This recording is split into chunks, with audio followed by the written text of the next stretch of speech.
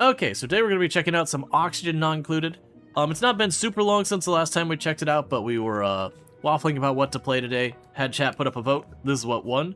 So we're going to be getting a new colony. We're not going to continue the one we were on because I genuinely don't remember what we were doing. I personally prefer the classic over the spaced out. The spaced out was neat for something different. And ultimately, if you're wondering what the difference is, bigger asteroids but fewer, smaller asteroids but more, so there's more traveling between them. I'm sorry. And what we're going to do is I want to do another prehistoric, because we did like 2-3 rounds of the frozen planet. We done 2 rounds of the prehistoric planet. I've done like the base planet many times. And I honestly don't remember 90% of these other planets. I couldn't tell you the last time I've done any of these other planets. Because the DLC planets usually have the more interesting stuff going on. Okay. So I'm going to re-roll this till we actually have... I want a geoactive one. That's kind of the only thing I really like to go after is the geoactive. I can live with metal poor. Is bad. A frozen core that is geoactive. Sure. Let's do it. Story traits, yeah. Alright, and then game settings, is there anything else we're gonna change? The hunger and all that's fine. Teleporters are fine, stress reactions are fine. Oh yeah, we have the demolier, I forgot that. This one actually has, like, beyond just the people dying from the normal means, effectively a lose condition. Yeah, so that's all just, that's fine. Yeah, for those who haven't seen the prehistoric one, it's a little different in that there is a, there is an asteroid that'll be approaching, and that we have to make a big gun thing to shoot it. And if we don't do that, it smashes into it. It doesn't instantly game over you, but it tears a giant hole out of your area, which is very likely to cause you to game over. Because it'll just vent a huge area of the asteroid into space and destroy a lot of material. Now, for those who haven't seen us play Oxygen Not Included before, Oxygen Not Included... Oh, let's go ahead and get the queue stuff going. That way, people can get colonists named after you. Get that up there. It is a game where it's like RimWorld now, where it's a survival colony game, but it does a lot more simulation of like physics, air pressure, those kind of things, or chemistry. I shouldn't say physics. So generally speaking, I always want to have like one farmer, one digger, and then usually the last one is researcher. So what we're looking to do is find people who are kind of capable of doing these things. I don't want to deal with the bionics. Okay. That's fine. So we got a good researcher here. The digger here. Let's re-roll you. I don't try to be super thing. They've got these traits on them, and some of them can be pretty awful. Yeah, excavating construction is perfect. Yeah, so you'll have to use the restroom more. You can't research. You can't carry or tidy as well, which is pretty rough. But the other ones, we don't have that. You have all your negatives here. Honestly, the only negative I really dislike is destruction. And then the positives, I just generally don't care. The perfect citadel. See, what you're saying is the goal for this run is to not shoot the asteroid, but rather survive the impact then? Hey, Darava. No, the colony is, destructive so bad. You know, destruction, I mean, it's only bad if you have your mood breaks, but yeah, it can be a whole thing. We're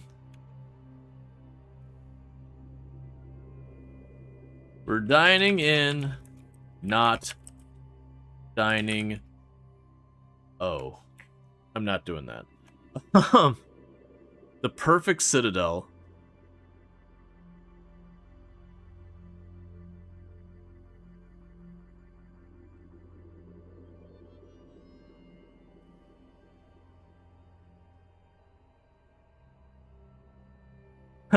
Just a troll. The Brontosaurus is real.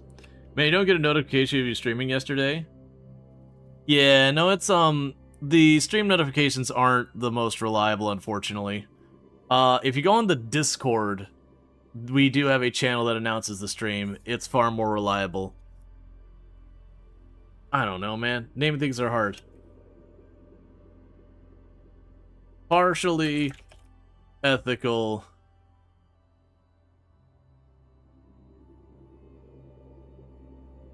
Pines. I don't know. Partially ethical pines. It's a terrible name. But I know it's in the naming screen for 2 hours while I try and come up with better. Ethically sourced rocks. Alert! My collision monitor system is detecting an imminent threat at our survival. A huge impactor asteroid is hurtling directly at this planet. We must make our way to the surface to mount a defense in time to destroy the incoming asteroid before it destroys us. So, if we look up here, way up here, I can't see it yet. I'll have to wait till we get to surface. You can actually see the asteroid, and it'll let you, like, show the area, and, like, realistically, where we're at, it'll probably cut all the way down here. Like, the asteroid impact is awful. Now, I have not played this but a couple of times, the Dino DLC or whatever it is. So I genuinely do not remember a lot of it. Now, his vine plants are pretty awesome. So I'm going to try to preserve that for right now if I can. I'm going to mine over here. Now, some of the early things we're going to need to set up is, let's get our skills all set up. That's not what I need, our schedule set up. So we've got our schedule. Generally speaking, what I like to do is, even from, like, the beginning of the game, set up a couple of different sleep schedules. So I don't have any night owls or anything like that. Let's plan for one to be bath time, sleep time, downtime, then you work. And the reason I do this is by just kind of rearranging them a little bit, having them go on shifts. You can genuinely really reduce a lot of your headaches, because they're less likely to overwhelm the bathrooms and that kind of stuff. There. That is a single 3-day schedule.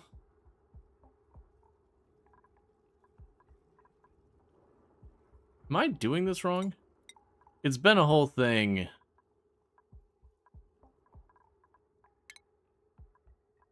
Oh, wait. Oh, I see what you're saying. That's annoying. Well, that'll actually work okay, because now I can just go like this.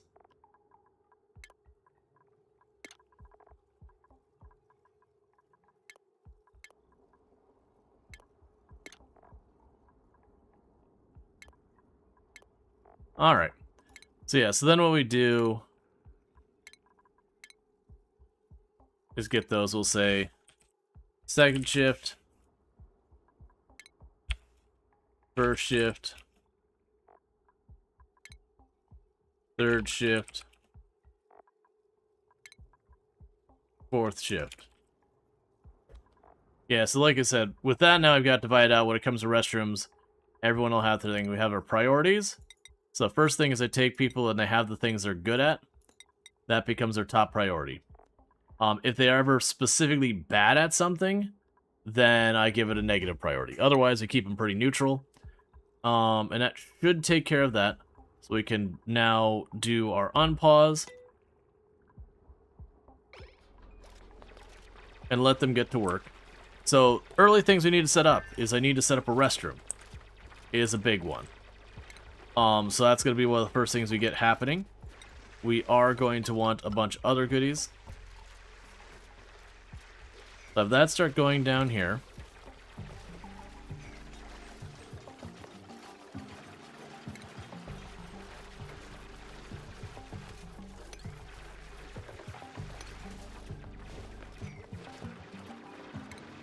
Enable auto harvest, enable auto harvest. We'll just go like this. Auto harvest anything you can get your hands on.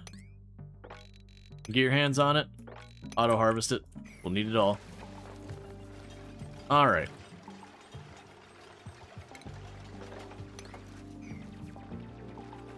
You caught your shadows without VOD today? Look like fun? Yeah, no it is. Like I've said a couple of times, I do think the modifiers are fun for just like weird one-offs. Probably something I wouldn't want to do long-term. So we actually did have a vote earlier being like, hey, do we want to do more Shadows of Doubt today? And it almost won. Like, it was really close. It's enough that I do think I'll take my chances and maybe we'll stream it tomorrow. I really don't want to disturb that. Let's not disturb that. We'll do it this way.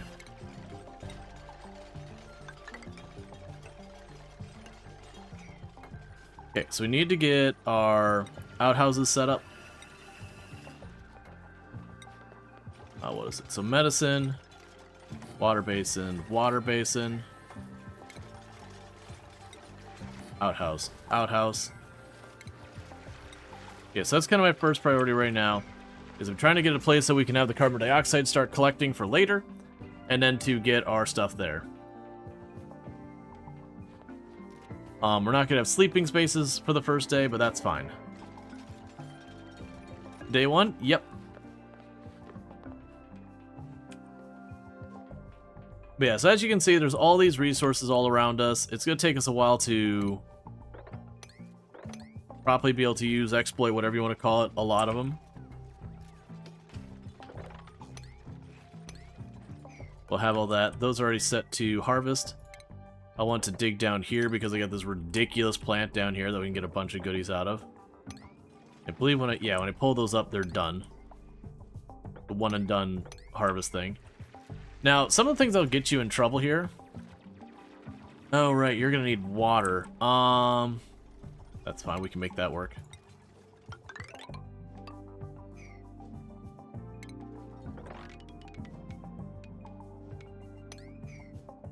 Go here and grab the pitcher pump. Alright, so that can slowly turn into our CO2 pit. That'll give me water for the wash basins. The wash basins, I only care about them washing their hands on the way out. Washing your hands to use the toilet is not exactly the best use of your time.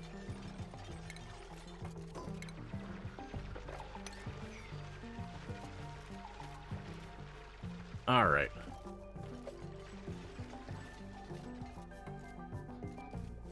So we do have our toilet on before we have people having crises. Now I am going to try and put the bedrooms above everything. This game does simulate where, like, oxygen goes up, carbon dioxide goes down based on the density of the gases and all that. It does simulate all that. So oxygen is one of the gases that tends to go higher. They have it where, like, I think hydrogen is the one that goes the highest. And so that is something that works to your advantage. Another thing we're going to do is our bathrooms are priority 9. These are priority 9 to deal with, because I want to make sure my bathrooms are always kept functional.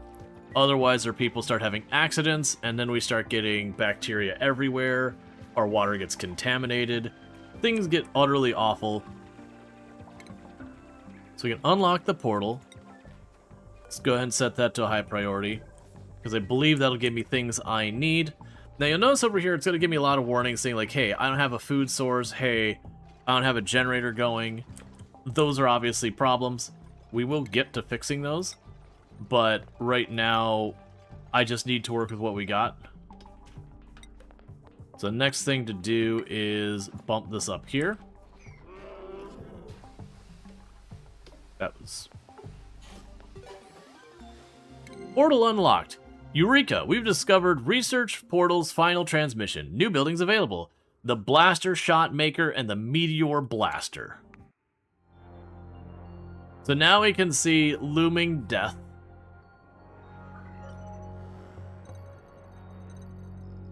Demolier, imminent threat. Time until impact, 199.5 cycles. Calculating impact zone. Yeah, so if it hits, this whole area gets deleted. As you can see, that's real bad. Because it was all the way down to, like, here. That is most of the entire area. Now, this is not my first time playing this DLC. It's been a while, like I played it when it first came out. And we did manage last time to successfully do it, though it got closer than I was strictly excited about. It definitely was in that range where I'm like, this is becoming kind of a major concern. But we managed.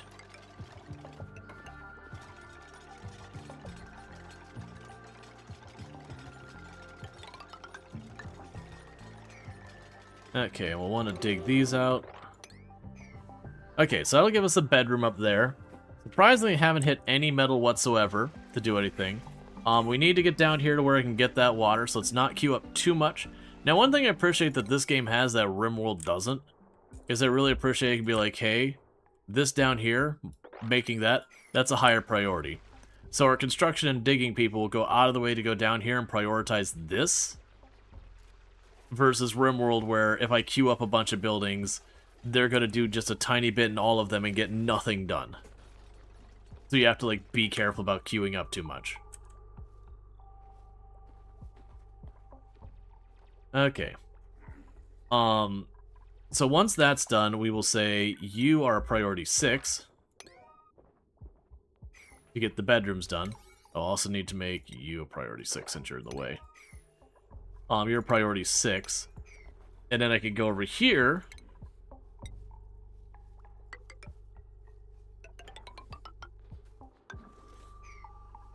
Because ultimately, I'm going to be building a lab. So let's see here. Right,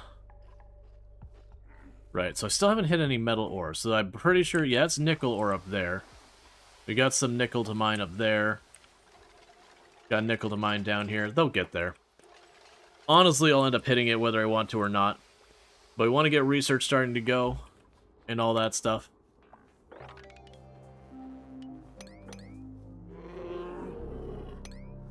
Pull up all the algae. Now, one downside with what I'm doing is because I'm just expanding the area rather rapidly, that could be a very dangerous thing to do in this game. Because if you think about it, if I have, you know, n amount of air, yeah, I'll make it that size. If I have n amount of air, and I continue to make the space larger and larger, I'm, like, say, for example, we can even take it like this. So imagine you've got, like, a gallon of milk. Cool. And you need a certain amount of milk per area for it to be any good. And then you dump it into a bathtub. Well, now you have way too less because it's spread out farther. It's kind of the same idea. You need to have a certain amount of air in a given area to breathe. And if I make the space way too big, then I keep thinning the air out more and more because it's the same amount of air covering a larger and larger space. Now, one thing that's working for me is we've got this oxalate. It's effectively solid air that will gradually... You can see where this one is slowly going away. It's at 155-ish kilograms. And it's just dropping a decimal point every couple seconds. That is going to be a thing that'll continue to escalate. And when those get exhausted, I won't have easy air. So I have to get my air production online. It is the early game with a lot of these kind of games that you are just kind of juggling, being like, I need to do everything, but where do I actually put my focus?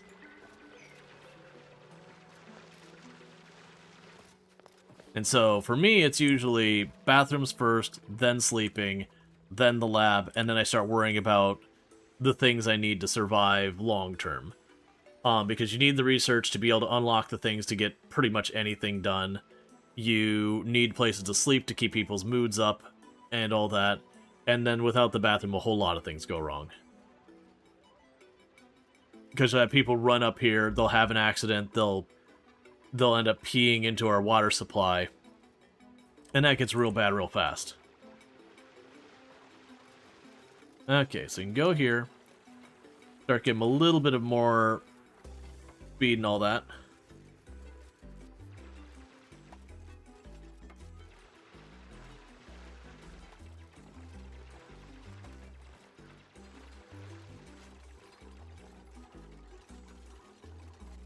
Now, there are levels to the game.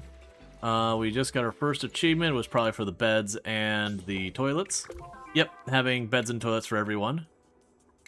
Cool, cool. The achievements don't do anything other than, you know, feel good. You made the little tick box tick. Okay, so it looks like we got... Okay, so we're starting to get our first metal. Let's get a research bench going. Then we will need power. I'll need a bit more metal for a battery. You always struggle with containment leak. Yup. Yeah, there's a lot of things you have to like juggle with a bunch of that can go wrong pretty quick. Okay, then we get our battery. Then the manual generator.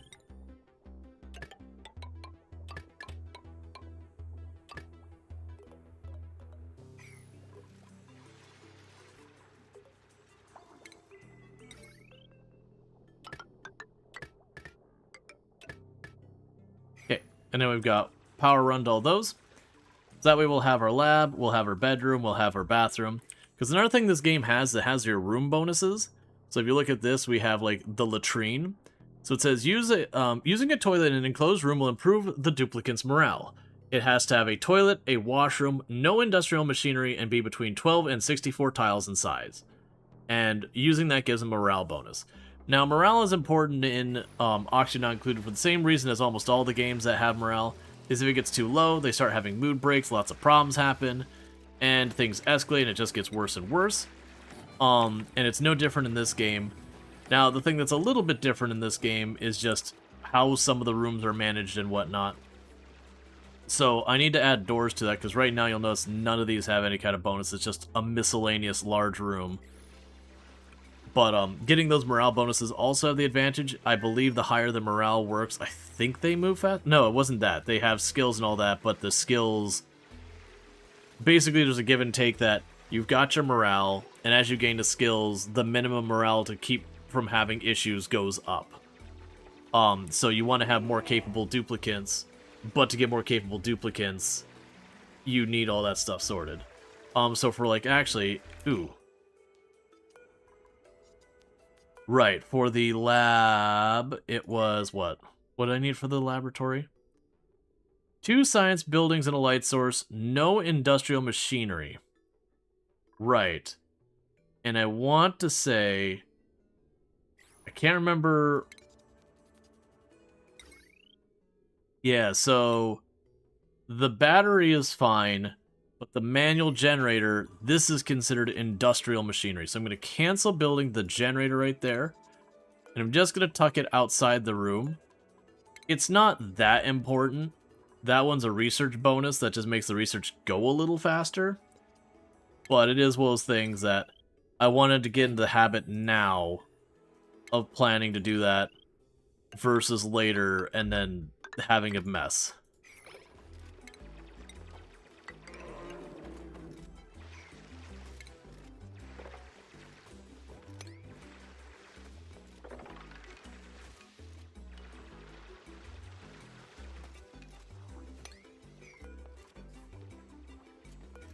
Can't remember, so is the corn a reharvestable thing, or is that a one and done? Pretty sure it's a one and done as well. No, it is reharvestable. Right, and then this one's a bit weird with this DLC, because you have the whole idea of needing to pollinate a bunch of the plants. So you got these little guys here that we need to have around our crops to pollinate. And those switch back and forth from these little root things there. Alright. Yeah, so all our carbon dioxide will slowly work its way down here. Oxygen will work its way up. Yeah, and you can see the air pressure is already starting to go down up here. For example, this one's at about 1,000 grams, but if we go down here, it's at 1,800 grams. Yeah, so we're not going to be able to do that anytime soon. We want to be working our way up, because I got to get to the surface for that nonsense. We do have another biome to the south here. Another thing we should check is temperatures around nearby. So you can see that there's abyssalite down there, that's fine. Abyssalite just kind of doesn't carry a temperature. So generally around us, the temperature is fairly consistent in our first biome, that we don't have like a spot jutting in of cold or a spot jutting in of hot. There is geysers and all that sort of stuff, which can be really great for getting effectively renewable resources, but usually they bring with them like lots of heat and other negatives that become a whole thing.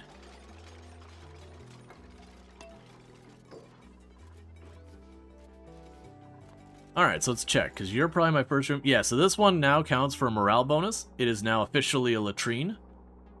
That one I think is just missing the stuff there. Yeah, so you just need beds, so that'll be a bonus there. You will need to be enclosed, so we can just pop that over there, and that'll make that into an eligible room for our lab. I just dropped a dinosaur down into the water where it can drown.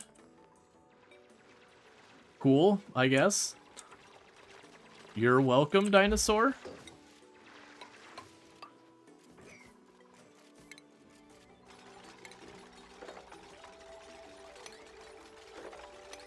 Okay, so mine that so we can get to harvesting all those plants.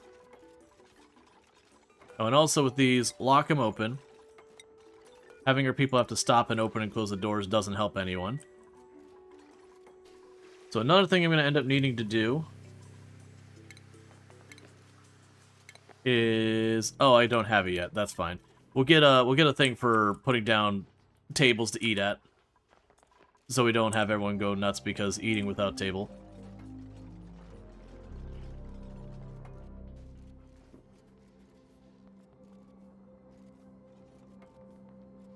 Alright.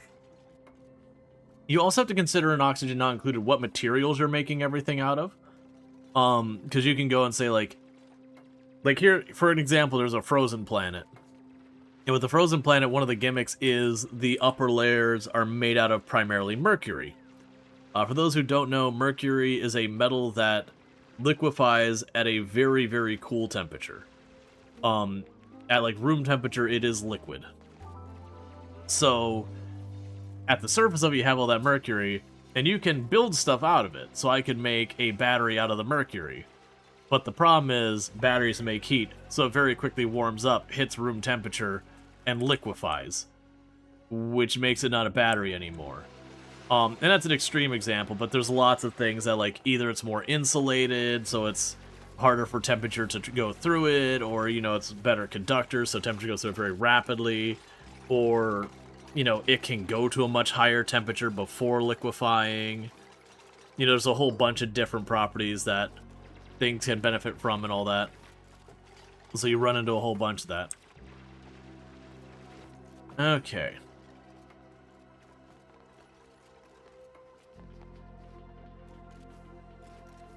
So they're about to get the lab online.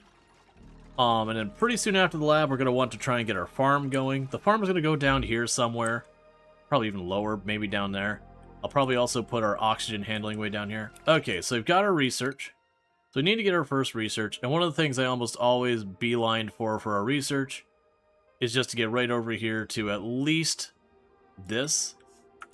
Because that's going to get you oxygen production, at least some options. As well as it's going to give you options for farming. And the things that tend to kill you early game in Oxygen Not Included is 1, running out of oxygen, and then 2, running out of food. Those are your 2 big killers early game. Mid to late game, it gets to be more like temperature tends to be the big one mid game. That you lose track of temperature and suddenly everything starts dying and you're trying to figure out why, and then you realize your entire area is like slowly boiling because, you know, you've effectively created global warming on your tiny little planet. Okay. You've got all that going. We should have someone who's got priorities for research. Where's our research person? Yeah.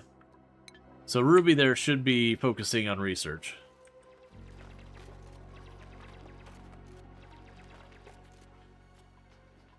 Okay.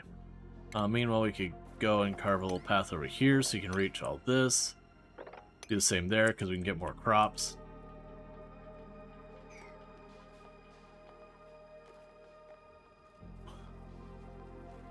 It drove you nuts in the frozen plants since the building defaulted to mercury so constantly. You had stuff melting because you didn't catch it? Yeah. No, I do wish it was a little bit easier to be like, hey, I don't want you to consider this material, like, deprioritize it. Because the mercury would be considered a refined metal. And those are pretty hard to come by early on. Okay, so we've got our first time the teleporter. This is just a thing that happens every so often. So that lets you get more people. Right now, I'm not super dedicated to any of those people.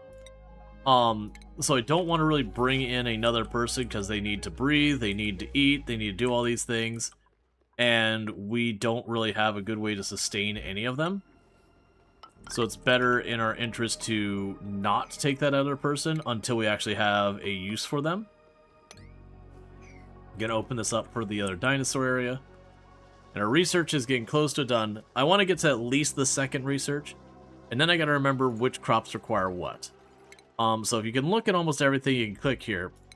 You can like click on the thing. There's a little page here that'll show more details.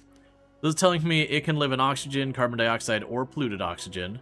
It's got a temperature range between 77 degrees Fahrenheit and 113 degrees Fahrenheit. So on the warmer side of room temperature to genuinely miserably hot. It can handle a little bit of radiation and it needs water to be happy. Meanwhile, we've got the corn over here.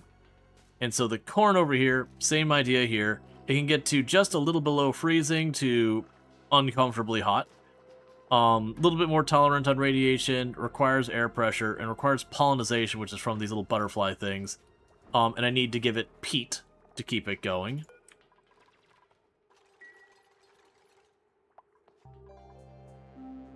And so you get the idea. Most likely we're going to be doing the corn thing first. Getting the water for the crops on the other thing would be hard. Now, the good news is wild plants will just, as long as you meet the environment conditions so far as like atmospheric pressure and temperature and all that, they'll be fine. You don't have to put a whole lot of effort into it. But, with a lot of the other stuff, you got to be careful. Yeah, so now I can make an algae thing for air. We can make a planter box. I made a planter box like the very first time I played, and like never again. Because genuinely, going from this research to this research costs almost nothing, and the farm tile is just a better thing than the planter box. It's one of those things, they deleted the planter box of the game, I would genuinely not care at all. I probably wouldn't even notice.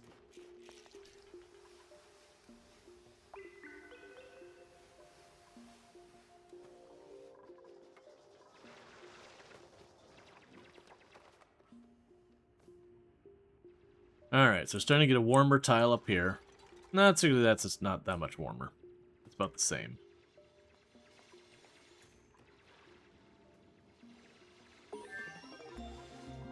Okay, so we finished our first two research. So again, we were just beelining to be able to get those seeds, and then after that you can kind of bounce around to what you want. I'll often get the thing for the advanced research next, just to keep that moving. So now, we can make the mess hall, and that's going to go up here. I'll deal with that in a minute, but more importantly, I can make the farm tiles. So I'm going to go way down here.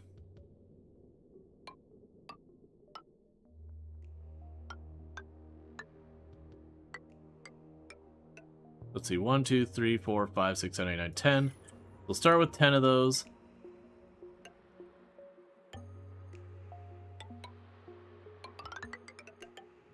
And a lot of these rooms don't need to be the sizes I'm making them. Like the farm room requires a whole thing to get going. If we look at the room here, the greenhouse, it requires a farm station, which is later on. So that's not going to happen anytime soon.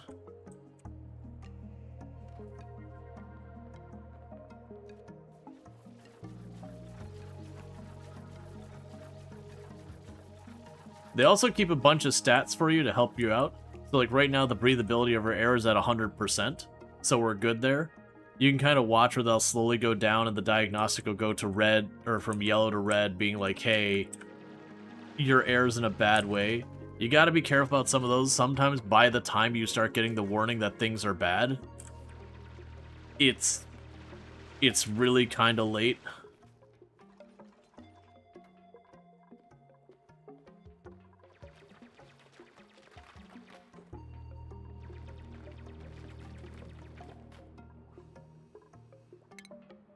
Now, if you remember from this one, it's a little different in that with a lot of the farming in the previous ones, there was no pollinator. You didn't have a reason to keep stuff in these areas. But this one you do. So one of these earlier tiles are going to need to be, well, actually, probably the last tile here is going to be the thing for the mimicas, which are the things that pollinate, and then all the rest will be the sweet corn.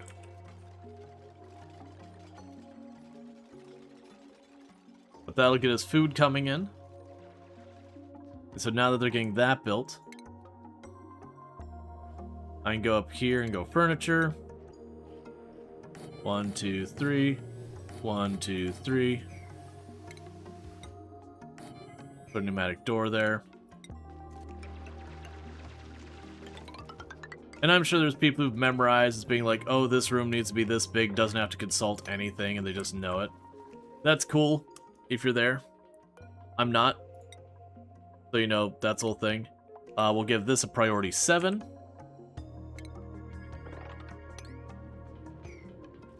Because I want it to be fairly high priority to keep the food going. Because without it, we die. And that's one of those things you always gotta juggle, is like how high priority certain things are. So you should be... Oh, you are not... Oh, right, you need 2 science rooms. That's right, and we're working on getting our second one unlocked now. And then this will end up being the dining hall, or mess hall, or whatever they call it. That'll be another thing for us. The next thing we'd have to do after the farm is get our oxygen production going somehow. We do still have the oxalate that's carrying us for the moment, but that will not last. There's a nice little chunk there giving me oxygen. I got a couple little pieces here and there giving me oxygen. And then that's that.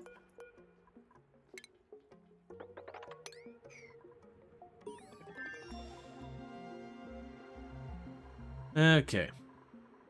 So we got another research complete, which gives us a water cooler. We put that in the mess hall for helping with moods. I'm not worried about the crafting station right now. And we don't need the wood heater on this one. The wood heater is primarily a thing for the ice planet.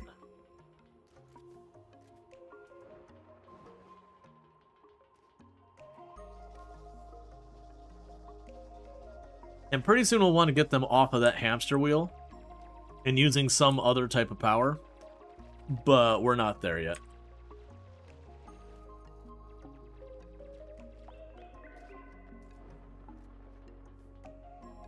Okay.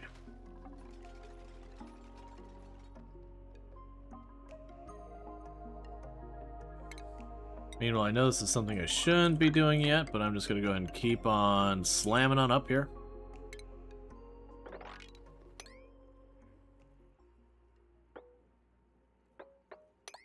That's fine. And make sure our harvest tools are all queued up to harvest anything you see. There are times you don't want to harvest stuff, either like it'll just sit there and rot. So you want to just kind of wait till later. Result. The other thing we can check is to keep an eye on temperatures and stuff. There are geysers in the game. And one of the easiest ways to locate them is through using temperature. Because you'll go into areas to see like this little thin green area, and that's the base of where it is. Yeah, and it's just telling me about the schedule stuff. That's fine.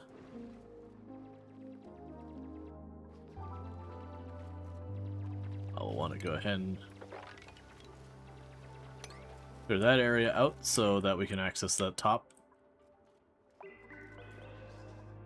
I'll also want to clear this out to help with airflow.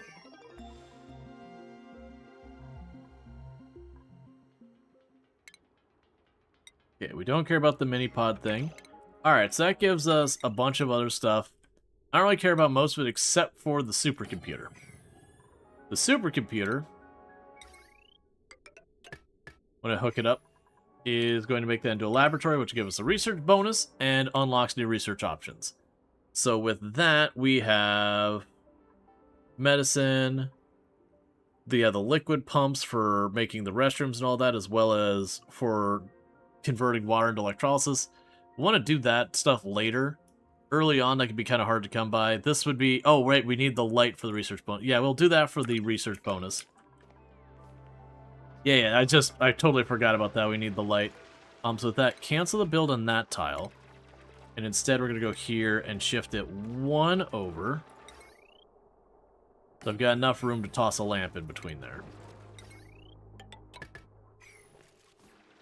Yeah, so get that next research going, because that'll also unlock a bunch of the decorations, so that later on, when we're kind of waiting for other projects to get done, I could have my people, like, build sculptures and, you know, crown borders and all that sort of stuff onto the walls and all that. Because all that can help with mood bonuses by having, like, the area being beautiful around them, that kind of thing. Yeah, so it's going to release a bunch of carbon dioxide, which is fine.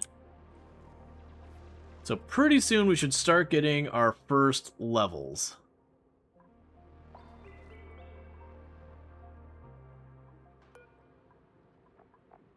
Gonna make that one into those so we can get these growing. Because right now, until we get one of these butterfly things in here, it's just gonna stall out. Alright. Now, I'm not currently specifically looking for any individual mess table made out of nickel ore. Hold up. Oh, they have to be metal. That's fair. Okay.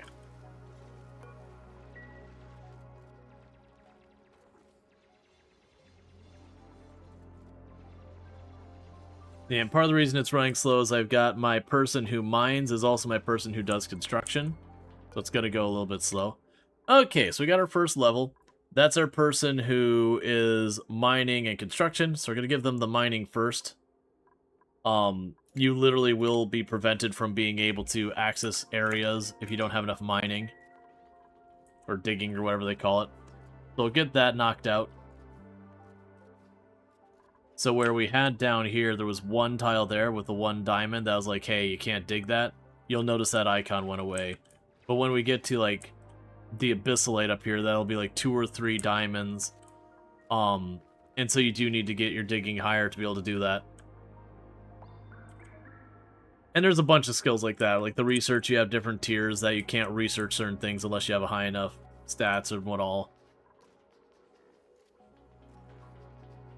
Okay. Another thing to work on for when people have time.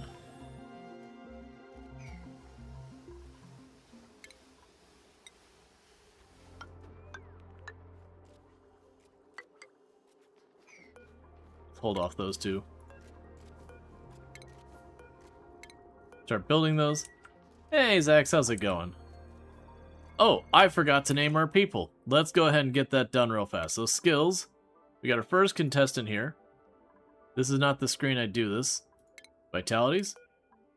That'll work. Alright, so we got our first person here. This is our... Are you the mining person? What are you here again? You are our... You're going to be our farming person. So our farmer in the colony is going to be Donkey Duck. Congratulations. And then we can grab our next person. The next person's our mining person. You're going to mine maybe construction. That'll be Cuz Jackie. And then we've got our last one here, who is our researcher. And that's still Cuz Jackie. We got our last person here, who's our researcher. And our researcher is going to be Infinity Simplex.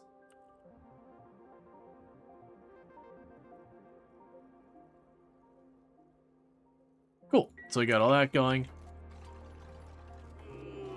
And Ruby earned a skill point. And they're our researcher, so we're going to go ahead and just give them... Well, Infinity Simplex just got our skill point, so they're going to go ahead and get their first level in doing research stuff.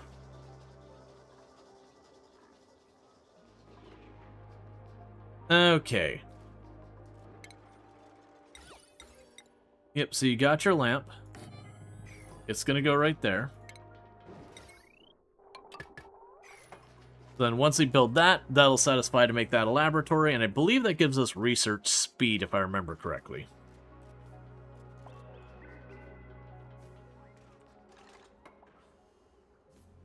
Alright, so it won't be too long until, when this kicks off, we'll go and, get another dupe in here in not too long. But for the time being, we're going to take all standard stuff and put it into storage here.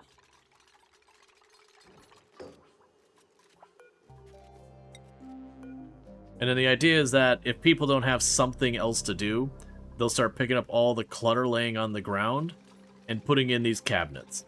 So over time, that should get sorted out. One of the lessons I learned in this game is kind of the same as RimWorld, that it's really worth very, very early on in the game getting someone who's a dedicated, like, cleaning slash, you know, hauling kind of person, that the earlier you can get that, the less pain you'll have as the game goes on from just things becoming an absolute mess.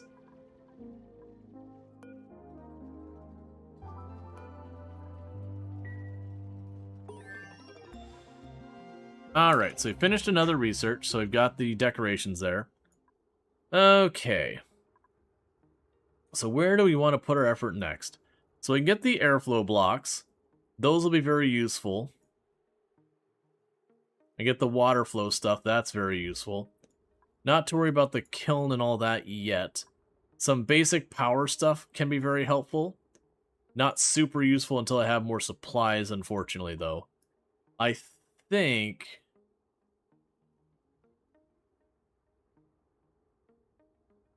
I mean, you can also go for trying to get the fire poles nice and early. That'll help moving people around. Let's grab the plumbing. And then we'll grab the air stuff and we'll go from there. Because no matter what we do, we're going to definitely want the plumbing and the air stuff. But I think pretty early on, I'd like to get the stuff for having a little bit more mobility. Copy settings.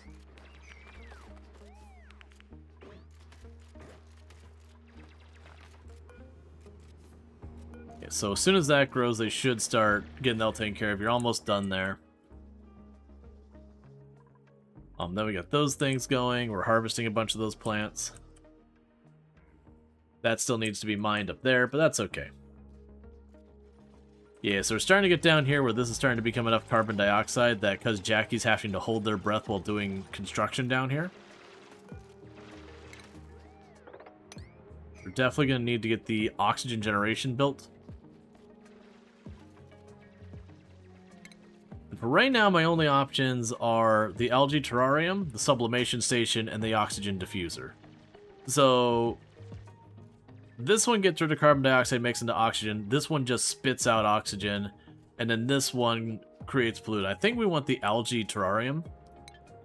So what I'm going to do here, though...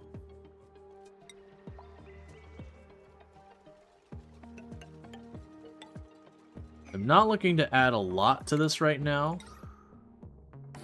You can put one right there. And open it up enough that we get the airflow. Because I'd really like to move that much farther down. Okay, so we got all the decor stuff here. And low-key, that decor stuff is actually very useful. The beauty of the area does significantly impact the moods.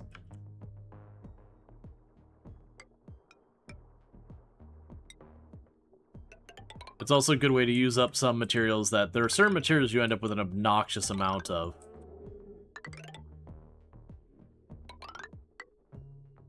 Okay. So we can work on all that. You can have 2 sculpting blocks in your area.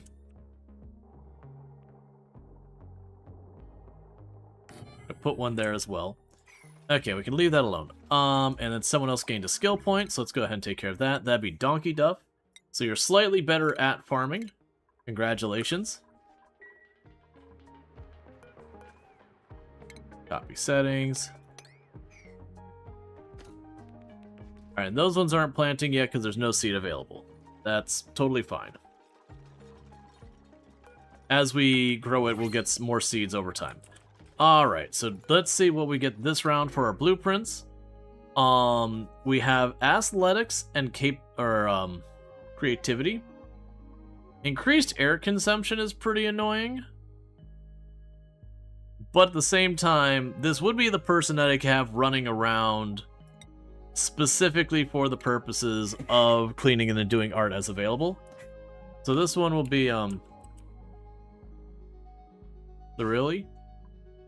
If I'm mispronouncing that, please let me know. So welcome to the colony, and your priority, you're going to be on your own schedule by yourself. So everyone's on their own schedules. You're going to go to your skills. Lear EL. Lear EL. Let me go ahead and set a nickname for you. That way I can make sure I get that right.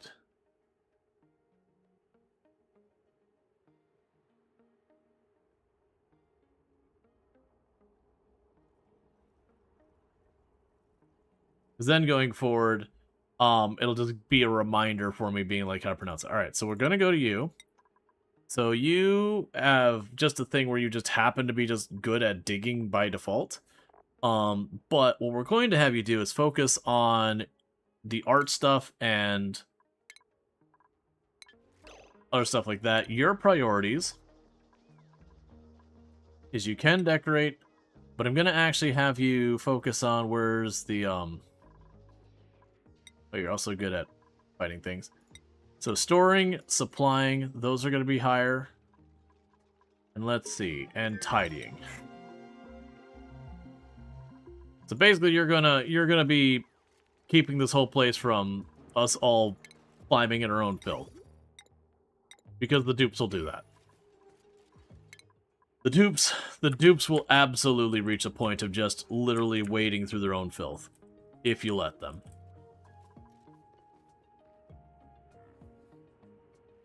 No problem, glad to be the housemaid. Someone's got to.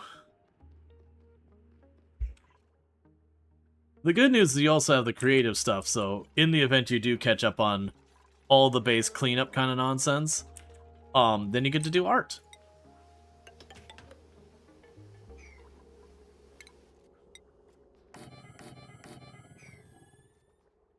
Okay, so we've got all that, then you can mine over there to get more food available. Alright, so the farm's coming online. We're going to just start getting our oxygen production up. Where are we at? So one of the things, yeah, so you can see we're starting to get some stuff is rotted there. We got tons of polluted dirt. So one thing we can do here is we can pin the algae, because I know I'm going to need to keep an eye on that. Or sorry, pin some of these stuff. So I can pin those materials, and what'll happen is those will stay on here. So I can watch, like, this needs peat to grow, so if I see my peat starting to go down, I know I've got a problem. The oxygen production takes the algae to go. So the same thing, if I see that start going down, I know I've got a problem.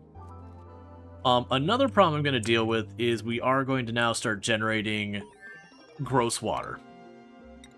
So I'm going to need to get that managed pretty soon. We can go to our research. So like I said, we're going to go from this to the exact same kind of tech, but air. So we got the air and water functionality ready. It'd be lovely to get our proper, like, toilets and sinks and all that online. That's going to require having the water production set up. But as I was saying a second ago, we are reaching the point where I'm going to be producing both gross, like, we're going to be producing gross water, and I'm going to have some place to put it. And then we're also going to want to have, like, the clean water. Like, right now I've got the reservoir there, but would ideally want more. And I almost always tend to have those pretty low in my base. I'm not going to go out of my way for that this time. So I think what we'll do is I'll put a divider. Let's actually see here. So you can put one wall here, go a couple tiles over. We'll have this be the divider between the reservoirs. Yeah, I think that'll be good.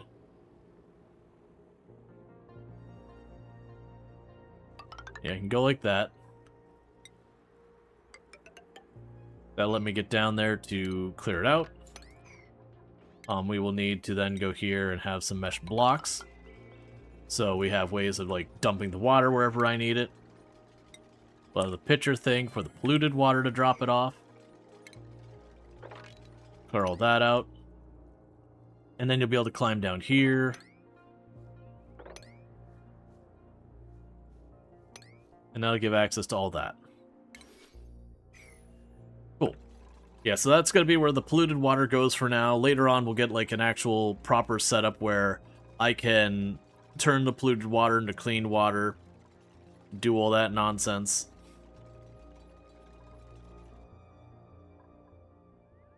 And then we get to decide if we feed our people gray water or if we use the gray water strictly for, you know, industrial purposes and whatnot.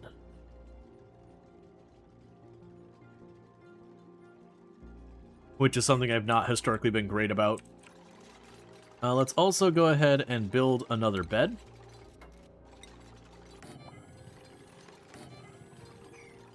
Okay, let's see if we got our room bonuses. Yeah, so we got our mess hall, so that's +3. We got this, that's +1. We got that, that's +1. This increases our research efficiency. So we're getting all our rooms set up. That's honestly another thing you can work on if you're ever trying to go and say, like, well, what should I be working on? Any rooms you don't have, it's worth taking the time to try and have those rooms.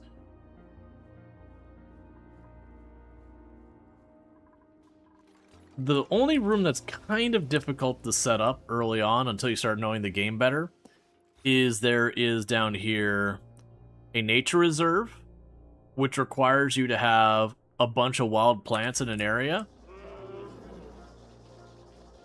But honestly, we could probably make that happen. I could potentially make this into a nature reserve. Because it happens to be these are all side by side. Now, the weird one is the fact that the Mimica grow into a bug that flies around and then plants itself again. Now, if you go and you get the pips can plant stuff, so you can make a nature reserve pretty easily that way. Let me see, because it was for the nature reserve, I believe I just need a park sign. Okay.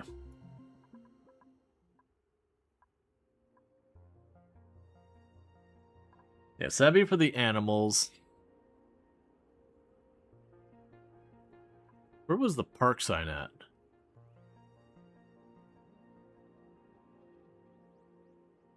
Like, I want to do animal stuff. Oh, there's the park sign. Yeah, I'll grab that just to have something going. Because, yeah, I'll make the nature reserve. Because, honestly, having the nature reserve in the middle so people cross through it from time to time would be a good one. Yes, it's got to be 32 by 120 with no industrial things and 4 wild plants. So very genuinely, I can put this here. Put a tile there. That'd all have that going on there. I could put this in here. And then if I made a hallway over here and put stuff on the other side, they'd cross through and for the mood bonus there. Because I think I'm actually still missing the achievement for getting all of the rooms. Because I've had nature reserves before, I just almost always was missing something like, oh, don't, I don't know what that's about. That's probably autosave click kind of thing.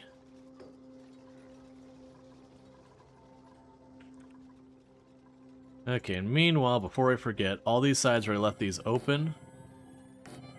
Let's add the doors there. Leave that alone for right now. Okay, so I've got some polluted dirt happening. So one of the things that is going to need to happen is we're going to go down here to our refinement area because I'm going to need to get the thing for turning polluted dirt into not polluted dirt. So get the compost thing. And realistically, what I'm going to need to do over here is have an oxygen filter or enclose the space to keep the polluted oxygen from becoming an issue.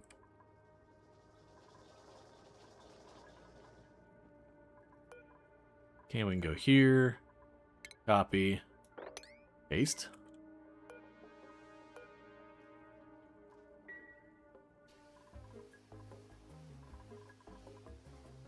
Okay, so you're hungry. I still have 17,000 kcals though, so we're good on food for the time being. These are all waiting on seeds, which just happen on their own. Once this finishes growing, it starts pollinating everything. We can also go over here.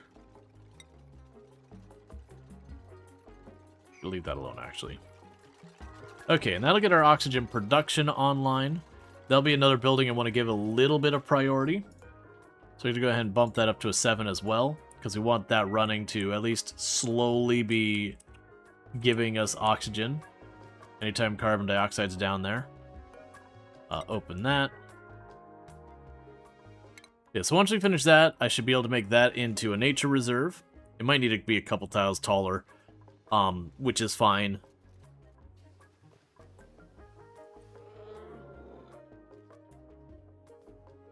I'm curious those butterfly things that they reproduce. Okay, so we're actually getting pretty close to space already. We got our asteroid friend out here. Yeah, so it'll show you the impact zone. So if it hits us, it gets all the way down here is where the destruction will be. So it is definitely a thing to be dealt with. The big catch with it is you need to get the ammo for it.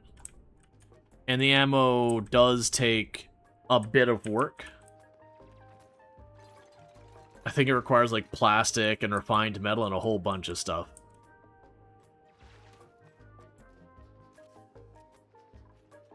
We'll need to have like the radiation-based research and a whole bunch of stuff going on by the time we reach that point.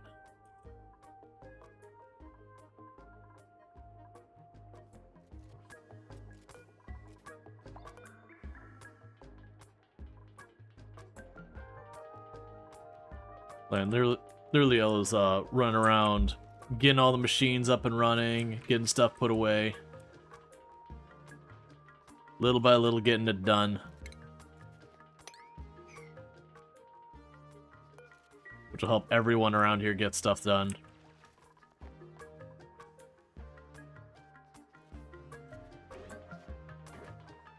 Okay, so that should be how much longer to your...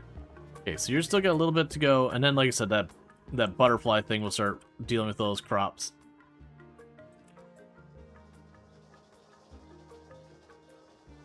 I've got room for one more dupe.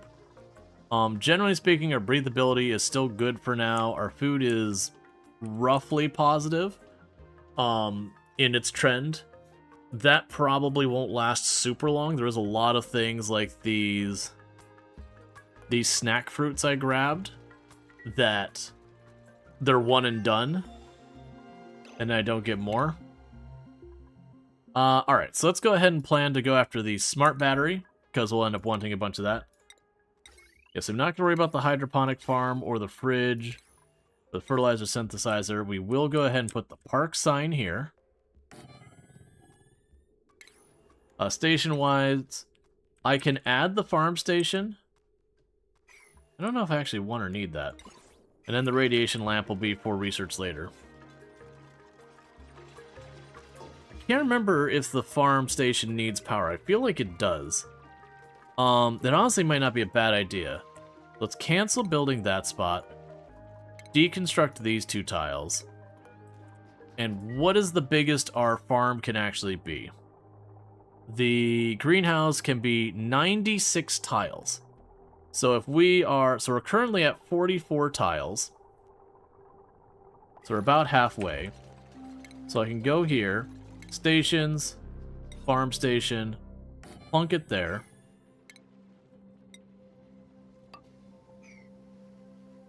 So if I go to the other side here, 2, 3, 4, 5, 6, 7, 8, 9, 10. That should put it pretty much at its limit.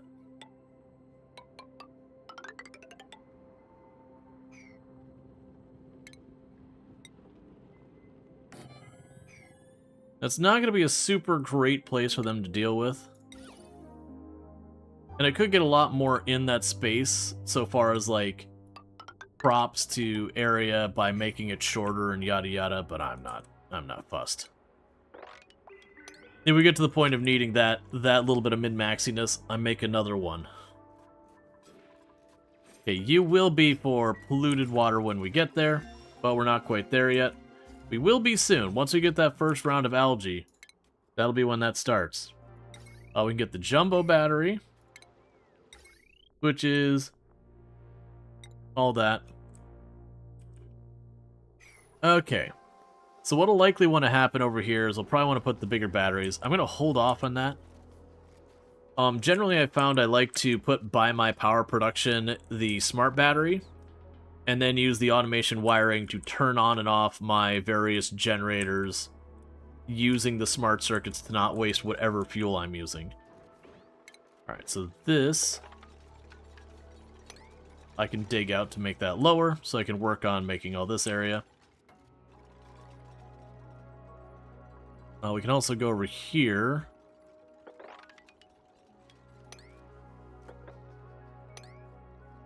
And dig down that way. So I can open up that area. Let's do a check and anything else we can harvest.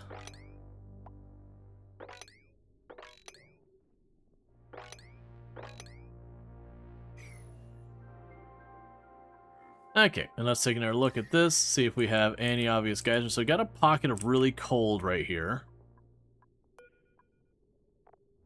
Do you need it to be really cold? You need cool, you don't need cold. Another area of cold over there.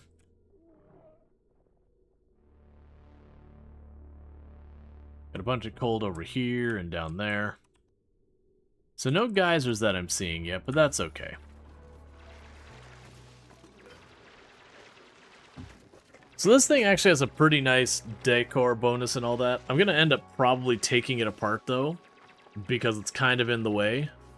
And so while it's nice that it makes it bright and gives me a bunch of decoration and all that, it's only one tile. We can just annihilate it from existence. Okay, do you require power? You do not. Alright, so no one has the skill to use that yet, but when we do, we'll actually have ourselves a proper farm right away.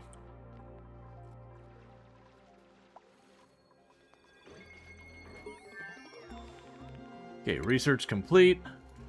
We've got a peat burner for power. Then we got wood and coal generation. And what do we got now? So we actually had someone who could be like properly, exclusively tidying, like super amazing at it. We can also get a snazzy green suit. Versus I don't think I care about the other ones. I probably shouldn't. But I'm gonna go ahead and take the tidying person. We're gonna have two of them. Because with that, then I can bump Lyrial to then do more on the creative side.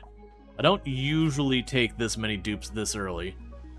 So skills, you're gonna get the tidying skill.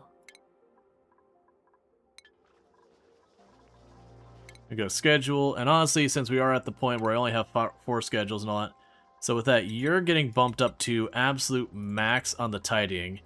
We're gonna bump those down on you, and bump your decorating up 1. Okay, so no more tidying people. But yeah, so what that should mean is over time we'll have a bunch of that get sorted out much faster. Because now I got 2 people dedicated just running around moving materials.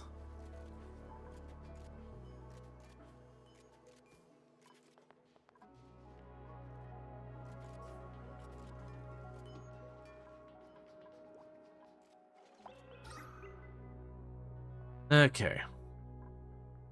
So what I am probably going to need is a bit more of a net production of oxygen. Because while I am converting the carbon dioxide back to oxygen back and forth, we're making the space larger and larger and larger. And the oxalate is pretty much gone at this stage. So what is going to happen is gradually the oxygen is going to go down. So I'm going to go ahead and do is up here. Put a little bit of oxygen generation. and do that. Now, the only downside with doing this is that sucker there is very algae hungry. And it can get you in trouble where the algae goes down quickly. Yeah, so we got our nature reserve, +6 mood bonus.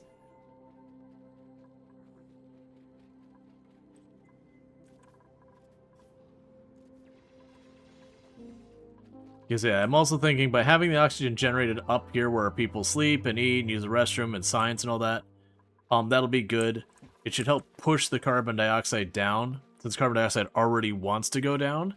You just run into problems sometimes where like you'll have carbon dioxide like get stuck here where it can't quite push through the oxygen below it. So it takes a little bit of stuff to like kind of churn it up to get it moving. Lock that door open. Okay, do we have anything exciting over here? So looking at our temperatures, not seeing anything obvious over there. You can tell them to pick up what stuff they can find. Another way you can try and spot for the geysers is if you turn on the priority thing.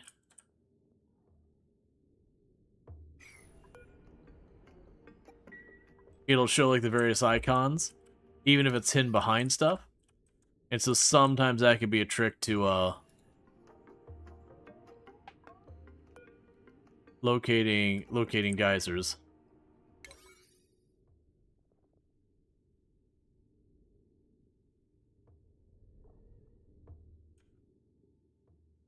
But only show them if you've revealed enough that you need to make it out. So basically you're looking for the numbers, but inside walls. Doesn't look like we have any yet. That's fine. We'll get there. Normally I would be digging down a lot more than we are, but because I dug straight down into the pool of water right from the get-go, I don't want to mess with that water yet. I'd rather keep it the way it is.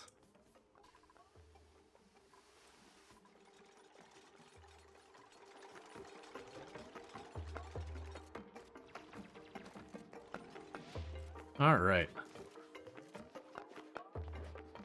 Okay, and the moment that's up, we're going to start getting all that corn going.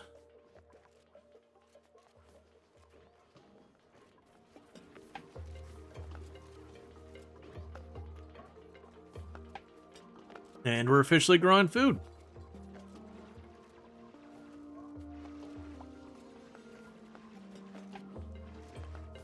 And there's that tidying getting done. The both of them just zipping back and forth, just shoving stuff into boxes so it's not laying around. Which is good, because we actually look at the beauty rating. All these places where there's junk on the ground will have a significant penalty to the attractiveness of the space. So you can kind of see, like, this would be bright green, but there's all this crap down here. So you got, like, this haze of red down there. Then as we clean that up, that'll be sorted. You're getting pretty close to getting that opened up so we can start moving the gross water, because we got our first bottle of the gross water ready to go. Did you get the... Yeah, so you got the actual oxygen production online.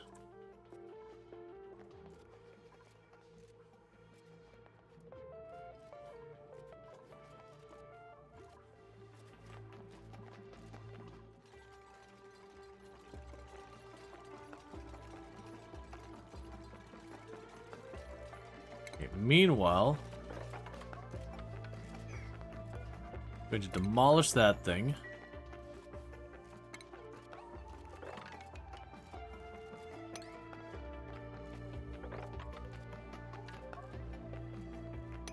And I won't go farther than that because I don't want to breach and dump that water.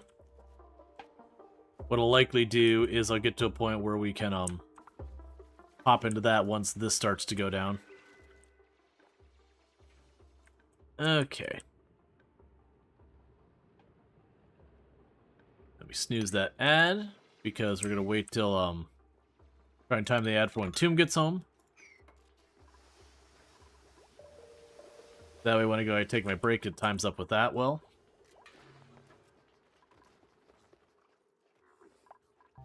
Okay, if we want anyone else, we need another set of bedrooms. Like I said, I usually don't like to grow these colonies, because this is one of those games that you can run the entire game the whole way through with a fairly small number of dupes, and it all will go very smoothly for you. But, you know, you just won't get things done as fast. But if you start to really bump up your numbers, just because of how much extra food and air and everything else they're using, it can very quickly escalate out of control.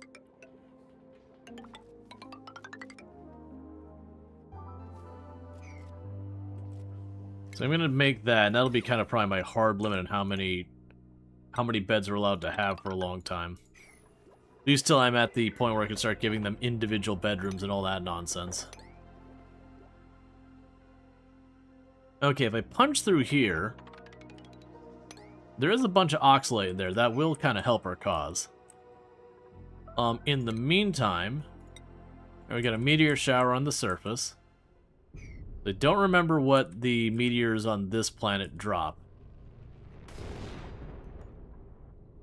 We got regolith.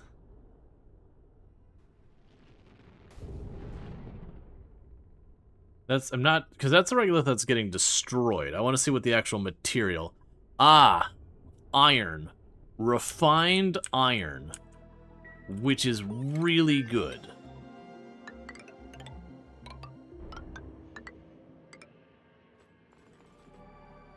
Okay, can go at least that high. And things will be fine for now. Furniture, we have the jukebox. Got a power control station I don't care about. But then we got the smart battery. Now, downside is that smart battery requires me to have refined metal. We're not at refined metal yet. So let's try and get that sorted. So this is the crappiest form of refined metal, is the rock crusher. Let's go here towards the fireman's poles. So I can get that. Digging up here should reveal a bunch of stuff. This is going into a cold biome. Actually, so let's be smart about this. So let's go right here. And what I'll do is I'll put a airlock there. That way we can kind of keep the cold on the cold side and the hot on the hot side. And that's all bleach stone we got to worry about, so that makes chlorine. Luckily, I'll only be tearing up like 2 tiles of it, so that's fine. That's the thing about these dinosaurs here. These dinosaurs here are cool and all that, but they make chlorine gas like no one's business. Yeah, none of these are a lot, like it's only a little bit of refined metal each time, but just straight up easy refined metal is still not bad. Like it's only measured in grams at a time. But still.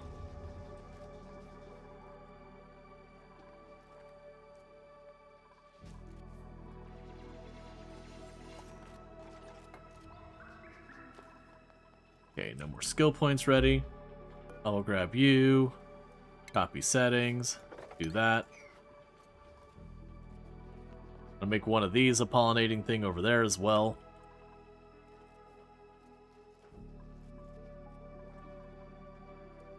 Alright, so our oxygen, our air is honestly getting pretty dangerously low. The air pressure. So I need to stop digging, is what I need to do. Because that isn't a matter of I need more air production, really. I just need more air of any kind.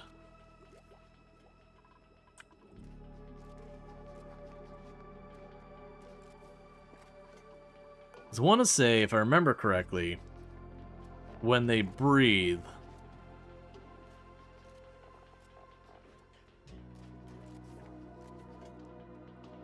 Oh no, they actually do breathe out a lot. Okay. So it's far more O2 comes in and less CO2 goes out. Right, okay. So yeah, so you probably actually do need more air happening. But how do I want to go about it? Because I don't have power down here. Not yet, at least. I don't want to go too far. Let's do that for right now. That's a temporary fix. Well, temporary mitigation, I guess, not really fix. to get a little bit more oxygen production, because I don't have many options. So the thing I would need to figure out is I need some type of power source that I can kind of... Well, no, it's not power, it's water. If we're going to be doing water stuff, short term I could just eat up the water we've got. Long term I will end up needing a geyser or some other source of water. We got a refinement, we got a rock crusher and a kiln.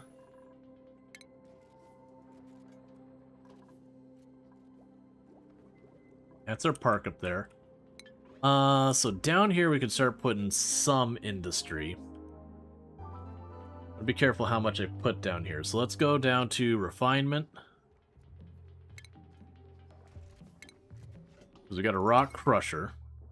Rock crusher does take power. Okay. Let's just let them keep building. Let's get the poo pit ready. We can do that. I can use the peat power. That's one thing I can work on. So the peat power will produce a small amount of carbon dioxide and polluted water. Yeah, so what I could do is once the poo pit is there, is I can make the peat power here. It'll drop into the gross water area. We can use that for powering some of the stuff down here to help keep things moving along before things escalate too much. Why are you not... Oh, you didn't get the last segment of wire. That's fine. But we can use that. And one thing that I was really bad about historically playing this game is I usually kind of just had, like... I'd figure out about a balance on power and have this generator hooked up to this network. And I did find later on it was worth taking the time to have, like, one massive power grid that you'd have, like, the stage up, stage down, that kind of nonsense. Even though it can be a bit of a chore to get all of that set up and working right.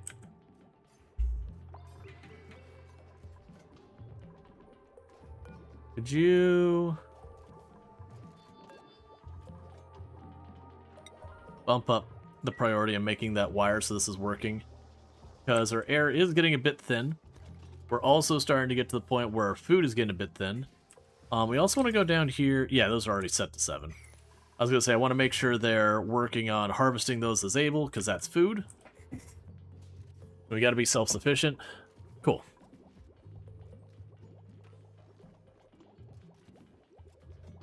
Alright, so our air is going to go. One nice thing about these, though, is when the air pressure gets high enough, they will turn themselves off. But as I mentioned before, they're pretty greedy on algae. So they're not a great long-term solution. More than likely, the longer-term solution will be using water to make hydrogen and oxygen, then using the hydrogen to act as a power source, and then just having to have a way to have renewable water. And that mostly comes down to geysers. You can usually almost every asteroid will have some type of thing that'll ultimately give you water geyser-wise, whether it's like a steam geyser or a freshwater geyser or a brine geyser or whatever. There'll be something. And then you just have to deal with, like, usually the heat, that the geysers will release extremely hot air or extremely hot whatever's coming out of it. And then going, okay, well, how do I manage this thing that's coming out of here at 400 or 500 degrees and keep it under control? Oh, I lost track and I let the ad happen. Alright. Let's see. So this time I don't want another person. We're already pushing our air. Another person makes that harder of a problem. And then our food is stable, but not great. So again, I could easily put things out of whack by adding more people onto the equation.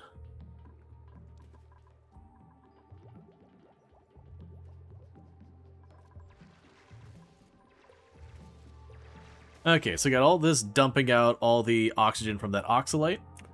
Another thing we should do, we can carve a path over here, because that'll make all of that available.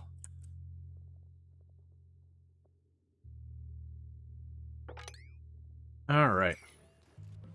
Yeah, so what that means is, like, 10 or so minutes I'll step away to meet up with my wife, and it just... the ad breaks has already happened. Alright, so that's to get, like, the actual smelter. We're probably not gonna be right for that. I'm gonna go ahead and research it, though. Get it knocked out. And then likely I'll probably also grab the thing for the yellow research.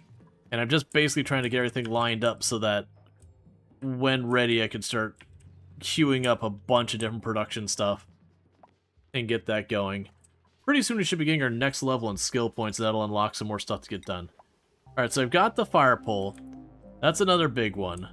So the fire pole, what we're going to do here is we're going to start with just inside the base. But that helps it so you can go down really fast. So get that there. Furniture, I don't care about the ladder bed. The temp shift plates can be extremely useful for heat management stuff. To make, like, effectively cooling radiators, that kind of thing. We have a room that's really cold and you use the temp shift plates to try and cool whatever's in your pipes really fast.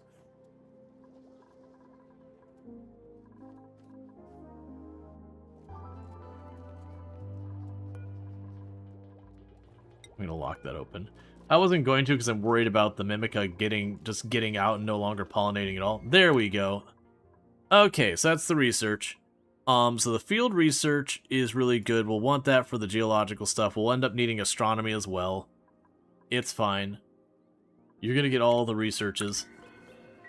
And usually the researchers and the digging people are some of the ones that level the fastest, just because they're kind of always working. Whereas, like, for example, the farmers, they'll plant and do a bunch of stuff, and then they won't have something to work on for a while, rinse and repeat.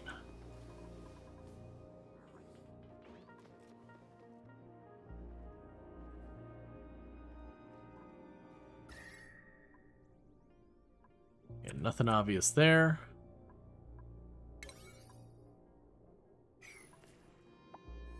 Alright. And there's because Jackie getting a skill. So you're going to be even better at digging.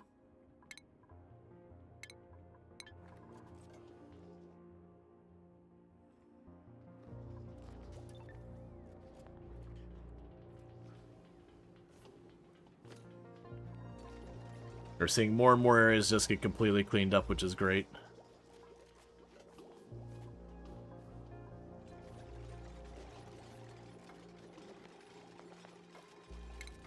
Okay, those are fast filling up. And I've always found, no matter how many of those I build, I want the amount I built plus one.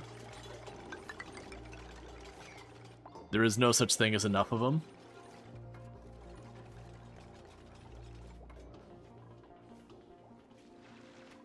And sometimes later on, once you get into later areas, I'll be like, okay, this one's gonna get all this stuff, that one's gonna get all that stuff. I'll start dividing them out.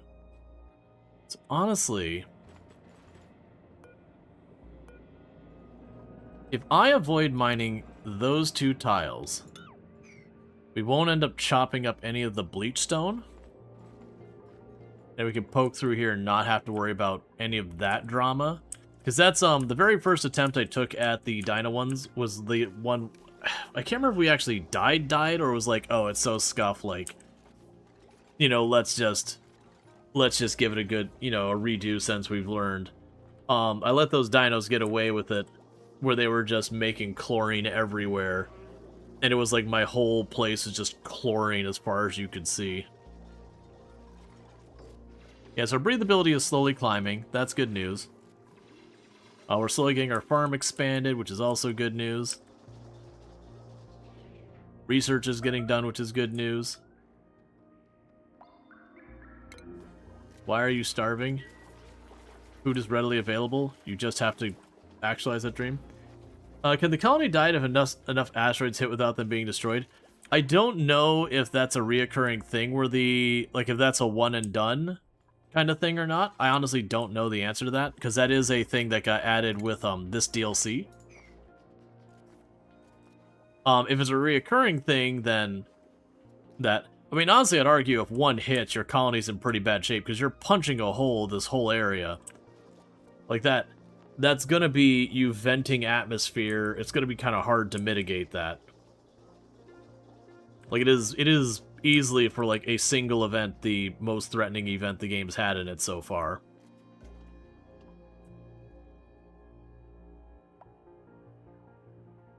like in a lot of ways, the other big thing that people would do to themselves that get themselves in trouble is open a volcano before they're ready to deal with a volcano, and then just trying to manage the sheer amount of heat it's putting off. That is one of those ones that could be a pretty rapid killer of a colony, just because if you don't have the ability to like lock it away with the insulation blocks, everything just starts heating up rapidly, and managing that heat can be extremely difficult. And once you uncork that thing, it doesn't get recorked. And as it fills its room up, whatever you get with magma, it's just going to escalate. It's one of the things you don't mess with until you are absolutely sure you're ready to mess with.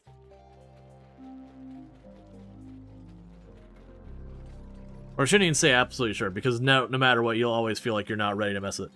It's one of those things you kind of just, you know, approach with extreme caution. Okay, so we're going to already have the fireman's pole for that part of the base done.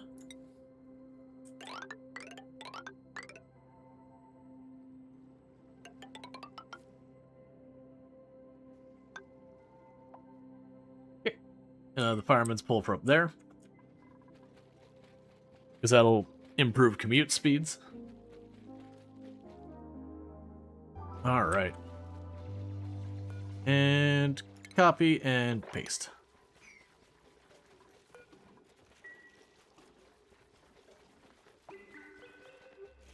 Alright.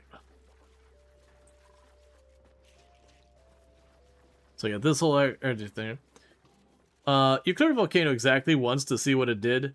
Never did that again. Yeah, so like volcanoes are actually extremely useful. They're one of your most reliable things for creating power, because you get water in there and you can turn that water into steam to then power the steam generator. And then you'd have, you know, someplace else you'd have your cooling loop to, you know, bring that water back down to temperature. And you just keep repeating that cycle. So because it becomes this thing where anytime it gets too hot, you're making lots of power to bring the temperature back down, you know, and you'll have like a net gain in power and a net gain in cooling when you're done. But it takes a lot of setup and prep to get there. And if you do it too early, you kill your colony. Volcanoes are dangerous. Volcanoes are real dangerous. Geysers of all kinds can cause you grief. It's just some of them be like, okay, I shouldn't open this. Let me just put a little wall around it. It's fine. I can leave it alone. It's making a little extra heat I gotta manage.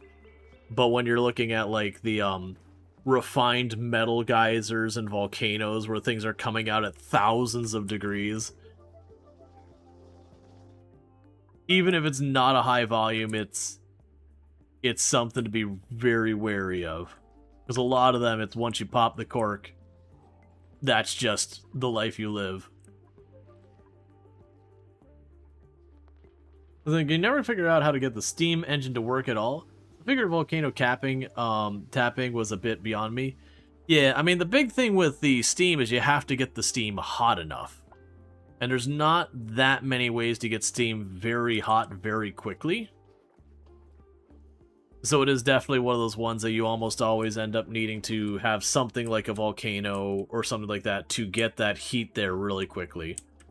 There's also buildings you can use to oh, I probably don't have them yet.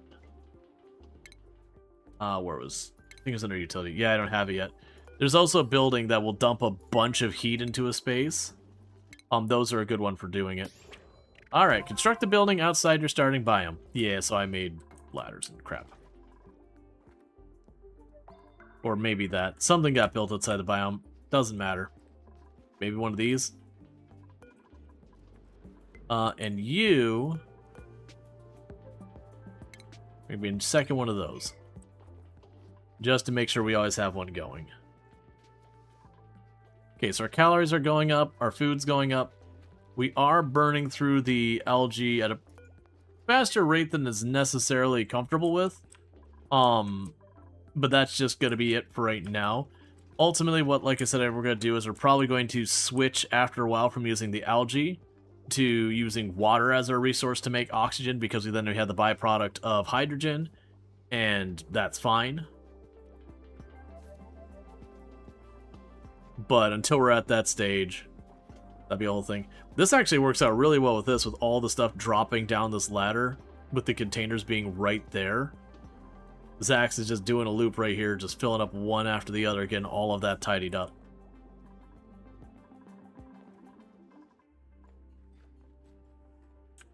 Okay, I need to go over here and say, alright, priority 6. Get that done, please. That way I can get the peat generator going, and I can get the gross water starting to be down there, so it's at least more manageable. We will want these things for handing... Thank you, Apple Lords, for subscribing for 5 months. Thank you, Apple Lords, for the Prime Gaming sub. You only get one of those a month, and you use it here. And I really do appreciate that. So thank you so much for that continued support, and I hope you have been enjoying your advertising free viewing as well as access to the emotes. Thank you again for that. And one trick you can do with the dirty water is if you put a small layer of anything that can go over the surface of it, you can actually use that as a means of keeping it from off-gassing the pollution. I don't normally do that, but I am going to do it this time to try and keep that pollution under control. So what I'll probably do is put like a bottle or two of clean water on there, and it should naturally want to go onto the surface.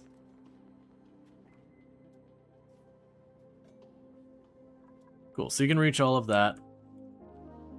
We got some wheezeworts down there for heat management.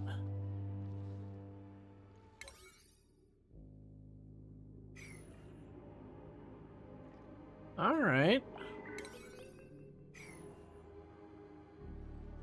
Can't see that far down, but that might be a geyser down there of some form. Okay, so for you, liquid, polluted water.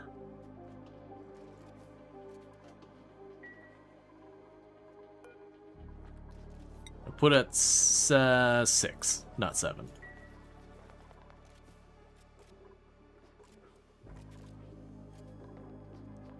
There, I'm gonna start putting the polluted water here. I'm going to tell it to also do water. And there should be a configuration on one of these. Where was it? That's the enable auto bottle. Enable the auto bottle. Because what that should do is that should mean that they can go over here, grab a bottle, and put it there. Like I said, the intent is to try and put a little layer of the clean water on top of the dirty water, just as a means of trying to keep the off-gassing of polluted air, or yeah, the off-gassing of polluted air down a bit. So we got natural gas, petroleum, oil. Let's see, we got our bigger power cables. Let's go ahead and get all the more involved power stuff set up.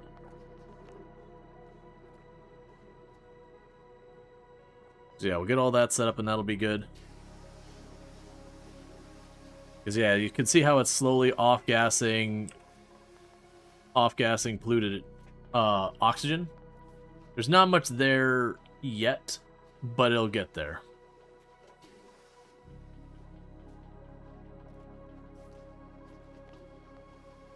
Okay, let's grab you, copy, paste. Alright, so that gives us our layer of... Oh, I should have let them finish that.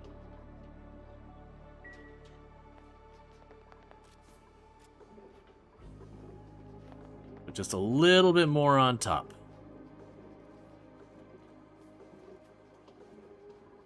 Okay. So with that, no longer allow regular water. Just the polluted stuff. Yeah, so that should keep it from off-gassing. Now granted, sometimes you get weird stuff where it'll become like a clean block of water here and then polluted over there and stuff like that. That can mess things up. Our air is not keeping up, so you need to be at 7. You need to be at 7. You need to be at 7. How are we looking on our different gases? Okay, so carbon dioxide is getting pretty built up in here because it's poor airflow.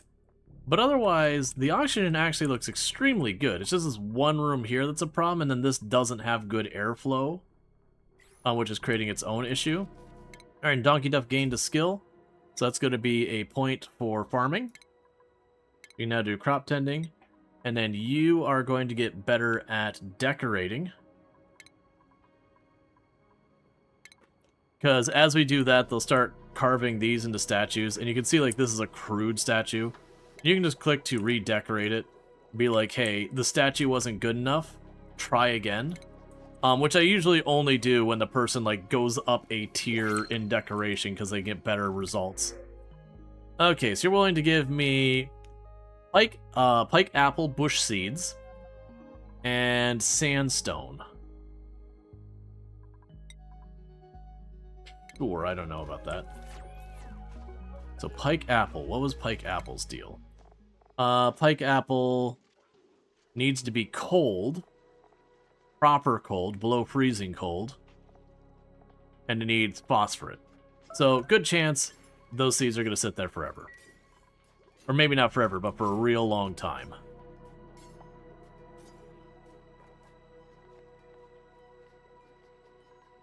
Okay, and how are we doing on our thing here? Alright, so what we probably want to do here, and not too long, is we're going to want a fridge for storing our food. And we're going to want to get our power set up. We are in a good position to get the power started, so let's go ahead and put down a peat burner. Because you put out carbon dioxide and polluted water, which will give me carbon dioxide for over there, so that should make that happen. And the polluted water will just dump down into the hole, which is why the hole's there.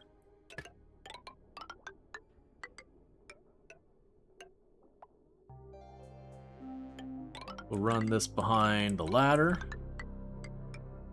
and plug it into the rest of that.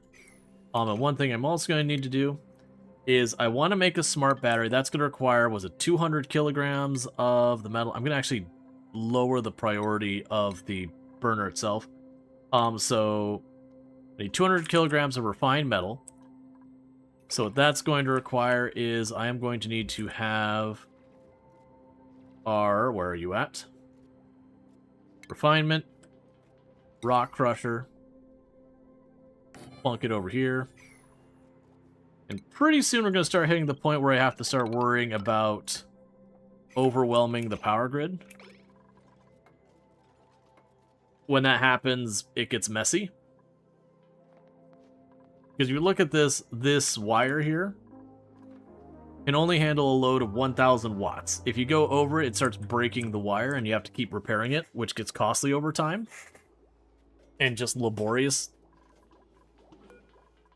So copy settings, paste settings. Almost done with that.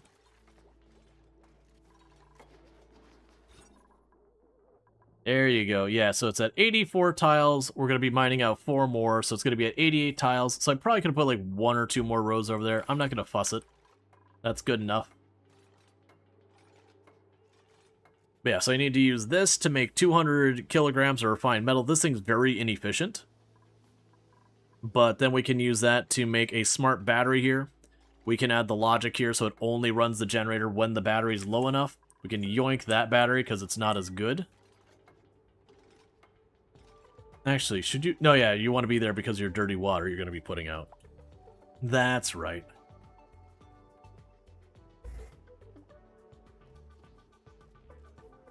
Okay, with all that said, chat, I'm going to be taking a quick, like, 5-ish minute break. This is my quote-unquote long break for the stream. Tomb should be about home. It's just where I run down, welcome my wife home. We throw something in the oven real fast and I come back up. So it should only be the one of them, but thank you so much for tuning in. I'm going to go ahead and take that break, and I'll be back in just a couple minutes, and I do hope you've been enjoying the stream.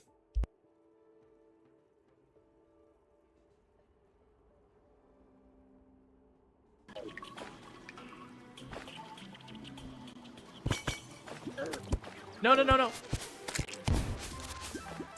I got hit by something else. I saw the trigger, too. And I got...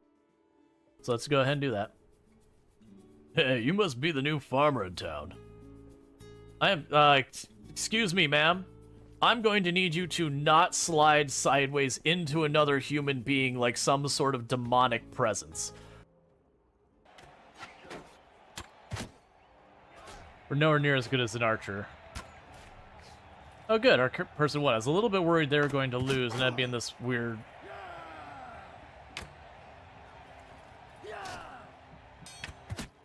My kill.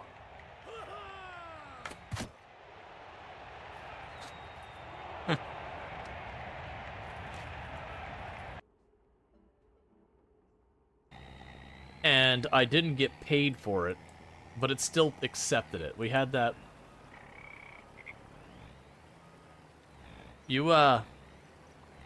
Alright, I get it. Sometimes you just have a difficult day. I understand.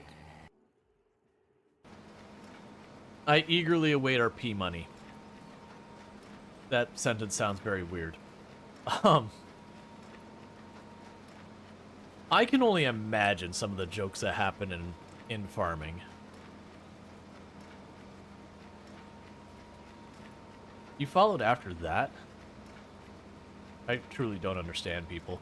Thank you for the follow. Welcome to the stream. I appear to be having trouble getting back out of the hole I'm making. You'll be fine.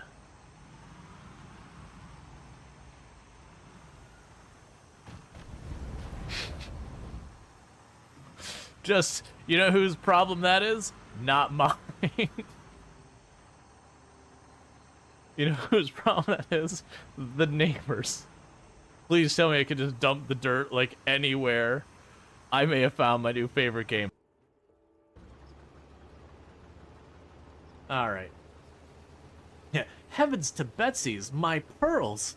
Those are such awful side effects. Let's see.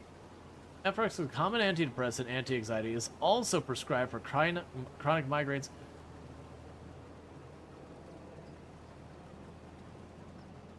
Look, man, if you want to do donuts, you can do them on your own time.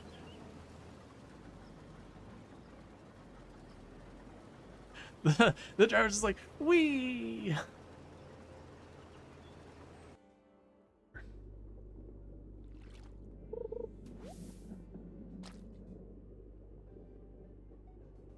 Okay.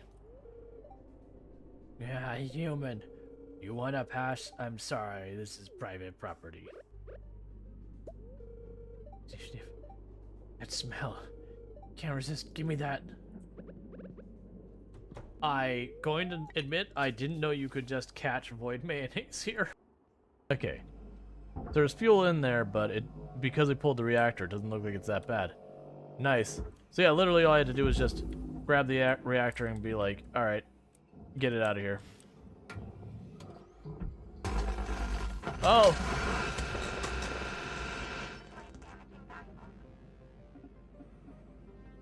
There's apparently still fuel in that line?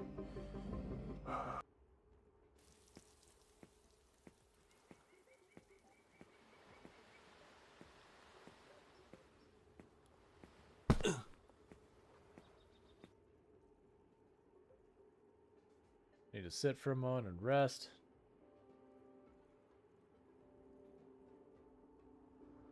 Drop the backpack, do some exercises.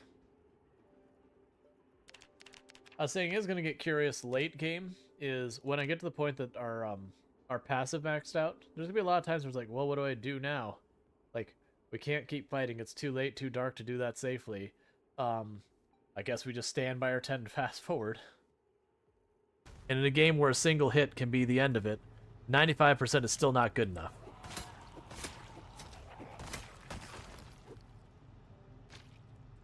Did I...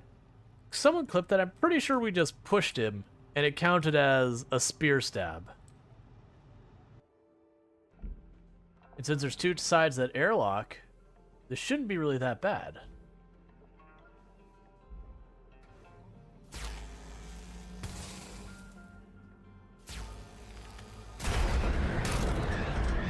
Well, we've lost.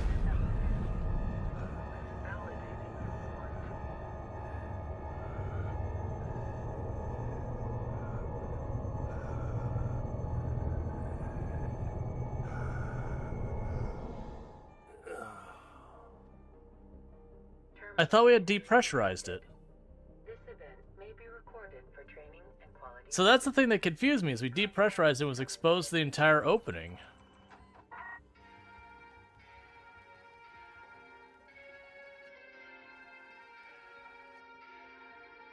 Well, and that brings the end of our hard space shipbreaker run.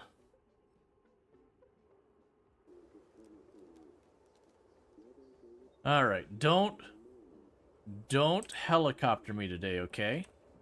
I know you're eligible. I know it'd be totally fair. And it'd be reasonable. It would also be very inconvenient. So if you could just not helicopter me today, that'd be lovely. You monster. Alright, helicopter time. And that horn was also like, Hank, please, please pay attention, get out of my way. Hank. That said, my Miata's horn was just sad. My Miata's horn was just sad. It's like, Hank. Like, I'm sorry, I'll take my horn and go someplace else. I can't even take my own horn seriously here. It's El Pastor in a tortilla shell. And if I let it sit here for too long, it's going to be mush in a tortilla shell. Whoa, look at those parts fly. Okay.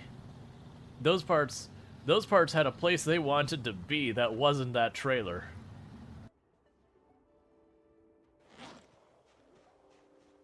This helicopter sucks. I figured I was going to walk to the helicopter showed up, and it's looking like it's going to be literally as late as it's allowed to go, because it has to, like, it can't show up after 7 p.m. as its arrival time. It can stay after 7 p.m., but for initial arrival, 7 p.m. is as late as it can go.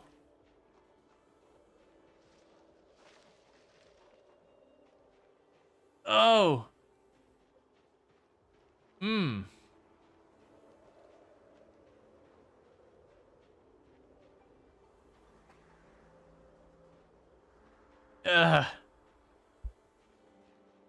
I didn't want my... Right, and we are back. Tim wasn't quite home yet, so I did get the food there, but I might have to run back down to pull it out. Work schedule's just been weird for a while. Your volume is very low. That is not the right buttons at all.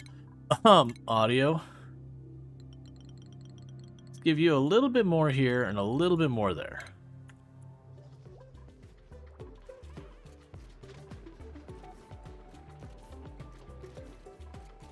Yeah, so this thing makes it so stuff grows faster when it's running.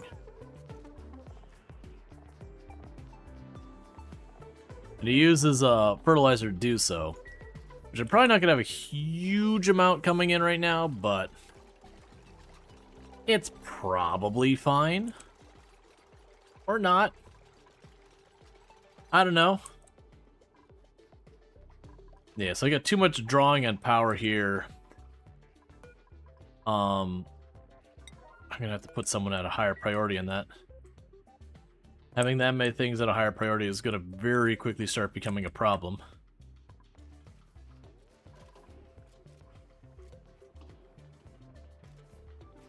Okay, but the good news is our food is managing, our air is managing, we're getting things done, it's just taking time.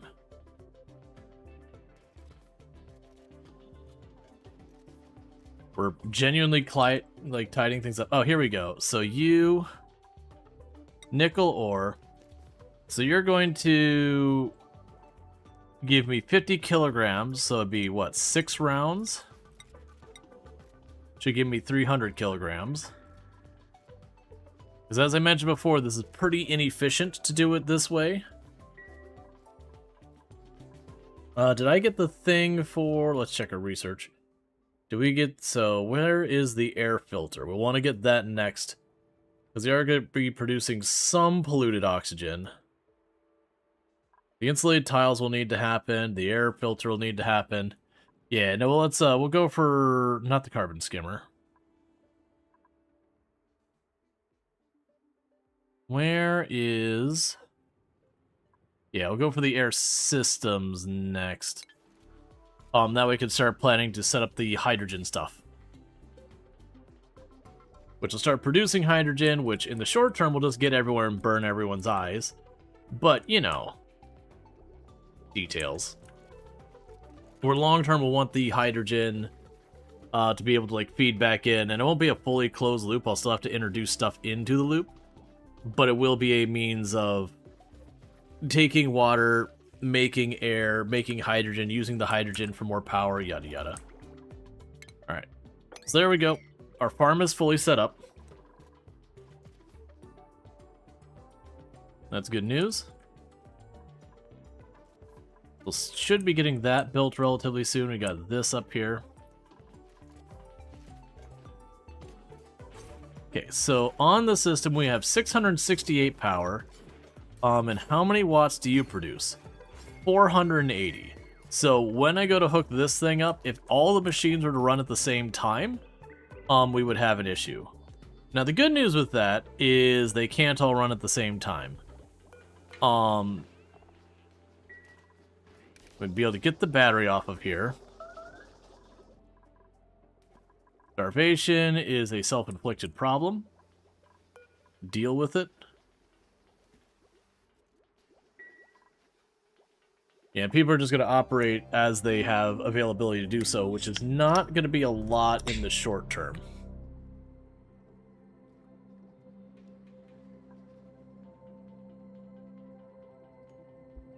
And that's okay.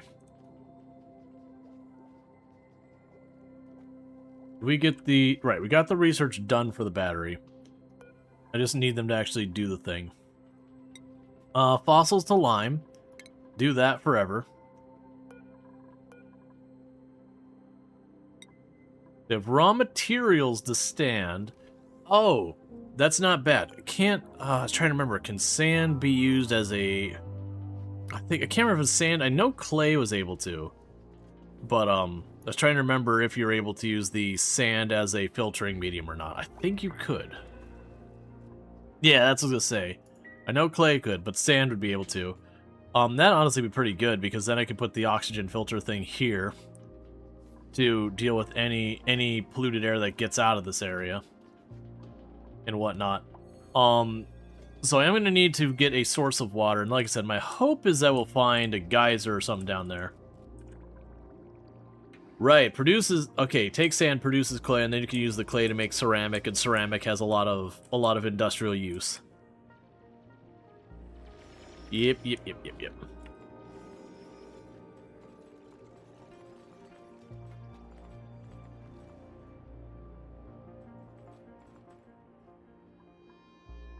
Alright, the air pressure is looking pretty good here.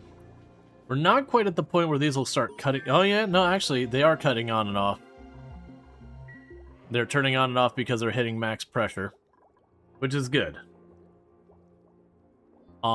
Because we are gradually burning through our algae. It's not going to be an immediate problem, but it will be a problem that'll catch up to us.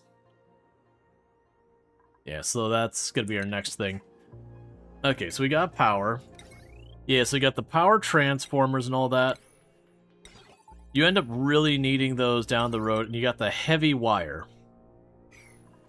Now, the big thing with the heavy wire is it is hideous looking, that your dupes really, really hate being around it, but it can move a heck of a lot of power around. The other downside with the heavy wire is it can't just go inside of walls.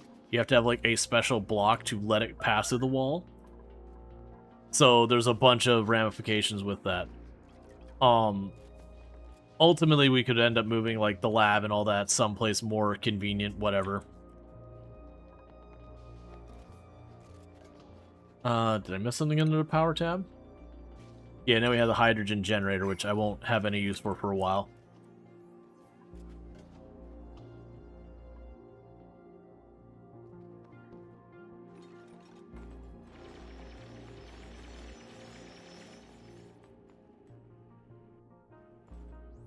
Hey, friend, how you doing?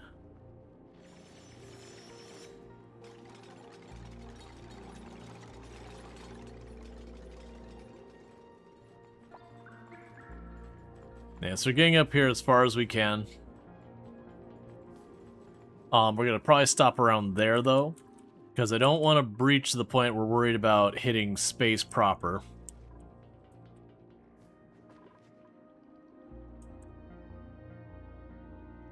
Ooh, is the bot being sticky? You okay, bot?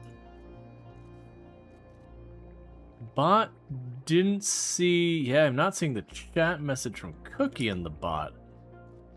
Well, we'll give it a moment and see if the bot sorts itself out. If not, I might have to kill the bot. Well, apparently it just doesn't like Cookie individually. I understand. I don't know why. That was weird, because I didn't even see your message in the bot's, like, chat log. It was just invisible there.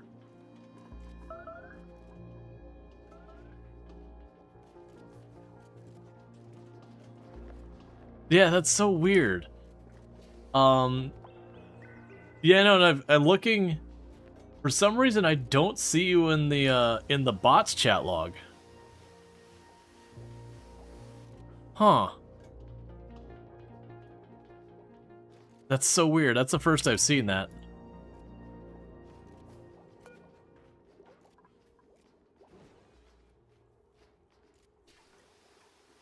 There. If I win, I'll give it to you, Cookie.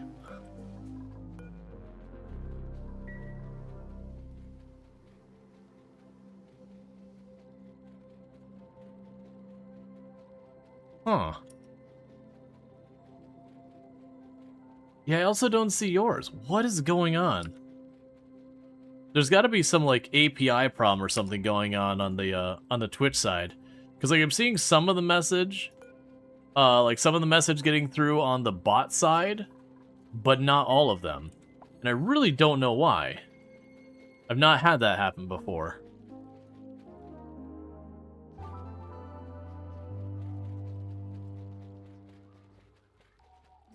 Could be on mobile currently. Yeah, it could be like Twitch is just having some weird API issue on like the mobile side or something. Like I honestly don't know. Like just some ingest server. Because me and you are not too far apart location-wise, so it'd be a little surprising for it to be something like that. But I mean, the mobile would make sense. Yeah, and I don't know. Twitch doing a Twitch. As it be, as it do. Okay, so we poke over here, and then over there. That'll open up a little bit more oxalate. We can mine that just a little bit. And they'll get access for me to pull more stuff, and we might get a good look over here. Maybe we find a geyser, maybe not. Hey, Sim. No problem. You have yourself a good look. Can we get a shout out for Simcopter1, by the way? Another fantastic content creator on the platform. Someone I definitely recommend checking out. Plays lots of simulation games, been doing a lot of World of Warcraft recently, which, you know, isn't a simulation game, but we all have our things we're into. I certainly know I've played a number of games that, you know, for the types of content I purport to play, it's a whole thing. But yeah, let me, okay. Poor Cookie. You're trying so hard, buddy. I really appreciate it. But yeah, so, again, check out... Oh, apparently. Alright. I think Firebot's getting a little kick in the fanny. Because... It seems to be not consistently doing. So it could be Firebot, it could be Twitch, it could be something in between. But where it worked the first time and it was working for like everybody but like one or two people, that was one thing. But now as it seems to be not working for the same people either way, I think that justifies rebooting Firebot. It'll take a minute, Firebot just takes a little bit to load. Alright, so we got a new skill point. So Zach's here. You clean. So clean, better doer. Oh, and that's my little alarm here saying they gotta run down and grab the food out of the stove here in just a second. Just trying to give the bot a chance to wake up. And once it wakes up, I will give it a kick to get the queue started. That does mean once the bot's up, you're going to have to re-enter the queue. Everyone who is in the queue will have been dropped. And then if the bot doesn't work, then we'll switch it over to just doing the queue when a dupe joins versus the normal where I just kind of keep it up. We'll probably just have like something in the moment. Okay, are you... Yeah, so you're not off-gassing or anything like that, so we should be fine. That's the oven telling me that it's ready. Alright, so let's pause this. Okay, so the bot should be up now. So let's do that. And see if all that comes back up. Let me rearrange my windows here real fast.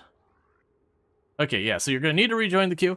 All right, so I'm going to have to step away again for just a minute. I do apologize about like the double break thing. And also, before I forget, because I absolutely will, because it's just the way it works, doing again, a shout out for Simcopter1. Absolutely fantastic content creator. Plays a lot of simulation games, ambassador to Twitch and all that kind of good stuff. Plays in World of Warcraft on the classic servers and all that.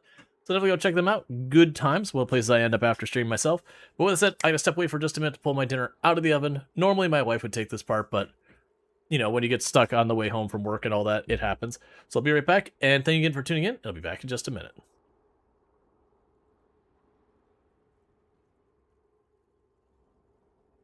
Well, he certainly doesn't need that anymore. Man.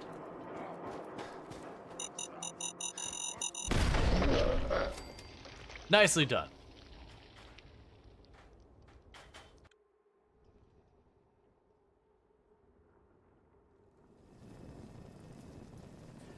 I have been claimed by the landmines in many a place.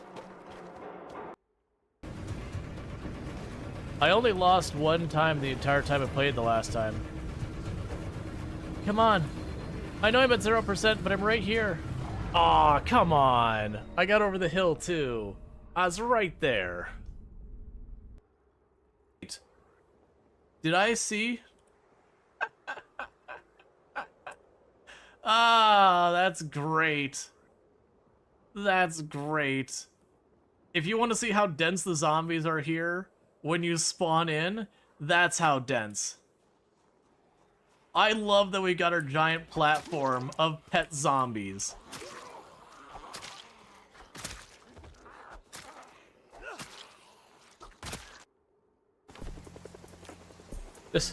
Just kind of the mental image of this person. They're in the zombie apocalypse. They're walking around with a machete. They got this giant backpack they're holding on their side. And just every couple minutes, they're just reaching in there, grabbing like a fish fillet just right out of there, just shoving it in their mouth, going right back to fighting. Just, it's a weird view in my mind.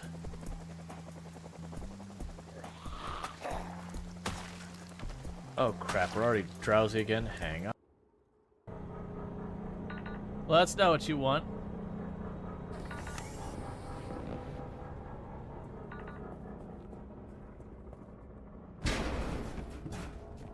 Don't worry about it. I'm impressed that even with some pretty awful grabs, I've been able to get stuff back with this one. The truck, if I had anything less than a perfect grab, you just have logs get dropped out of the side of it or whatever. Now that I haven't had any escape this, we definitely have. It's shaking a bit. It's not happy about that. But I think it'll do well enough to get it over here, which is all I really care about.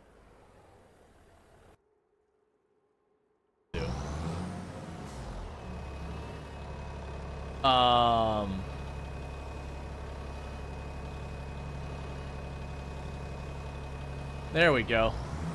Oh, I'm sorry. I'm sorry. Hang on a second. My bad.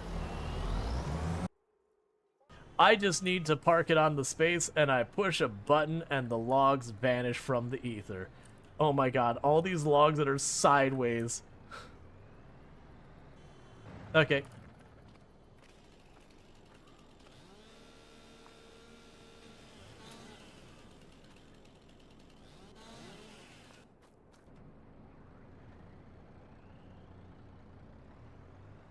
There, fixed. I listen to all my pioneers, often when they're not even aware of it. So due to popular demand, I have added a motivational message. Choo choo mother.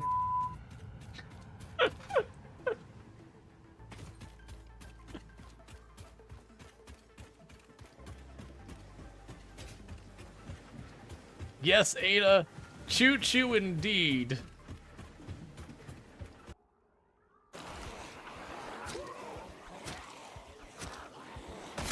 Alright. Come by for another pass. Plus, with their performance getting a little pokey, this is probably helping us keep the performance from getting too terrible.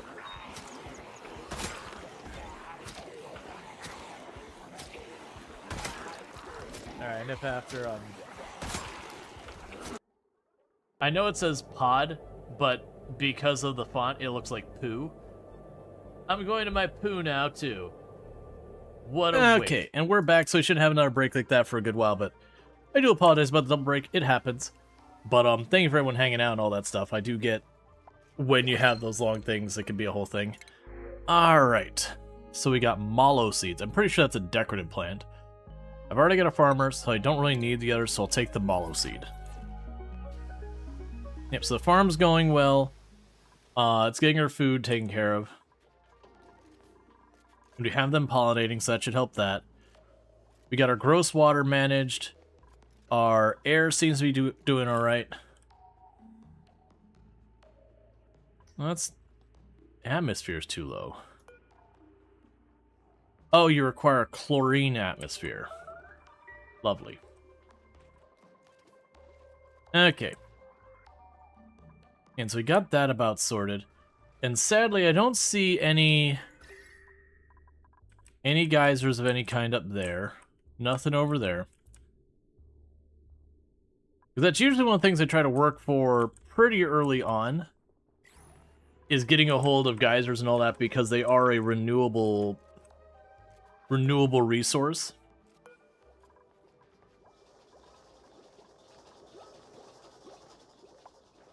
We're gonna have to get that power sorted. I just really don't want to turn that on without a smart battery. Oh, you're gonna actually need more than that, aren't you?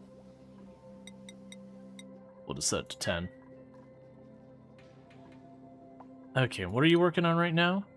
You are researching a thing. The better power cables. What other... I mean, I guess... So the thing is, I don't want to build a battery that I'm going to immediately tear down and then build a battery.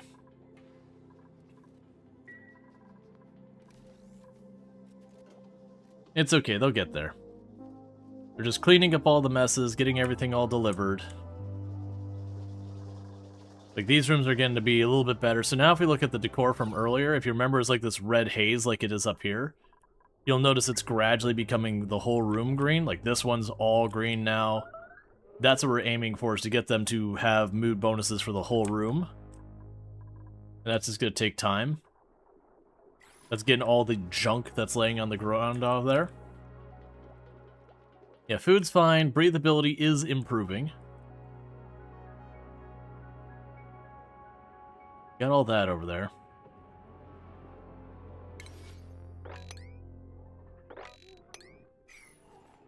Let's, again, do a little search. Get a uranium chunk there for radiation.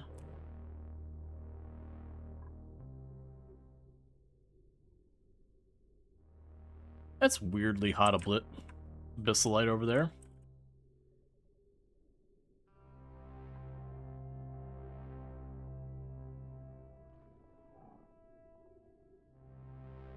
Yeah. That's fine. Okay, cool. Looks like we're actually getting some of the nickel done. The problem we're running into right now is keeping the power online long enough to actually take advantage. Oh, they got the generator built anyways. Okay, well, the good news there is that means that's going to function. So you now get cut down to only kick that on. What's down to like 10 power? If that happens, pretty high priority. Otherwise, you are high priority, and we'll refuel it at 50. So we'll let that run for a while. We need to get through that quickly, because that's going to be very wasteful on the peat. Hi. I feel I'm brain because Okay. when you're like you were doing there was a detour on the way. Oh yeah, I mean, I just figured traffic. There was traffic also. Gotcha. And then you came upstairs and I was like Yeah. Not so good.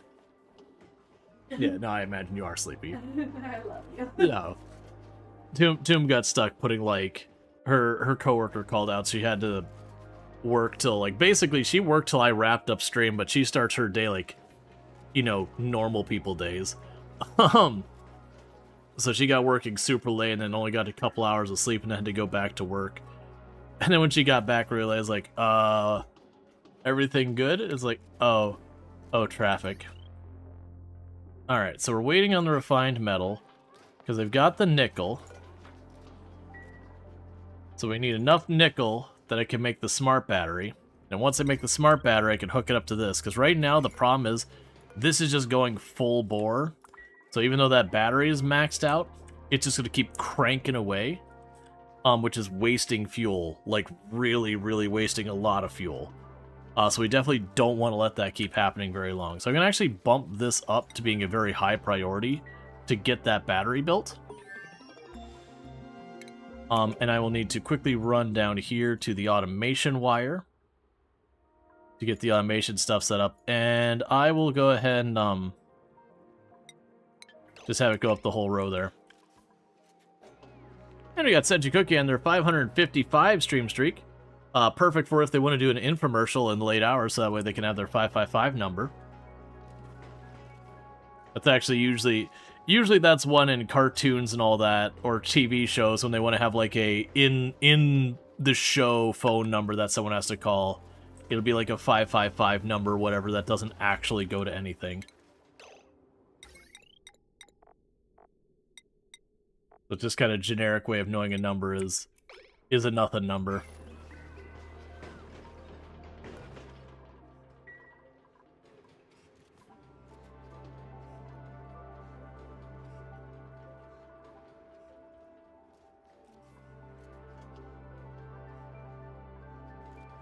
Now, good news, I do have a lot of peat for now.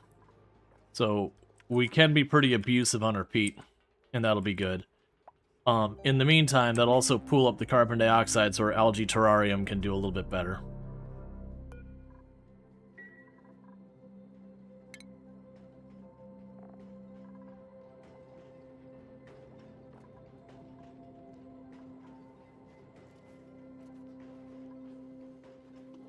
Alright, come on.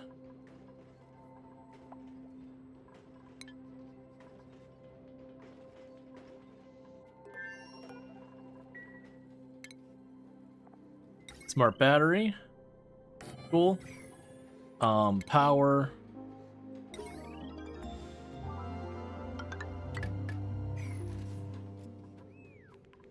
We get our automation line, which will require just a little bit more metal.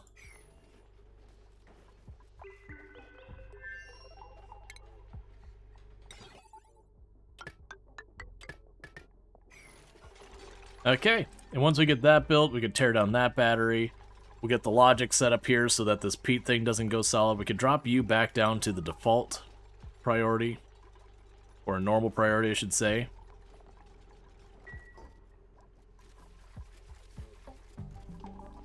Okay, so that battery's up, so you're gone.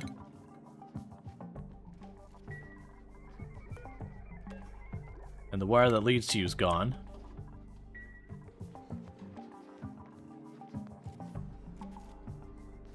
Because each battery does bleed power out. So it's kind of one of those things that if you build too many batteries, you're just kind of running a generator to keep the batteries around. Not even gain more benefit from them. That's all going great.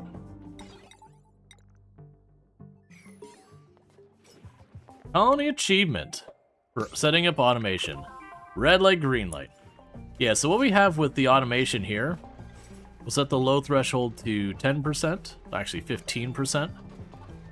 Yeah, so what ends up happening is when the battery goes to full, it turns off the generator, and then the generator will stay off until the battery gets down to 15%. So if you saw where that was running solid non-stop before, now it's going to kind of pop on and off every couple seconds. So all that time it's popping on and off is time that it's not wasting a bunch of fuel.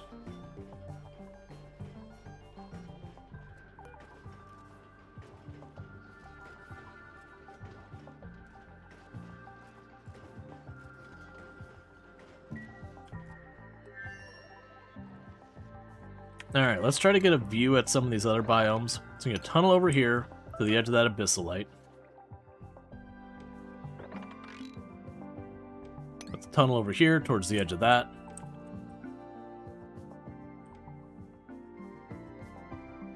And just trying to get a look at what we've got around us, looking for anything good.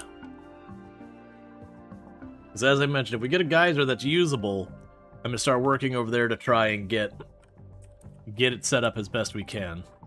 And how are we doing on Demolitor? Okay, so we've only used up about 10% of our time before it starts smashing into us. Which is more than we want to be using up, but is where we're at. Meanwhile, it looks like the max load on this wire is still only about 700, which is pretty nice to have it not higher than that. And that's with this considering I think this is 120 watts. No, it's 400 watts. So we shouldn't have to worry about too much.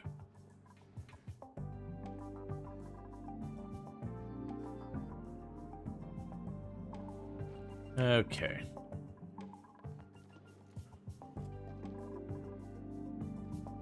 Oh, actually, don't do it here. Forget that spot. Instead, we'll dig up over here, and the reason for that is this is a nice flat area. It's also not where the carbon dioxide is currently trying to be at.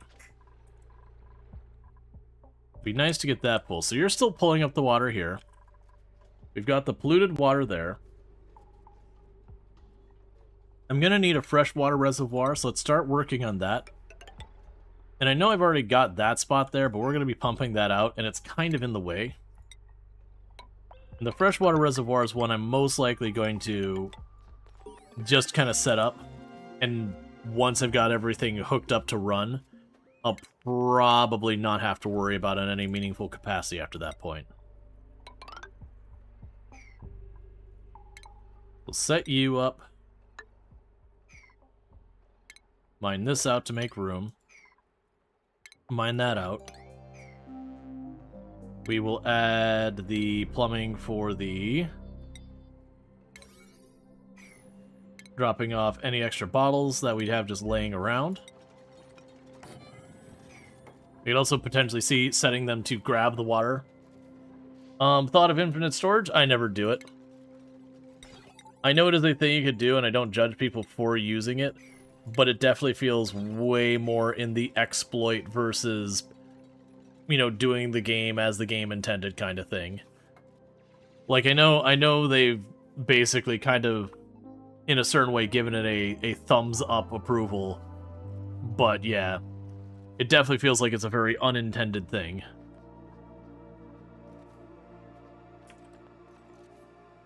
You always overdo it and try to reservoir all the water on the map because it should be mine.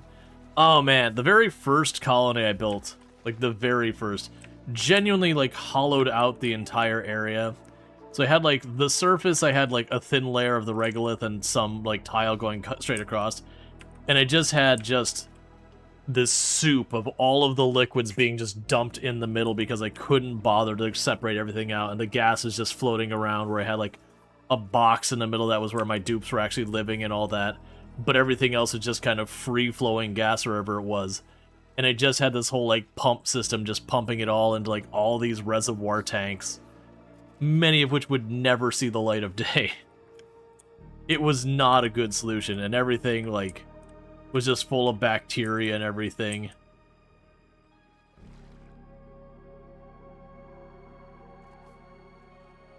Alright, so we're not ready to punch through there yet, but,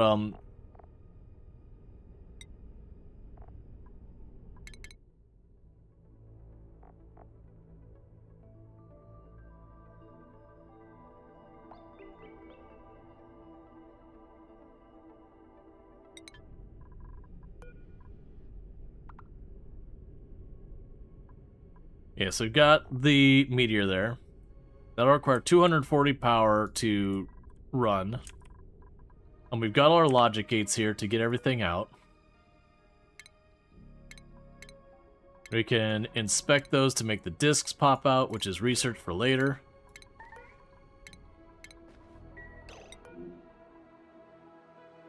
Why would you do this to yourself, cuz Jackie? All you had to do was not build that tile.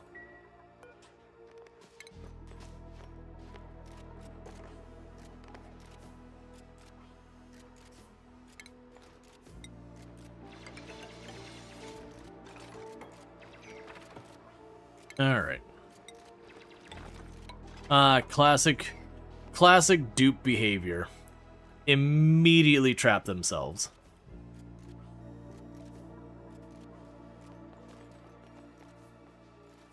But yeah, no, eventually a lot of runs you'll see me have just like this long area of just like a bunch of liquid reservoirs that if I ever have like just spare liquid, doesn't matter what it is, I'll toss into a reservoir. Try and kind of vacuum the rest of the map.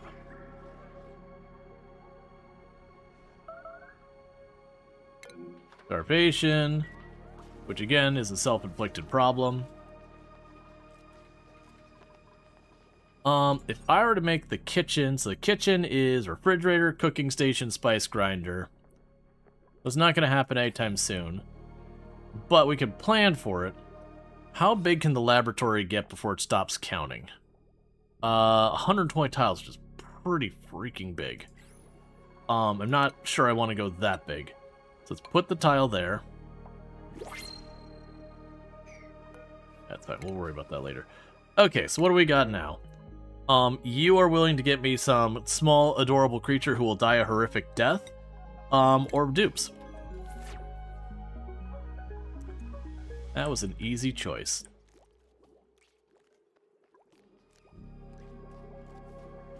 Oh, I can just make the kitchen right here.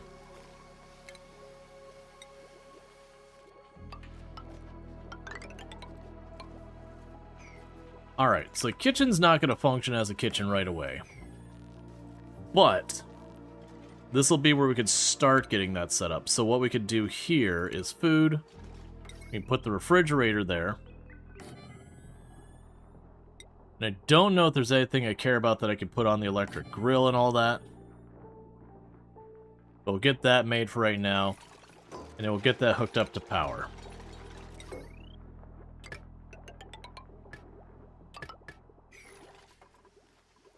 Now, this thing doesn't actually produce that much power. That is going to be a problem we're going to run into. Okay, so for you, the next thing I'm going to need to work on is just trying to get some of these other materials.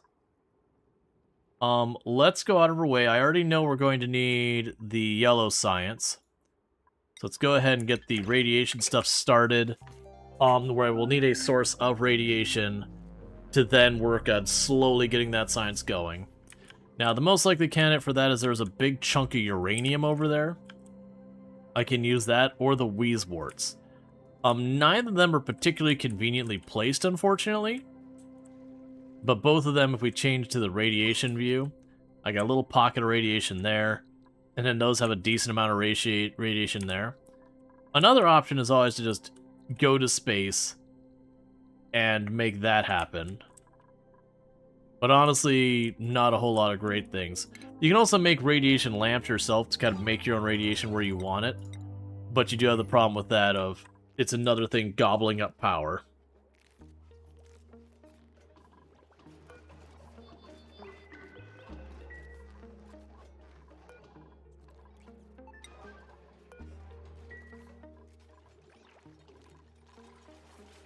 So you got the animal care going over there. We can go ahead and open this door as well.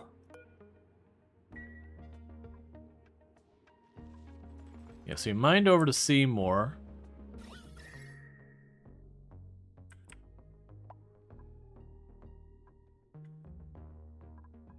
Okay, so we got a saltwater geyser over here. So that lets out salt water at 203 degrees. That's not one of the easier geysers to put to use. It's not terrible, though.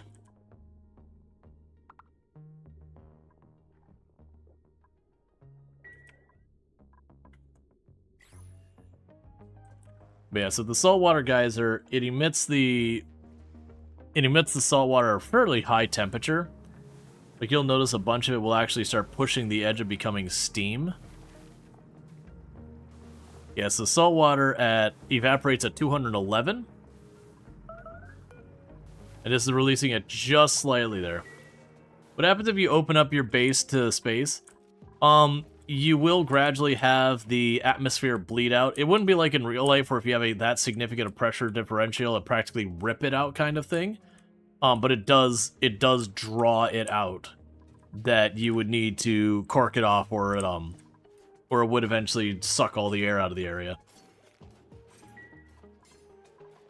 Okay, so we could set you to clean water.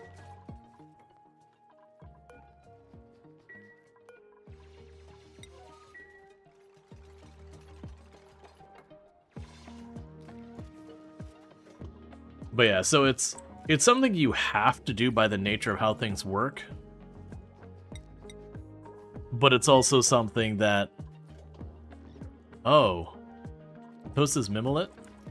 You're Mimolette, right? No. Okay, so you can do toasted Mimolette.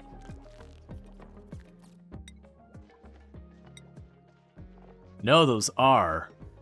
Okay. So let's be real careful about the toasted Mimolette. Because it could wipe out these Mimicas. If I wipe out the Mimicas, it's gonna be a real big problem because I won't be able to grow stuff.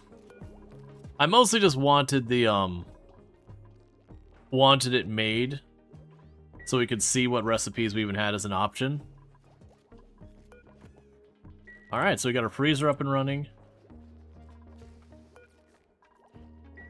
Our gas diffusers are doing their thing.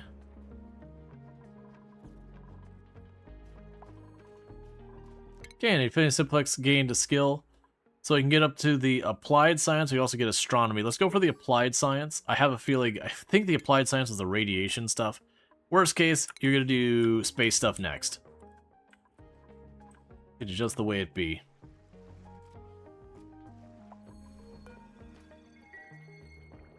Got a new achievement in the colony. And that is for... Use duplicate skill points to buy out an entire branch of the skill tree. Cool.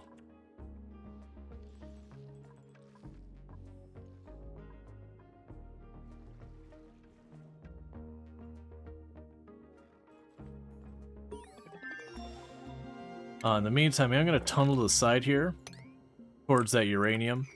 See what's around it. And then you're still researching. Alright, so you've got the manual generate...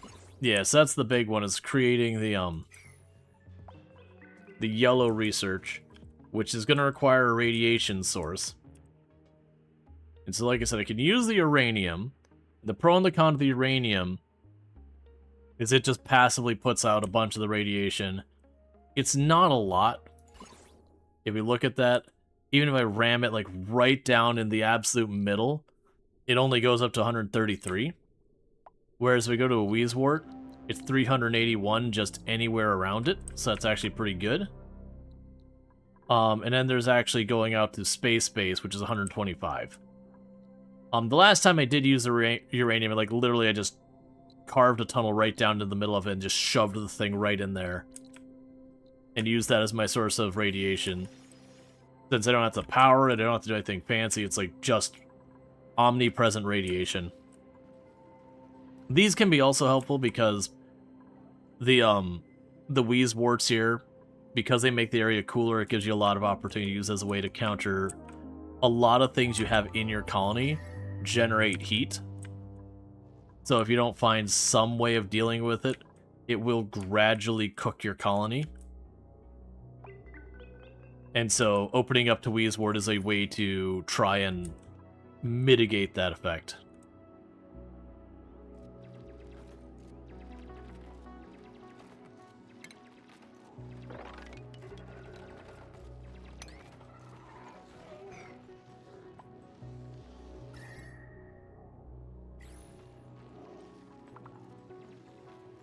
And you're just cutting straight across there.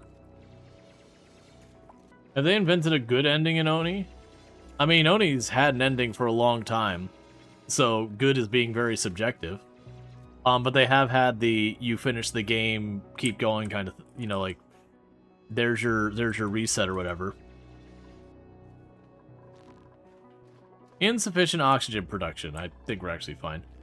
Because you tried this for 40 hours and you've never managed to just make normal sustainable colony, you always end up starving, you think. Yeah, usually a lot of times that's actually heat that's the problem. It can be a bunch of things, but I find most people, if they can get over like that very beginning part and then they keep running out of food or whatever, most of the time it's stuff happens like either they're not getting enough air pressure, so the crops start dying because the atmosphere is bad or the temperature's too high. And while the thing that ultimately kills you is the food, it's the other things that are what get you in trouble that cause you to not have food. Because otherwise, keeping your food up is just making more food things. Okay, so you dug way over here.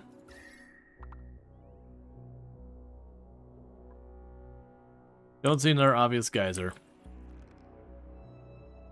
I don't really want to release the bleach stone. You always end up with too high air pressure. Yeah, no, there are things that could cause that, because stuff like your power generation, those will create air pressure.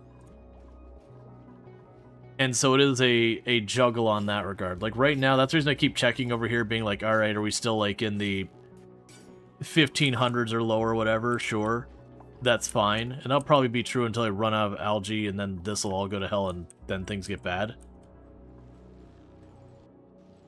But yeah, it's like right now the only thing that's creating a net positive in air pressure that I can't prevent is this generator. Everything else that's making air pressure will shut down because it can't work when the air pressure is too high.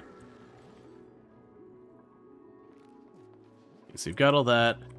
You're still cleaning that. Alright, so what's the next thing I want to get set up and going? I need to get better source of refined metal. This thing sucks. Is the short of it.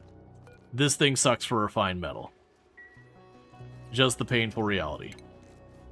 But I also don't know what I want to... Like, the full-on, like, proper metal refinery has a lot of implications you gotta worry about so far as the load it puts on everything and that kind of thing.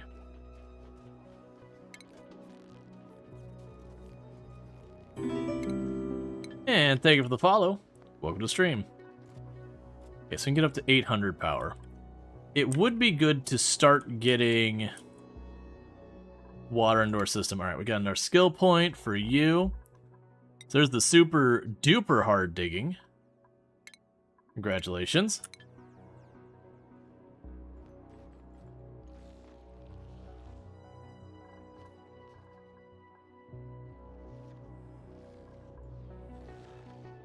There's nothing I really see over there worthwhile.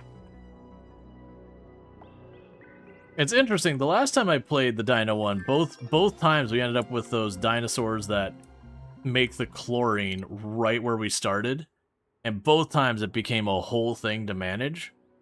And then this time, they're kind of really inconveniently placed. Alright, so we'll also get the data analysis stuff, research, get that going. Alright. Yeah, so we've got the radiation stuff. Yeah, so we got the rad bolt generator. Like I said, I'm going to probably duck it in here. And then it'd have to bounce around to get the research over there. That can be dangerous if one of your people catches a rad bolt to the face. You basically don't have a pawn anymore. That dupe is not long for the world is the way to think about it.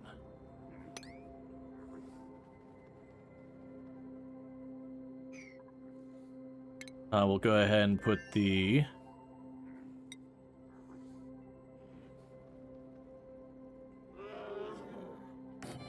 pitcher pump down there.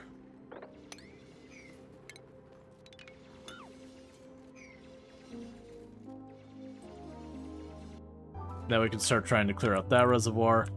Because yeah, I think what we do is I think we mine this way, we put it there, we bounce it there, and then we bounce it down towards the research area.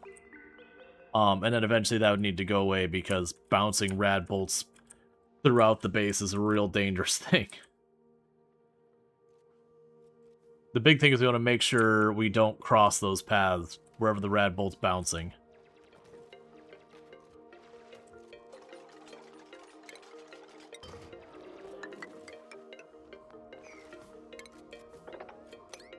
There.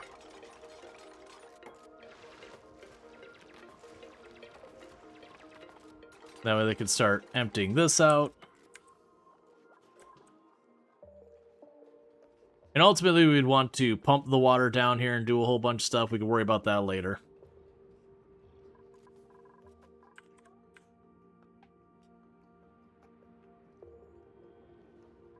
Yes, the problem with the salt water is there's two ways to deal with the salt water.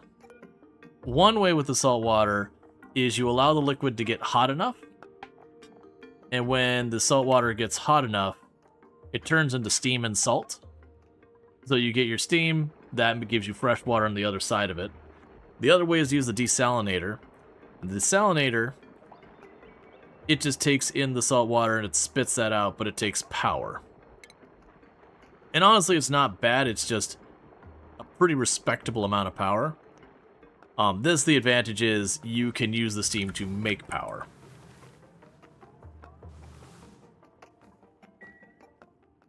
But yeah, in this case, it probably need the desalinator. The issue is I gotta cool that down, or I gotta make it the desalinator as something that can handle some pretty hot temperatures. More than likely, it's gonna be a cool it down situation where I take the salt water, we get it someplace, we cool it off, then we bring it up to the desalinator, make it into fresh water and salt, and then, you know, all that. But a cooling cycle is something that usually takes quite a bit to set up. That's one of your later game things. That's going to be a hard one to do early on. Now, granted, it's not too hot. I might even be able to get away and do like a really cheap cooldown thing where I take it to the Wheezewort and just put a logic thing that says, hey, if this pipe here isn't cold enough, don't let it through. And then just have it like bleed off little bits of water as able. Probably exactly what I'm going to end up doing, which is going to kill this poor biome. Yeah, because you can handle 203, so you can get pretty hot. Hey, but I mean, what has that biome done for me recently, right? I think that'll be the plan.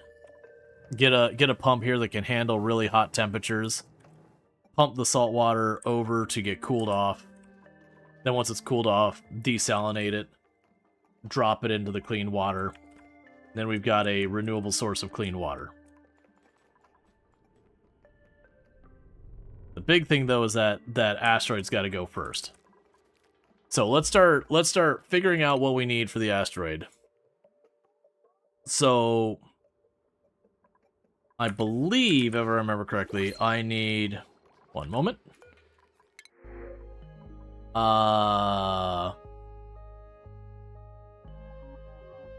So ice is nice and all, but it's going to melt almost immediately and make a mess of water where I don't... Well, actually, no. The water, isn't that straight down? We'll leave it alone.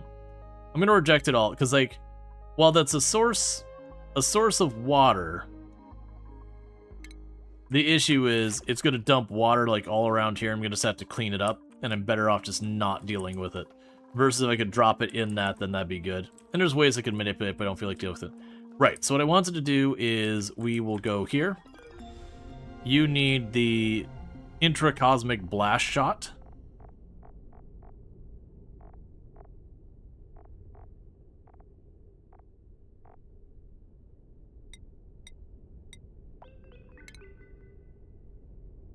No, that's not what I want to do.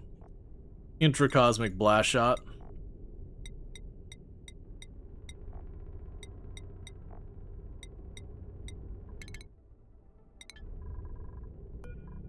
So that's all I need to find here.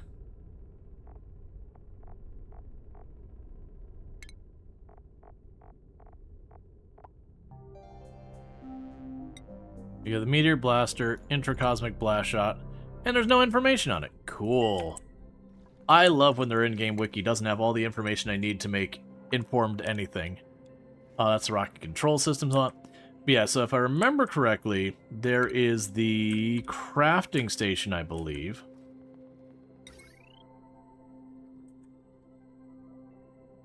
And I want to say with the crafting station, that will ultimately give me what I need for that. I'll hook it up. That'll probably need to move.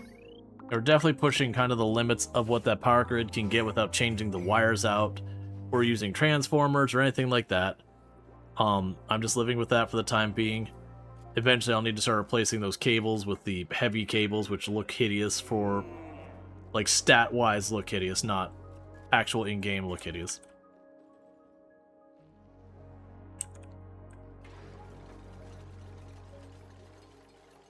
That's what I probably need to do, is, like, off to the side, make the big power column for the big, heavy, ugly cables to go through, and then every once in a while have a transformer to, like, branch out to a smaller thing. Let's see, getting used to detailed wiki is fast. Once you go back, it's so bad. Yeah, alright. So the hope here... Gotcha. So, none of this do I care about right now. What I'm trying to remember is there was a place to make the blast shot. And it is one of the production stuff, the industry stuff. So that's for boosters. Yeah, blast shot maker is refined metal. And that requires petroleum. And I wanted to say there was kind of an exotic way to get petroleum now. So we've got petroleum. Its sources are solid petroleum, crude oil, gunk.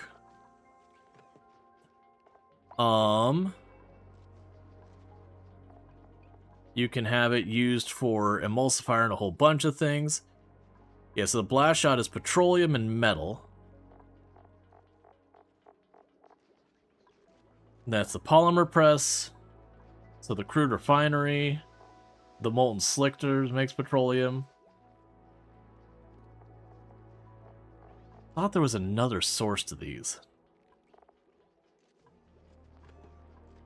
Yeah, so the oil refinery is definitely a source. Which means digging down until I hit oil.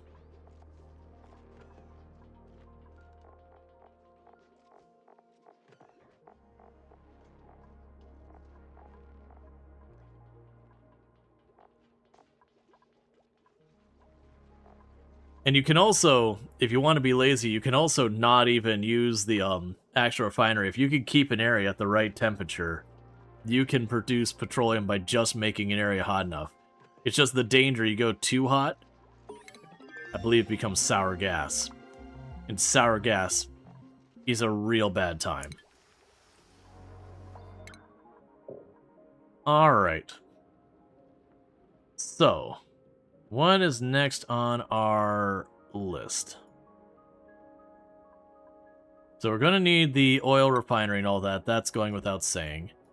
So let's start working on that.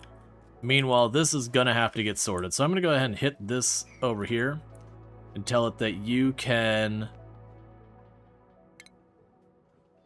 enable auto bottling, which means the person will just run back and forth between those. To start putting the water in here. We can hopefully get the water out of that area relatively soon. And that power cable could just shy out of max out its line.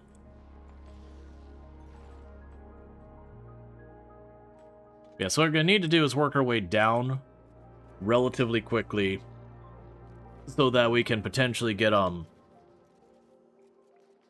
the petroleum up, because that's going to be a big bottleneck for us. I know I need to get the radiation stuff set up. We're not, like, in any type of dire situation. We've used 25 or 200 cycles. So we're a little over 10% of our time left. We do get some blast shot for free to get things started. It's not enough to actually get it done. But the things we got to do is we got to get to space, where we can get over to the blast shot thing, so we can start shooting at it. And then I also need to,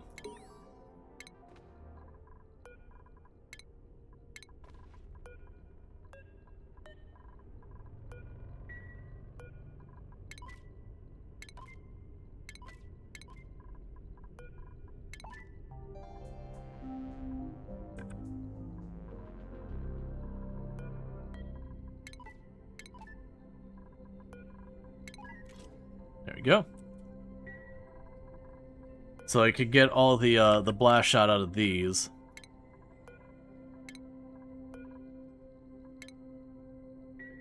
But for more, I'm gonna have to produce it. And remember, it takes a decent amount to get it done.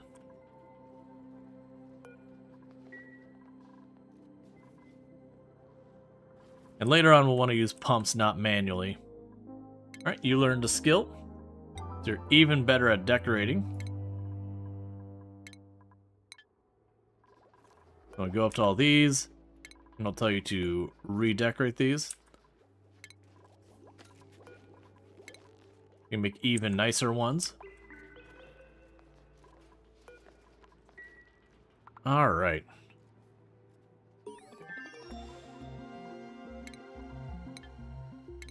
And that's going to be petroleum and natural gas and all that.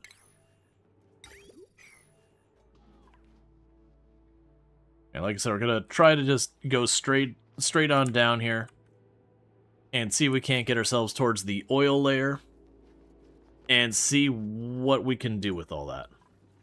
Petroleum takes a little bit of setup to get going. I believe it takes water being input to get the petroleum or the crude oil out.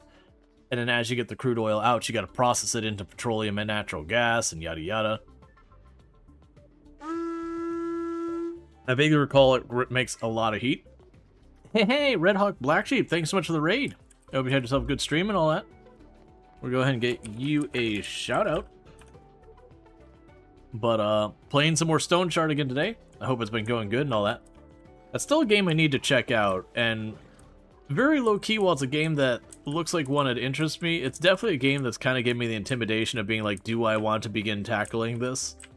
Because it doesn't feel like one you just casually give a poke and have a good time with. It feels like one you either commit to it or you don't.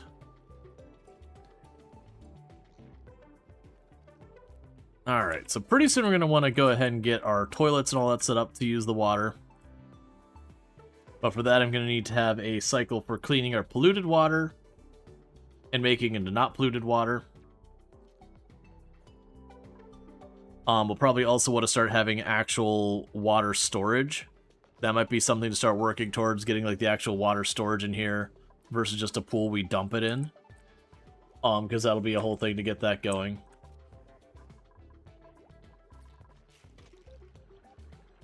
And you're continuing to keep the plants going and all that.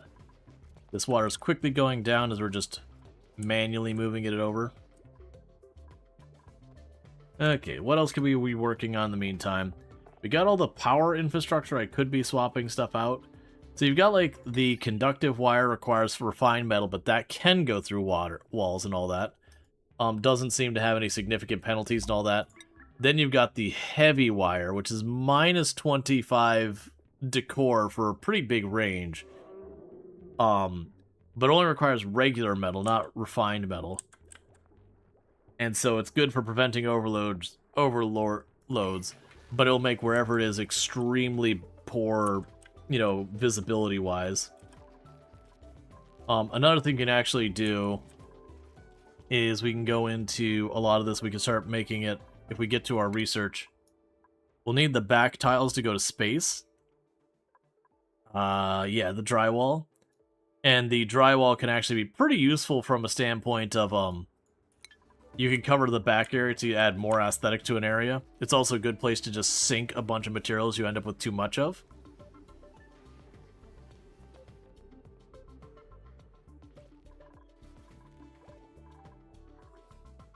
Alright. So oxygen's still hovering about 60%. That's of those kicking on and off. Let's check on that CO2. Okay, so CO2 is starting to build up enough that I think it would be okay for me to put down a second one of these to start handling that. Because we kind of had this line in the sand of where the CO2 is not supposed to go over. As time goes on, I can lower that because where the carbon dioxide goes down. We're not quite ready for that. Yeah, you still have research going. That's fine. Because for the time being, we've got what we need there. We can go ahead and tell you to take the molten, process it forever. The water is gradually getting low.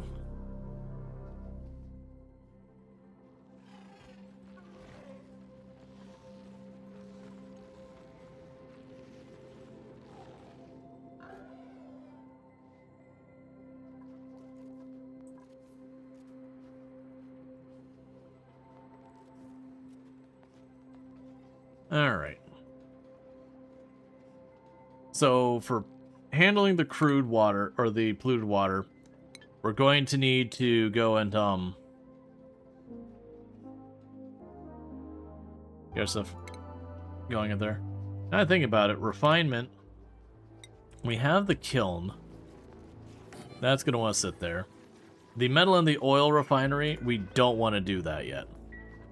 But having the kiln built, actually build it up here.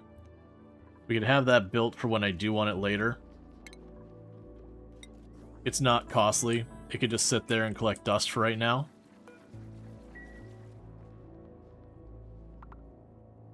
Okay.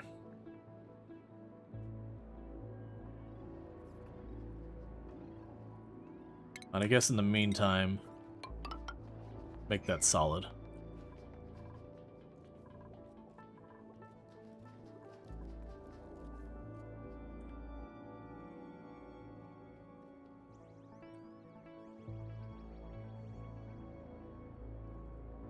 Yeah, I guess what it'd do is I'd make this go over here. And I'd have a door on this side, and I would put the radiation thing there. It would laser down to it. Because I have them run the whole way up here. They're going to spend the whole time pathing and not actually researching. But all that's going to require refined metal. So this is for your material study. That's going to require more refined metal, so let's go here. Have another 10 rounds at that.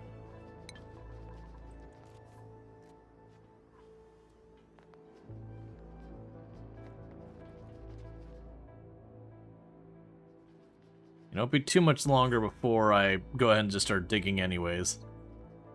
I don't think I can really wait for them to get the whole thing over. How much are they taking per bottle? I haven't even looked at that.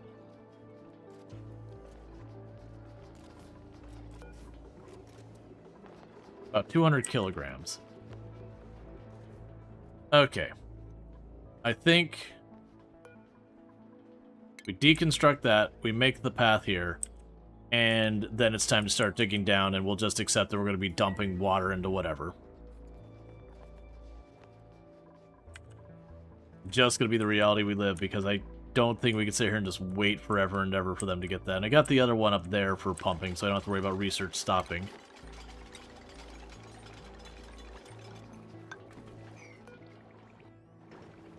Okay, that is now a 9 for priority, so that people don't get trapped and we don't have to worry about the power and all that.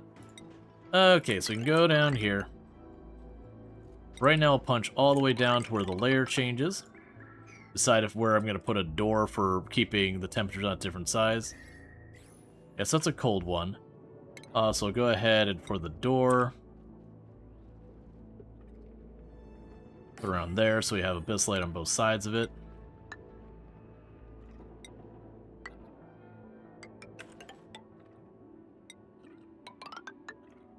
Cool. Keep that going. You'll want to have that mined out around it. Okay, so we're gonna start pushing ourselves down there. Look, man, I'm gonna just high priority you. I can't have you not build that. Our power will go offline. Okay, so we can get a big stack of peat, which is what we're gonna do, because I don't really need more dupes of those kinds right now. So we can ignore them. This game does very much reward you for being very picky about the dupes you take.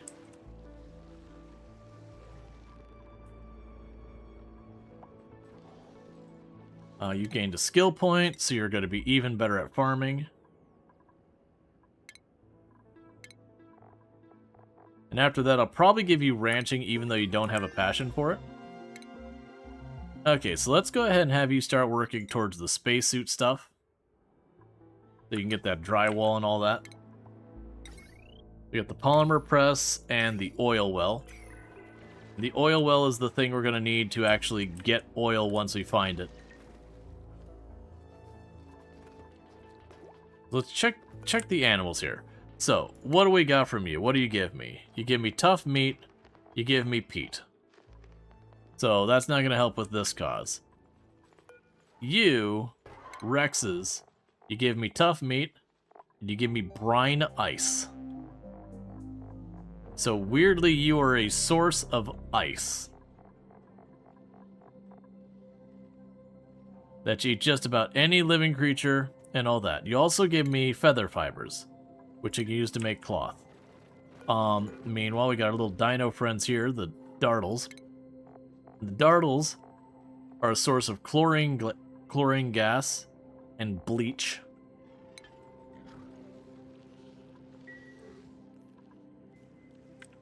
But what we don't have is a good source of petroleum. Not yet, at least. That's the thing you gotta work on.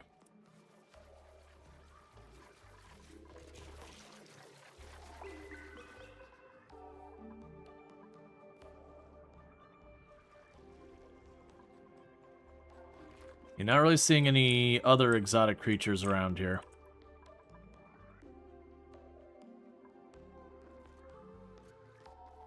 Alright. So this, you can mop that up. That's fine. That'll go in the bottles there. Oh, you no longer enable auto bottle. I don't want them going all the way up here to grab a bottle to bring it the whole way down. That's a waste of everyone's time. We got spare bottles, we use them. If we don't, we don't. So that's all salt.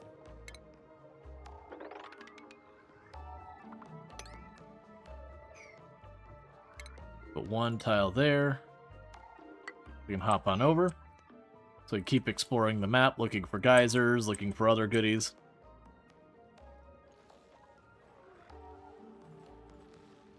Should be checking these plants also. The dew dripper just gives me dew drips. Then dew drips. I can get brackine. And brackine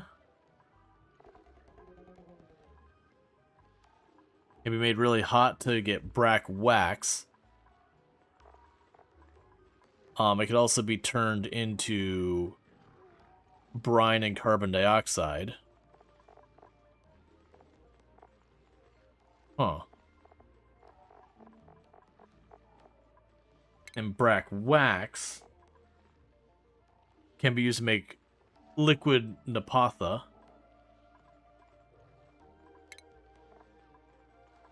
Which turns into sour gas.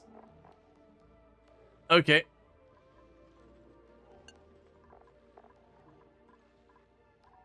Yeah, so that's cool. Not really something I can leverage right now, though. The Mega Frond, what do you give me again? You give me Mega Frond grain, which is simply food. And then the spore is just the seeds. So that's not going to help our cause. And the sweet corn, I'm pretty sure you just eat. Yep.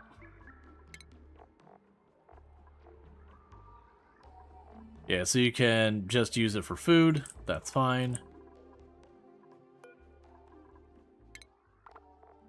We have the figs here, which is food.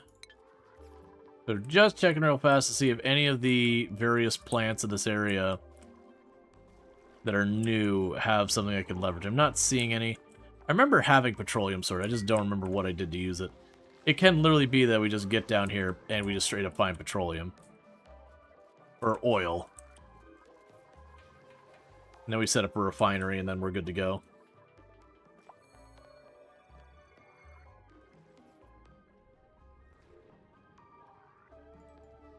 But that's going to be getting down to finding geysers or getting over here and finding geysers. Alright, so we got the textile loom and the drywall. So drywall, we can go right here.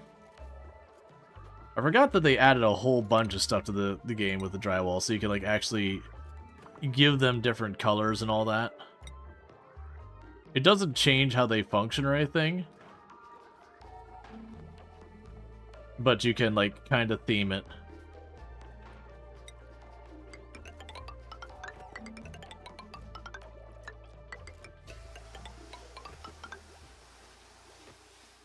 Alright, we'll have our first room that will start drywalling up for beautification.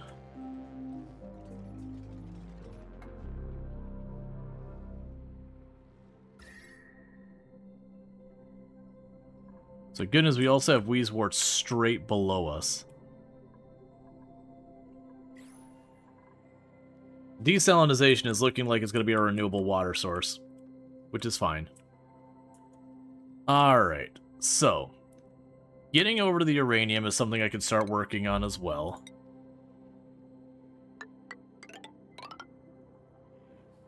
Let's not do it that way. Not having them climb down and climb back up. Because we're going to go over to the uranium over here.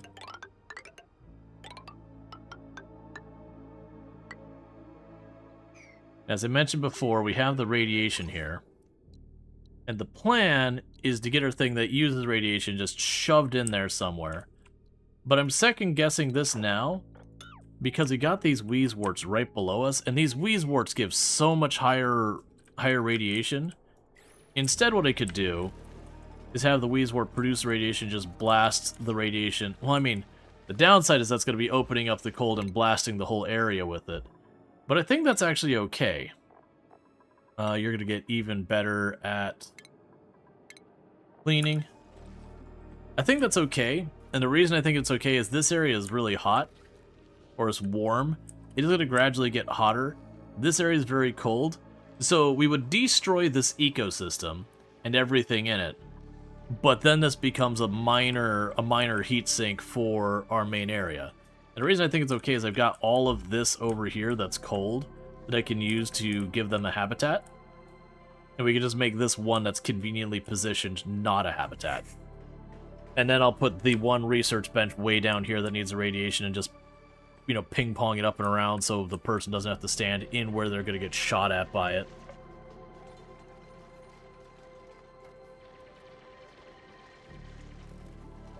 Regardless, no matter what I do, I gotta drill down. So keep that moving. Oh, lock you open. Lock you open.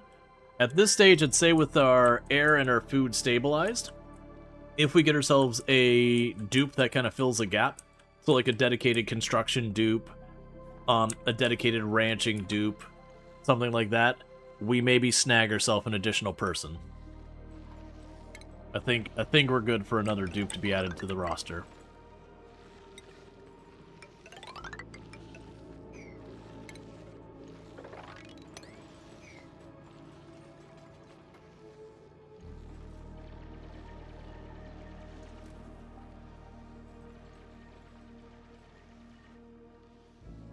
Now, one thing I will probably do is we probably are going to murder the living crap out of these the moment we get the opportunity. Because that has killed my colonies in the past, is these little guys, the dartles, because they make the chlorine gas, and that gets to be very out of control very quickly. We'll keep them for over here.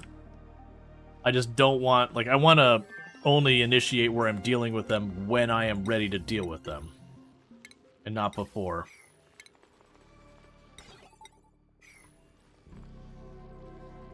What do they eat? That is an excellent question. I believe it's the dew dip, the berries.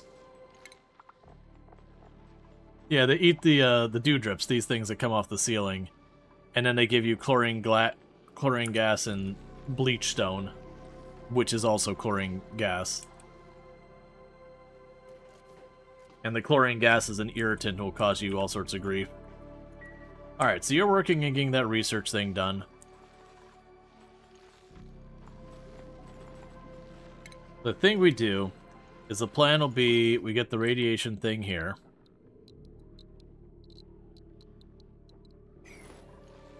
Alright, let's look at the stations. So we've got the material station.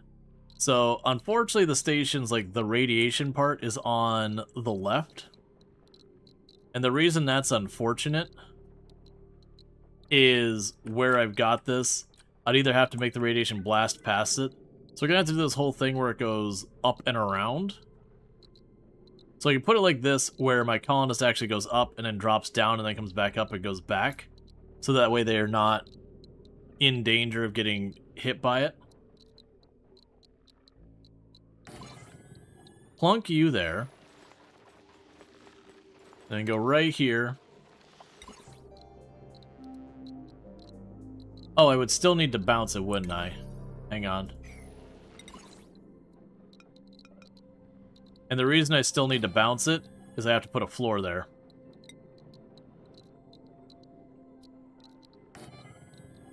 Okay, that'd be fine. So I could have that all set up. And you'd have your floor here.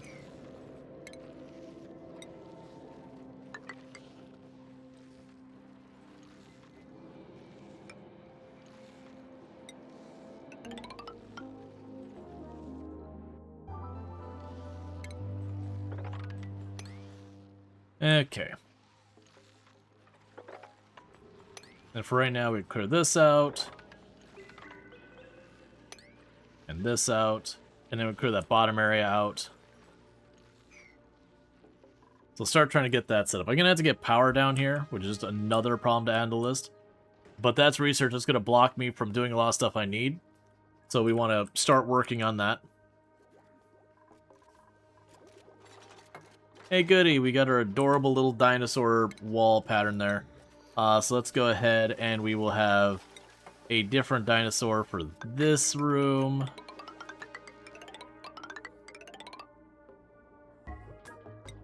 And a different dinosaur for this room.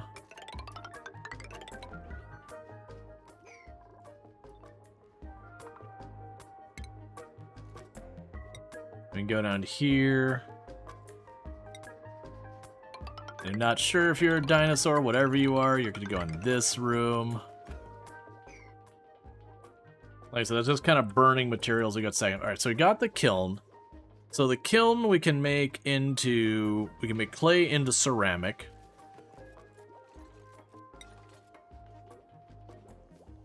I can apparently use peat. As a oh, that's for the cooking. Yeah, so the first ingredient need to be clay. So clay can be made into ceramic. It can be eaten for coal. And it is an output there. So honestly, for the moment, any and all clay I get.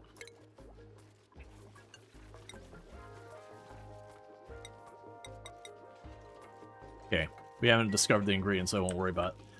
Alright, the next research thing I need to do is I need to get the air purifier thing, so that. Then we'll probably get the insulation blocks after that, because I'm going to need that for anything related to the, you know, hot, cold oil production, all that garbage.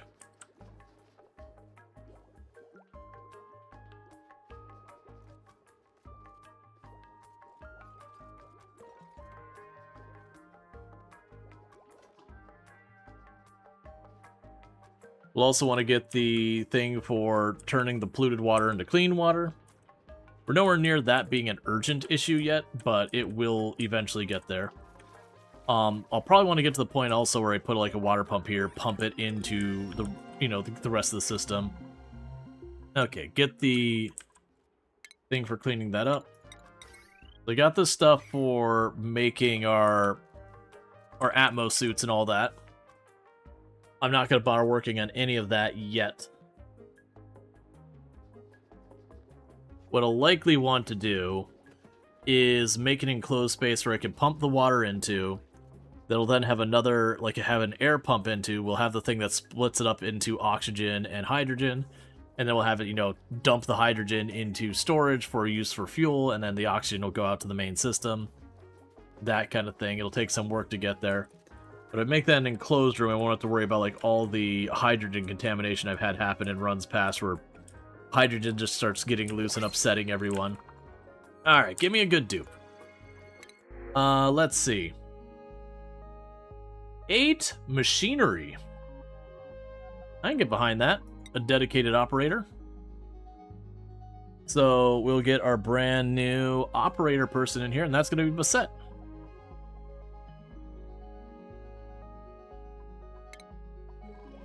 So let's go to your skills and your schedule. So you're going to operate things. That's what you're going to do. Basically, it just means all the machines that require someone to do stuff on them regularly, you're going to handle that. You're going to move to second shift to kind of just balance out who's where. Your priority is operating things. And that's what you do here.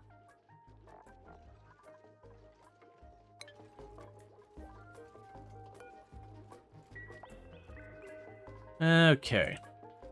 But yeah, what that means is stuff like the little hamster wheel, you'll run it. You'll run the rock crusher as needed.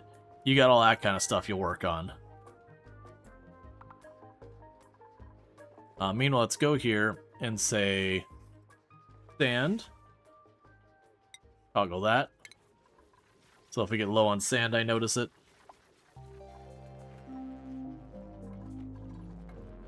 Food's coming along nicely. We are using all that shale to do our various dinosaur-themed rooms.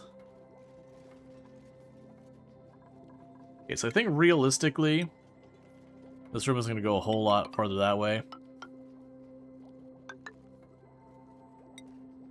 I'm going to go ahead and mine that out. That way I could kind of finish decorating and all that. Let's see here. Furniture, was it? Yeah.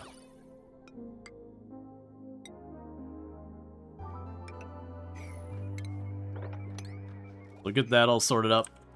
Then I'll put the walls in there. Because those walls add beauty, plus 10 decor. So they're honestly enough that you can... Between that and some of the art decorations, you can pretty heavily counter the power cable. It's just a lot of investment to do that. But yeah, so now if you look at the beautification of those rooms, they're going to be very, very, very green.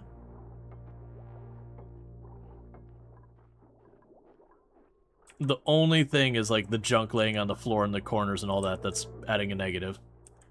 And that'll help with the morale as well. It can be pretty surprising how fast just your morale is tanking and you're not sure why, and it's just because the whole space is hideous looking.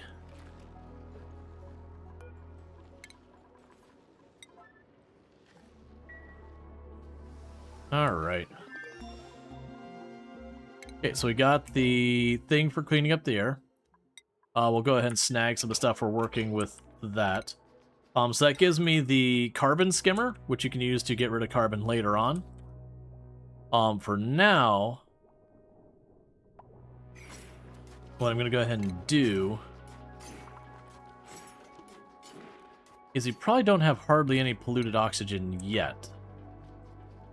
But this should be emitting some polluted oxygen, if I remember correctly. There was something here that, yeah, reduces polluted... There's something here that puts off polluted oxygen on occasion.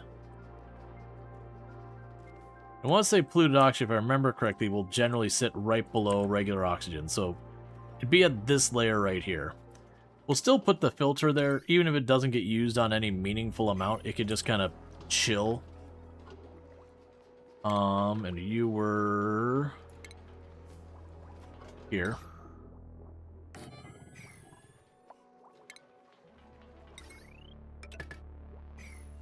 And that'll occasionally give me clay. Now we could use those trace amounts of clay to make ceramic, which could be used for a bunch of stuff.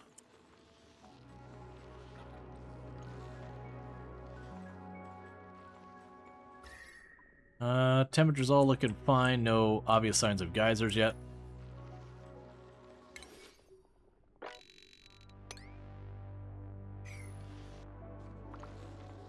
Okay.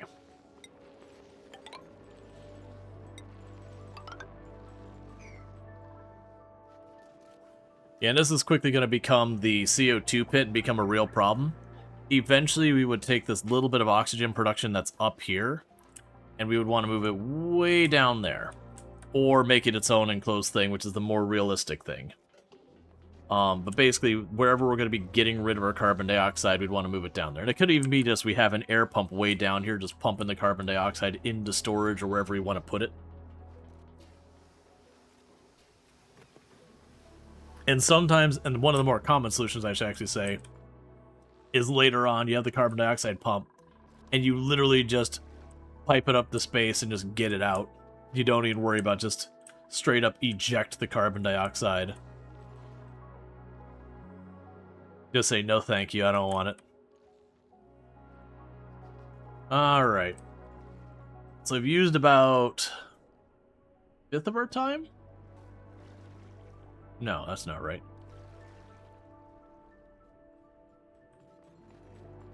I've used something about around to like a fifth of time. We're getting not super far from a fourth of our time.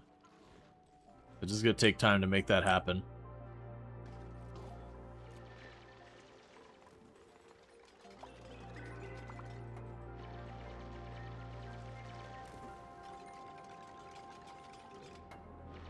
Okay.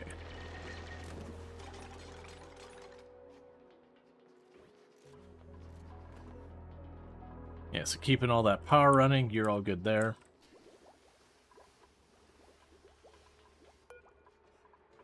That's now to set for a high priority to make sure it's got what it needs. And it'll just basically do nothing unless polluted oxygen comes by, and it'll clean that up. I don't have a significant source of polluted oxygen yet, but we'll get there. Okay, so you basically got that room sorted out, so let's go ahead and do this one. Grab the next dinosaur wallpaper. Or drywall or whatever. Because I've got literally tens upon tens upon tens of thousands of shale. So just using up any shale is good. Get it out of my storage. The fact that it's actually getting a positive impact while it's doing it, even better. So you can go over here, drop some more tiles there, put a crappy door here. That'll be another one to do that with. Okay, so we got more research done, and that was a bunch of stuff for dealing with heating air and all that. And then we have the insulated brick. The insulated brick will become important when I go to do stuff like with the saltwater geyser, where I'm dealing with something that's either producing a ridiculous amount of heat or cold and I want to keep it contained. We'll use the insulated brick for that. It's also a thing you can do on your base as you start expanding and you're like, I've got this stable, I want to keep it this way. You can kind of insulate the whole thing so whatever's going on outside, hot, cold, or otherwise, isn't screwing up your base. Yeah, so you're all good. Food's good. Air's good. No one's got any stress to speak of, which is something I just realized I haven't messed with at all. Is we can make ourselves a recreation / whatever room, and if people do get stressed, they just get in the machine and it does its thing. Okay, and you are ready for walls as well. I normally don't worry about the decorative walls, but it's kind of like,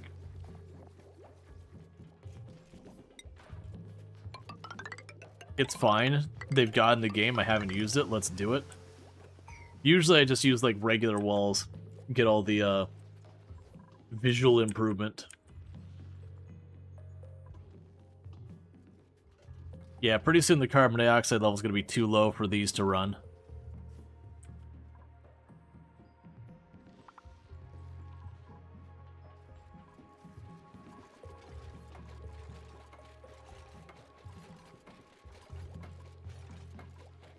Alright, so we gotta get back to... Okay. So we need to get petroleum going. Let's revisit this stuff. So I need to make, as what, the blast shot maker. So it's refined metals, petroleum, and then like another medium.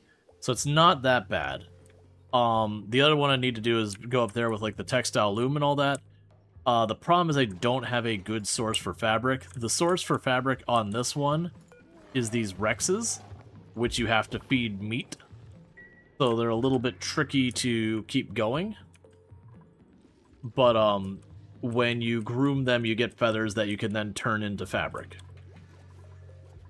And I can turn that into spacesuits. Your dupes can go out into space. It's not good for them, as you might imagine. But it is doable in a pinch. What's that plant? Lura plant. You give me amber. Are you carnivorous from what I'm seeing? And an amber becomes resin and fossils.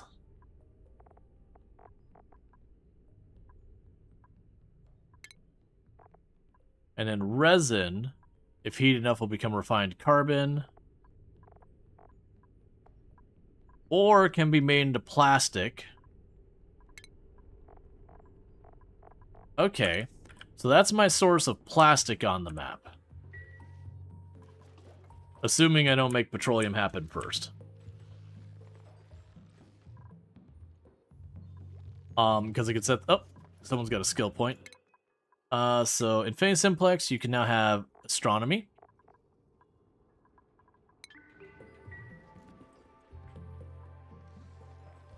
Yeah, it's getting harder and harder to get done.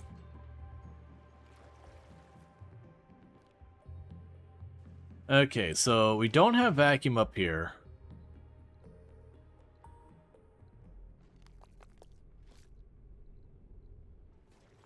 Alright, so let's take this farther up. So we've got all the oxygen stuff up there. We've got the air storage stuff. Temperature regulation and thermo. Okay, let's get our next one. We should have the exact same thing, but water. So we can get fluid storage and all that going. Because then what we could do with that is over time, I can manage that. Do I keep you cold? Let's keep that one cold. Well, no, going up and down, it's fine. We're going to end up compromising this a little bit. I think it's actually going to be more. It'll compromise this top layer thing. So go up that far. All of that should be safe from vacuum. But up here is where the vacuum starts. So I would need to go and get that all sorted out. So that's granite. That's fine. To make sure I'm not digging through any bleach stone if I can help it. Oh, you know what? Let's not do it that way. Alright, all the way up to... Just forget then. I was going to say I don't want to dump the salt water in on us yet. It's fine. Because regardless, I'm going to want to make some type of airlock area up there to get up here. And we don't have what we need to do that quite yet. So we got plumbing. Got filters. Sludge press. Lubrication station. Alright, so we should actually get ourselves the triage cot and the massage thing. Let's check our room options. So we do have a massage clinic. So it just needs a massage table. And a hospital, which will require more than I'm going to be willing to set up. But we do want to have the triage thing, because sooner or later someone's going to get themselves posted. So we could do for a quick and dirty one of those is we'll go triage. There's a pair of triage things.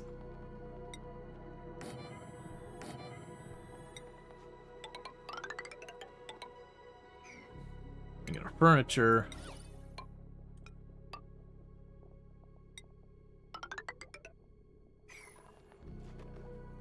And we go furniture here. For sculpting things.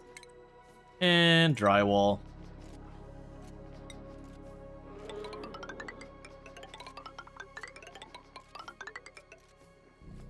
Okay, so that'll get a place for if we get injured. Get that sorted out. It's a little bit of a bummer that those textures make that a little busy and harder to see. It's fine, though. Right now I'm going to lock that open. Okay, we do have the brine ice down here is melting on its own before we've even gotten down there. So it tells me that there's something warm biome down here. Yeah. Something down here is messing with the temperature there.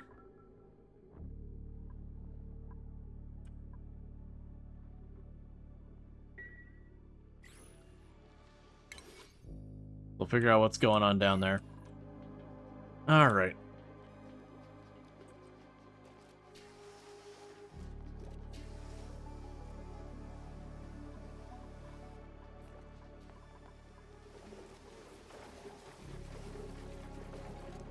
This is looking like we're no longer going to have our fresh water layer keeping things as contained. We might get some polluted air getting through there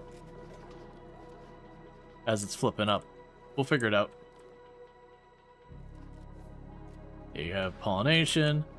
Okay, these are starting to get full. What is... Alright. Okay, so we've got figs, we've got pemmican. Don't really care about these characters. The pemmican's way more food, so we'll grab that. We're gonna end up needing more storage here. Because it is slowly starting to fill up.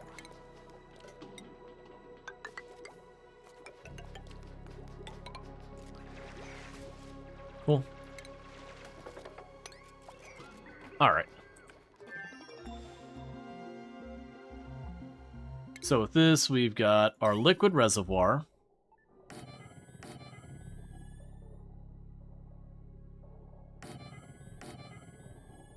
So get those built. Actually, do I want to build them down there? Don't do that. We'll end up making our liquid reservoirs and all that to store a bunch of stuff. We'll also want gas reservoirs and all that. But the plan would then be to get in there ultimately in the long run, and one of the reasons I wanted to hold off doing that right there is if you put in a room full of chlorine, then you can use that as a sanitization strategy of just having a room full of chlorine that you pump all your liquids through and all that. So let's see here. We can go 1, 2, 3, 4.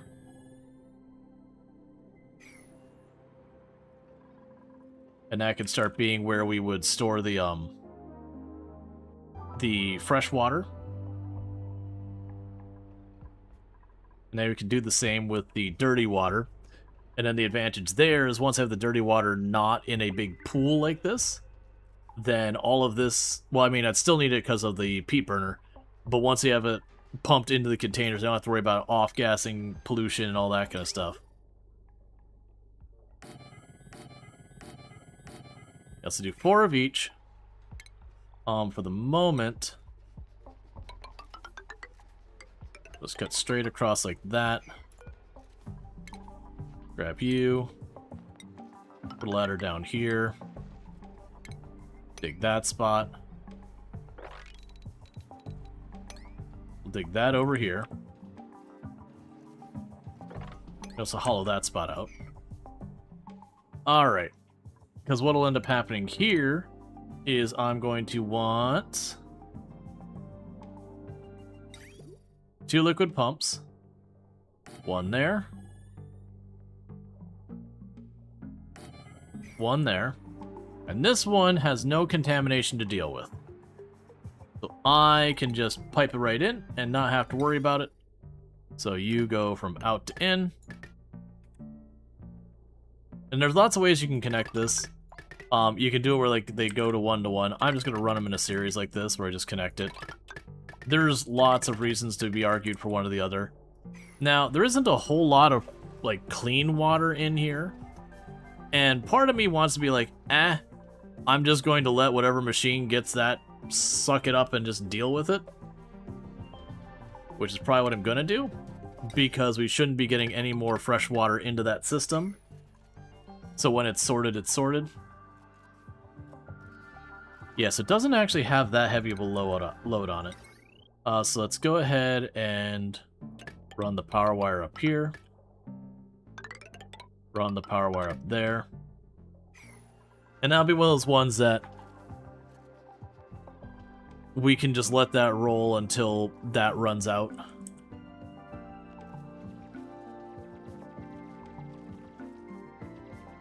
There's work to be done there. And you're still mining down here.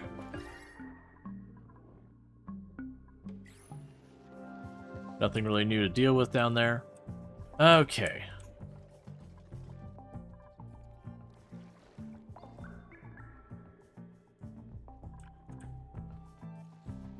Lots of stuff to work on.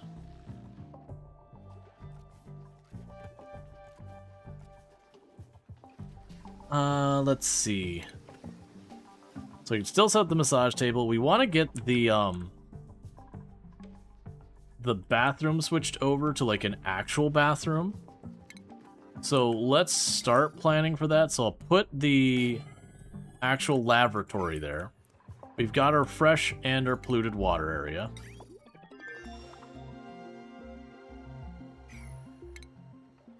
Okay. Oh yeah, it was the aqua tuners. That was how you added the whole, like, handling the hot and water cycle. That you would put the aqua tuners and you'd have them in your pool of water. They would dump the heat out of the water, cause it to steam. The steam would then go up to your steam engines, and then you'd bring that back around. And it wasn't a fully enclosed system, but it got relatively close. But yeah, there was a lot you could do with that. I remember that. It was the aqua tuners that you abused for that stuff. Let's see here. So we're getting to this point where I probably just want to unlock anything we can.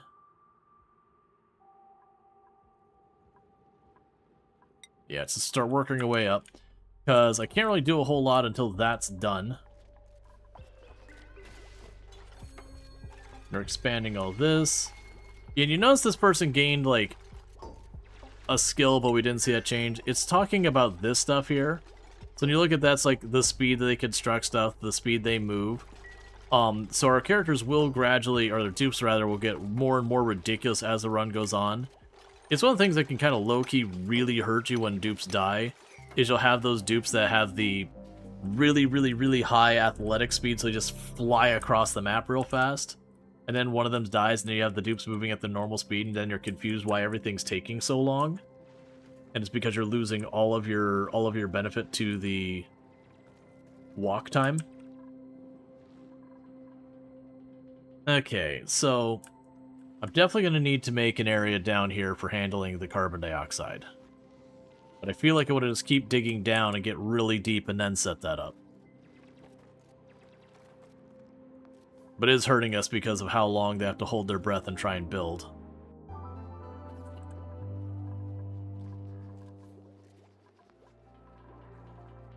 But getting that built, the next one would be the massage parlor.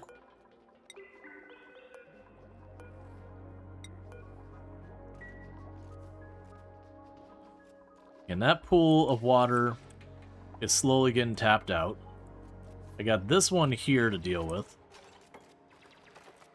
My plan was honestly just hook up a pump here temporarily, pump it into the system, and then be done with it. Start doing that with a bunch of them.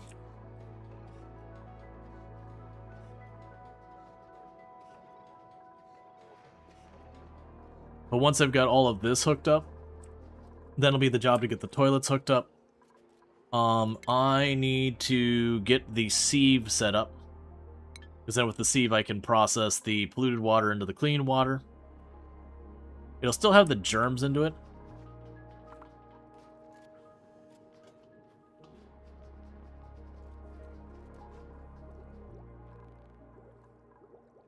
Which is a problem. So we look at the germs. Right now this is horrendous and awful. And we already are getting some of the germs to get over to the other side too. So I'll need a mitigating strategy for that. Now, there's a bunch of ways you can do that. You can use radiation. You know what's something I never tried? That'd be an interesting thing. Let's put a storage locker right here. What happens if I put the uranium I dig up in the storage locker so it puts radiation right there? I don't know if that'll work, but I never really thought to try that before. It could be that maybe it doesn't emit radiation when it's inside the storage. It's considered insulated. I haven't messed with it. But then it could be one of those things where you just put the uranium in here and then I kick it out and just make none of the storage except uranium, which I probably should do now. I haven't dug it up, so I don't have it as an option to clear. Because that could be an interesting thing to deliberately make this room radioactive to sanitize the germs.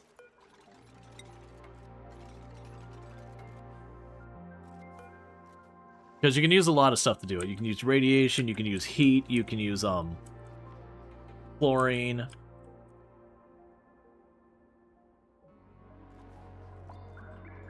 There's lots of ways to wipe out the germs. You also need to deal with the air down here because I'm going to have someone in theory working down here and they're not going to get much time on the bench. They have to constantly run to go back for air.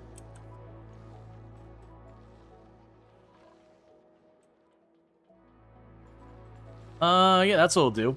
So I think what we can end up doing here is we can put the,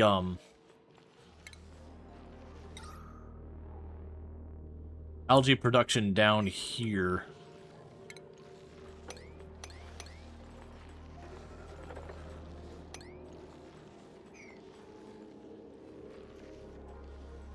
Like this pocket down here might be a good spot for it.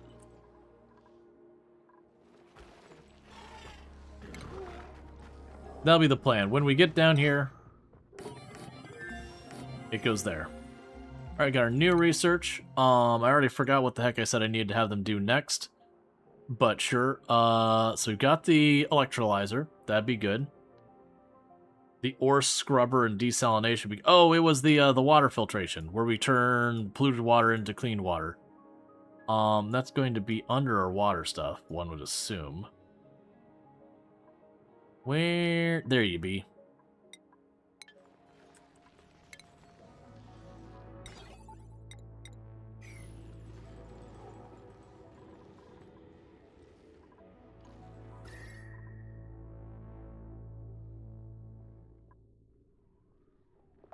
Hello, and we've got ourselves another geyser or something down here, so you can take a quick peek at what you are by making an alert. And you are a steam vent, which will emit steam at 900 degrees. I believe that's hot enough that I could literally put a steam power plant on it to cool that off, give me a little bit of water and a little bit of power. It would probably not be frequent enough to actually run the steam vent at any meaningful amount of time, but that is definitely a usable thing. Now, downside is realistically, we are going to probably need steel before I'm going to be able to do much of steam, because otherwise whatever stuff I use there is going to just get burnt up. But, you know, it's probably also not a lot of volume of steam, if I were to guess as well.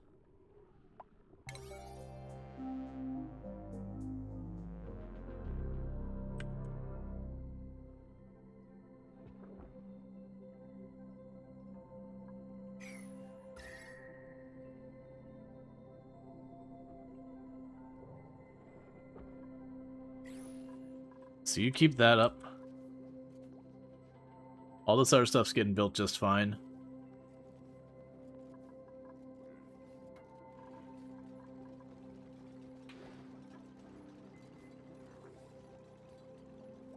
You know what? That might even be the trick. I could put the massage parlor over here. And that way, anyone who's got like they're stressed out, they can cut through this really, you know, high morale boosting room into there to give themselves a really big, what is it, like 6 bonus to morale? Yeah. We could use that as like kind of a shock boost to morale to help with the stress.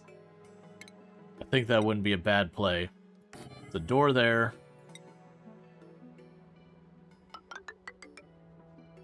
It doesn't need to be a very big room.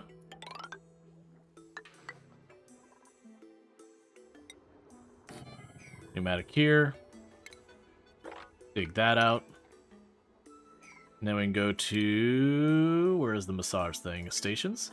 Or was it medical? Or I think it's medicine. Yep, the massage table. You go to power.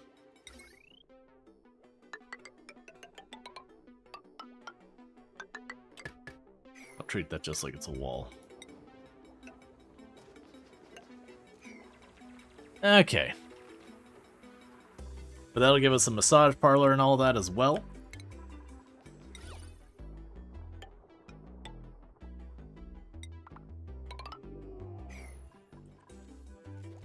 And that'll keep all that going. Alright, so we do have the actual toilet that depends on plumbing. We're not ready for that quite yet, but we'll get there. Once we get these reservoirs built, that'll come into play. Okay, and I think what we could do, yeah, for this one, we'll end up just hooking up another pump, and like I said, we'll just pump it into that area to just get this into the reservoirs. These will eventually grow as, you know, I end up getting more and more water captured. We will have things that'll be slowly eating the water off the system, but that's normal.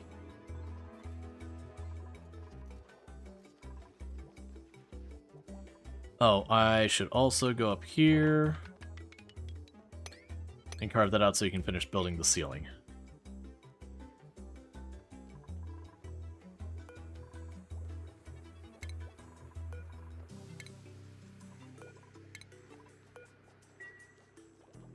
Okay. How's the beautification of the rooms looking now? Yes, they're all pretty deeply green, other than the ones that got a bunch of junk in the ground and then toilets. No big shocker, toilets are not exactly the most aesthetically pleasing. Oh, interesting. Okay, so all the wires and the fire poles and everything look hideous, so honestly making the main cables go up and down there, probably not a thing I care about anyways. Alright, so refinement. So with that, we've got the water sieve. And so with you, I'm gonna grab a liquid pipe. Alright. So we'll bring you around this way. This is the gross water. It goes in here. And then you'll be the clean water. And it'll go around that way. Which is extra tiles I probably didn't need to do, but I'm doing it anyways. Just so these are set up so I can, like, snip this much easier. I mean, I could snip that way too. It's fine. Either way, it'll be good. Okay, give me something good. Oxalate is fine. We already have a max science person. We already have a good science person. Athletics and strength. I actually have 2 people already running around doing that. So unfortunately, of those people, and plus they have destructive, I hate destructive, and they have destructive as well. So instead, we'll just get the oxygen stuff. We got someone with a skill point, so we can go over here to Jackie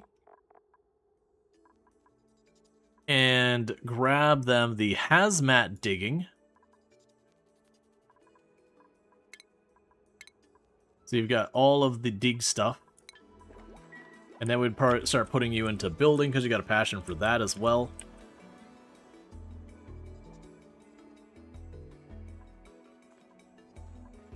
Okay. It's not going to be too long before we start really making the push towards... I mean, we're already pushing. I'm getting this built. I need that for everything we got going on. We can already make the refined metal. It's the petroleum I need, and most likely the petroleum is going to be down here. So I got to keep that going. I've already got plans to move our oxygen production pretty far down here. So that way this will gradually start being not carbon dioxide as one giant area. And that'll be good. You're going to need power.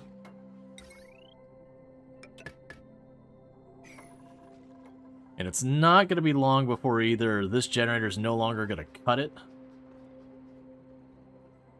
Yeah, I'm going to need... Yeah, so we're going to get right up against the fence where I'm going to have to get the bigger power cable or split off the power. That's where we're at. Just because this power cable can only handle 1,000 watts. And once that sieve gets on, that'll be our ability to push past 1,000. Now, granted, the actual load we're putting on this is still only getting to be about 400, but if at any point it breaks 1,000, it's a problem. So I think we're good for now, but once these 2 pumps get built and this, the pumps are what, 240 watts? Yes, we're basically looking at almost 500 watts permanently on this, and this will be, yeah, so it'll be almost 600 watts nearly permanently running on that for at least a little while. We're definitely going to overpower those cables. Now, to get the bigger power cables, I got to put it above ground on there. That'll be minus 25 beauty, which is what it is. I do like the idea of trying to run it, kind of having like a utility corridor or whatever. So instead, like you have this elevate, like this for going up and down, having like just an area where you just run the major cable in the wall or something. I don't think that's necessarily the most practical. Oh, you are going to need... Okay. I gotta go and tap another one of these water nodes to start using the little pump thing to get the water out. We can cut through the kitchen.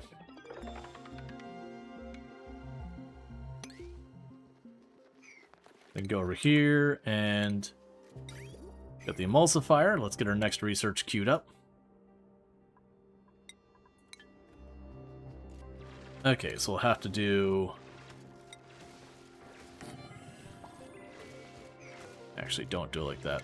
Do it one lower. Means the person will get wet climbing in, but only for a little while.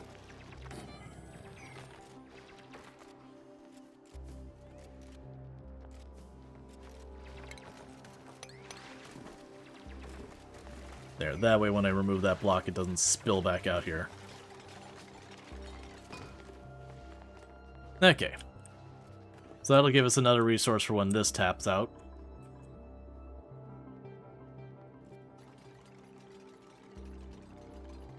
Alright, we're starting to get the first of the reservoirs built. That's good news.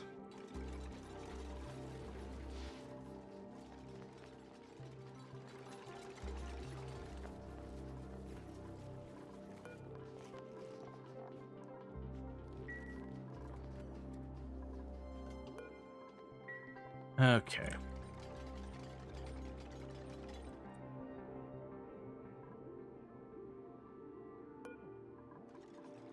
Hey, don't build that out of iron if you can help it.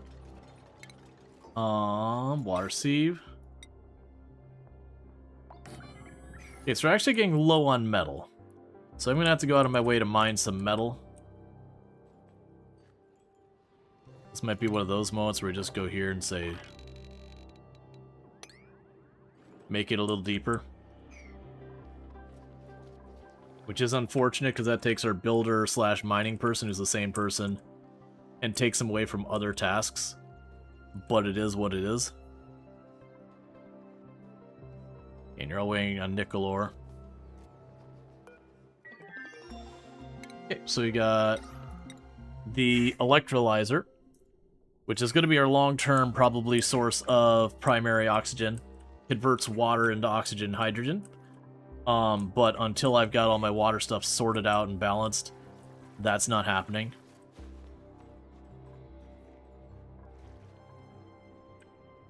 Okay, how are we doing time-wise? Not quite at 25% towards the time that the asteroid's going to hit us.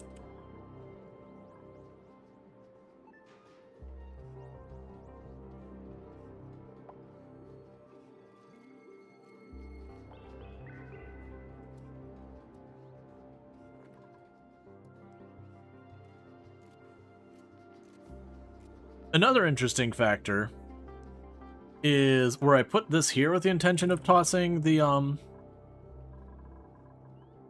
uranium in it. I think the actual place it needs to be is over here.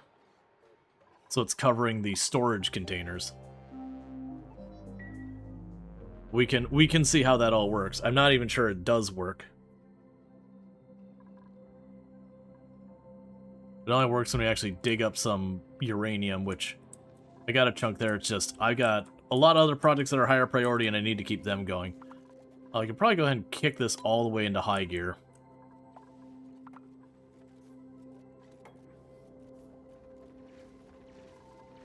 Just let it keep churning away.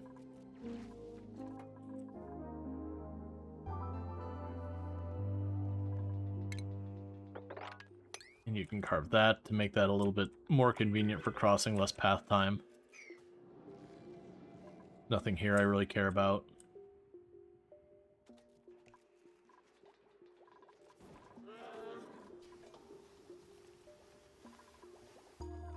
Okay.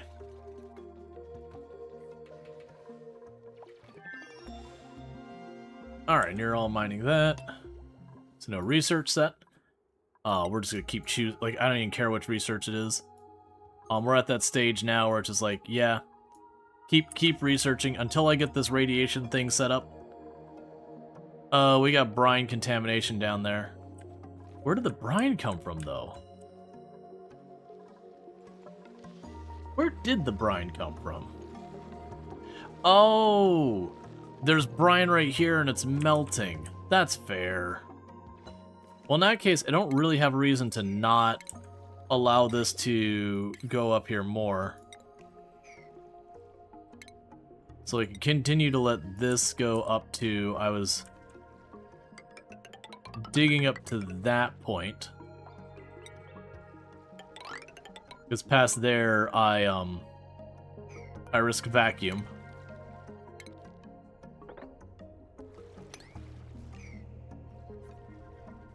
Okay. Because I also need to be ready to build the airlock to run up the shots when they're ready. Yeah, no, it's fine. We kind of decided we were going to sacrifice this area, and that this would be probably where we keep a lot of that. Only I'm also noticing this heating up enough that the brine is turning liquid again. Cool. You gained a skill. So you're already maxed out on decorating. Okay, so you've also been someone who can help with tidying and all that. Yeah, we don't want you to have rocketry. I'm looking to see where we have gaps in our skills. Yeah, genuinely, I'll put you on tidying, because the strength means you can carry more. And now you're expanding beyond your passions. That's when morale starts to become more and more of an issue, because when you're doing stuff not in your morale, it takes, or stuff outside your passions, it takes more morale to not have stress start building up.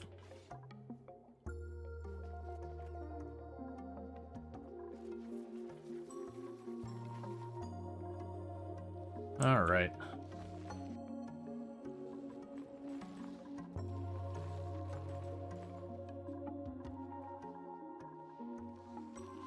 So good news is there's not a Wheezewort down there.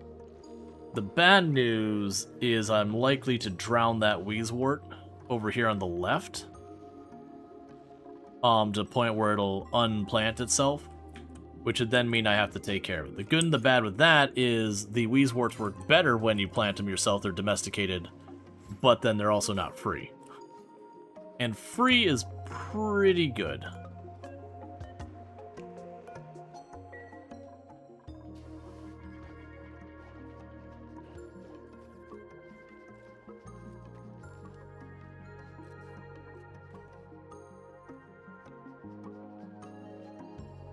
Alright.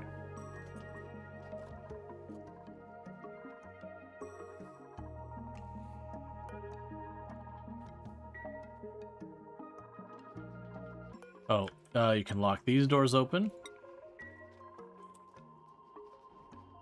Yeah, we can definitely take on another dupe. Our oxygen's doing great, and our food's doing great, so we definitely have room. I just need a dupe that's gonna make a big difference. I don't need science. You usually only ever need like one science dupe.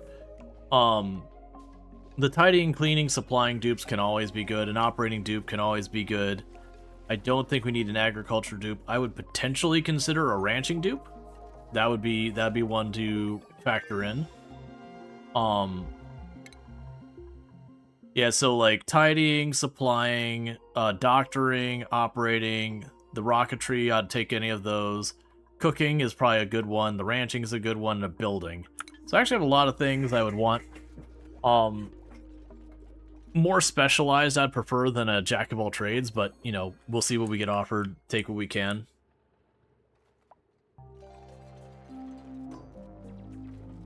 Okay, so this means... Yep, so you're still a nature reserve. My apologies. So plumbing, we've got the rocketry stuff. The mechanical surfboard I won't use anytime soon because it really burns through water.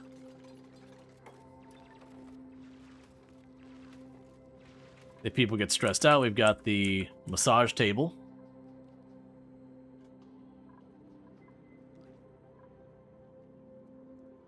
Okay.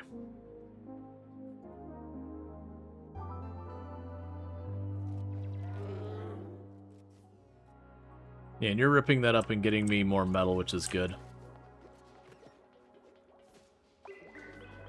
Any new recipes? No.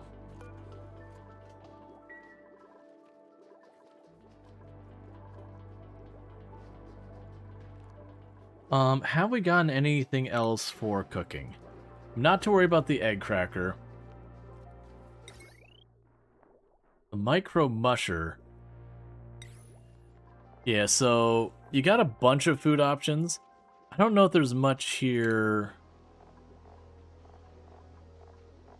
So what are you produced on? The smoker. I forgot there was a smoker. So let's try and make sure we grab that smoker.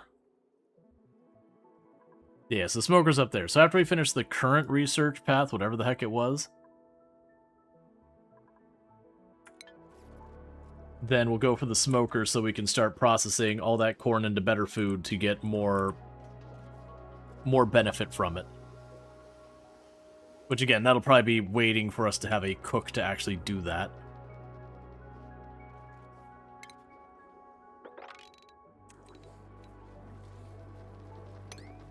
Don't mind that out. Grab some more of the metal we're short on.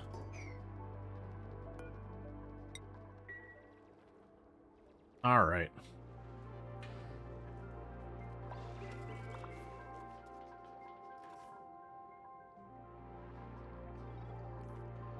Yeah, and so for our next power generation, we're probably not going to use the peat burner. Oh, that's actually, now I think about it, that means peat is a source of water, because we're using the peat, it's making polluted water, and then we could convert the polluted water into clean water. And that's net new water I wouldn't have. There's a lot of those ones that you just don't even think about, that the polluted water or whatever is a byproduct of the process, which you can then use as a resource in its own right.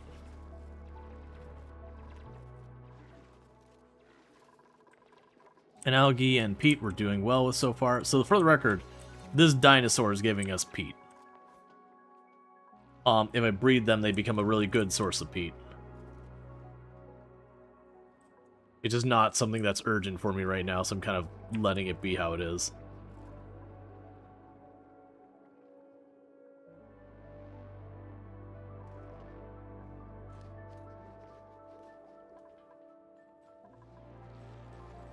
Alright. Yeah, that's not getting done hardly at all. That's because we keep queuing up more and more projects. But all those projects are going to be helpful, so... Okay, so let's get the smoker built. Or researched. Okay, and you got more rocketry stuff I don't need to worry about right now. Oh, right, I forgot we can get wall toilets. I forgot that was even a thing in the game. You just kind of dump all liquids into the wall. I remember I've actually had a run where I had the bedrooms kind of like... bedrooms, not barracks, but like bedrooms with toilets in them all along like that, and they would just drop all into one middle spot. It took a while to set up. Which suddenly reminds me, I still have these to make.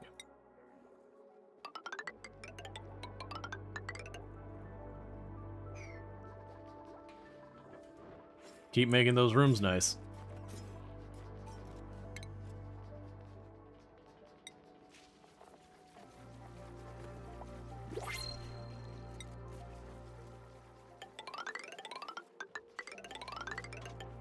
Okay, so here's hoping for an additional dupe I can put to use.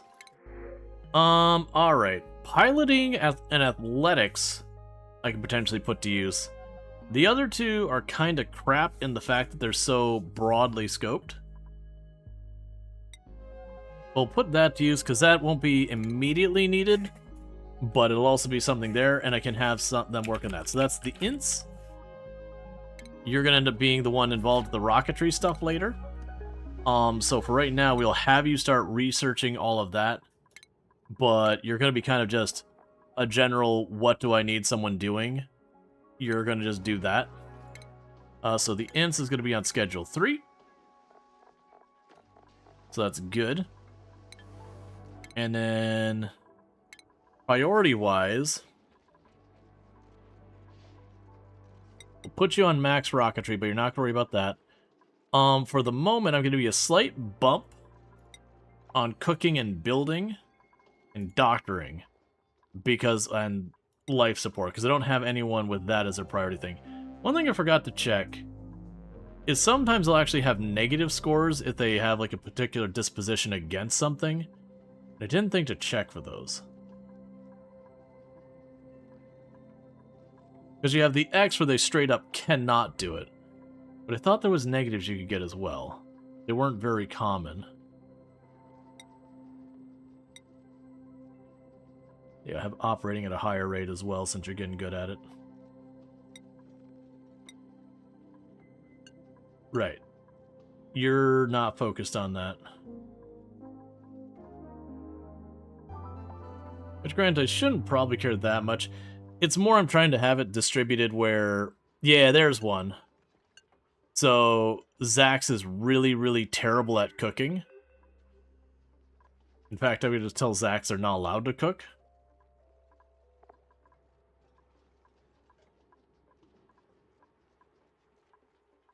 We'll start going out of our way to do that kind of stuff. It's interesting that you do have a cooking skill of 3. I'll give you a small boost to cooking, just in case.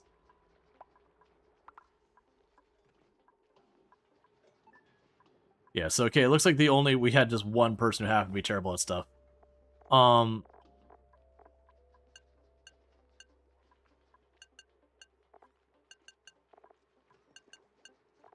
you're my only researcher. X everyone out on that. And honestly, we'll just leave the others alone.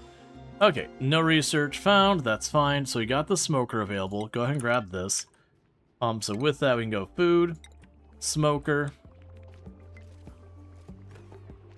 smoker. Come on, we can do this. Smoker. And for the actual kitchen, what did I need for that again? For a kitchen, you need a refrigerator, a cooking station, and a spice grinder. And you're probably considered a cooking station. And you are... Oh, yeah, you are. So honestly, this thing, I'm not going to end up doing anything with that for a very long time. I'm going to take this apart. I'm going to make room for the spice grinder thing to get the bonus, which I don't remember what the heck it is, but it'll be a kitchen, so why not heck not? And you emit carbon dioxide out of a vent, which I hadn't really planned for.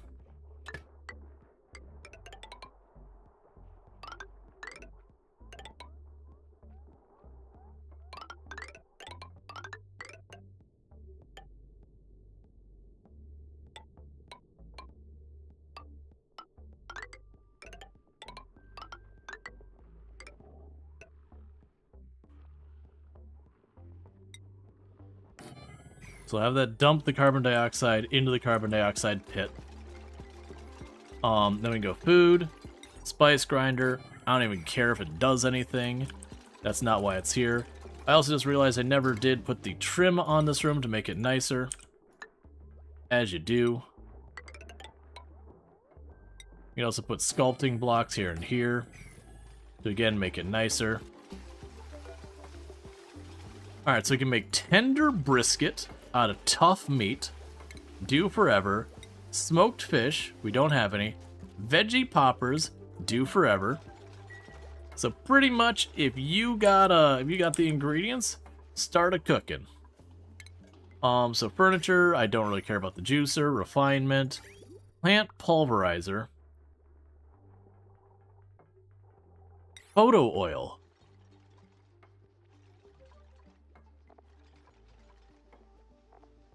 Oh, what did... Okay. So, photo oil can make biodiesel. Okay. And the photo oil comes from sea comb leaf and water or slime. Alright.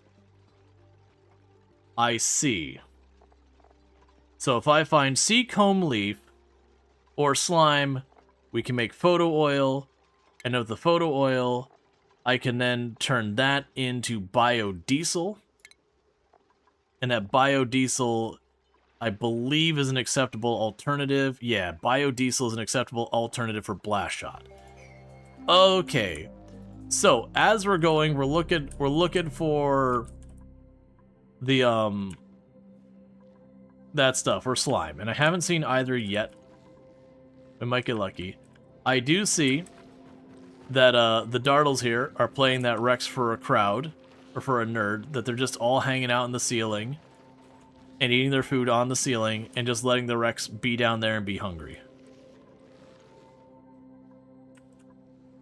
They've used the power of we can climb walls and we'll just not bother coming down.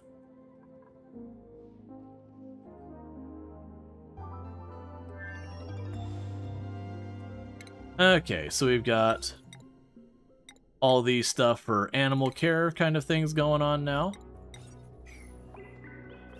I don't really have a person able to really do the ranching, but when we get there, we get there. I'll probably put the ranch like right here.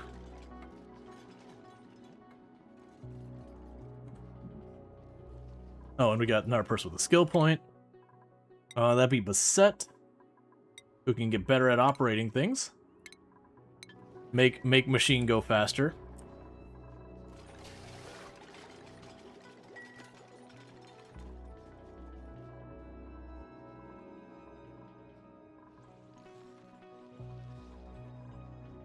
Okay.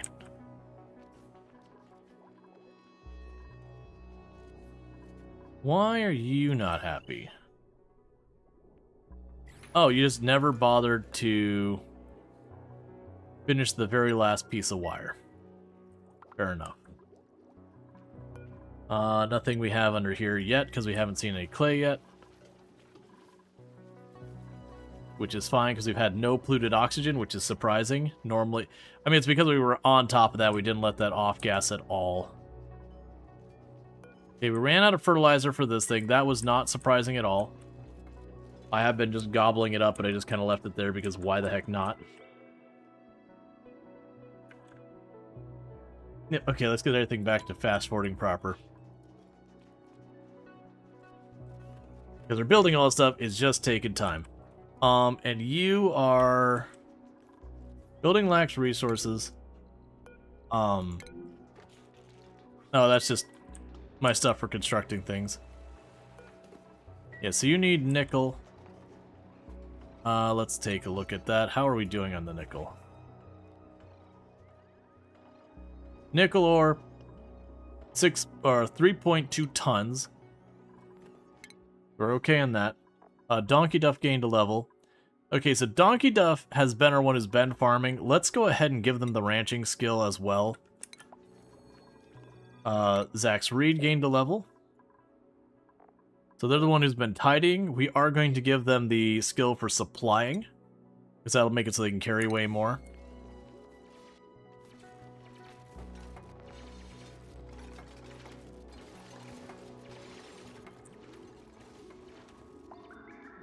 Okay, we're slowly hollowing everything out and getting more ore and all that. Yeah, so that should count as a massage room. So it makes its release stress faster. We have the morale. This doesn't count as anything because I would need to have a toilet and a mess table, which honestly wouldn't be that hard to do. Let's go ahead and get rid of the triage bench. I also wonder if it actually has to be hooked up and functional. Oh, I just realized I have more mess tables, or I have more people than mess tables. Okay, to bump you up to being a grand mess hall or whatever it was, a great hall, you need fancy decor, a recreation building, and you can be up to 120 tiles. So I think what happens here is I'm going to literally kind of like duplicate what we've got there. And we might have to squeeze some other type of recreation building in there. We'll see when we get there. So 1, 2, 3. Skip 2. 1, 2, 3. We can go to the furniture. Decoration, decoration. Floors. Door. Do that. We have automation stuff I'm not super worried about right now.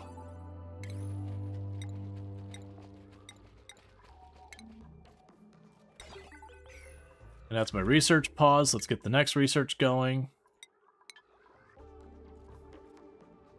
And go furniture.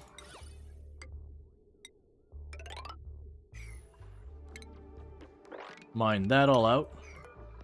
I need to deconstruct this stuff that's dividing this room.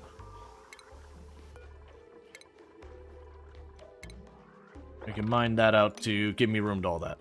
Okay. Yeah, so we're gonna make this into a great mess hall or whatever it is.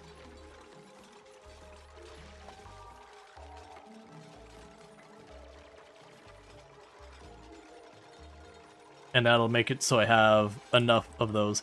What I was gonna say is I actually don't know if the toilet in this needs to be functional to qualify, which certainly sounds like a cursed thing to say.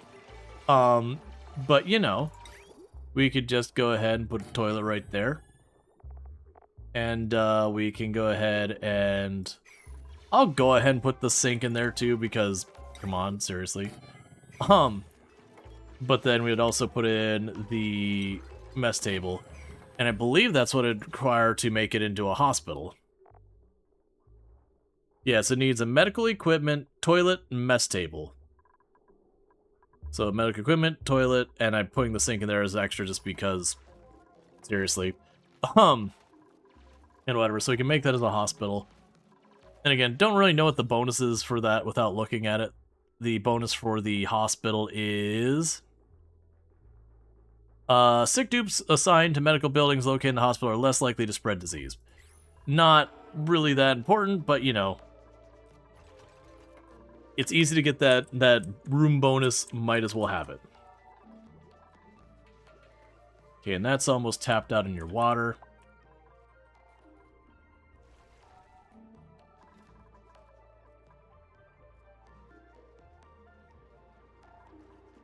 That's still getting its stuff done. Yeah, we gotta get down there with the air situation.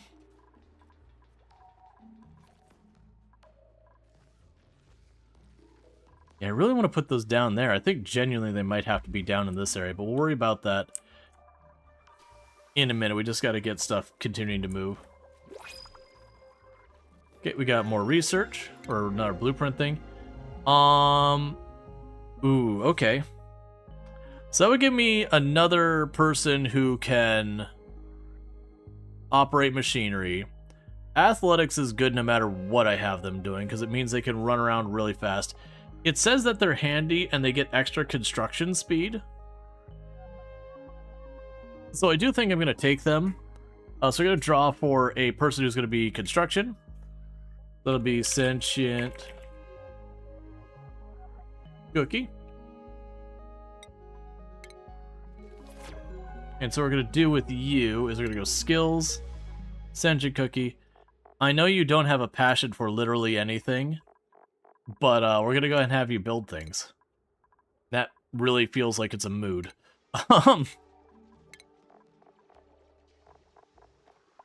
That really feels like it's a mood. It's like, what do you want to do? Nothing. What are you going to do? Stuff, I guess. Otherwise, I'll have you work on supplying and storing.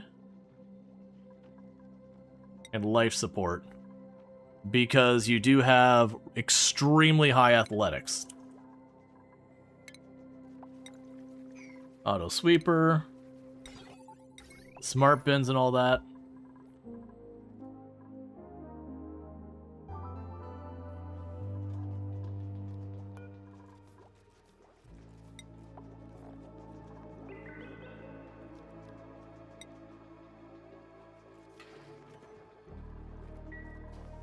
Okay, so I'm not going to worry about any of that. Yep, so you do count as a kitchen. That's cool. Now you are a great hall. Instead of just like the regular one. That's even more mood bonuses. You're going to want to go in here to the walls.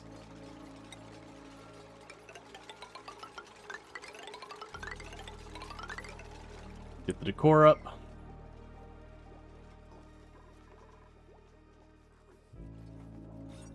And that does count as a hospital. even though none of those things are hooked up. They don't have to be hooked up, they just have to be present and it counts. Cool. Alright. And it looks like I actually have a lot of people currently doing construction right now, which is a curiosity on why so many are doing construction. Oh, you know what I bet it is? I bet you a lot of people who would be supplying stuff. Well, no, there's plenty of junk laying around still.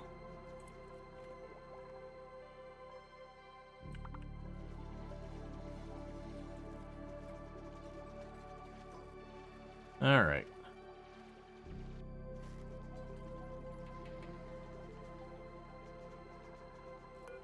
Lock that open. So hopefully we see them getting down here and getting stuff done. Because they got digging up to do and digging down to do.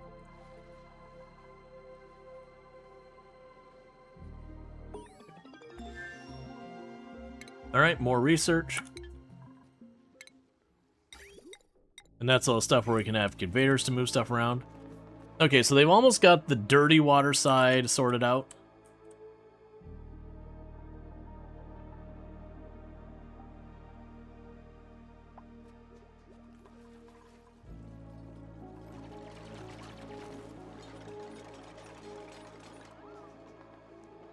Still surprised that hasn't gotten done.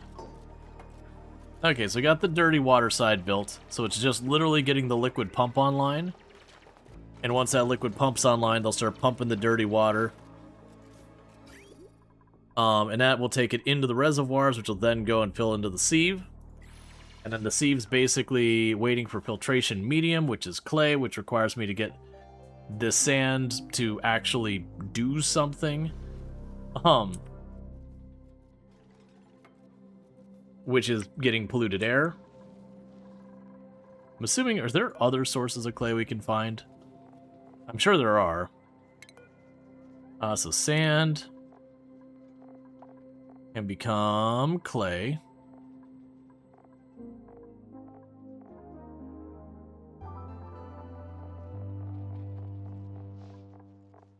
Where are you? Okay. We can transition into molten glass. You can transition into water. Salt, coal, bleach stone. I'll just do it this way. Clay. So clay can be made into ceramic.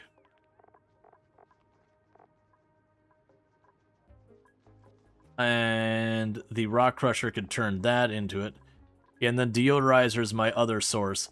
There's really not much opportunity for filtration medium. So that's probably going to sit there for all eternity not doing a whole lot, which is not my favorite. We'll have to find an alternative way to clean crap up. Clean up the polluted water, I mean. So let's check what my other options are for the polluted water. I believe I can make it really hot. So yeah, so I can get the polluted water hot enough that it becomes steam, at which point it'll become steam and dirt, and I'll sort that out. If it gets too cold, it just becomes polluted ice. That doesn't solve anything. There's the water sieve that can work at. The fertilizer synthesizer would work if I've got phosphorate. I don't think we do. If we had Timbleweed, that would eat it. The Saturn Critter Trap eats it. The Hydrocactus eats it. Got a bunch of plants that eat it, none of which are available. A sludge press. It's polluted. Oh, it's produced by. Never mind.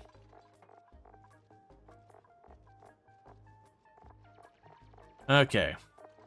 So, honestly, the most likely thing is going to be using heat. It doesn't have to get that hot, like 200 something degrees. There's a very good chance we start doing the water, or we do the processing of the of oil, or when we set up steam and all that kind of stuff. There's a pretty good chance I'll be able to take the polluted water through that, kind of deal with it.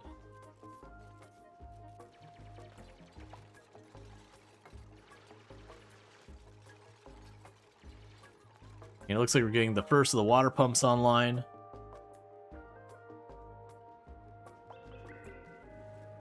All right.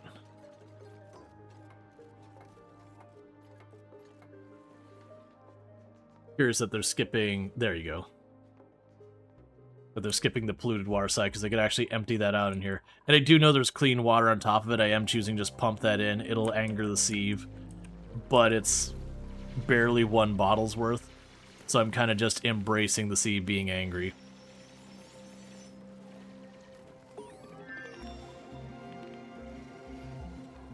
Let's tell them to make this the higher priority.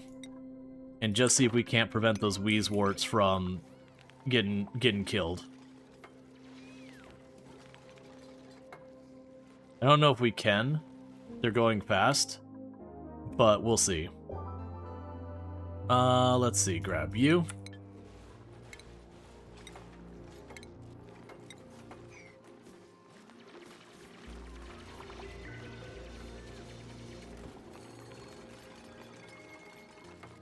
Nope. Okay, so that one we were too late for. That's fine. Alright, so for the wheezewort, it needs what? It needs phosphorate. We can also use the phosphorate with polluted water to make fertilizer. Which might even be what we ultimately end up using it for.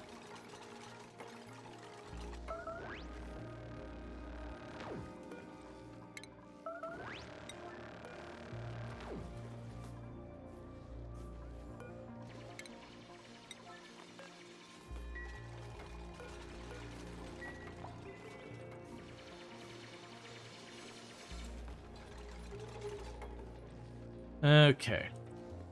So now we're getting all that. I did not check the air pressure in that chlorine. It looks like it was pretty high, considering it's already shoved its way up here. Well, that's bad. It is what it is for the moment, but what we're ultimately going to need to do with that is I am going to need to get air pumps set up so that we can start pumping the chlorine and all that, you know, not to be up here. You gained a skill, so that's Infinity Simplex, so that's the last of the research skills. So you've peaked out as scientist. Okay. And that's where we start getting into the whole managing of our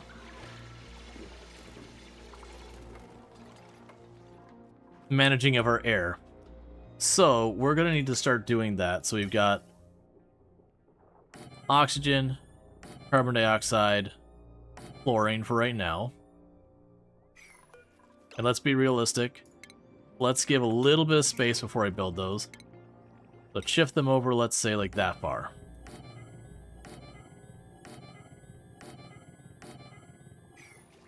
Okay.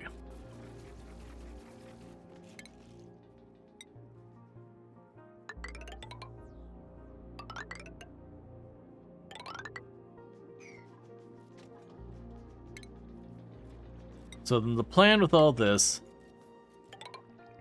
it's pretty much, I got a whole bunch of gases around here. We don't want them in different places. I do not want them contaminating everything everywhere. Definitely no to anything here.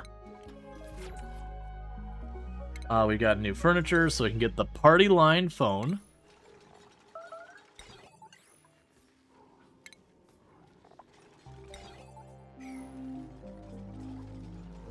We are deliberately wiping out all of the creatures here. Okay, that's not exactly what I had planned for down here. I can work with it. But that's not really what I had in mind for this spot. Okay. Let's poke through here just a little bit. So the good and bad news is, that whole area, mildly radioactive because it's got uranium. So we could do our test with the uranium stuff.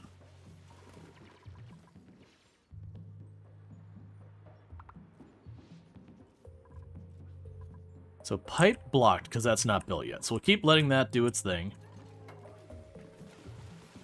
Because I want to lower the water enough to get down here. So we can dump all of that into here. It should turn back into ice.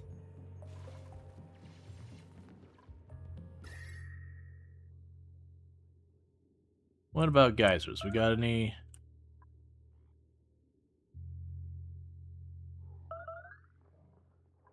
Not yet.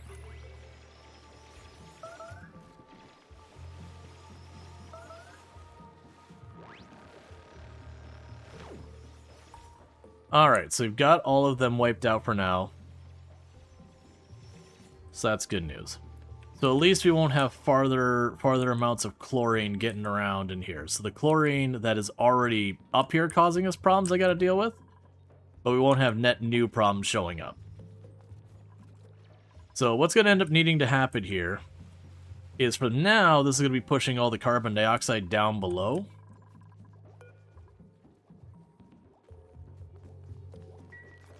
As we're, it's curious that you say I don't have the skills for it, but someone's definitely doing it anyways.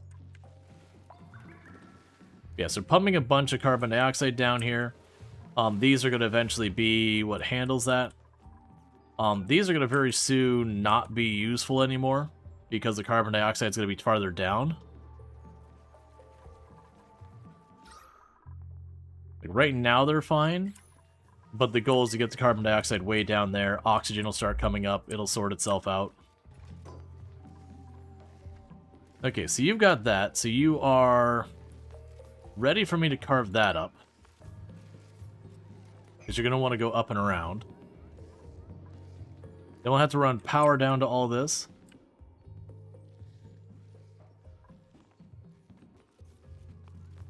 You're going to have a lot of that chlorine stuff off-gassing as well. Okay. Just keep letting them work. We'll get into the rest of that once they get that sorted. We do have the teleporter to the other area. Now, unfortunately, I'm not seeing any of the Saturn trappers here.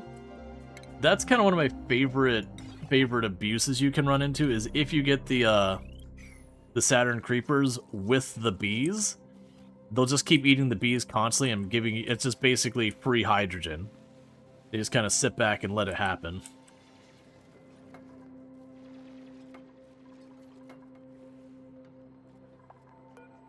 Okay. Alright, so we don't have any uranium yet. But the good news is that we're finally about to get that stuff online, which has been a long time coming. We've got cold air going through here, so we should start to see these temperatures equalize a little bit. I do have just a bottleneck here, so I won't go through too fast. We do need research. There you go. But that'll start giving us our yellow science. So we still gotta find our source of petroleum.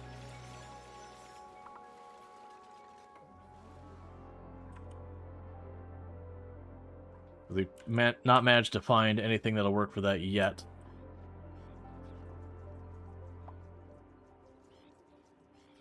And I think we'll be able to cut through this where I could wall it off where I shouldn't have to worry about the bees getting loose on me.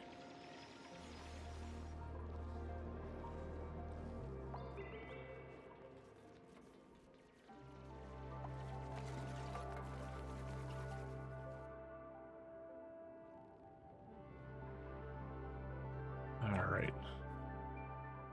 Got another building over here. Yeah, it's got a pretty heavy layer of...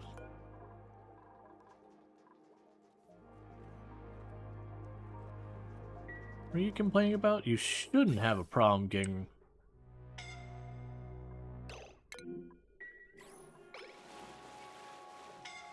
Hey, Jackie. I don't want you to suffocate down there, alright? There's no need for it.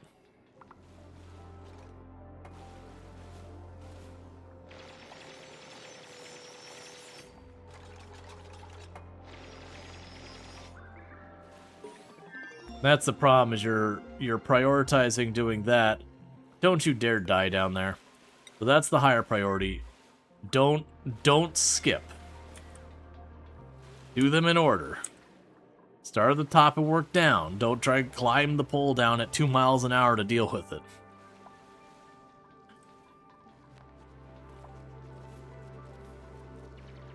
Okay, so we got the apothecary. Not really worried about that. Toilets. That's fine. We have enough toilets. I just need them to finish this. And then we can potentially start getting the actual regular toilets online. Getting our medical stuff made. We're having all the water stuff get itself sorted out. We can dig this out. That's also just getting that area over there. The rest of this just could sit and keep doing what's doing.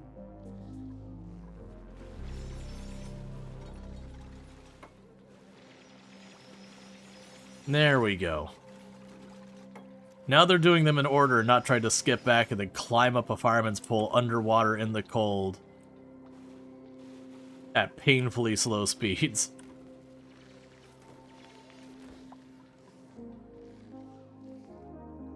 Now I have to figure out which of these need power. We'll have to run power for them. Oh hey, that actually ran for a second. We actually got the tiniest bit of polluted water, or polluted air there. Which will eventually give me just the tiniest bit of clay to run the sieve to just turn the slightest, tiniest bit of stuff over. I could potentially see making a room that we deliberately just let, you know, just put a bunch of polluted water in there and just let it off gas just to run one of these things. Just so we have a filtration medium we can get out of it. Yeah, so I think really what happens is we go down here and we start walling off the sides to not deal with the bees, because the bees will attack you. Until we get far enough down, we can figure other stuff out.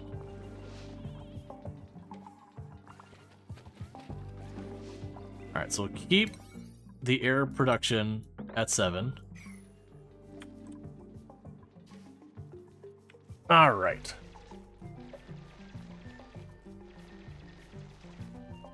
So the thing I'm going to need to do is we're going to need an air pump. Is what we're going to need. And I might just put like right here. As I recall, I don't think air pumps have to be on ground, do they?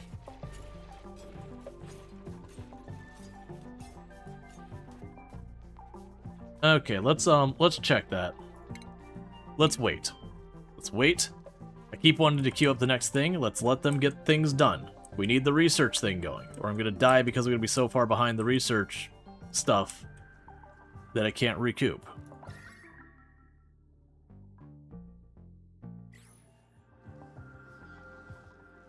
Yeah, we've got all of the brine ices melting in here. Which is another thing I can eventually use for trying to sort stuff out.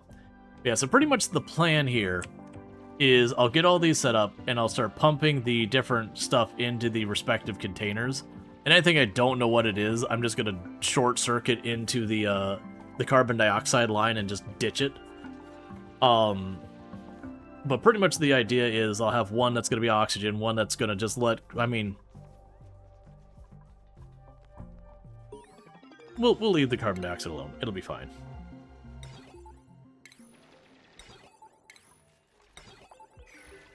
Okay, and you still got research going.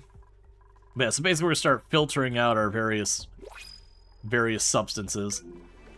Okay, well there gives our... Alright, so there's... I said I wanted someone to do animal husbandry, now I got a dedicated one. I'm taking on people a lot more than I normally do. So... Here. Okay, so that puts us up to 9. I'm not allowing myself to go over 10 because that's what we have beds for. But with that, we now have the problem of I've got more people schedule-wise. I'm going to try and do like a half schedule flip. So what we're going to do here, I did the same thing again. I'm going to do this. So what I'm going to go ahead and do here is let's say downtime. Put you there.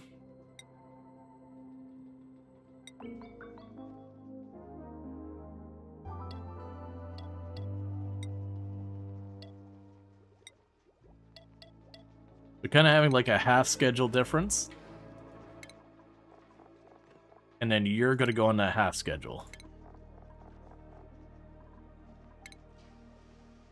Because my goal is to just try to keep people from trying to use the restroom at the same time, where I have more dupes trying to use the restrooms than restrooms available to use. Alright, so skills, you're gonna have to get a point in farming. So with that, we're not gonna have our existing farmer continue to push towards the ranching thing. So you're gonna be high priority there. You're gonna help with farming if you got availability, and we won't worry past there.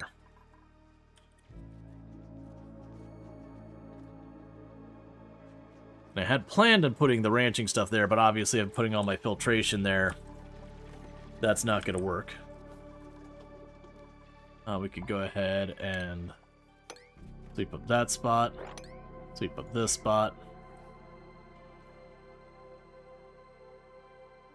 Okay, so a lot of projects getting close to being built. It is looking like slowly but surely we are getting a bunch of that stuff sorted down there.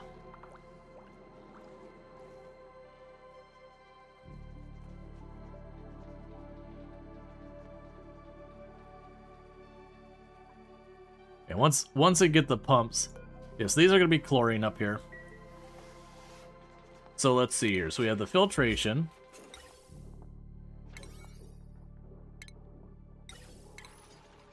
Keep hitting all wrong buttons, don't mind me.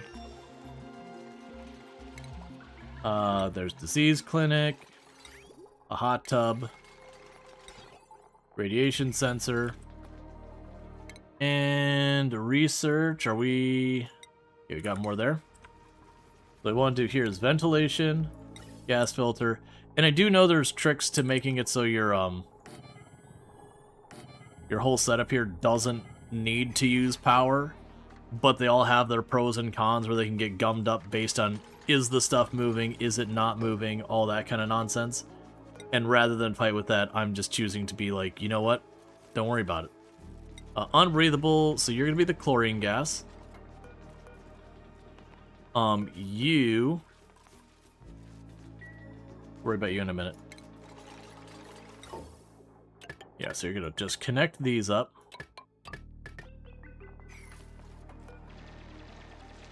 We will have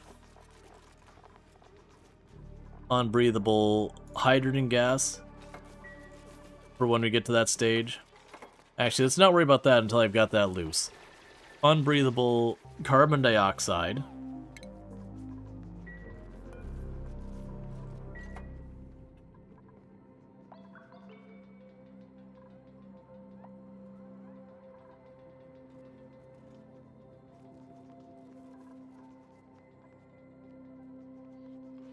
Cool, so water pump is churning at speed. Once it pumps that out, it'll probably just shut off and almost never be used. Yeah, no, honestly, once we pump that out, this is done. So deconstruct that, it's done. I don't need that pool anymore. We're gonna pump the water out of here into the reservoir. This thing gets shut down, and then it's no longer needed.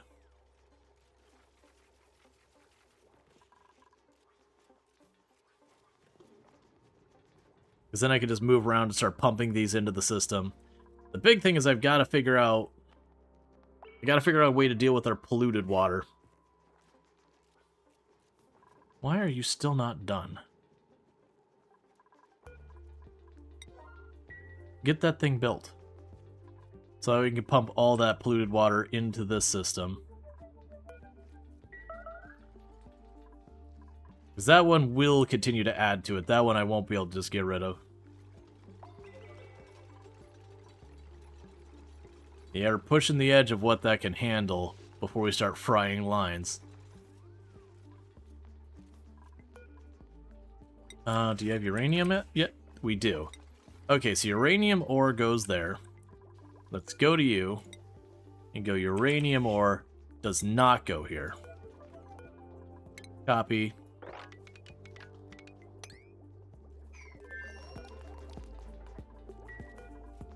Alright, and meanwhile for you, the ints, you have rocketry. So you're gonna need that for your suit training, so we'll grab that.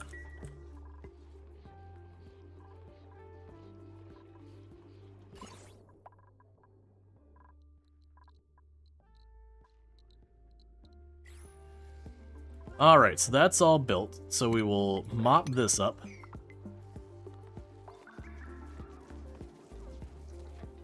Try and get that out of the way so everyone doesn't get upset. Okay, and I think that's the point where we're going to need to start upgrading our power lines. We're no longer going to be able to get away with our lower power lines. So let's get that sorted. So we're moving on to our heavy power lines. We're going to bring that along. And that'll have to come over here as well. The unfortunate side is that it is going to use a lot of metal. And there is the problem. As you can see, I can't actually run that through doors and walls and that kind of stuff. I have to have, like, junctions and everything. So this is where we're basically going to start getting a pretty nasty penalty to its beauty.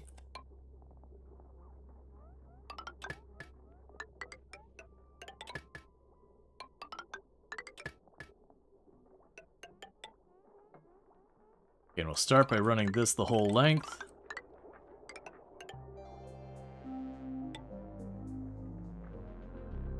And then I'll have where I have to start swapping out those lines everywhere. I'm also going to need to increase our power production. And let's see, so... Right, so I told you, carbon dioxide, you're the chlorine. What else? I don't really want to put the regular air aside for right now. I'll set that to natural gas. When I get down to oil, that'll be a whole thing I gotta deal with. Right now, it's not a problem. But we'll figure it out. And we got research, because that's already done. So grab you. We're right about to get the yellow research online, so that's good news. So gas, so you're gonna go in here and come across. And you'll go there. Connect these on all of them.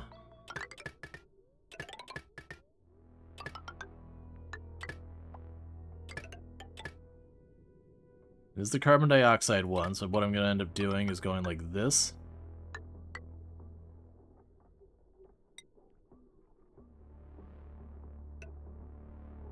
To then pump the carbon dioxide out down below. And it'll also be set up for later, when I'm no longer doing this setup, I could turn around and pump it up and right out into space. So yeah, I've hit the point we are 25% of the way to the asteroid smashing into us and doing horrific, awful things. So we're burning time fast. Okay, so you're done with that, so we're going to go ahead and give you your first point in building.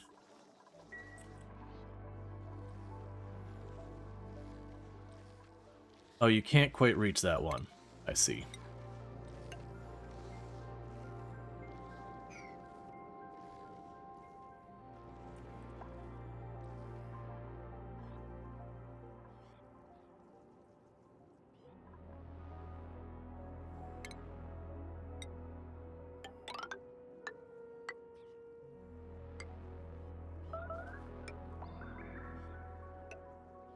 Bring that down there for now.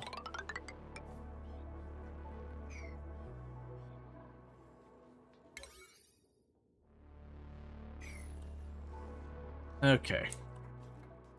And I'm going to deprioritize that. You are a priority 4. Okay, so we keep getting all going. We got another skill point going on. It feels like an oversight for the oxygen to not be included. It feels like a pretty important thing. No.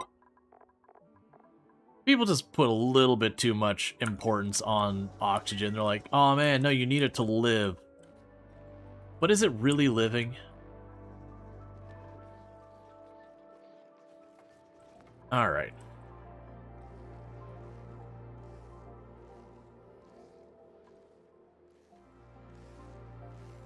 So I could probably do, and this will be a little inconvenient, is I'm going to go ahead and go and add one of the farm tiles right there. Right here. To plant that one Wheezewort seed we've got over there. New printables available. Okay, so we've got a bunch of algae. So that's medicine, which would be nice. But right now, I don't think we take another person at the moment. I've only got room for one more person before I gotta build out more, and I don't really want to start that process yet. Because I'm getting pretty close to the point I'm gonna have to scale up food and a whole bunch of stuff, and that's gonna be a whole lot of a whole lot.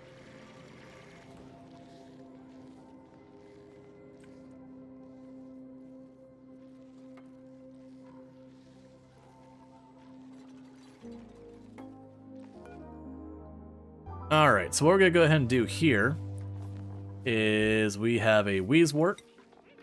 We're going to plant that there. That way we can get a bit more radiation on this thing. And if I can give it what it needs to survive, great. If I can't, then it'll sit there and look real sad, I guess. I don't know.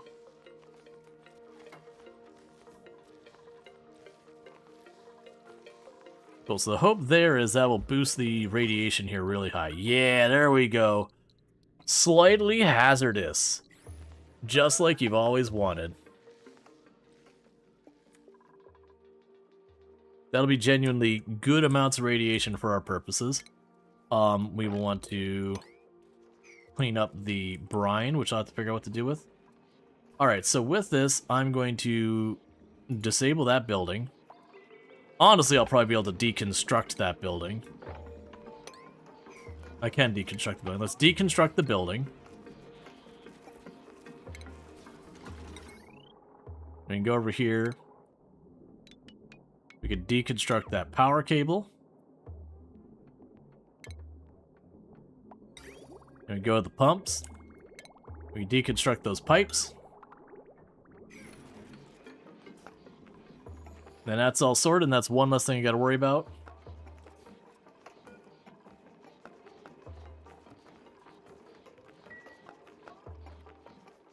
Cool.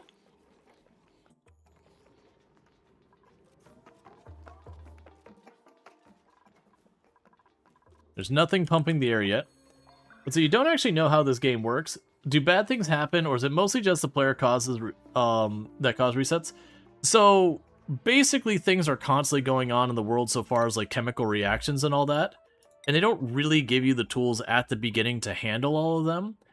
So the way to think about the game is that generally over time you end up having to like figure out how to bring things into different balances and all that, where you can't really just do nothing and have it stay balanced. Eventually something will get out of whack and you kind of have to bring it back.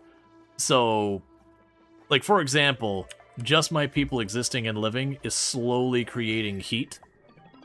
All these little fireballs are things that are making heat in my colony. So I have to figure out ways to get rid of that heat, otherwise eventually it gets too hot and all your crops start dying and all that, and then people start starving.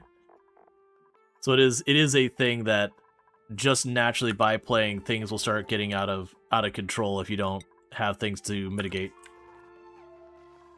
They've almost got a radiation stuff going. Let's get like a race against the clock. Maybe not that strong of an emphasis, but you are dealing with the you are dealing with that for everything you do. Like everything you create has a byproduct, good and bad kind of thing. And so you have to figure out how to balance those things out and constantly juggle and adjust and everything. Okay, so we've officially started overloading our circuits. I mentioned that was going to be coming eventually, and it has arrived. So that circuit right there, we gave it a little sizzle sizzle, as you do. So I'm going to go ahead and bring a wire over here. Again, that blinking red on those circuits, that is what people in the industry like to call hecking bad.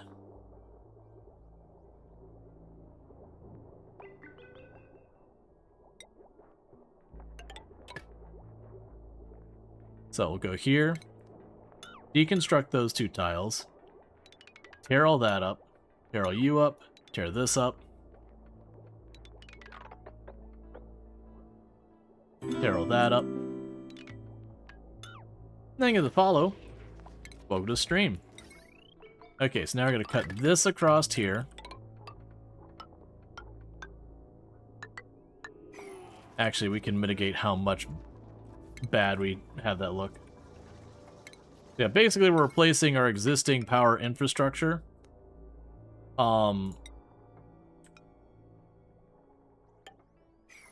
Because we've hit a point that,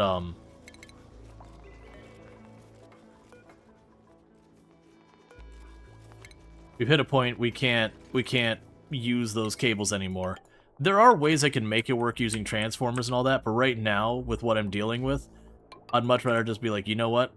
I'm just gonna slap a big fat cable on it and call it a day.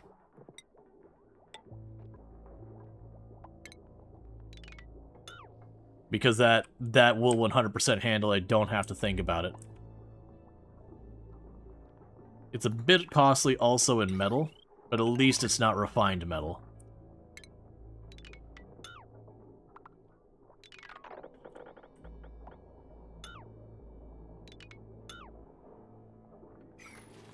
Okay, so you go power, big old fat cable straight across there.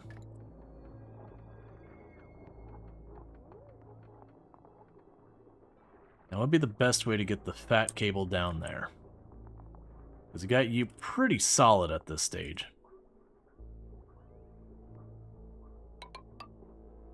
Oh, I can just go down the ladder. Go right like that.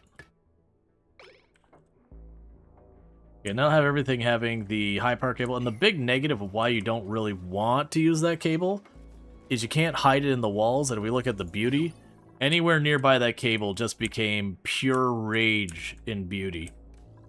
Just utter anger in beauty. It's just straight up minus a bajillion in beauty. You can mitigate it, but it's not a minor ordeal. That said, I still have a bunch more drywall and all that.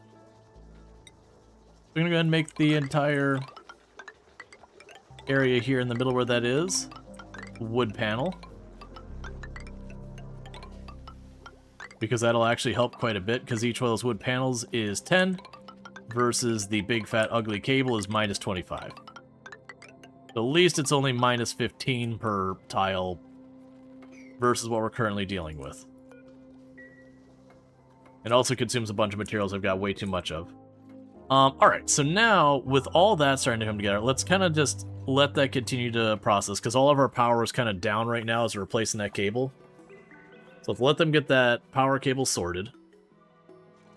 That way we can bring everything back online. And people in the industry know what they're talking about? Yep, one would hope.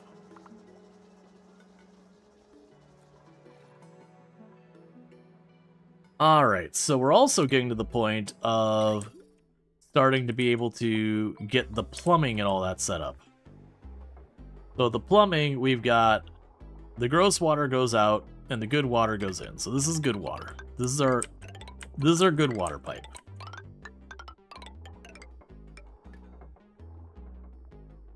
Okay. So let's have you cut across. Okay, you'll cut across here. Actually don't have an angle to do it from that side. You know, you're already a hideous monstrosity, so we'll just go ahead. Hang on. Alright, grab you. Cancel building that.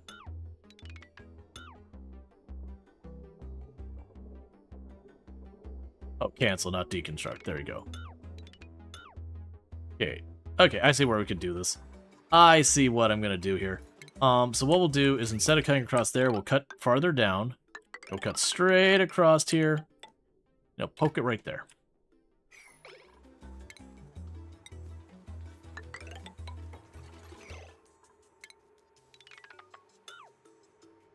Switch to the plumbing view again. And cancel those. Okay. That way we get the clean water coming through here.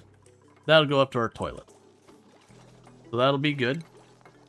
And then what I need to do is we'll bring you up here, cut you across the other side, and bring you on down. And this is the gross water. The gross water is easy because I just go and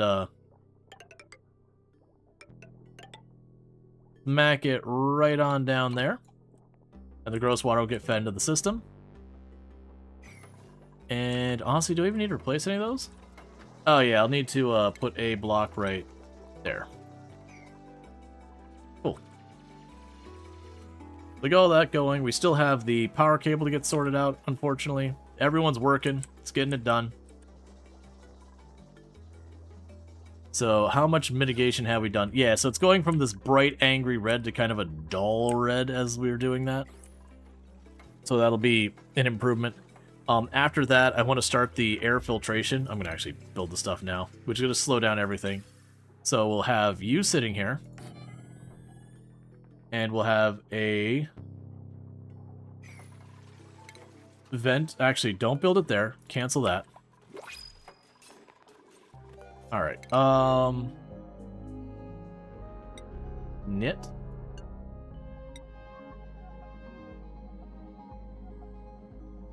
Oh. Okay. I don't like that at all.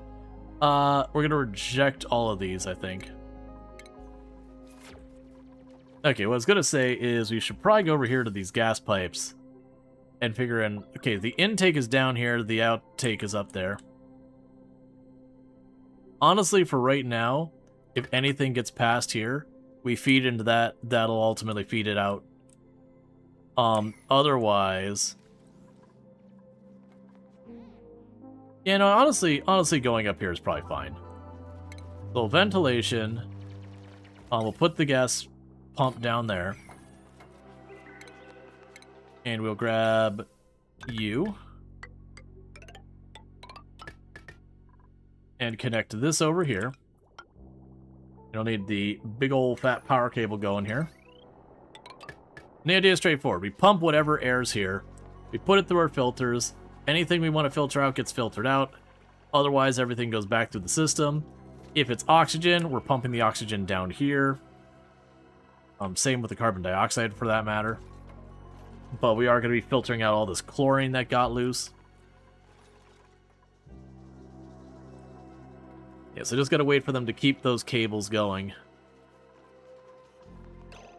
I need you to very direly get that cable set up.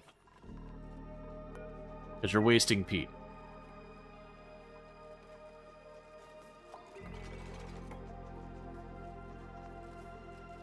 Alright.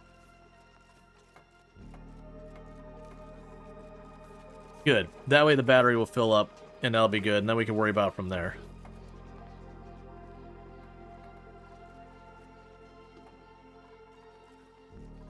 Alright, so you've got that mostly done. So what we're going to need to do down here is more plumbing. I will want to put a water pump down there. I have a liquid pipe that goes straight up here.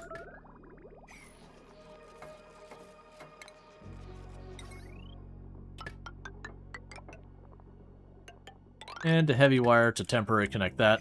Then we can pump all the water out there into the system. Keep that all going.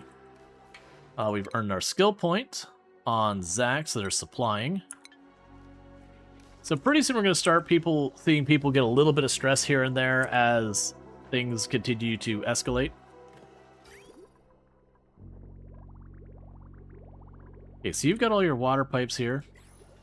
As soon as we get water, clean water up, which is happening now, we'll officially have our first actual good toilet in service. So, deconstruct that toilet.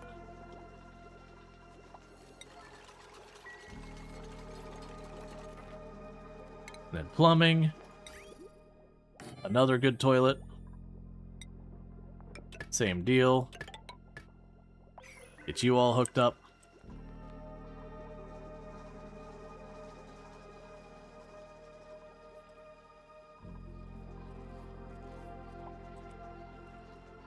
Actually, now that I think about it, if per tile that is minus, what was it, 25? And each one of those I've got 3 tiles worth of heavy background or whatever, that's plus 10. That should actually have a net gain of net gain of 5 per tile on the beauty there. Granted, it's saying like 500. Oh no, because of distance. Right. Right. Because the wood panel is only affecting like right there.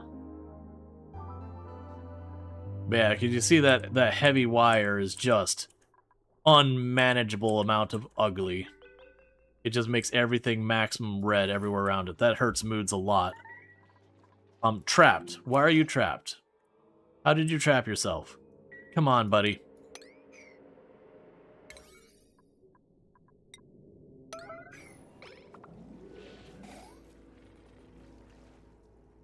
I don't need you trapping yourself.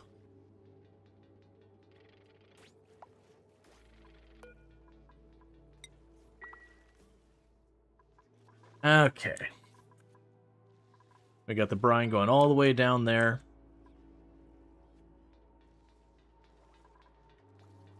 Where it should get cold enough that it should start turning back into ice. Alright, so we've got it all hooked up. The generator is idle.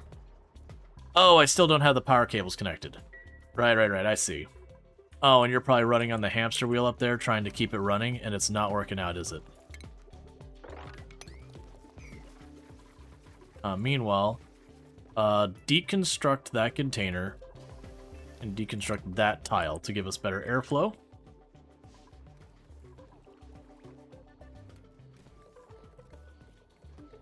Okay, so the power is finally enabled. Now, the issue we're running into is this generator cannot handle the amount of power we're currently drawing on it. I am drawing, it's popping just above 1,000 watts, or 1 kilowatt, and this thing produces 480 watts. So we have hit where it's kind of hard limit. Now, a bunch of these are going to turn off after a couple of seconds of running. It is a thing that should start sorting itself out over time. But in the meantime, we got a problem. That are just way too much trying to run on that, and it's going to cause a lot of things to not do what they need. And unfortunately, in this particular case, I need it to run constantly for this to be of any use whatsoever. Yeah, so you need to be facing this way, you face that way, so that's all wired up. So, I need more power. Now, I got a couple options for the more power. One option is to literally just build another peat burner and just let it keep dumping stuff into here, which isn't even the worst option, because with this I can literally just plunk it right there. So let's actually do that. I've talked myself into it. So let's get rid of that. Get rid of this tile. I'm going to be very careful to remove this stuff here, block by block, so I don't have to deal with problems. Go here to the mesh. Deconstruct those.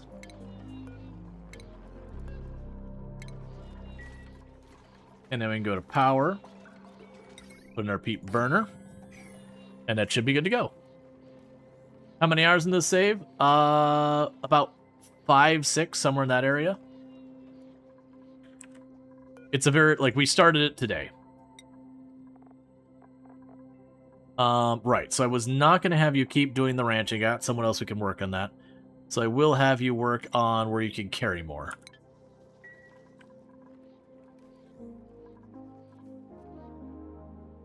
So that'll give us more power.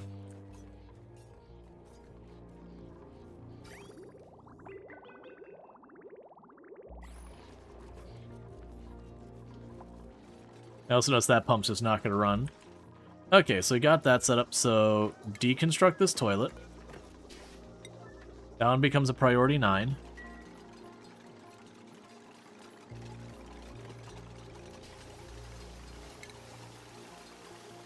Then we can go here to medicine. Gonna put a sink there. We can deconstruct the sink. Alright, so you got that. So we're going to grab supplying, because you got a passion for that as well, as apparently.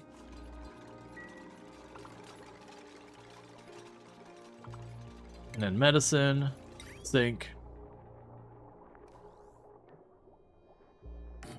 Grab that. We could hook up the pipes before I forget. So boom, boom.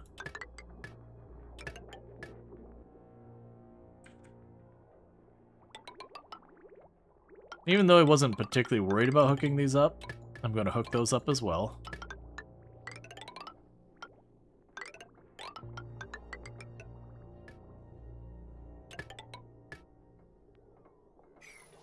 Okay, and we'll need to go here. And put tiles there and there so I can actually get across them.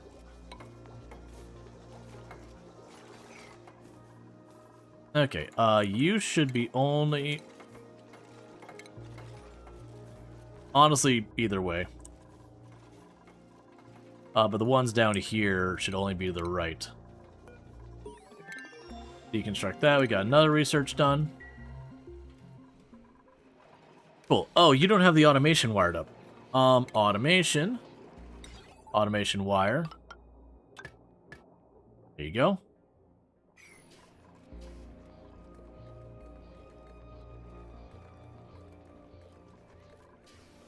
Okay, so looking at what we got here, you are filling up with carbon dioxide. You are filling up with chlorine. And you're not filling up with anything yet because I don't have any of that down there.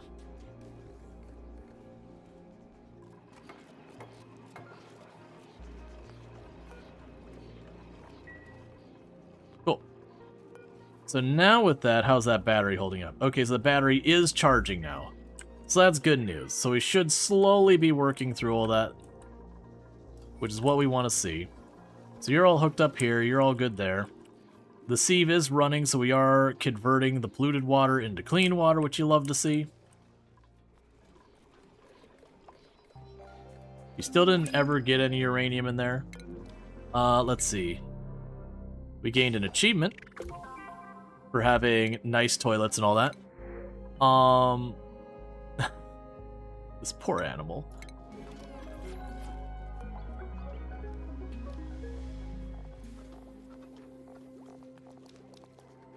So you're sleeping, but the Phlox Fawn is only comfortable in fairly cold temperatures. Which that's interesting because the Phlox Fawn can be a source of wood. It has wood horns, antlers, whatever you want to call them.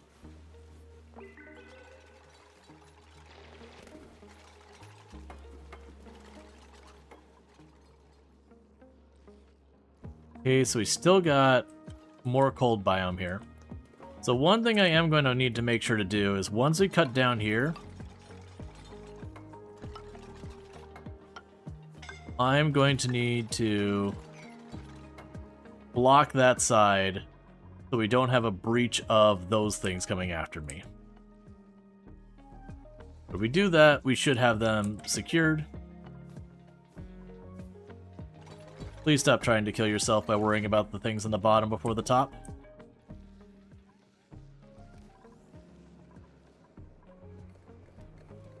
Alright.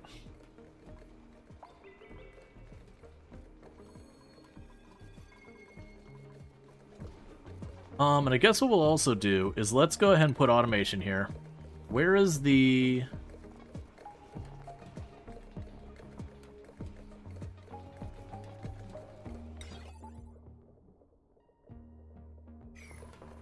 There are a couple different things I can do here. I can...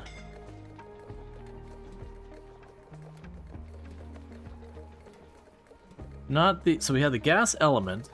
You can tell it to watch for oxygen. You put the gas element sensor.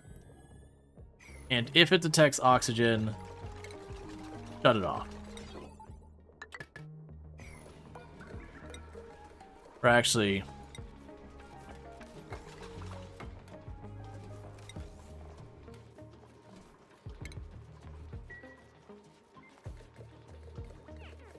We can do that for now.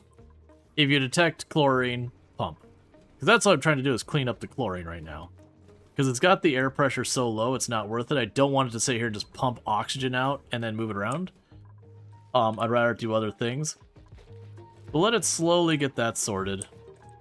We're going to gradually be sorting out the chlorine, or the carbon dioxide down here anyways. That should take care of itself.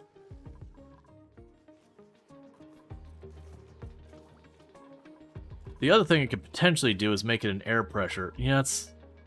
Do I have an air pressure? That's the one I'm looking for.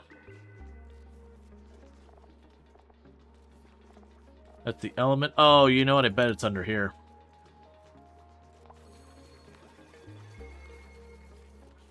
That's the pipe. Okay.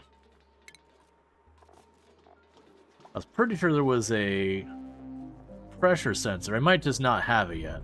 Oh yeah, here we go. It's the atmosphere sensor. Alright, so we'll deconstruct the gas element sensor. We'll put the Atmos sensor here. And then only when it's over a certain air pressure, run that thing. Because otherwise it's just pumping like trace amounts of gas and wasting a bunch of power on effectively nothing. Okay. Thank you Paul_Harvey for subscribing for 17 months. And thank you Paul Harvey for the tier 1 sub. That's 17 months you've been subbed to the channel. So that's going up at a year and 5 months, almost a year and a half. So thank you so much for that. I really do appreciate it. And I do hope you've been enjoying the stream and all that good stuff. So thank you so much for, again, all that support. Yeah.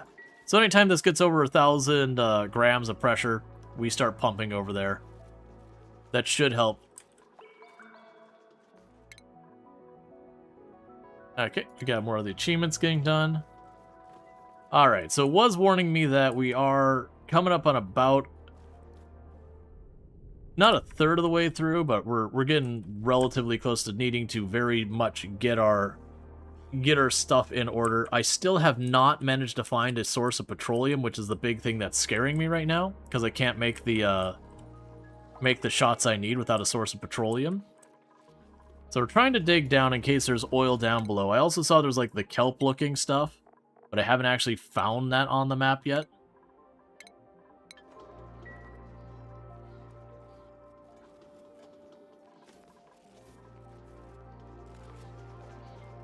Okay, so we're keeping that all going. So your pipe is blocked because my freshwater reserves are maxed. That's an interesting problem to be worried about. The good news is this thing is still filling that up, so that's fine.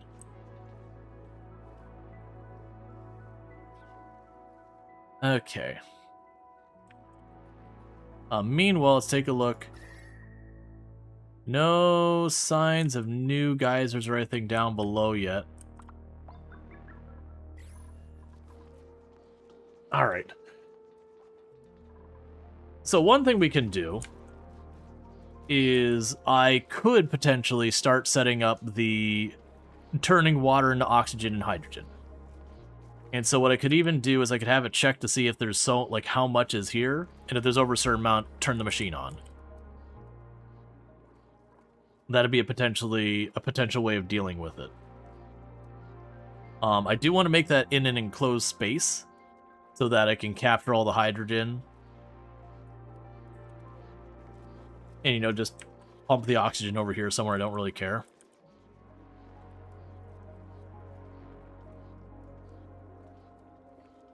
I think how I want to approach it. Yeah, because it would be the electrolyzer, we'd put it over here.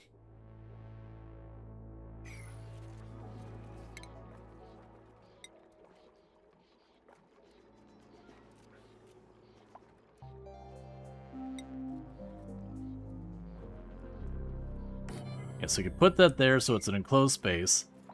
We would have climb down to the electrolyzer.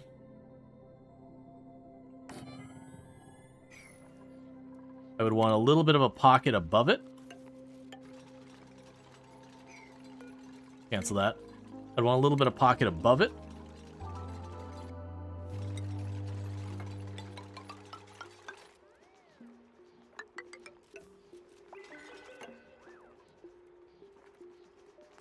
I can put some airflow tiles here.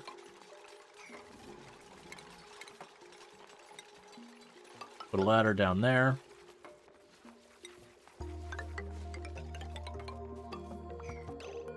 Did you immediately trap Bassett?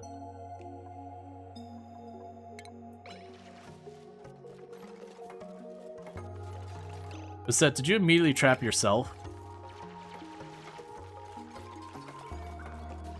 Please stop trying to kill yourselves. Okay. We'll do that over there. So I'm gonna need to bring the power across. That's fine. Bring you down here. Plug you in there.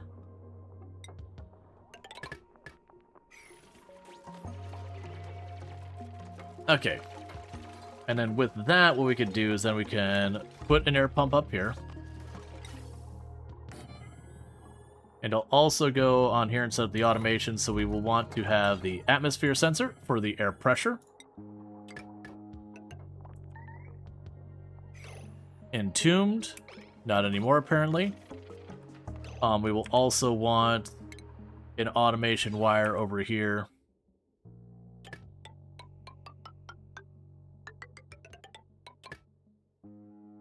To that. So that I can only turn it on when it's over like 90%. So that we're not wasting water if we're low on it. Then meanwhile, for the venting of the gas, we'll run that over here.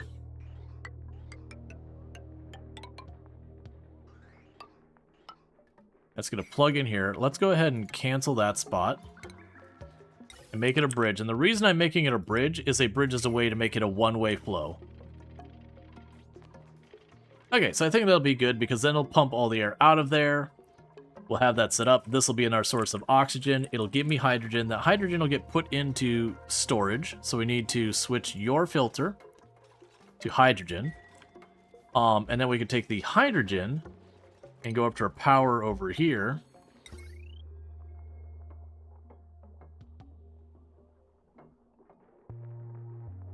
And plunk it down right there. And now as we start spaghettiing cables everywhere.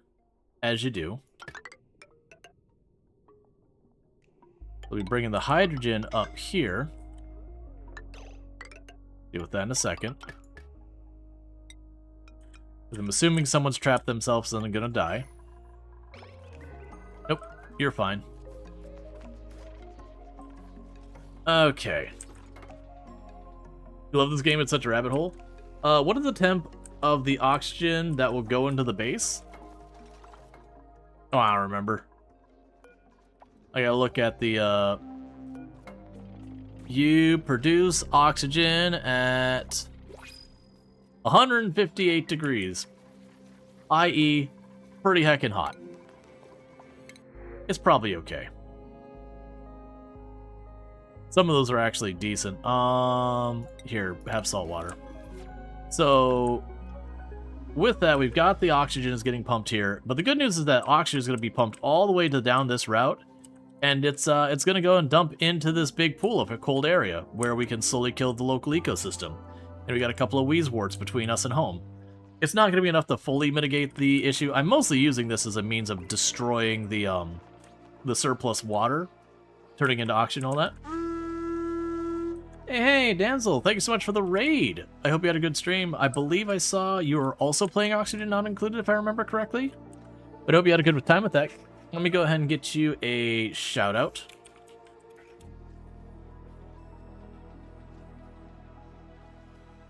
And for those who don't know, Damsel also plays Oxygen Not Included, so if you like Oxygen Not Included, you can always find it over there. But thank you so much for that raid.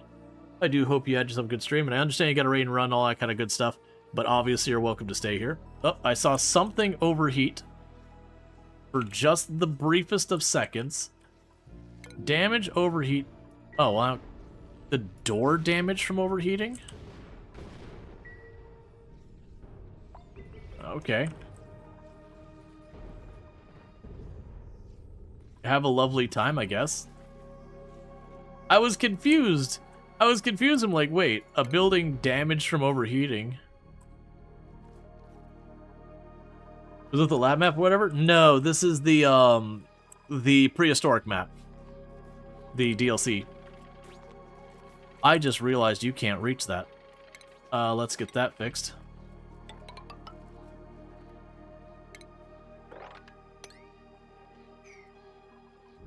No liquid intake, that's fine. You're working on it. No, you're not. That'll be interesting, because that'll mean it can go... No, don't do it that way. That'll be bad. Alright, 1 second. We'll fix that. If I try and hook up on that inline, anything that gets into the storage won't be able to be used. So that'll be fine. In the meantime, you can make that go down here. And mine that out, and that gives me an area to flow through. Cool. So we'll get that all closed off. Oh, you don't have power hooked up either. Okay, so only if it's above 1,000. That way, again, we don't have them running if there's not enough air to make it worth running. But yeah, no, it's just the island where they put the little meteor blasters just up there like that. Wait, what? Oh, that's fine. Yeah, that's fine. Okay, so let's grab you. And you can get your suit sustainability training. Your map doesn't have that? Oh, gotcha. I was under the impression this is always on this map. But either way, it's the thing we use to shoot the big asteroid that's slowly looming in to destroy us and make everyone die. It's probably fine. Okay, that's fine. So let's start getting this set up.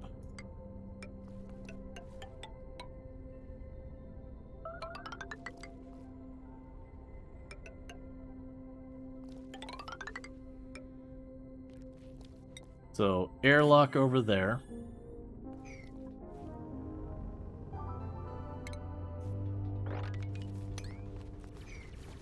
We can work on this, and I'm always worried about this collapsing in.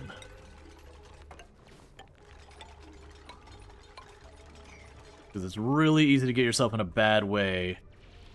I'm pretty sure we don't have vacuum. That's fine, just keep working on it.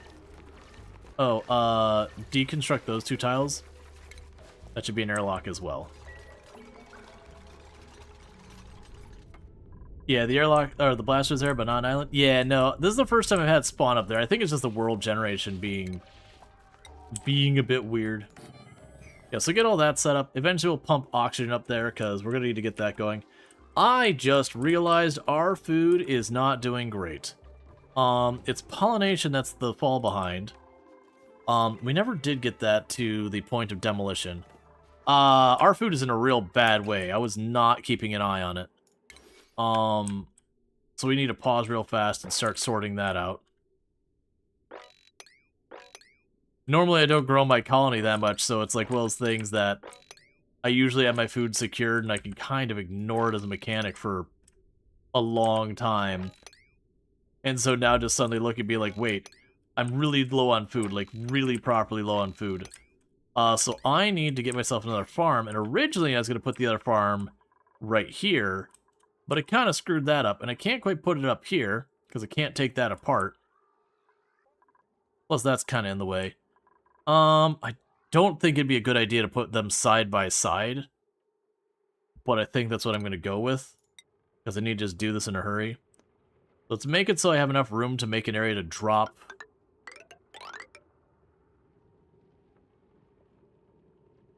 The next cycle, the dudes will starve. We're going to get pretty close to them starting to starve. I don't think it'll be the next cycle, but it's not going to be very long. So 5. 1, 2, 3, 4, 5. Skip 2. 1, 2, 3, 4, 5. I'll probably just paste right over it. 1, 2, 3, 4, 5. Regardless, it is going to be a thing that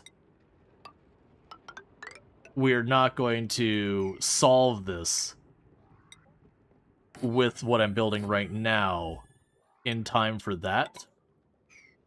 But it is going to be a thing that needs to happen. And to go here, you are now priority 6. Get it built. And what I am going to need to do is make that tunnel down so I can get the carbon dioxide out. Deconstruct you. Okay, so I don't have one of the water bucket things going.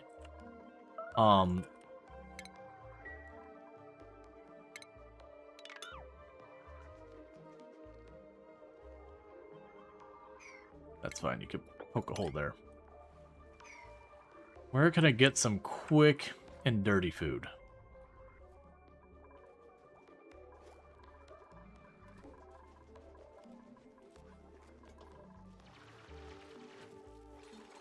Alright, copy settings. Grab you, copy settings. Get those planted. Because we are still producing food. We are just getting ahead of our food production, which is the problem. Why are you just standing there? So copy settings. But yeah, so I hope your colony's doing well and all that. Good times with all that. Alright. You can deconstruct all that in a minute. Let's first get this set up. And even though I don't expect to have what I need to make that work, I will go ahead and put the farming building. Oh, is it under stations? I'll go ahead and put this here in case I end up with that.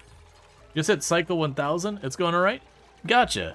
I always had issues where by the time I started getting to that stage in the game, it started to get real kind of dodgy at times. Like performance issues dodgy.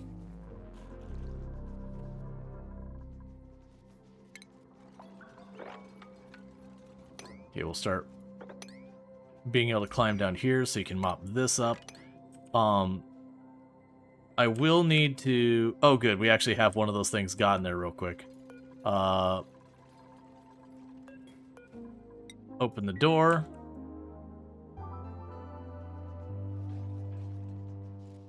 Nine dupes each consume 1k cal each cycle. Right, but you got to keep in mind that I do have food coming in as well. So while, yes, if we were to look at the number up here and be like, okay, how much food do I have? That's assuming no more food being input as well, which you can see that is not the case. We're in trouble, like, don't get me wrong. This is not great, because it's going to take time for these to grow, and I don't really have a whole lot of that time thing. But it's going to take a little bit before they all die. Yeah, it's not bad. You've been thinking about optimizing a little more. Gotcha. Plus, we're pulling up stuff over here, and various other things around the map we're pulling it from. So we are getting it, but this isn't great. I just wasn't focusing, because we were sitting on a bunch of food. Okay, so let's open this. What I'm going to want to do here, so let's make these airflow tiles.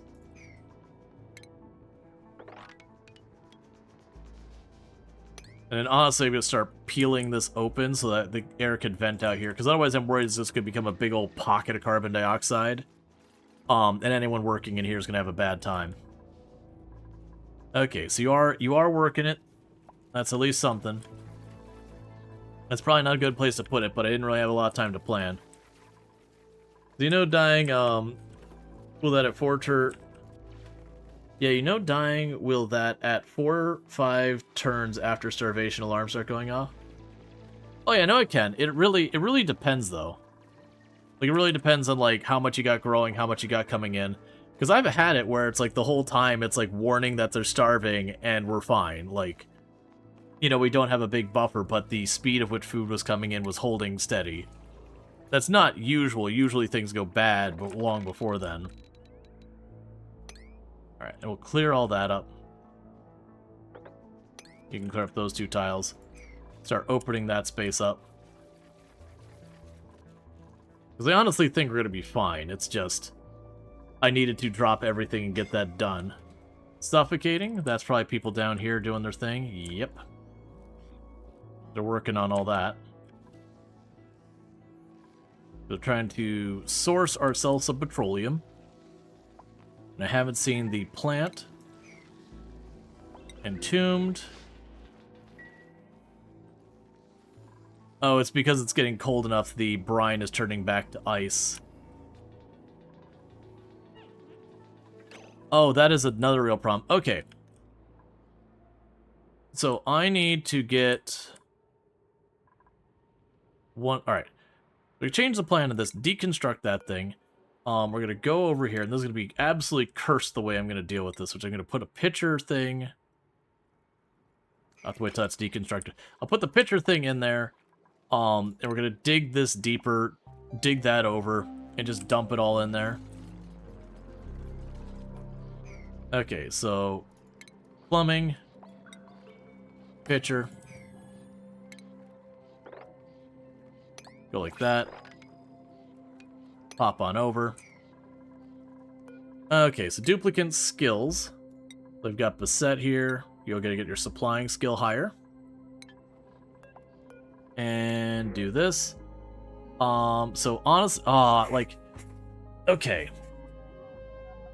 I would want to take the person who's max construction, but right now with their food in bad shape, taking another mouth to feed before that's stabilized is how you start killing people.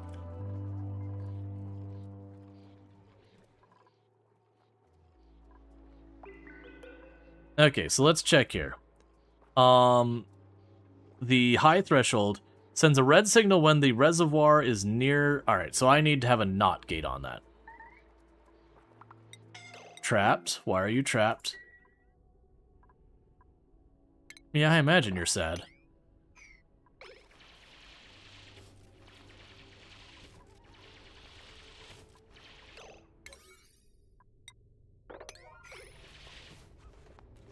Okay, that's fine.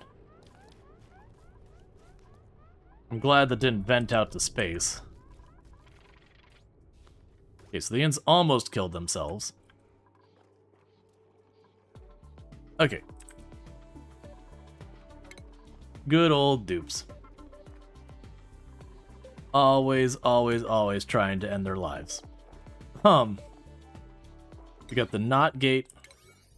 That's the wrong button. We got the not gate.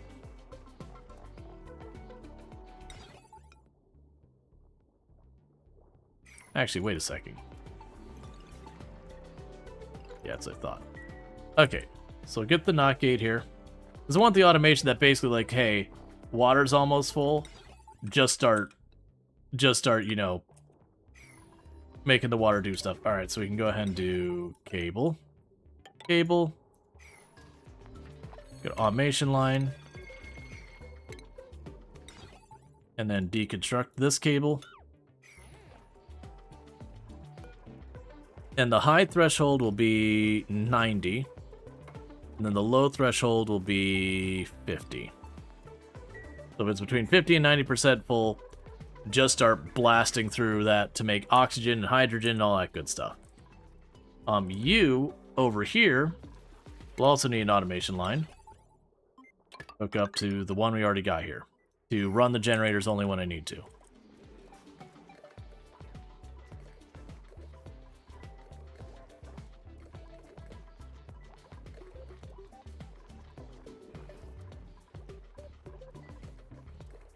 Alright, so that's all working. Let's tell them to sweep the stuff out of the room. And use the actual thing. I'm gonna set that to 8. I basically want them to sweep that out of here as fast as they can, and then we're gonna lock that door because they should never have to go in there ever again after that point.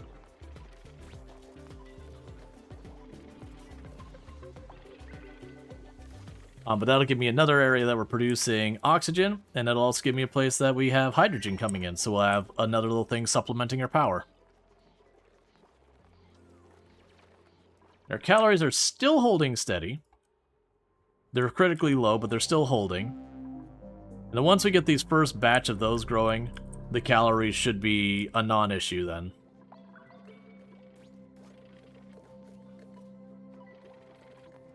Okay.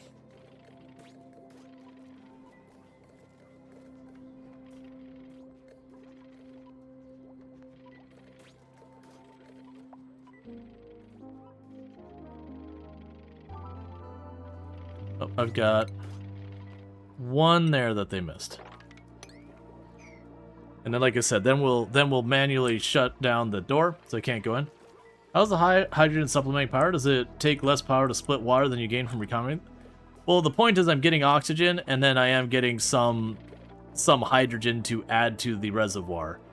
But yeah, no, it's likely I am doing that at a loss, but I'm getting oxygen too, so there's that side of it. Oh, are you actually... No research focus. All right. So we can finally get that going. I don't remember what it is the heck we needed out of that. That's the steam power and all that. That'll be something we definitely want, but not yet. So what we're looking for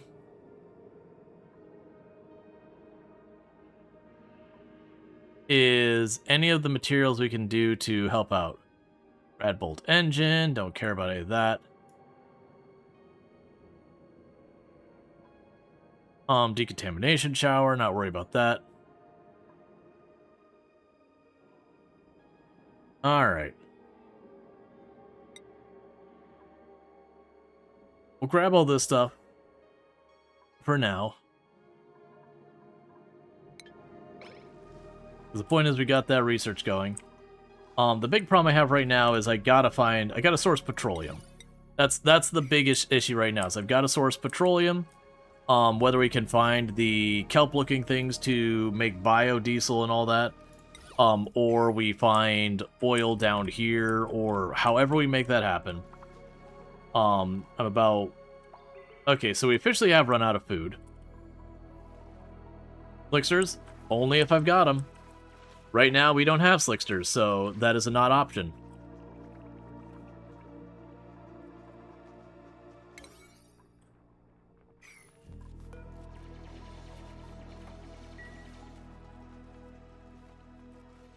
Okay, so we are pulling up the stuff now.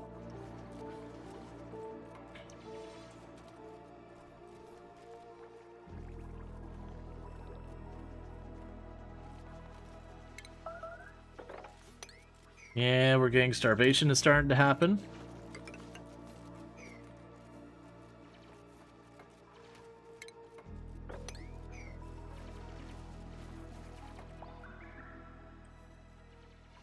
But these are about to be grown.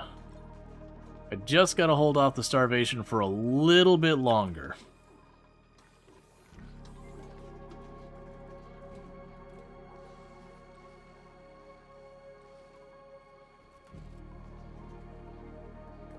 We're getting pipe blocked.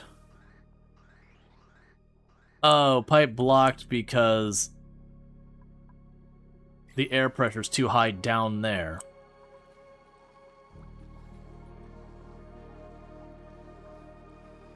Okay. Yeah, and it's increasing the air pressure.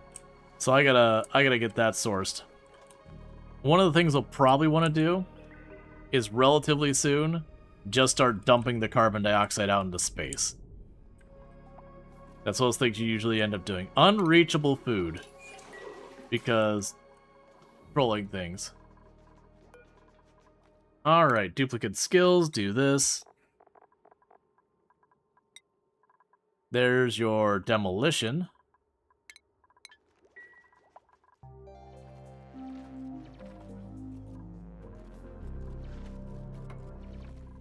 So close to getting that sorted.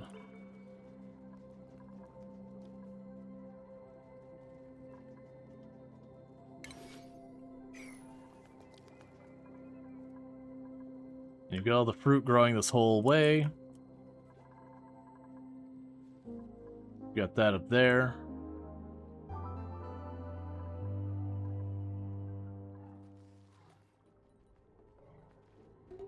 I don't want to pierce that with just how ridiculously high pressure it's getting in there. Yeah, more than likely what we'll end up doing is we'll, yeah, so... You can't access the colony's food. There's a chunk of... Oh, hey. Don't do that.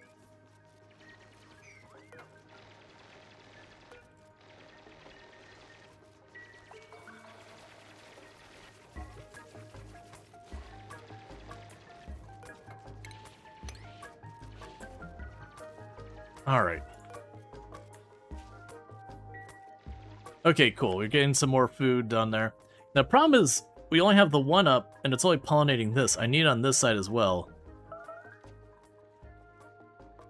Uprooted? Yeah, no, oh, come on.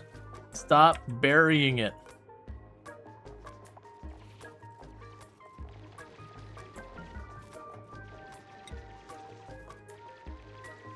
Yes, I can't replant because it's currently got dirt sitting on top of it.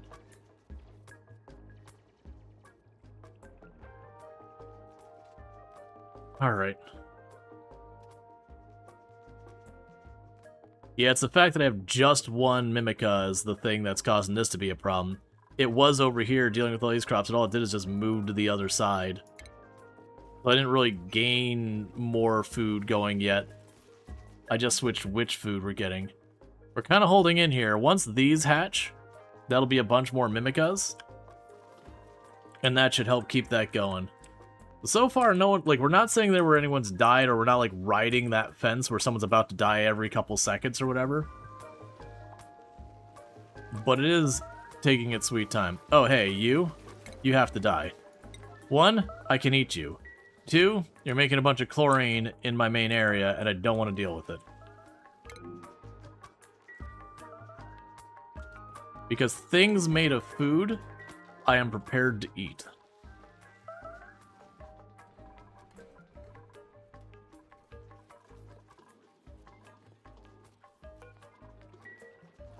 Where's the unreachable food? I have no idea. Because it appears, and by the time I click over to it, it's already gone.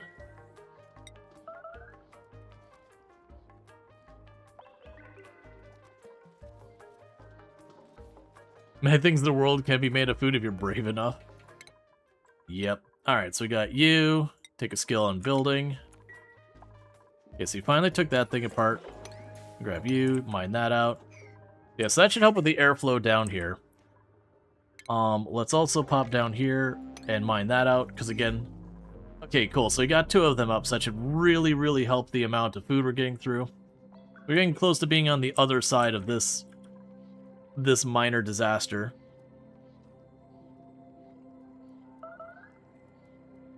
So you're at max gas pressure. That's set up, but the pipeline's stuck. There's a lot of oxygen trying to get through there. So that's something we got to sort out, is that I am pushing this down here, and it's just building up too much air pressure, and it's not doing a whole lot of good. We'll grab the bonbon tree, because maybe I can do something with that later. Alright, slight change in plan. We are going to start building a gas pipe that goes up.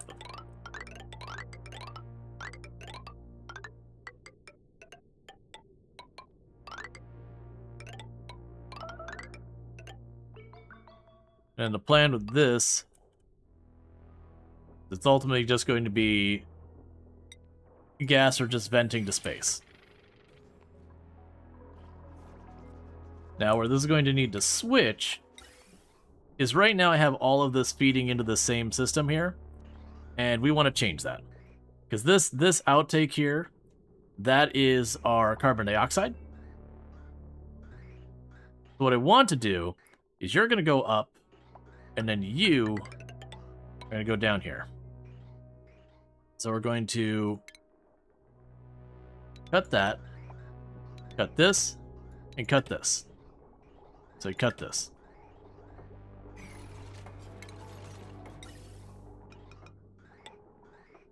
And that'll do it. It'll push the oxygen or any gas I'm not properly handling, it'll go down there. And then carbon dioxide will go up. This only puts out carbon dioxide, so that's a carbon dioxide outline. I will have to get up here where we can get out there, so that's going to be exposing our people to vacuum. Which is probably fine. It actually isn't that bad. They don't like it. Not big fans. They're a big old don't wanna. But they can actually do it.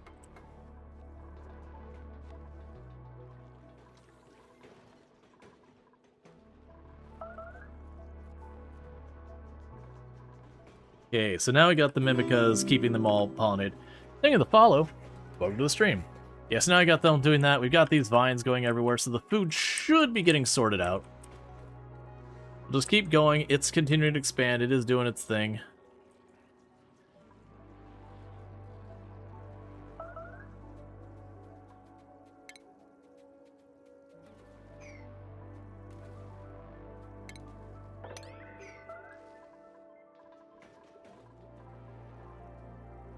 Oh, I don't know how you got up here, but don't do that.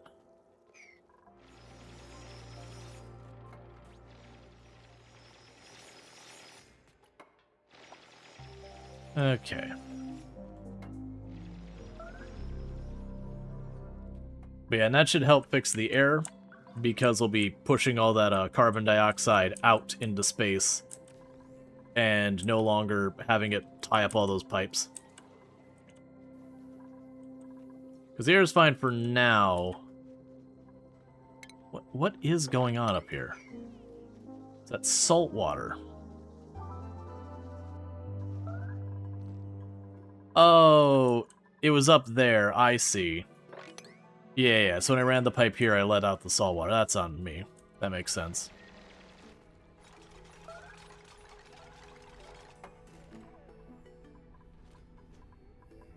That's off-gassing tons of chlorine.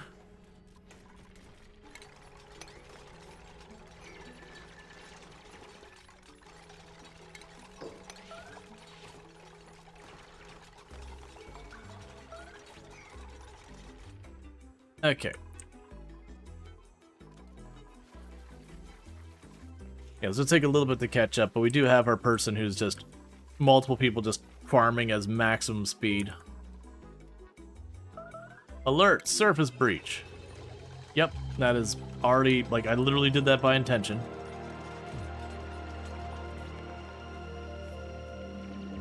Trying to get that all sorted up.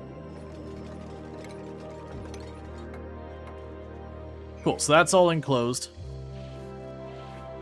That's going to be our airlock in the long run. So we can get rid of these.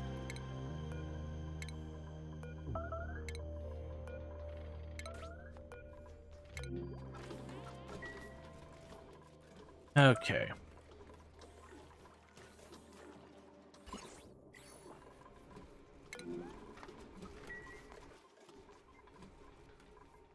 Yeah, everyone's getting the upset eyes because of the chlorine. And this is running into problems because of this.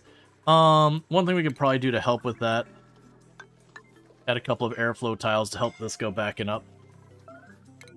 Suffocating. Oh, you trapped yourself in there. Come on, right now. Come on, cuz Jackie. Not like this, buddy.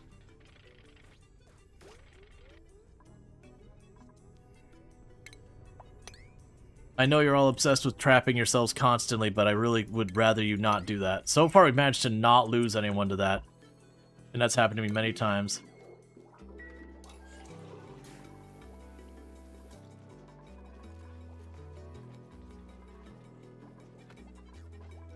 Okay. Keeping that at bay. Alright. Are you fully hooked up now? Yeah, so we got that initial set of oxygen that's already in the pipe. That's going to get all of that moving now. That's now producing oxygen and pushing it down here. You gained a skill level. Alright, so we're pushing the limit until stress starts to be an issue. Building broken. That's fine, I don't care about any of that. Food fixed? Yeah, the food is on the juggle. It is getting sorted. But we have massively expanded the amount of food we have, so that should get it to the other side. Yep, so now when we look, it's just going to keep dumping all of that surplus carbon dioxide out. And it should keep all that going. And what should happen over time is we'll get all that sort of stuff going on. Oh, we could also go over here. Oh, you can't reach that to clear it out. Yeah, so put that there temporarily to tear that up. What should happen is over time, as we get more and more oxygen, it should push this all down until it starts getting the chlorine in here, and we'll gradually pull all this chlorine that got spilled out from the Drackles. Get that out of here. We're currently over here destroying their ecosystem, as you do.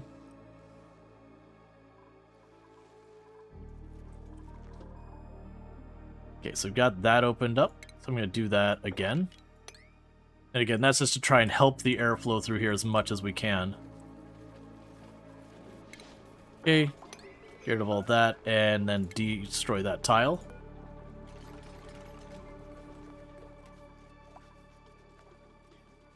Yeah, because that's high enough air pressure. It should be pushing stuff down if it's got the space to do it. Let's go here, make all that vent tiles. And keep that all moving.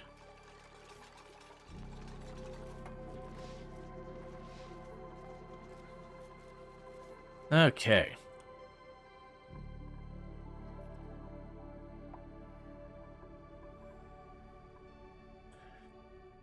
So, we can go out there, but we can't breathe.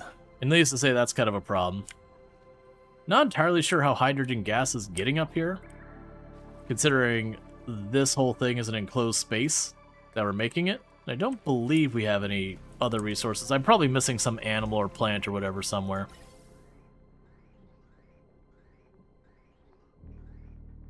Yeah, so we're making tons of oxygen, so that's good news.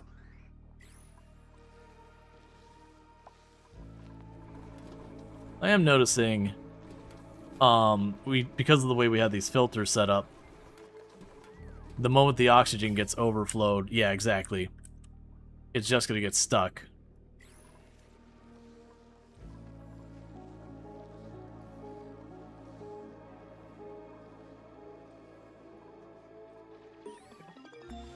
Okay, research complete. I don't even remember what we were doing anymore. Oh, I was researching the transit tubes. I don't really need those right now. Alright. So we are seeing the food slowly climb. Finally. We will need to get up to this and get it hooked up to power. That's going to be its own battle.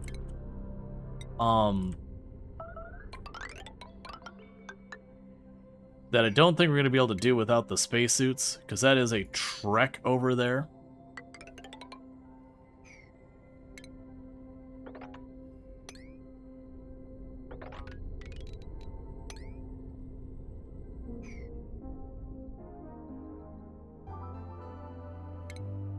Okay, so we're going to need power plate there and there.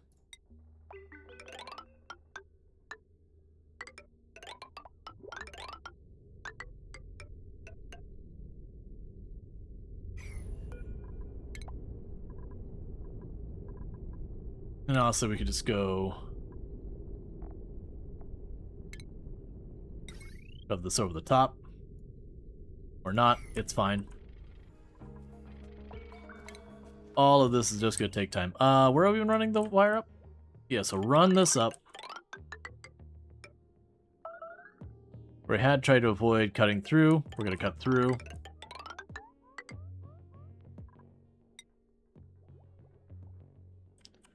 Yeah, we can put you there. Which would compromise the insulation, but I don't really care. But yeah, so as you can see, them going out here into space, it's really not that bad. It's mostly the suffocation concern. They also will get hit with radiation, which is a problem. But that's just another thing to add on to the pile. Okay. A lumpet, sure. I have no idea what you are. What the heck are you? You make tough meat and... Oh, you're that thing.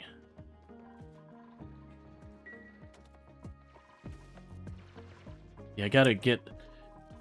I am noticing a lot of the height of the chlorine is starting to go down. It's still getting caught here, but it was up there. It's slowly pushing down, and that should keep it getting pulled through here and filtered out. And that's probably because we're just shoving all the CO2 into space.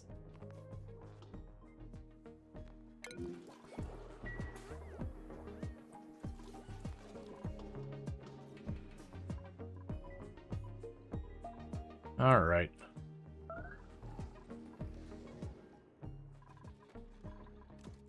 I keep thinking the starvation is gonna be a thing that we just stop seeing that prompt, and I see the calories drop again. Yeah, none of you have pollination going on up here. Grab what we can.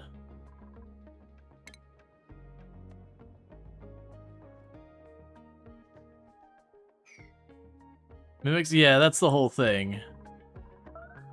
I wonder if the chlorine is causing them problem, and that's what's been actually hurting us. I didn't think about that.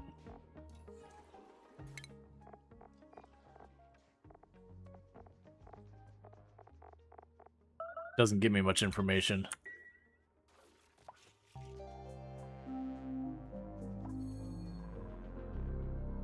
Oh, pressure is becoming a problem. Okay, so the air pressure is getting too low here.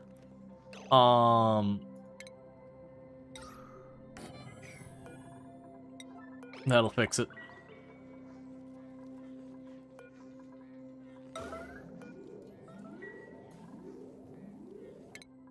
Okay, you earned a skill point. There's your ranching skill point. Yeah, because we do that, that'll start bringing in more air for higher air pressure. Honestly, it's probably worth me putting it over there, but I've already built it. It's fine. Yeah, these ones over here are getting too low of air pressure is the issue they're running into. Which sucks because we're actually getting too high of air pressure down here. It's just not enough airflow to get to them. So we'll continue to open this up. Because that should give us a route straight up here. Yeah, it's where this door is. Alright, we're gonna not worry about this whole thing. I was trying to avoid having this bleed through, but I just need to give it as much... I need to give it more airflow to get that up there.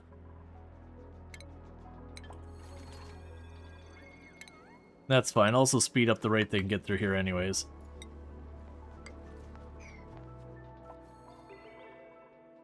Okay, and you've got a skill available. We'll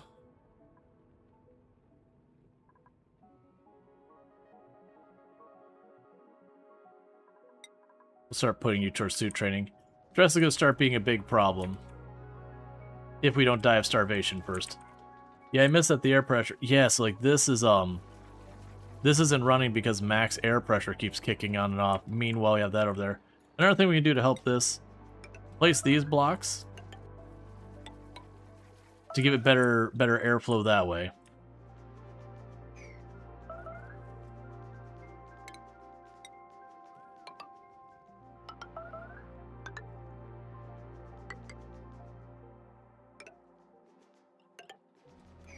Yeah, because I think it's mostly just an airflow issue. We've got the air, it's just not where it needs to be.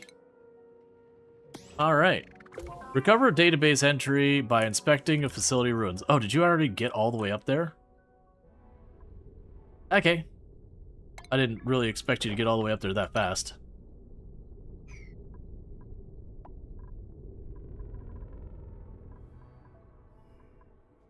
Okay, you got lots to build and all that, that's fine.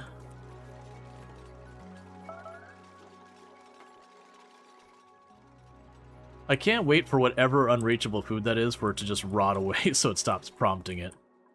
The good news is, as far as I'm aware, there's no food that does last forever. I don't like seeing that the power went out there for a second.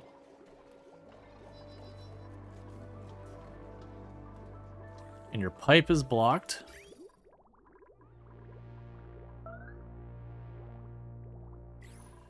Yeah, the whole thing is like seizing up now.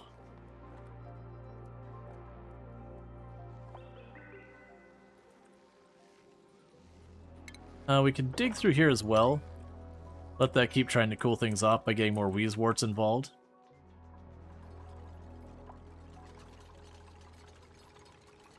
Okay, so it looks like the pressure issue is going away here now I've got that all there. It's going from like the 100 and that to bouncing up, so that should help with the food again. The chlorine line looks like it's finally dropping below the crops. So it should ultimately start getting back here. That pipe is blocked because of the oxygen, because this is way too high a pressure. Since we're no longer worrying about it this way, let's deconstruct these and stop converting. Bleachstone keeps off-gassing. Yeah, that's the reason we've been killing the Drex and all that, to try and get rid of as much of that and not grabbing... Oh, no, I'm digging the bleachstone over here, aren't I? No, that's salt. That's salt. That's not... Oh, there is bleachstone over there. Honestly, that bleachstone doing that will deal with the air pressure. It's fine. We'll get that sorted.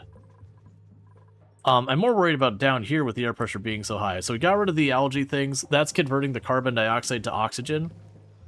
So the hope here is over time, this will start pushing up. This should be able to pump that out. Actually, we have a cycle issue.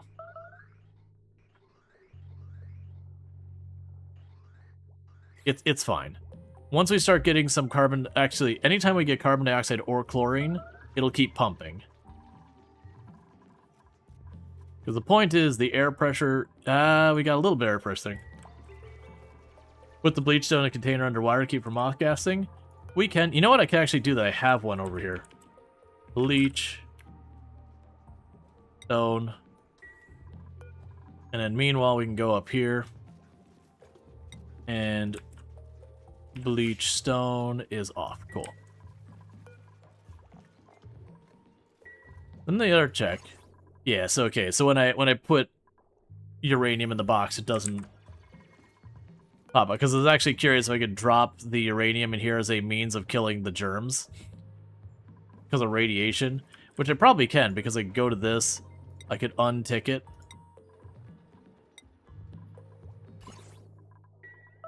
Oh, I guess it's just not putting off any uranium. Interesting. Guess when it mines, it just doesn't. Because I was curious if that'd work, because I'd never bothered trying it before. Okay, so you're getting your research done. That's all fine. Sweep that up. You're not walking through and getting mad about it constantly.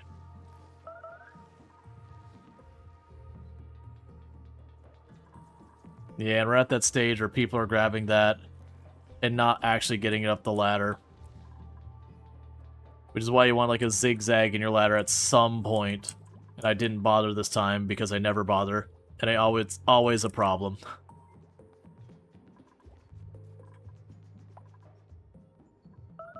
Okay, you gained a skill point. So you can grab supplying. What is the threshold? Break starts at 15% stress.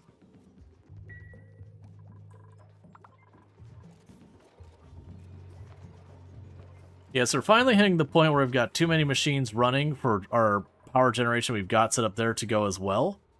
So I'm going to need even more power going. How are we doing on peat? We are slowly depleting our peat, so that is a concern. Hey there, Lady Fox, how's it going? So it is a concern that I'm on a net negative on my peat supply. We don't have natural gas or oil. We don't have a source of wood. We don't have petroleum. I don't think we have any meaningful amount of coal. I haven't actually looked at the coal.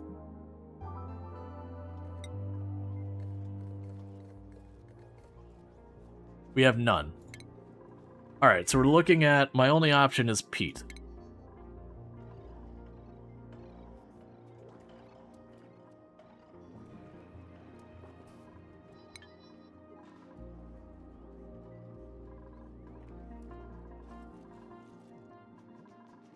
Alright. Burn all the coal? Yep.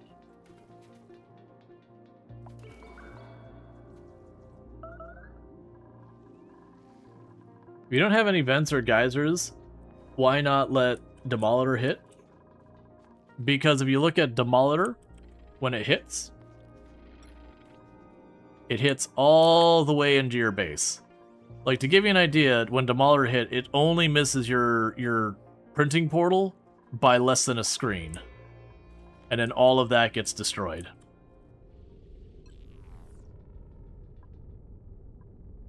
Plus, part of the fun is overcoming it. And then also, if nothing else, that is a whole lot of resources just lost. It'll give you 3 vents though. Oh, if it hits the ground, it gives you 3 it gives you a bunch of stuff. I was unaware of that because I simply look at how ridiculously destructive it's intending on being and going, I don't want it. Okay. So with that, that'll be all hooked up and ready to rock and roll. Okay, so with you, and we've got food. To at least give us a band-aid to get ahead of it finally. We also do have some geysers in that. This is a geographically active thing. We just haven't been finding a lot of them. Like, I got a saltwater one over here. Over here, we actually had a steam one that was looking pretty alright. I just need to actually, yeah, there's the steam one right there. I haven't actually checked in a hot minute.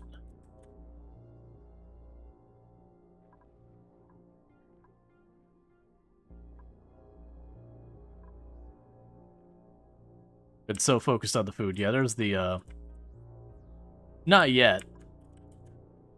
We're still exploring the map. Keep in mind, I'm not doing the spaced out version. I'm doing the one that's the bigger asteroid. Because the spaced out, I genuinely don't enjoy, like, the constant back and forth between a bunch of planets of the rockets. It's fine. I think it's cool. We've done a playthrough like that. I'd much rather, like, make the one big colony and have, like, a couple satellite ones that support it. To me, that's more interesting gameplay. Okay. So that's all going fine. As far as our other crops we could choose from,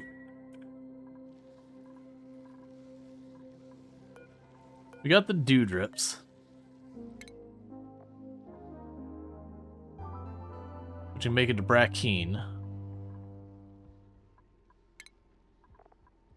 That brackeen I can make into brine or brackwax.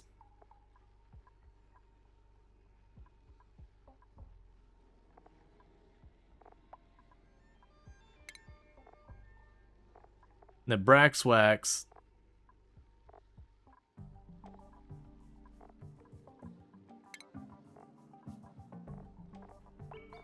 I can make into this stuff.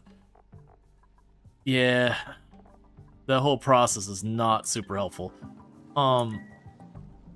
Let's hope your PC can handle. Oh yeah, no, I've done big colonies. I'm not new to this game. Like, to be clear, I have beaten the game and done most of the achievements and all that. Like, I played this for ages. Now, granted, I'm a little rusty on this DLC because it's relatively new. I've only done 1 or 2 playthroughs of this DLC and not all the way to the end. But I just kind of got my food a little... Basically, normally I don't grow my colonies very large.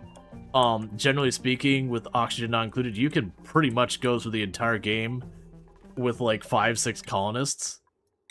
It'll be a little bit lean on a lot of things, but you can kind of do that. Alright.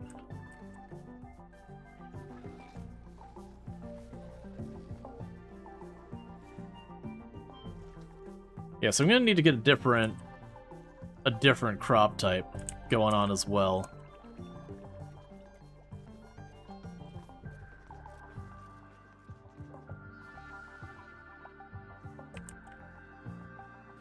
In summer, Oni destroyed your laptop? Gotcha.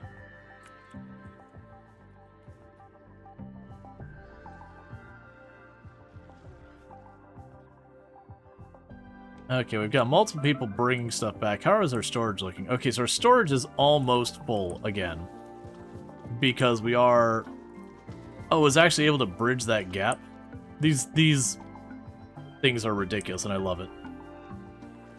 Okay, well, we can just put it on the other side. We'll put more storage. I got a weird spacing here. So for right now...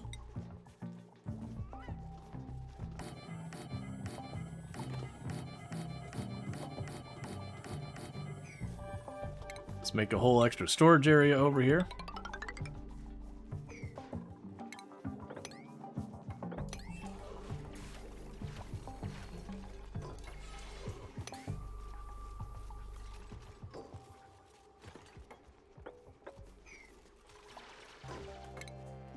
Clearing that out. Some lumber ranch sign could get a bit silly. Yeah. Okay, and duplicate skills, the ints, exosuit training.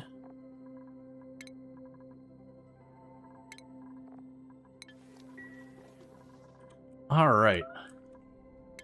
We have the furniture for the mercury ceiling light.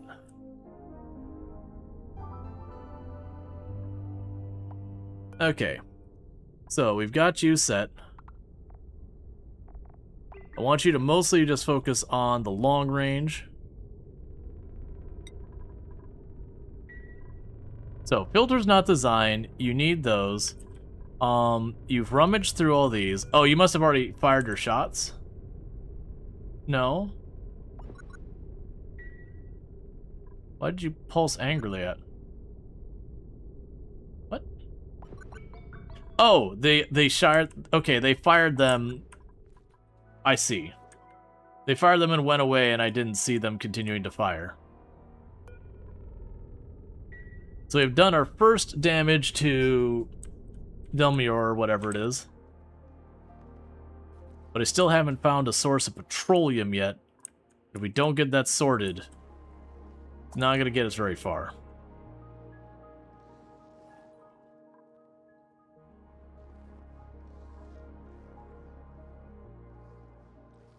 Heat? What about... Yeah, no, I mean, you use the lumps to get peat. Yes, I'm aware. Peat biodiesel? Did I miss it?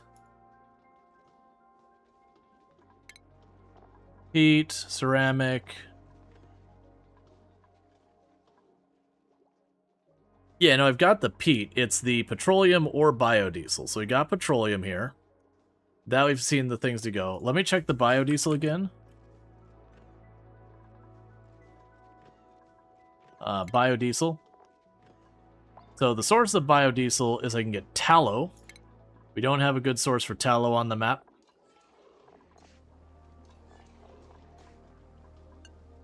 Let's see.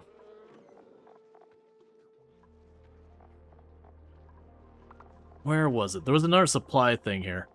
Sometimes, yeah, here we are. Yeah, photo oil. And so photo oil, we can get from frozen photo oil, which is irrelevant. That's fine. We can get it from slime. I haven't seen any slime, and we can get it from the sea comb, and I haven't seen a sea comb. So those are my two sources. So I gotta find those before we can do that. That's the reason why we're continuing to expand is I haven't seen the kelp stuff to grab, nor have I seen any of the other stuff. So we're trying to expand down to check for other biomes to locate either that or oil or anything else that can ultimately transition from that. Think should be in a swampy biome? Yeah, no, I haven't seen a swampy biome yet. So we gotta keep working away over to see if we can't locate one.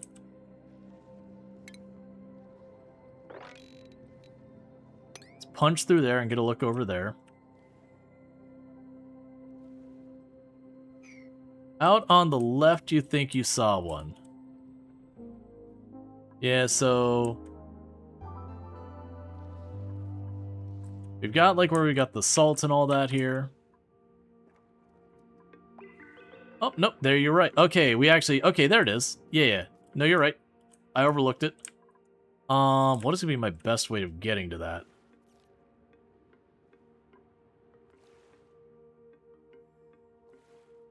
So we're going to have the polluted dirt and all that.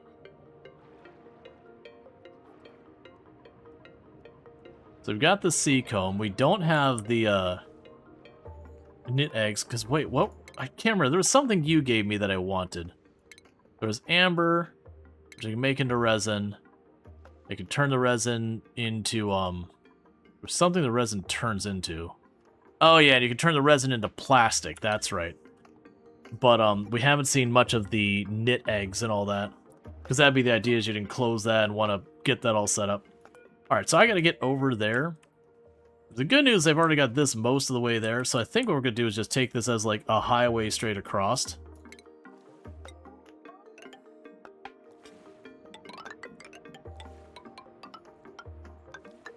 And I'm gonna just drop straight down on top of it.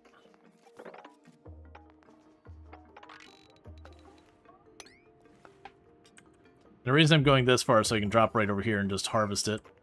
Obviously, it'd be good to get a proper farm set up.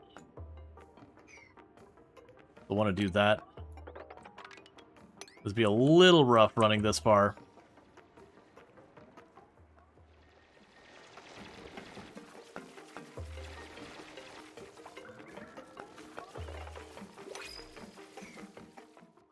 Okay. Oxyfern, sure. Can't remember, what the heck did Oxyfern need? I know it would grow in, yeah, let's,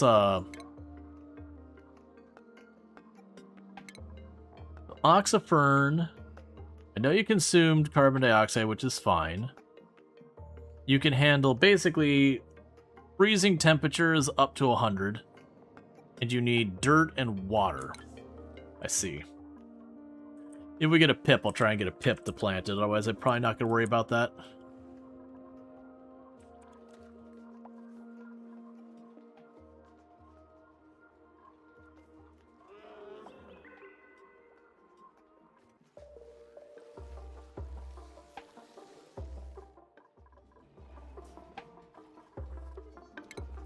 You're missing a research. Oh, I chose one of the researches I can't finish. That's on me. Go ahead and fill that one in because I'm missing that.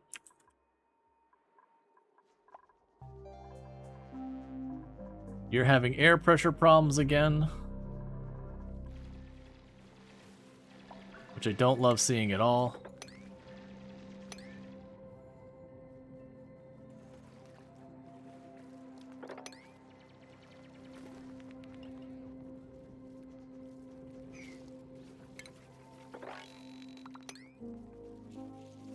Okay, just get to cleaning.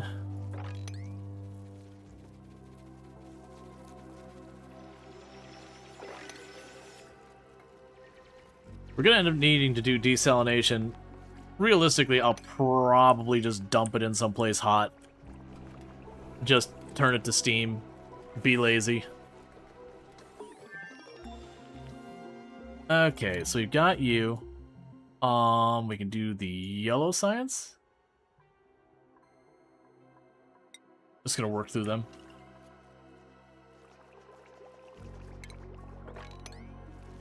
Yeah, because I punched through this enough that it dropped on us.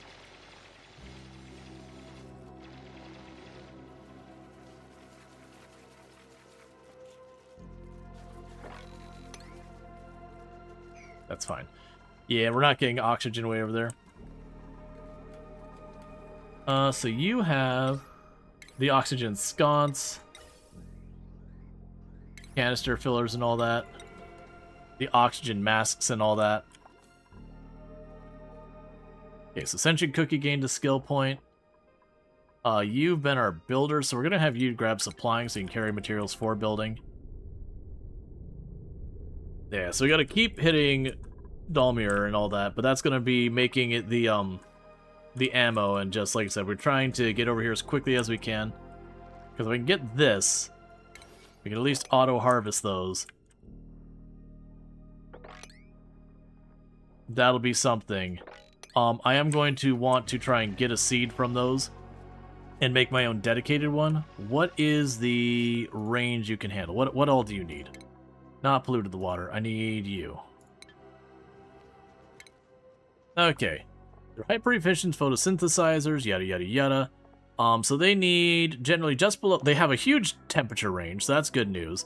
Their atmosphere is basically most liquids. They require a pretty significant amount of polluted dirt, which I don't have in significant supply.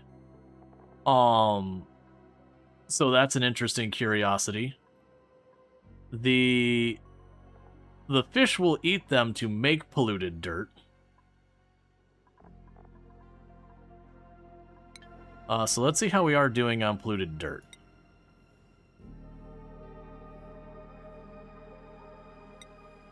I do have a decent amount of polluted dirt.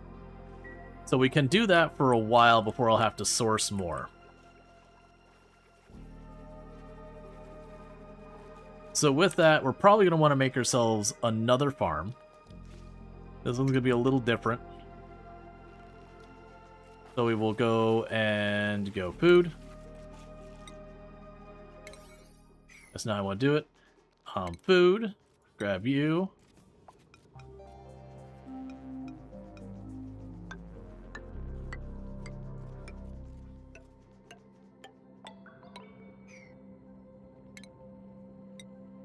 Oh, get rid of that block, make it into a ladder.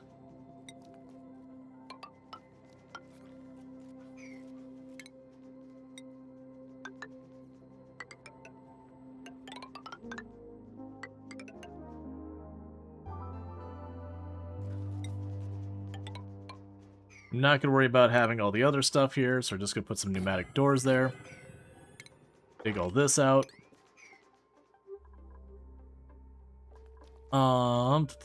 Trying to think about... Okay, how tall is the bottle thing is? It's 3, isn't it? You're 3 tall? Yeah, you are. Okay, so let's move this all down 1 tile.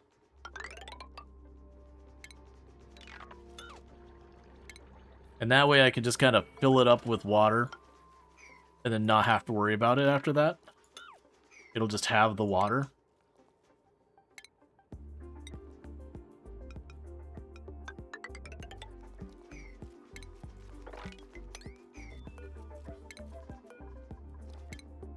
And go here.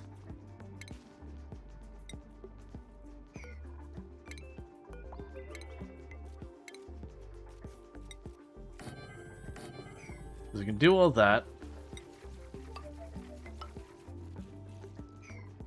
That'll be fine. Okay, because then what we can do is we can go over to one of these edges and just put a bottle thing there. And then we can just tell it to go ahead and just take regular water. We'll bring this across. We'll keep the vent tiles there. That way I've got a little bit of room to expand here for chlorine storage, since we're going to get a bunch of chlorine free that I'm going to have to eventually deal with. Cool. So we've got all that set up, and you can get down here.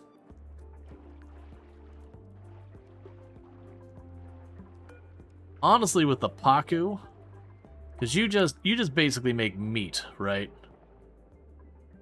You turn algae into polluted dirt.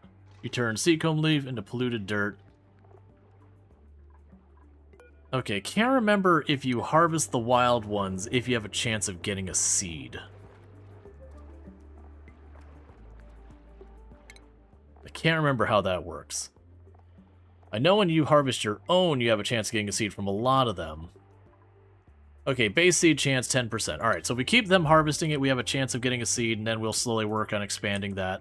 I don't have my thing set up anyways yet, so let's just harvest them in the wild. For the moment, I don't want to wipe out the Paku, but I do want to knock their numbers down just a little bit. That way, I'm not competing with them to try and get that food as much. Also, excavate that because you can. And also, we can eat that.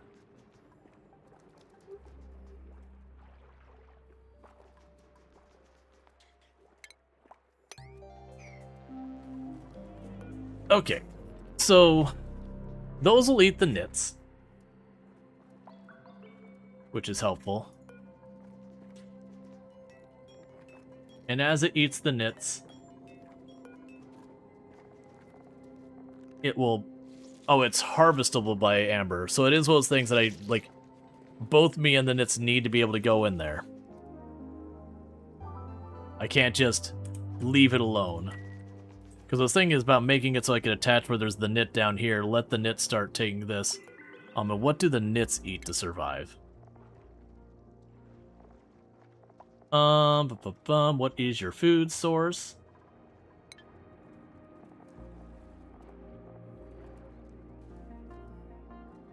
It doesn't really say. That's fine.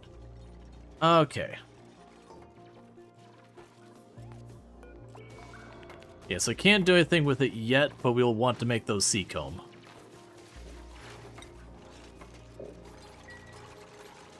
Once we get close this off, I'm just gonna chuck water in here. It'll be good. Oh, how are we doing on our water?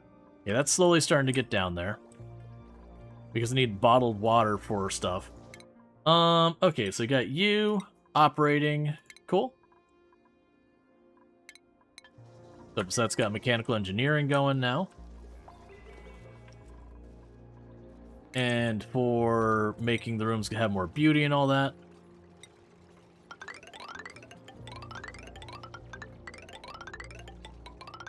And just deleting a bunch of surplus materials.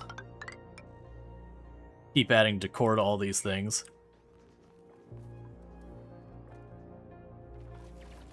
Okay, so we did get some sea comb. I'm guessing we didn't get a seed. That's fine. It's 10% chance per rotation we do that. We have a chance. Okay, so you've got another...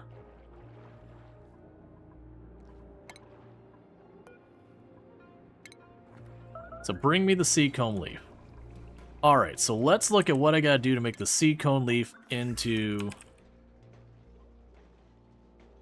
the biodiesel. Like, what machine was that? You become biodiesel from the plant pulverizer. Alright, so I'll deal with that in a moment. Let's see, you're willing to give me a big old pile of coal. Thanks, Anna. Refinement, plant pulverizer. Just chuck you right there. Pipes. That's an outbound. Okay. Do you need power? You do not.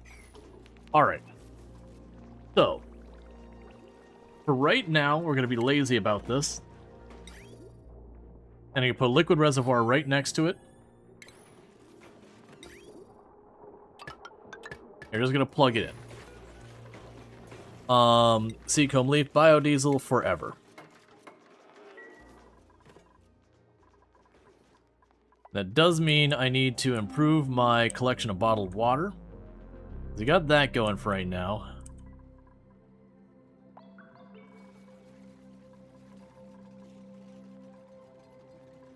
How's our pipes doing? They're still horrifically blocked.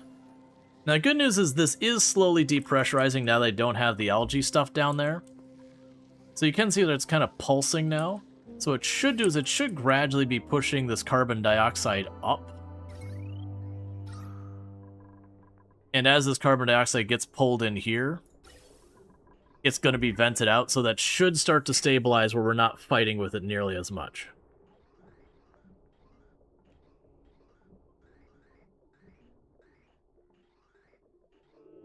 So it should slowly transition the space over, get this chlorine out of here.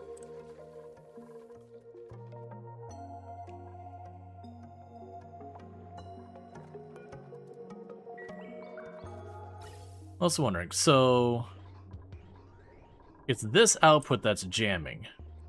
And that output is pretty much exclusively oxygen for right now. So what I'm going to start doing is I know we're going to want oxygen up here for our suits. So I'm going to start making a vent that goes up this way. Hey, Lord Swank, thank you so much for the raid. Hope you had yourself a good stream and all that good stuff. Welcome in, Raiders. I'm Rual Storge, who play a variety of games here on Twitch, and we are playing some Oxygen Not Included. Okay. Ooh, you know what? Cancel that spot. Because I want to make it one way. But, let's go ahead and get you a shout out real fast and see what all you're playing and all that stuff. And you were playing some Just Chatting. I hope you had a good time with your stream and all that, and, you know, got on with what you got on with. But thank you so much for that raid. It means a heck of a lot. Okay, so what I'm thinking with that, though, is I'm going to be able to move the oxygen up this way as well to help mitigate that some. We are going to want to try... Let's see what we have to craft for the oxygen masks.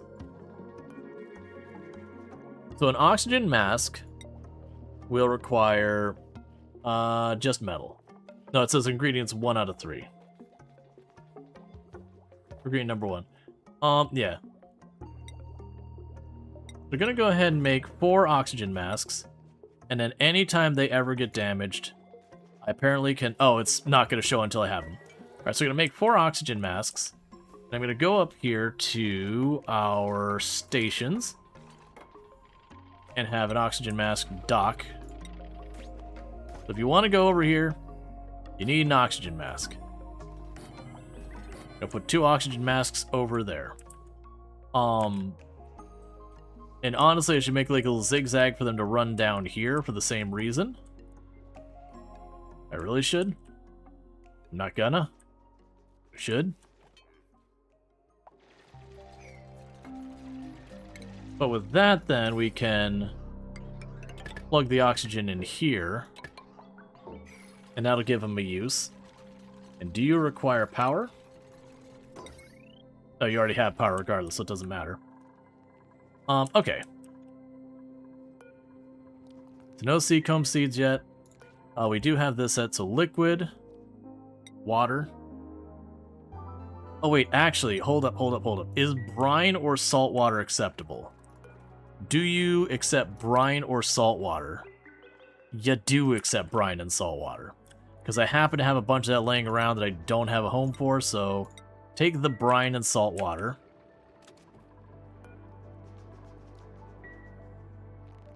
Okay, so now we just gotta wait for one of these to surrender a seed, and then we can get this party started. And that'll give us... Wait, oh yeah. So we actually have a little bit of the photo oil. So with those two, the next move would be for... Once you remember where it was stations, I believe. We need the... Where are you at?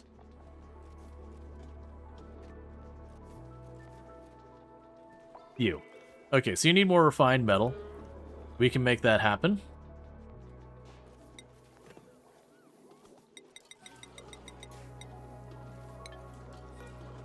We can make the station for making the ammo to start hitting demolier. Once we got that online, then it'd be probably honestly time to go down below and start trying to set up some like actual refining instead of the crap we've been doing. So we'll set that. Deliver suit. Deliver suit. Set the priority there. Did you just not build a station there? Weird.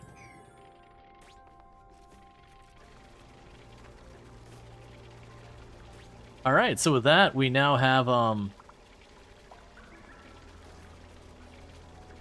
what we need for the oxygen to run out here and not suffocate immediately.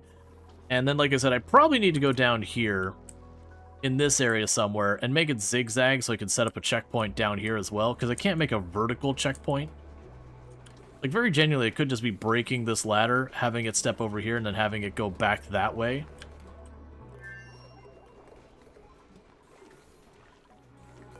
Oh, you're not needed there really either. You don't do much here anymore, so you get out of here. You get out of here.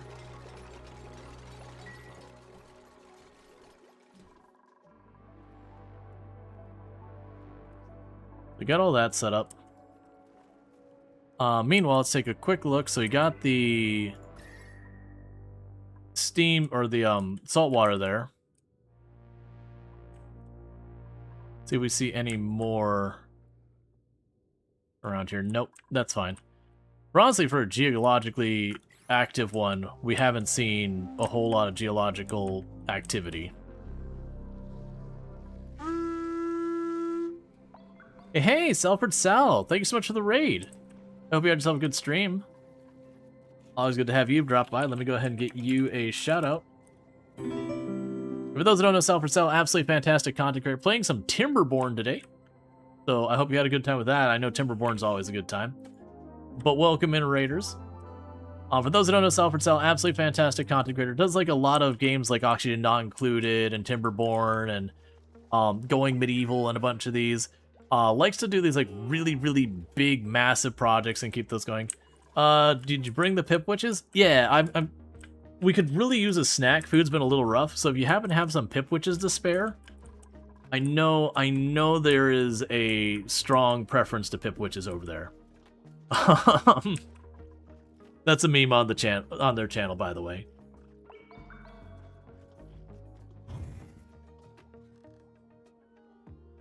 Pips are friends, not food. Not with that attitude. But yeah, no, we grew a little bit more. We didn't end up having anyone starve, but we definitely were doing the food is low juggle for a little bit there. All right, so deliver suit, so we're at least running around with oxygen out there. The current project is Dwemer Ruins, but made in Timberborn. Interesting. Yeah, I know Sal's done like the thing about making like the map into one giant reservoir around the entire outside and some of that stuff, which is always fun to see. So I need to get an oxygen mask set up down here. And I don't really have a good position. I think the best place I got is to like cut this, force them to walk around, and then just have them, you know, grab the oxygen masks here for they can run around down here. All right, come on, man. Surrender a seed.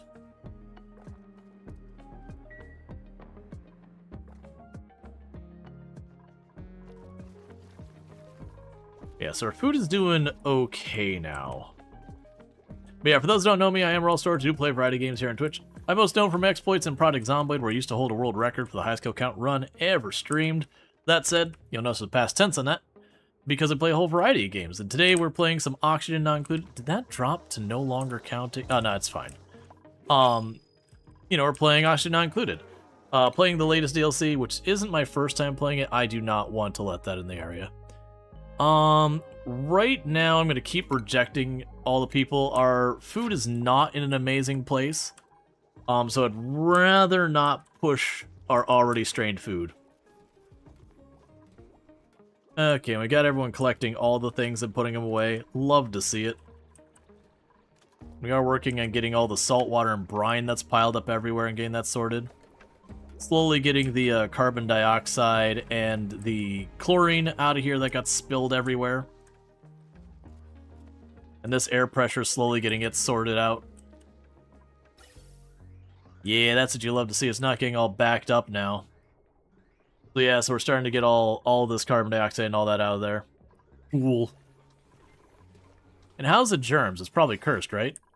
Oh wait, really? No germs?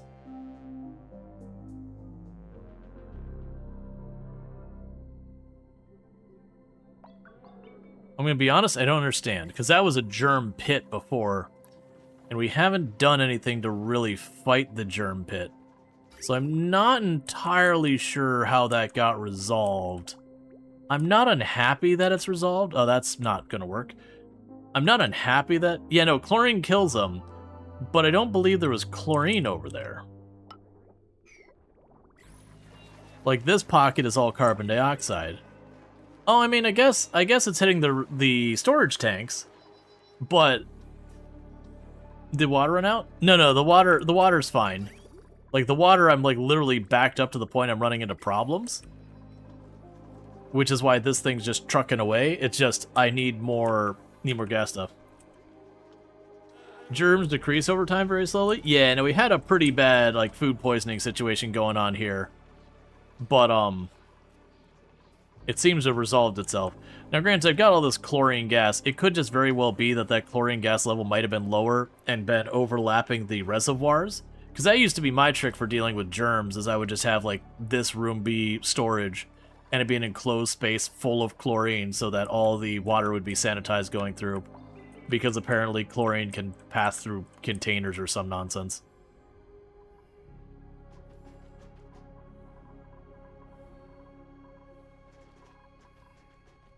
Alright. So we're going to want to mess with that airlock to not have it just dump our air out. Might also just ignore it and let it dump the air out because I'm not too fussed either way.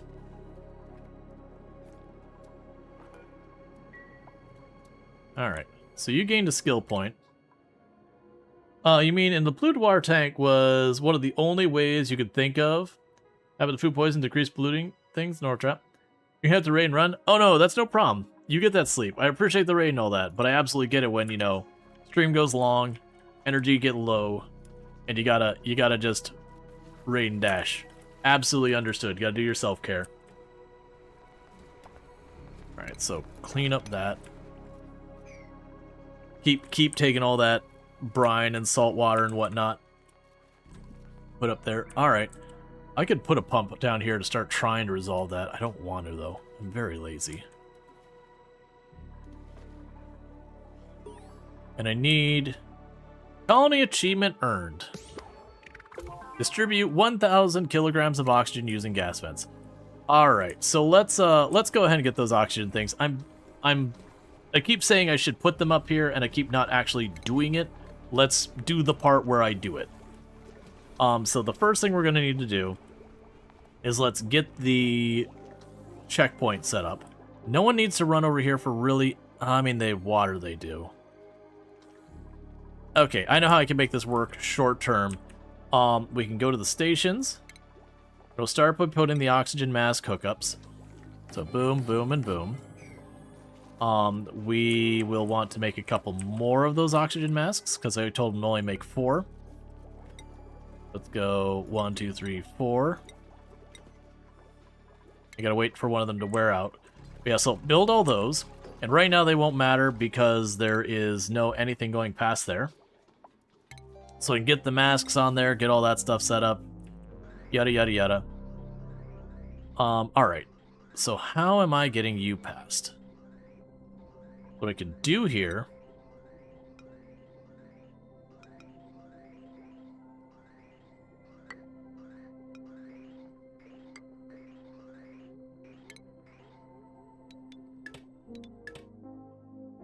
is do that. So that way we can start contributing to pipe spaghetti. And did you require power? I don't think you do. You do not. Now, seeing my power turn off is terrifying. Oh man, we are burning through our peat. Okay, so I need to get the dino friends going. Because that's another thing I've been neglecting. Yes, you're in a perfectly acceptable temperature. Alright, so we're going to need to have a ranch set up. And I'm going to just put it up here. So we're going to need to go to food. Critter feeder. Critter drop off. We will need to grab the stations. Grooming station. And you don't need a shearing station, as I recall. But the Phlox does. So we'll just go toss the Phlox in there because why not? Shearing station. Okay, so how big can a ranch be? Stable. 96 tiles. Okay, so go over here. Put a door there.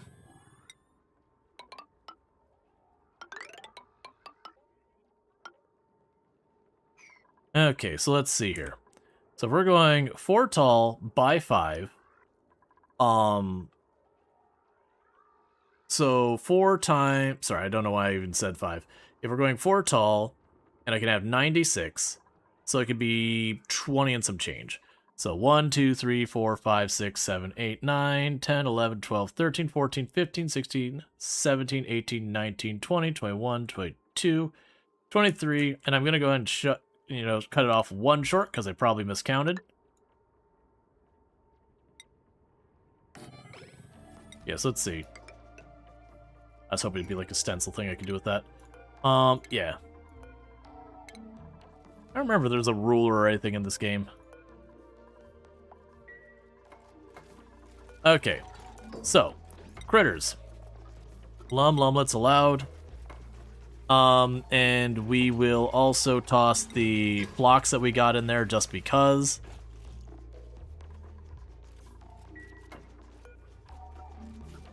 And so we'll grab the...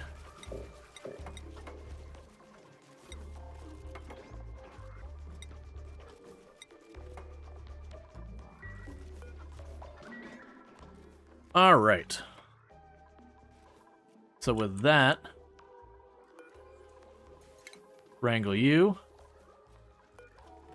Gonna wrangle you. Gonna leave you to be wild up there.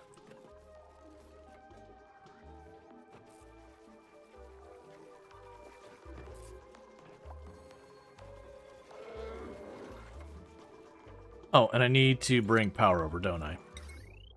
So power cable there.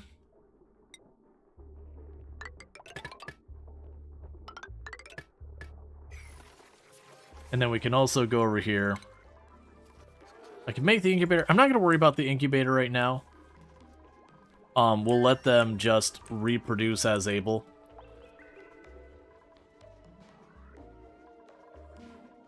Now, the big problem I'm going to run into is power is going to become more and more of an issue, and I need to deal with it, and I've been not dealing with it. I basically have a whole lot of things that are about to be an issue, and I am not getting any of them sorted. It's a great place to be. Because we're burnt, like, this is our power right now, is just all that peat. And that is going to be a real big issue. The steam geyser down there might be something I can leverage to help with that. The salt water's nowhere near hot enough. I don't have the setup I need to make a proper cooling system where I can take, like, you know, take oil or petroleum past it or whatever to deal with the heat until we can get super coolant and all that. Oh, did we ever finish the stations? So you need more refined metal.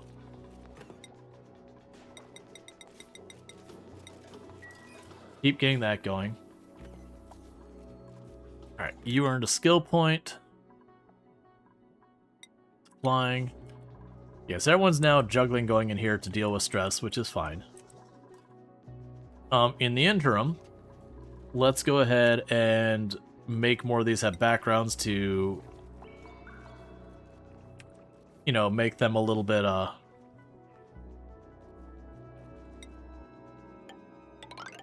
have a little bit of higher beauty and all that to them. So we'll go ahead and do this. Then grab furniture, put the crown molding on it.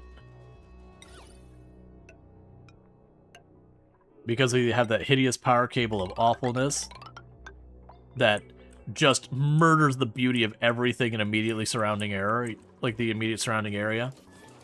Way later, if we get like the refined power cable, we can probably clean that up, or we'll do the whole thing where you do the transformers to step it up and step it down. For the time being, it's just what it is. Plus, I'm deleting a lot of just shale and stuff I'm not too worried about.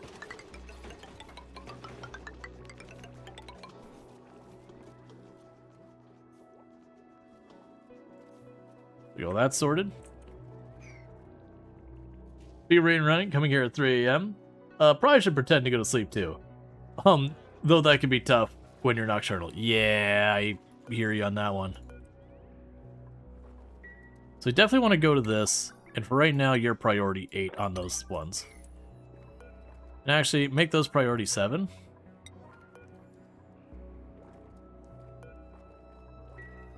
Alright. Because we can use those to get plastic.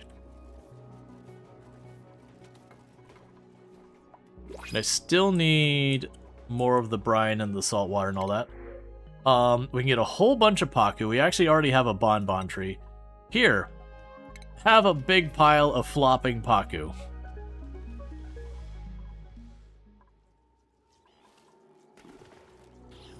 Who are immediately going to start freezing to death. As it was meant to be. Oh, right, and I was working on this. So you've got that set up, so deliver 7, deliver 7, deliver 7. Alright, so now with that, we can go in here, we can make the checkpoint, we go that way. Make sure there's no one down below here. Okay, there's no one down below there.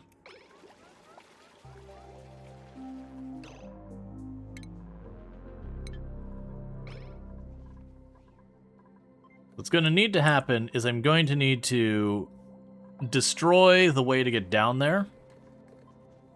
We'll start by breaking this. Because I break 3 of those, that'll destroy that route. We do already have an alternate route. So I can destroy these 3.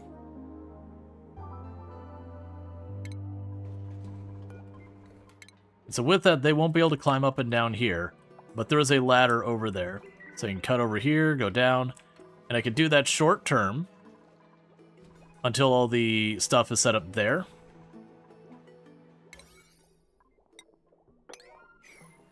And once we've got the stuff... Oh, you chose Wolframite?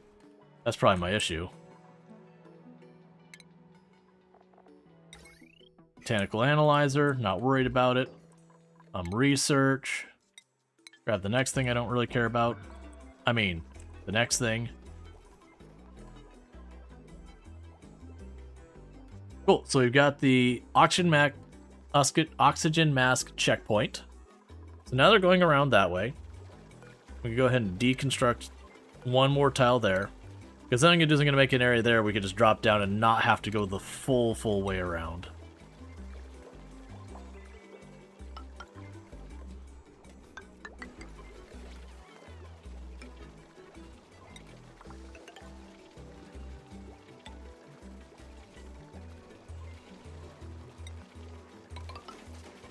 Okay. So now they'll use the oxygen masks going down below as well. Meanwhile, we can go to the crafting bench up here. I really wish I could just queue it up to do that anyways. Because it's waiting for the worn out oxygen masks to be able to do that. Alright, so we've got those going. Meanwhile, let's go ahead and pop back over to you. There's the blast shot. Okay, so the blast shot thing is big. Understood. So we're gonna go ahead and bring power. Do that. Plug in. We need to bring pipe.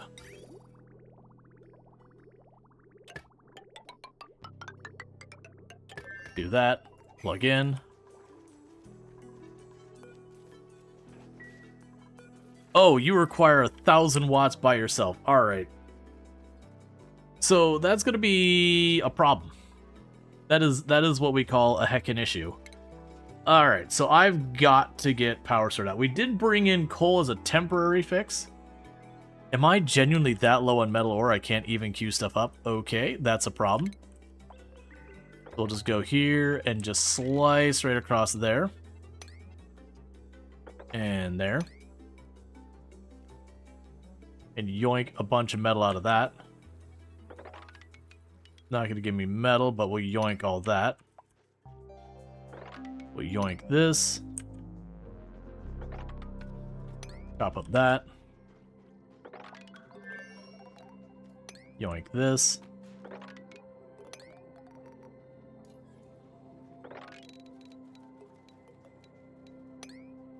Basically just mining out large areas to get any and all metals in there.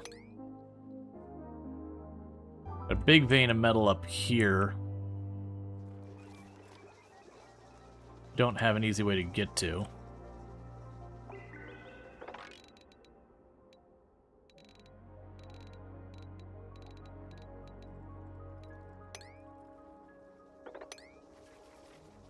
Oh. Cancel that one tile. You'll be able to tear that up.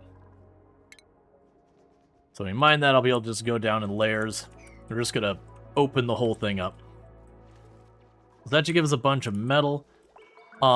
So, right, let's go look back at our power. So, I did get some coal as a temporary band-aid.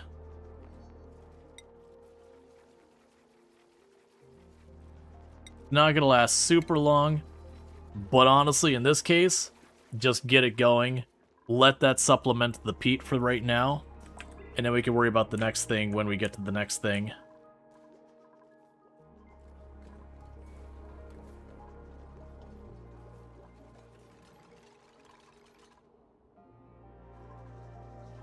Yeah, so we've got all that.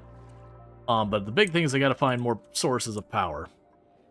What tends to be like your long-term source of power, setting up stuff like solar, steam power, that kind of stuff.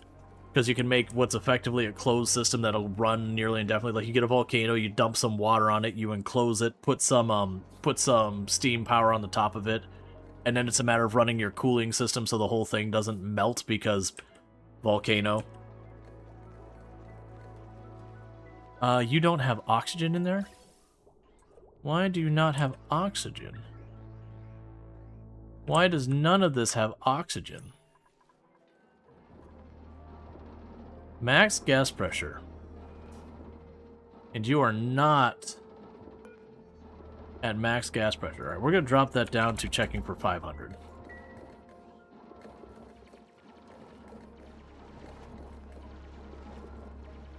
There's a tiny layer of carbon dioxide down here that's at extremely high pressure.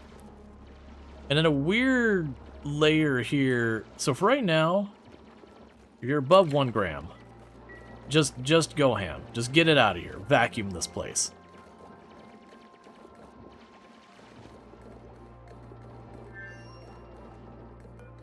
Okay, we'll switch you to be like 200 grams.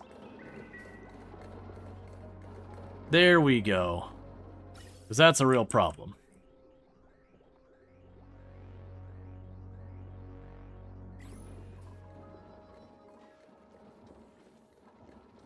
Yeah, it's because there's carbon dioxide in there. Honestly, you know what? I'm going to put down to 1 gram. I'm going to let this thing run. And eventually that'll get something like the pipe will get blocked, or the logic I have it where if these start to get low, it'll turn that off. But the goal being maybe I can get it to start drawing that carbon dioxide that's kind of mashed in the bottom there. Get that out of here so it's just oxygen and hydrogen in there. But that'll be fine. They're topping everything off. We've got all the oxygen for these masks all sorted out.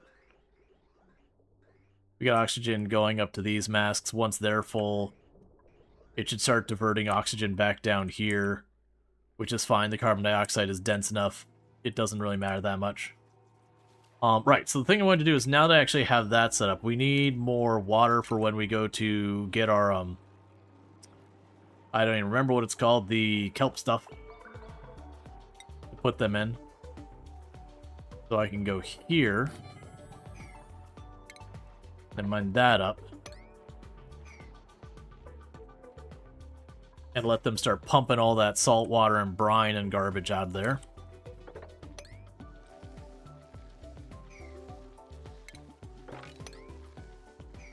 And that'd be enough to continue to fill this up for when we finally get those seeds.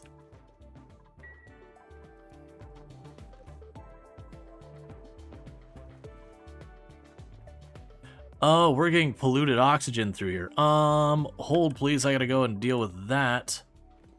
Now granted that, oh, never mind, I got all these vents up here. I was about to say, like, granted, it's just gonna go into this thing. No, it's not anywhere nearby. Alright, so we're going to need to get a deodorizer. I'm gonna put that right here. It means I'm gonna waste a ridiculous amount of metal running this across.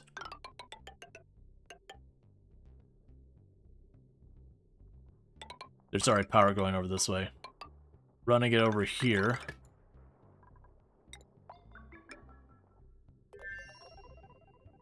And I'm certain we'll end up having a problem, but I'll start clearing up that. Okay. Now there'll be more metal I don't really have. Let's see. Suit sustainable training. Can you mind all that up? Actually, have you push a little farther. Okay, new prints available. Sand, sure.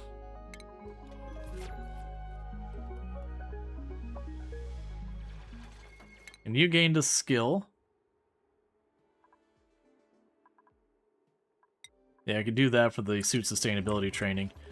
Yeah, so pretty soon the stress is going to start to be a problem.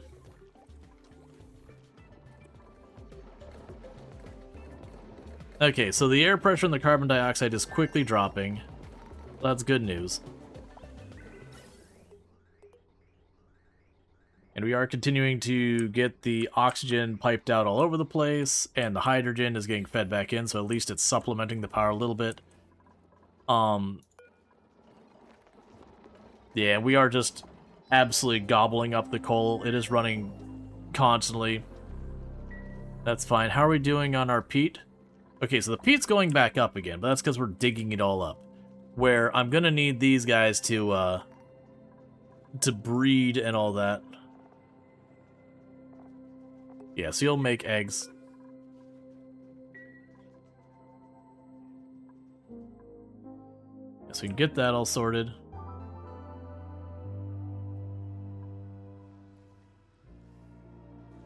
Yeah, so real question is how I want to tackle stuff like that salt water and all that, and the steam. The steam comes out at like 900 degrees. And I figured that'd be our most likely source of renewable water, because I could use it for steam power, which would cool it off a little bit, and figure that whole thing out.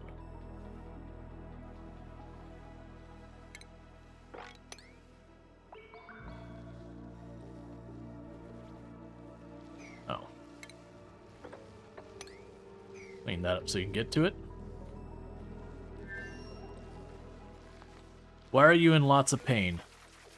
Why are you extremely hurt?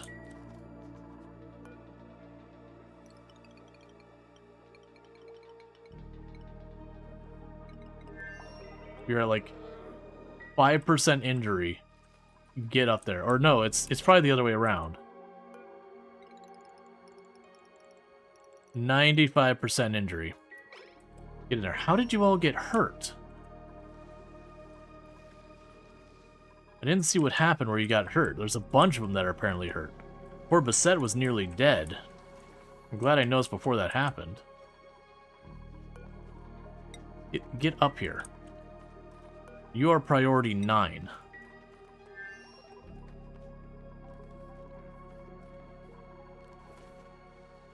How radiator are they? That is an excellent question.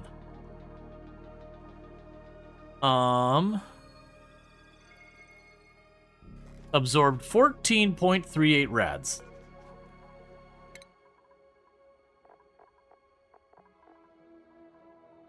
Can carry more.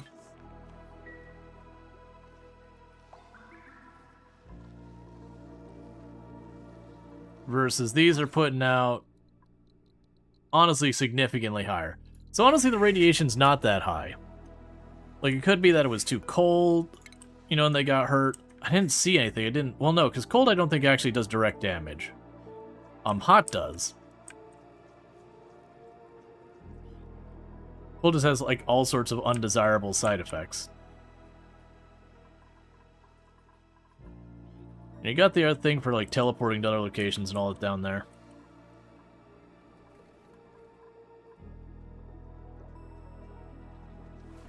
I think down at the bottom. Yeah, no, I don't think you'd get hurt from the cold. Could be wrong about that. Hot hurts you. Hot hurts you real bad. Hot'll kill you real quick. But I haven't run into too much stuff where I'm looking at extreme colds. Okay, so intracosmic black.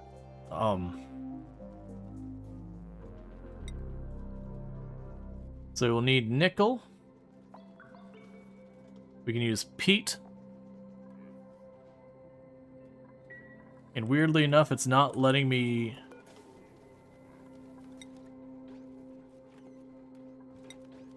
Ingredient 3 not discovered. Biodiesel or petroleum. Oh, right. Well, no, because we had biodiesel, right? No, we don't. It was photo oil. Okay. So I goofed on that one. Hang on. So we're gonna need to do a little thing here. So it's interesting. Did you put that in here? Yeah, you've got the photo oil in there.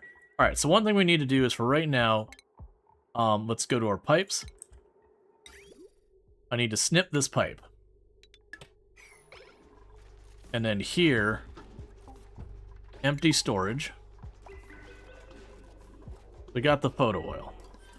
Alright, so I gotta remember what machine we used to make the photo oil. I skipped a step, that's what happened.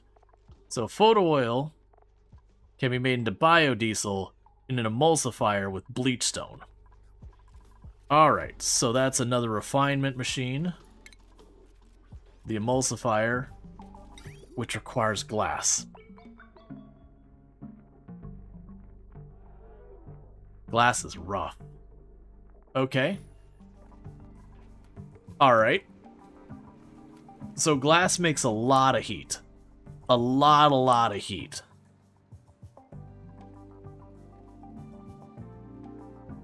Minus 91 C? Oh, yeah, and I don't think we're that cold.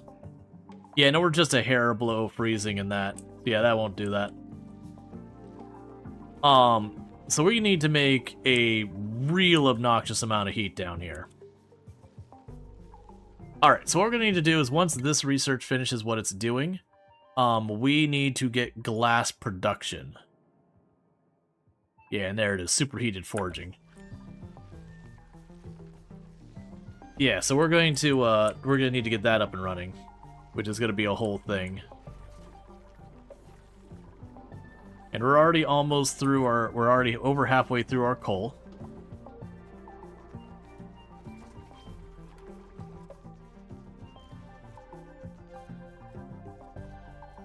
Yeah, no, you won't have saltwater as liquid. Yep. Alright, so that still hasn't given me what I want. I'm gonna go ahead and kill that Paku. I'm worried that Paku is eating these before I'm getting to him, and I need that to not happen. Yet there's so many of you with minor injuries. They're getting hurt somewhere.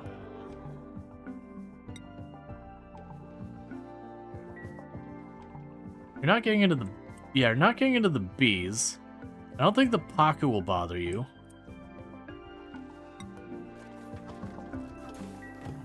I'm so confused at what's getting hurt over there. How hot is it over there? It's barely above room temperature. It's just a little warm. And I don't have them going to like any geysers or anything like that.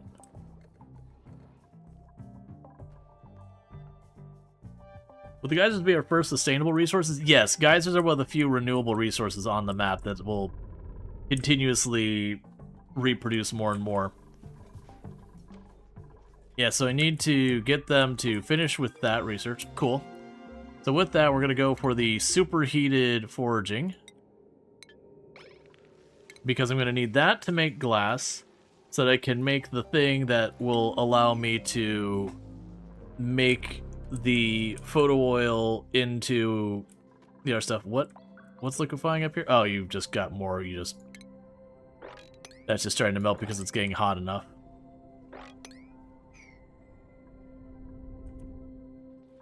I don't think they were up there getting smacked by meteors, though that is a possibility. Now, I do have a bunch of refined iron up there. That very genuinely, if I could get my hands on it, would not be the worst.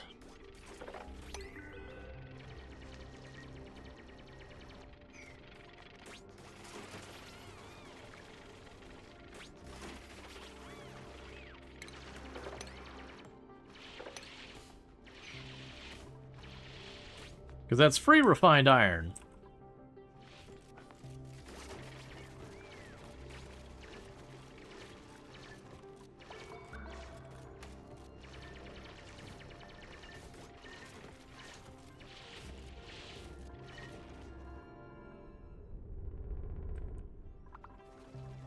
Okay.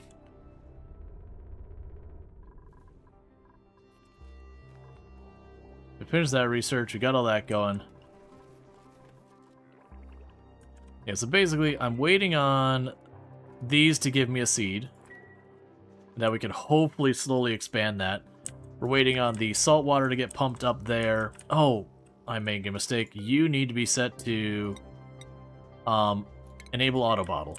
Because of that, they'll run down here and they'll start pumping that up there just for the purpose of filling that up. And that'll be fine. Okay, you're making more peat for me. Thanks, buddy. Your contributions are appreciated. Okay, we can go over here.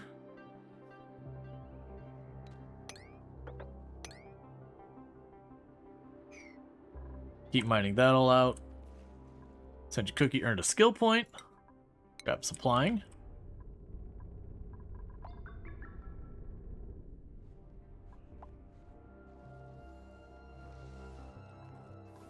Donkey Duff gained a skill point.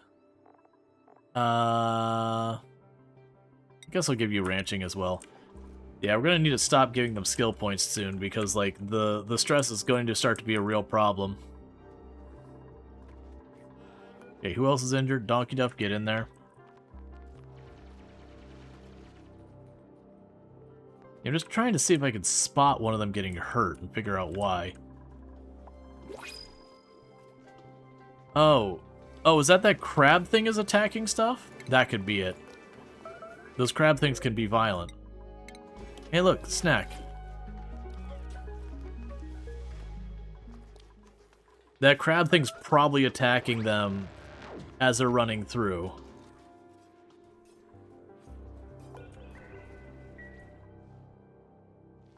So maybe that's resolved that. Okay, we're getting oxygen all down here, which is really nice to see.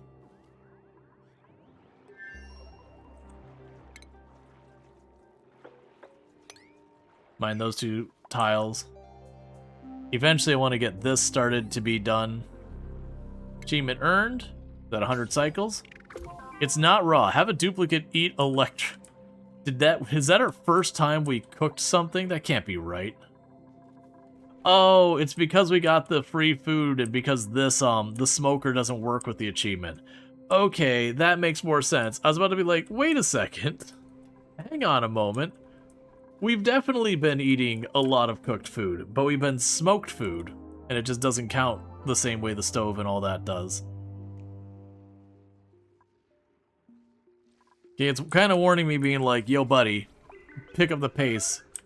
You're in what they call trouble. I mean, if you're starving, that is a self-inflicted problem right now.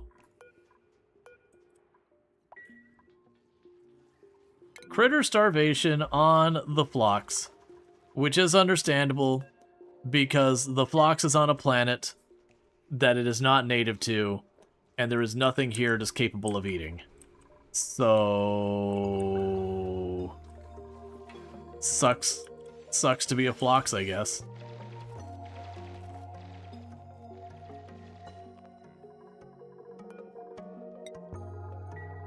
Okay, keep having people get processed through, getting treated.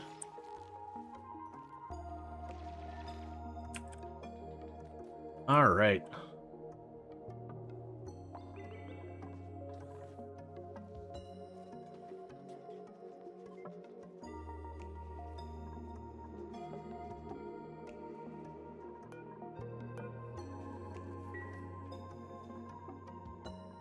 Yes, that is working on slowly cleaning all the air, so that's good news. The food's going fine for right now. I do need you to have the egg.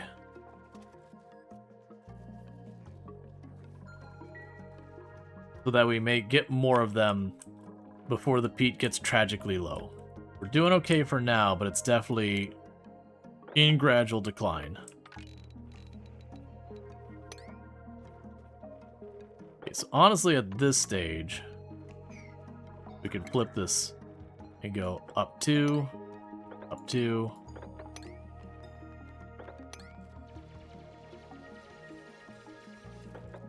Yeah, so you should be able to mine all of that out.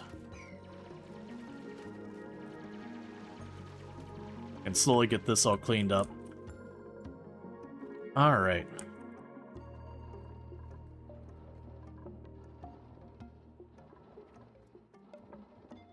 Yeah, running the same problem again where we've got the carbon dioxide is getting piled up in the bottom. And then we have oxygen is getting backed up on both ends there, too. At least that one we've got a whole system that's sorting it out.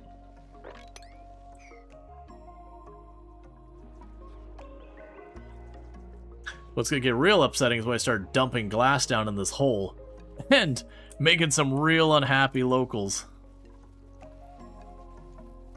Because that glass is gonna be searing hot and I cannot be bothered to fix it properly. So instead I'm gonna just dump it on some bees. Because that feels like the way I want to deal with this. I want to show some bees what molten glass feels like. And then we'll probably also end up getting the metal refining set up that way too, to be radiation. Okay.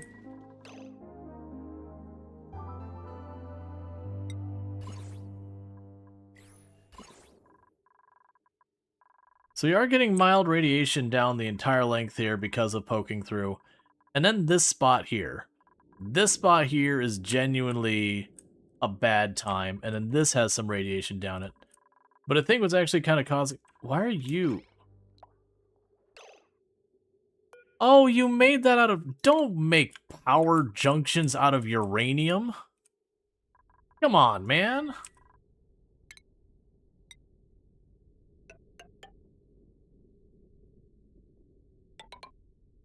Here, we'll do it on the outside. Yeah, if I do that, that should mitigate some of that coming through.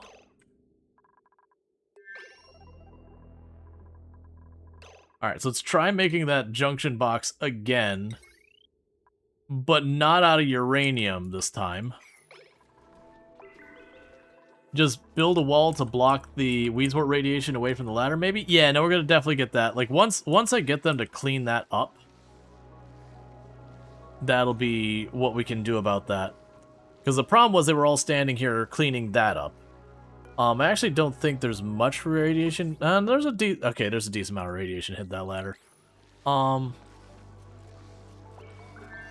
Yeah, get all your junk picked up real fast.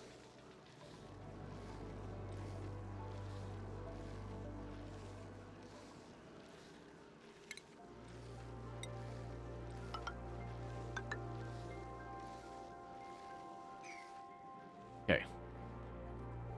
Uranium power junctions. That was like, I just saw this one glowing spot in the middle of my base. I'm like, why is there something glowing over there? What is over there that is radioactive? Oh, you built a junction box out of uranium. Because of course you did. Yeah, okay, by the time you get down there, you're basically out of these things. Oh, all my storage for it. Cool. Alright, bear with me, chat. We're in an ad break, and I need to use the restroom real fast. So I'm going to do that real quick, and I'll be back in just a minute. And thank you again for tuning in.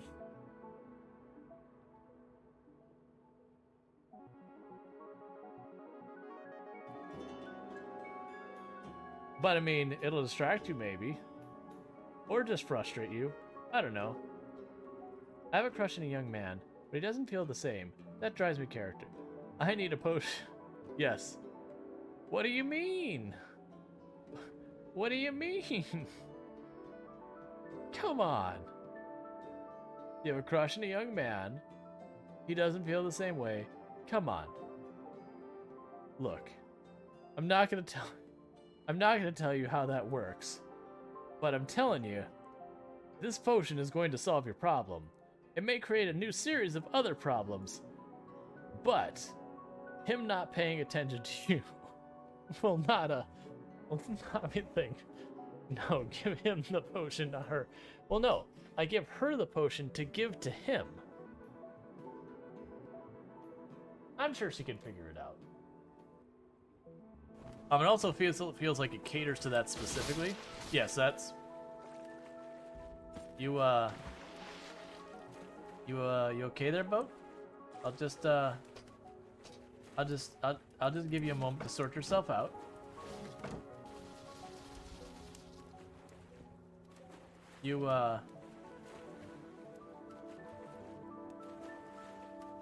Nothing's breaking, right? No? Alright. I mean, you take your time. When you're ready, you can settle down.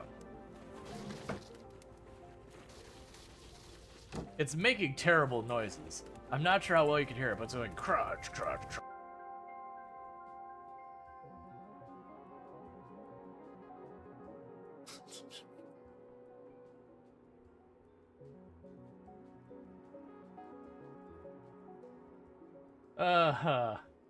That is a fun sticker placement.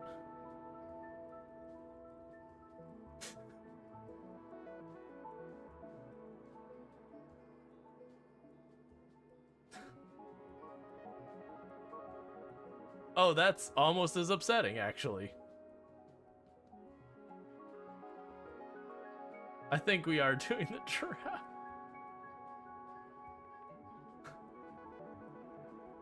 Like, Change course. Set thrusters to full.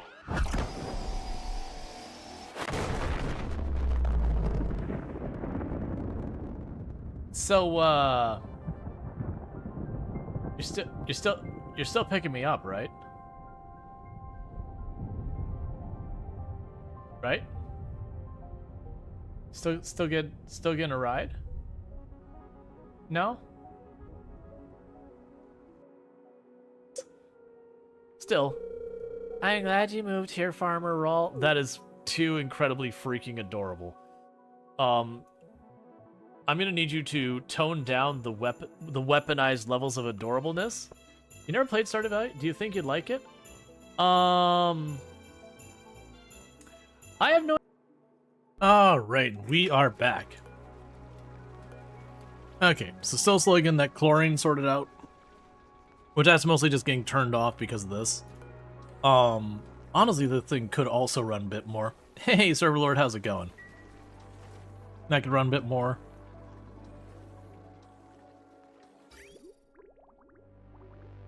Yeah, so that's doing a trace bleed on the water we've got here. Oh, I can also rip up this pipe. There we go. Okay. Right, and I noticed that my storage is full again. Which is a very normal problem in oxygen not included. Let's Thank you, Server Lord, for subscribing for 14 months. 14 years old. I am doing good. Hey, Server Lord, thanks so much for the 14 months support the channel, getting our tier 1 sub. I really do appreciate that. Do hope you've been enjoying the stream, as well as your advertisement previewing and then access to the emotes. So thank you again for all that support. It means a heck of a lot that you can keep supporting the channel after all this time. So thank you. We can go up here. And chuck a bunch of more storage bins up there.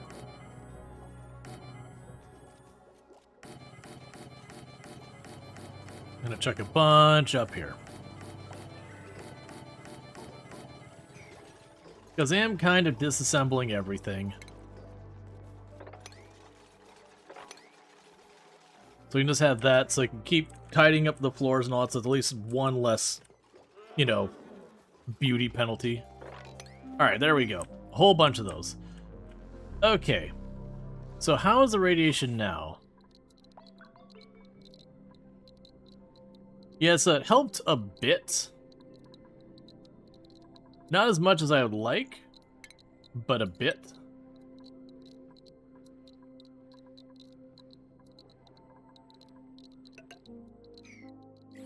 You love this game, Oni?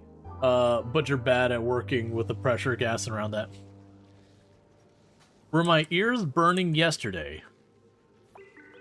Was I being talked about?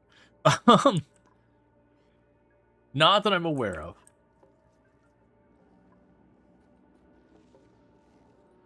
But also, before I forget, let me go ahead and do this. Just shout out for Treacle.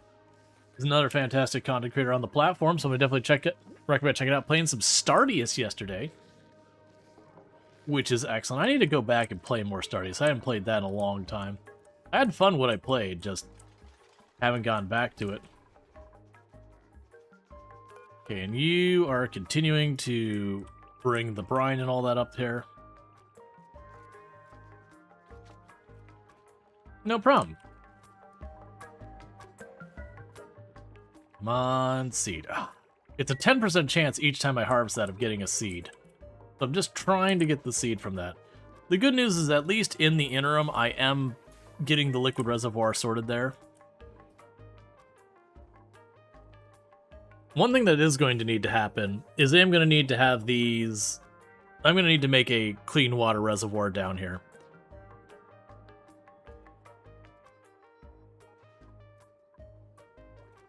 Which might even be what we do, is I might take a pipe off here and just put a vent down there. Talking about you in Killed Extreme in a good way. Oh, gotcha, because I was playing Vintage Story, I'm guessing? But yeah, no, Kildrix is good people.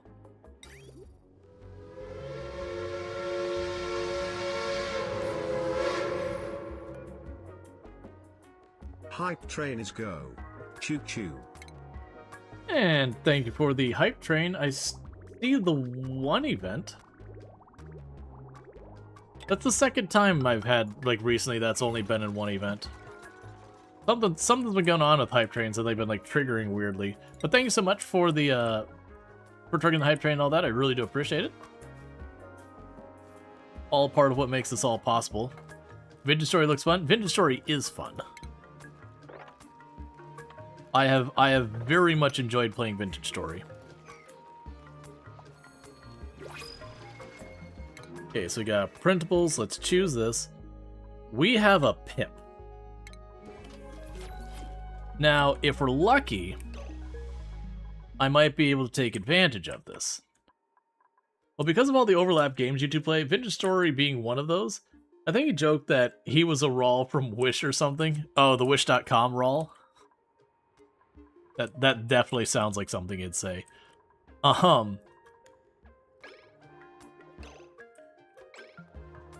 So,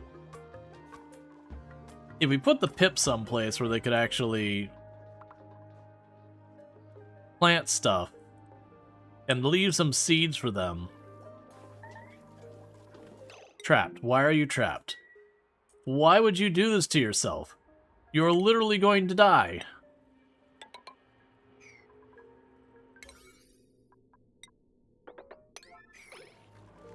Okay, so you can't do that. Mine that tile. If you're quick about it, you can climb out and get air.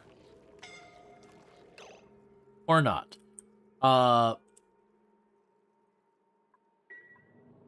Can you build just a regular old block out of I don't care what?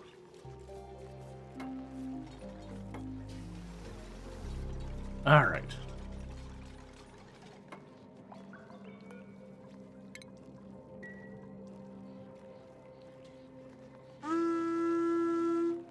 Hey, Italics! Thank you so much for the raid. Let me go ahead and get you a shout out.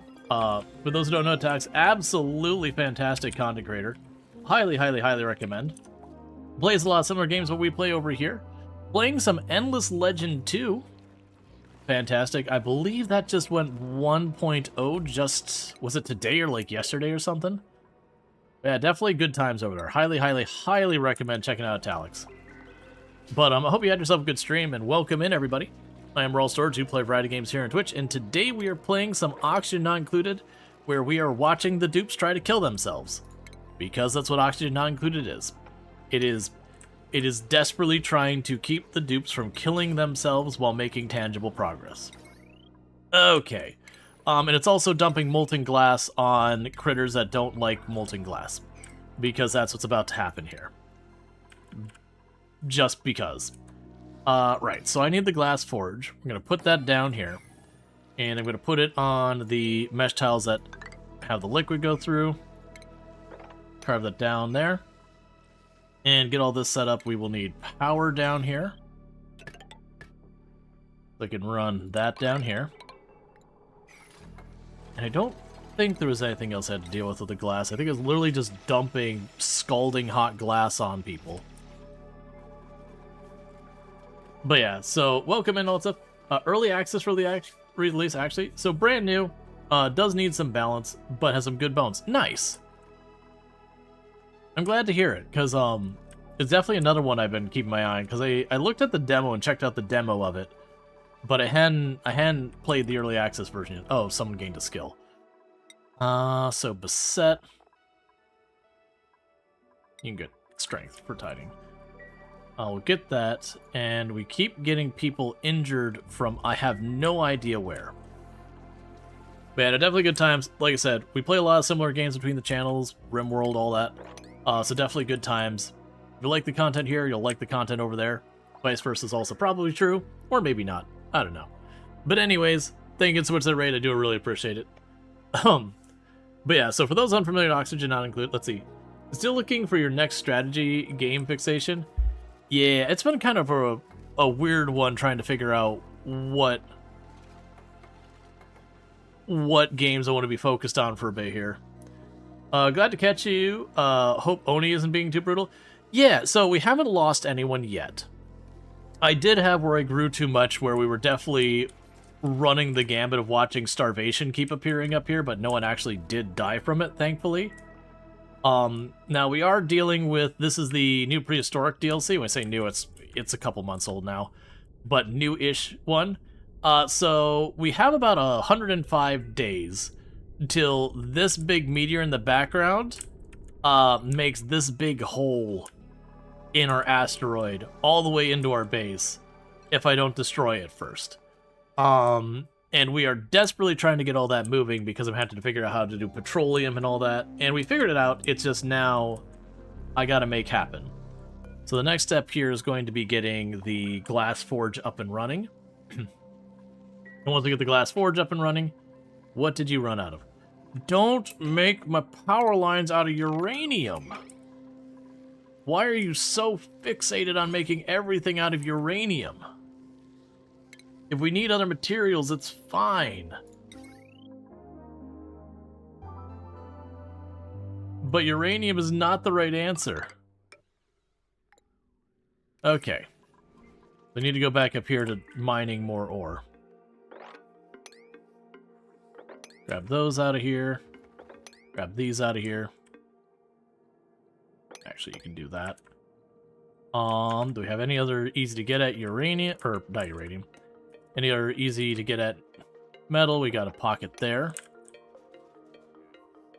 Did they already make some out of uranium? Yeah, luckily it seems like, unlike the junction box they snuck past me that was made out of uranium, that everyone was getting mildly irradiated going past. That one at least, the power lines don't seem to be radioactive. And thank you, Redneck, for the raid. Let me go ahead and get you a shout out. Busy night tonight. Redneck playing some Oxygen Not Included. I hope you had a good time over the year. Oxygen Not Included, and your colony is going well and all that good stuff. Well, welcome in, Raiders. Let's go here, bring that over, do that so we can mine up all that. But uranium is good for you. It gives you a glowing personality.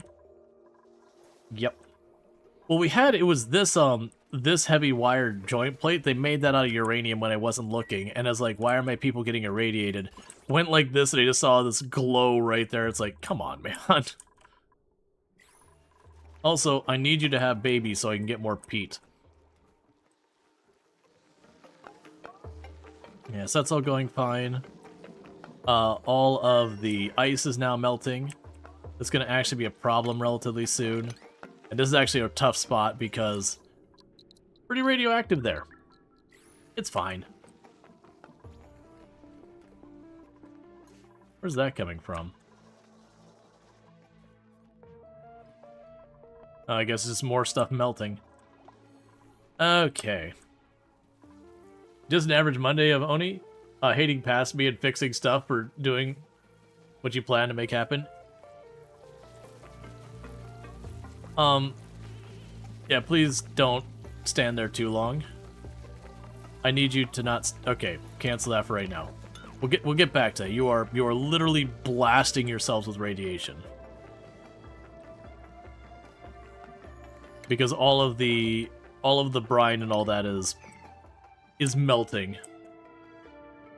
It's gonna get way worse when I start dropping molten glass in it. But I need that molten glass to build the thing that'll let me build the, or make the fuel to make our shots, to shoot the meteor. And I got about 100 cycles to do it. And if we don't get it done, real bad things happen. Yeah, no, I'm just kind of on the spot, like, with it right now. Usually I'm not that on top of it because, you know, I got mods to help out. but is already in like in the do the shoutouts mode. Because this is also a game that's very easy to shout stuff out. You're never in that thing like Project Zomboid or RimWorld where a fight is kicked off into like high gear and you gotta get like sweaty level of focus going on just to keep everything from catching fire. Yeah, so get all that cleared out so the air can move around more. Okay. And thank you for the follow. Welcome to the stream. Okay. I still got a bunch of chlorine we need to move because the air pressure is not quite high enough for this to trigger. Let's change you down to 500 being acceptable to run that thing. Okay. So the coal generator ran out of coal, so we're deleting that. I had gotten 3,000 coal from the printer thing when I needed to kind of supplement my power. And that's all I did is I just shoved that in there to try and make it work. Power is a real problem we're dealing with right now. I've been using the peat to get by, but we are kind of at equilibrium with the peat. So until I get more going, I'm not exactly going to be getting a whole lot more power. We are supplementing a little bit with the hydrogen, but that's hydrogen's being produced at cost of power, so it's not really a big win. They don't really got a good source for expanding my power much. Not really. So I'm going to end up needing to cut back on stuff that's running. Which granted, some of those things are going to cut back on themselves, which is good news. Like, they'll finish what they're doing, and then they'll just sit idle.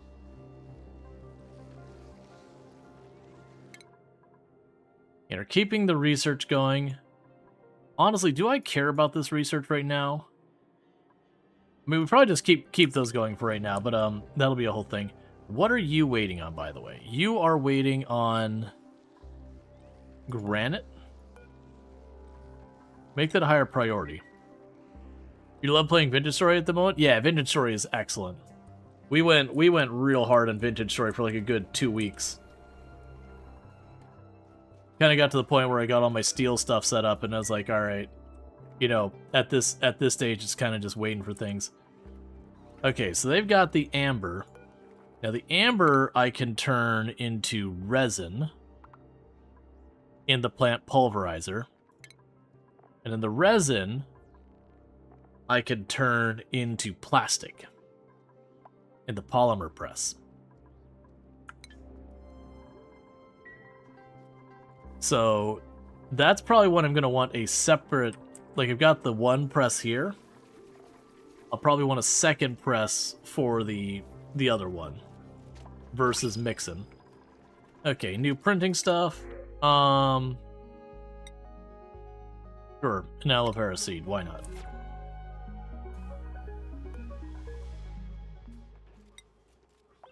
Yeah, we're waiting for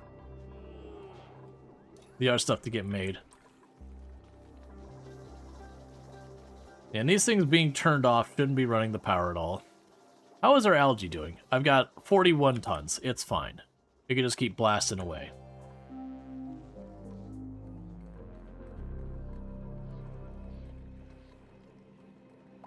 Alright, so the good news is this is able to finally start running and properly draining the polluted water.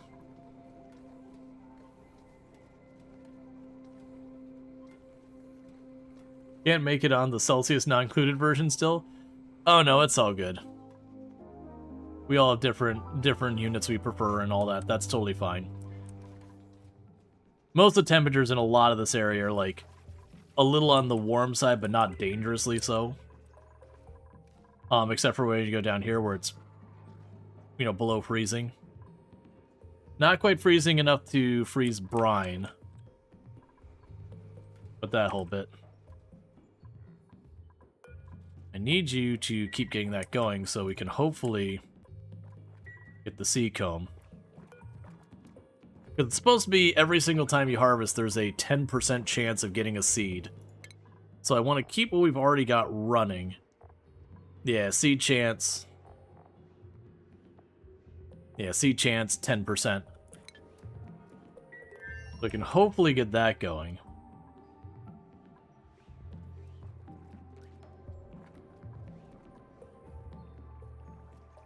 Yeah, this game, but you never played yet? It's a good game. It really is. It's definitely a game that you're going to have a couple of failures before you make any real progress, just by the nature of how the game works. You know, you can't learn from the mistakes you haven't made yet. Okay, so we'll dig that tile up. Tear those up. Tear those up. Tear that up.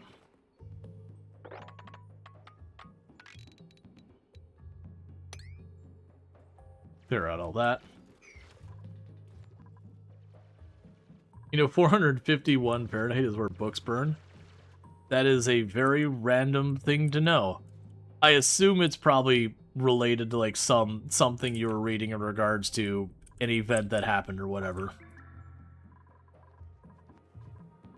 But it is a very random, specific thing to know.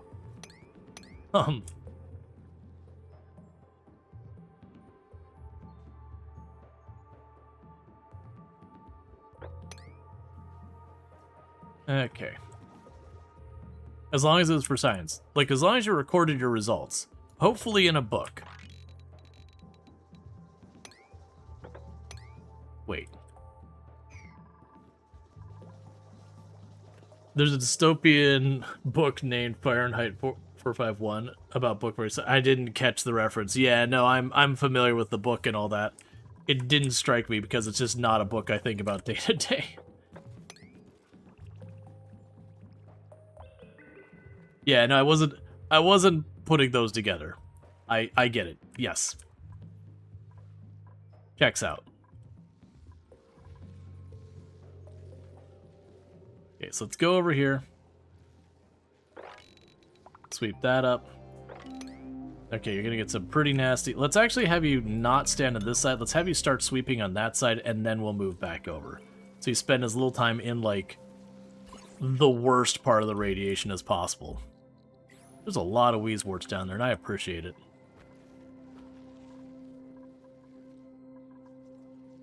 Yeah, so I want to keep going deeper and keep seeing what other stuff, because we're trying to see what geysers I can get at. So right now there's a steam geyser I can't really put to use without the ability to do some type of cooling system. Like, meaningful cooling system. Like, I've got a lot of Wheezeworts, and I might be able to do something with that. The Wheezeworts are nice because they do gradually cool the air around them. But it's not by that much, really. Like, it's better than nothing, but it's kind of one of those things that's just like a passive little bit of cooling constantly going on.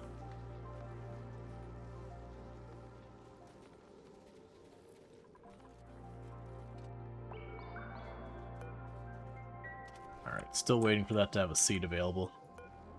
And what? Oh, I see the problem. Is the plant's up there and it needs to be pulled out, but you can't reach it. Dudes are kind of cute with the rad aesthetics. Might want to let them have at it a bit and enjoy the work of art. Yeah, I do like... So, all these walls actually do help. Now, granted, if you look at the beauty, it's horrendously bad because I've got the horrible, horrible power cables going through everything because I don't have refined metal yet.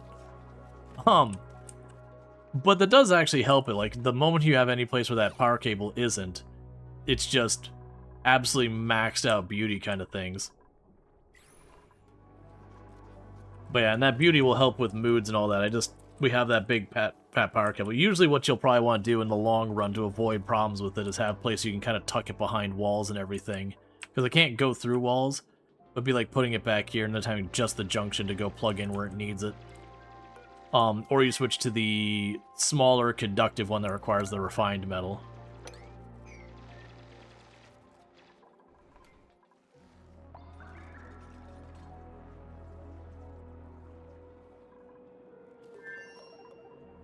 Alright. This is still cold enough that a lot of this carbon dioxide is liquid. Well, we are quickly ruining it.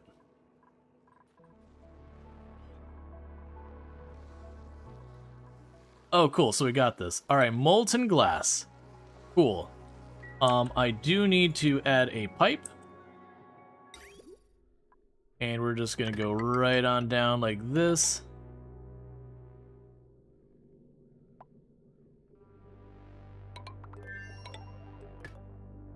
That's fine, we'll widen it. And put that output right there. And for no discernible reason, I'm just going to carve that. We can just drop the molten glass right down on the fish and the bees. As you do. Sometimes fish and bees just need some molten glass dropped on their head. Which should be hot enough that I don't think it'll make any of the water steam. If it does, it would turn some of that water into fresh water as well as salt. Which would be nice, not really what we're aiming for though. Okay, so get the last of that picked up. Got some mods or something on the gen? Biome under the bees seems to not be what it should be. No, so it's so we have the where you randomly generate it. It had the ice core, I think was one of the ones we had hit. So it's geothermically active ice core, and I can't remember what else it had. Alright, so 100 cycles, so we're halfway there. High melt risk.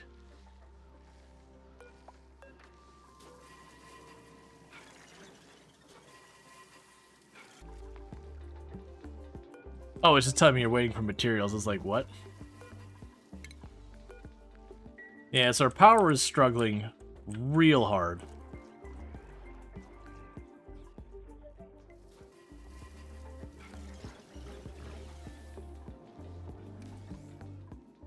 Okay.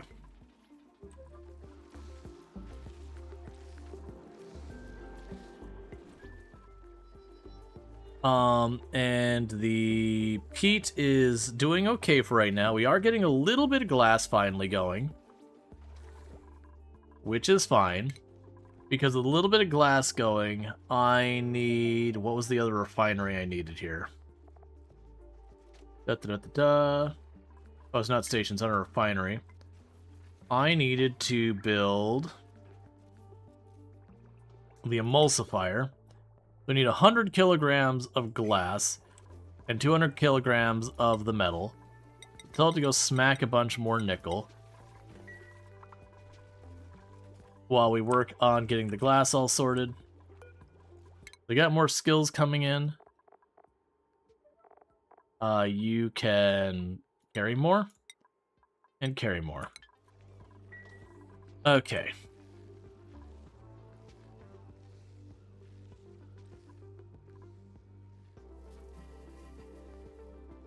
Yeah, so granite is a high melt risk. I'm honestly okay just letting it get damaged. I'm just trying to get 100 through. Then we can go and build it out of something better for not having to worry about overheating constantly. Okay. I'll take the omelets. Thank you. Free snacks.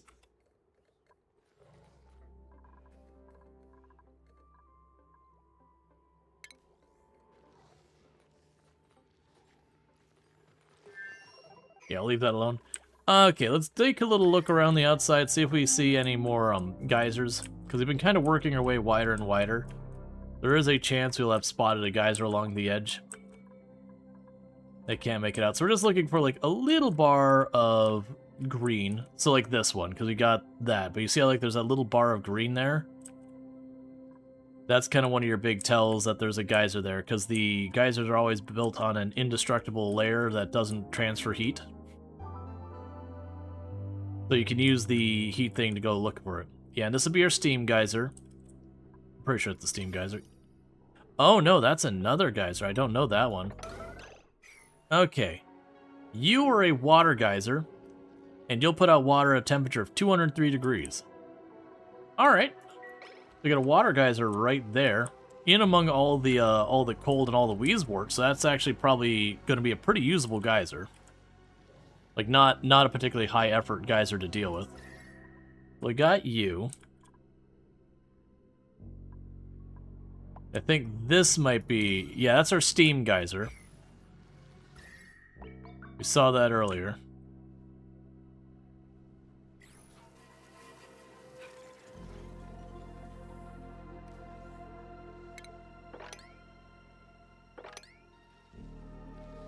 Cool, so we got all that picked up. They just need to keep working on all the stuff they're working on. Someday. Someday I'll win that lottery and get one of those seeds. You now know 203 Fahrenheit isn't C. You learned something. Yup. And the follow. Welcome to the stream. Okay.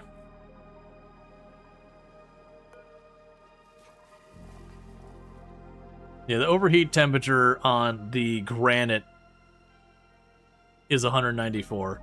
Was there something else I could have made that out of that would have been better? Let's check real fast before I go taking that apart.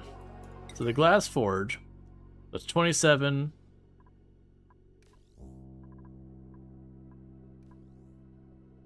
Yeah, so it's not really one that...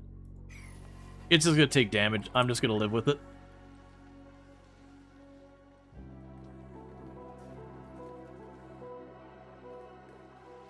I need more power. Do we have another lump yet? Okay, well, we have another egg, so we're going to have another lump soon.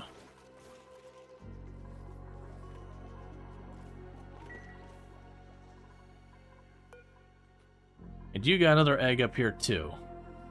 So that's good news.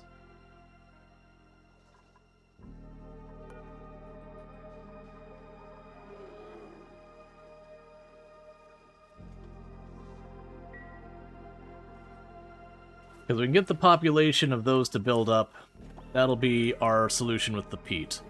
Now, the other downside is I think if I put another thing right here, I think it'll actually drop off the side there, which is not really what I'm aiming for. Because I believe it drops off... Yeah, it's the third tile here. So if I want to make it work that way, the way the rest of it is, I'm going to need to deconstruct this ladder.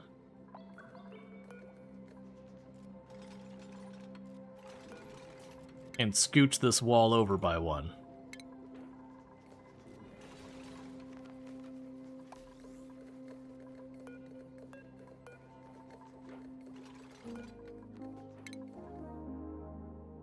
Because then I can scooch the wall over by one. And I make it drop in here. And I'll just do another one of the things that uses peat.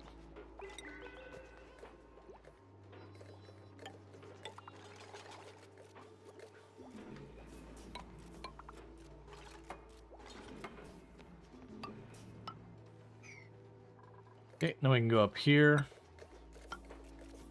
Place that with mesh. Disassemble this.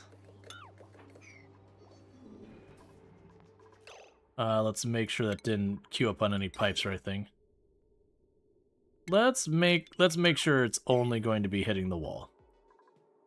Any vents going through there? Any power going through there? Okay. So it's just taking apart the wall now. Alright, so with that, well, still probably a terrible idea because it's just going to make the peat problem worse. We're just going to go ahead and slap another one of those down because I don't really have any easy other materials I can get right now. So we're just going to keep going for it. And we'll just do the best we can with that. Okay, so you made your molten glass. So we do have enough for building the thing we need to build. So we can go to refinement. We can go to the emulsifier. We have that. We're going to need to finagle this a little bit. Oh, here. Let's actually adjust this a little bit before we start that. Let's grab you. Not put you up there. Let's put you over on this end. And then we can put the emulsifier to the side of that. I'm sure all of these are going to be emitting their stuff at way too hot for what I'm doing with it. And it's going to cause problems. But right now, problems sound like someone else's problem.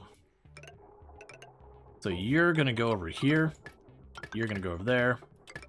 And then you're going to go here. And grab the cutting tool. And we're going to snip that.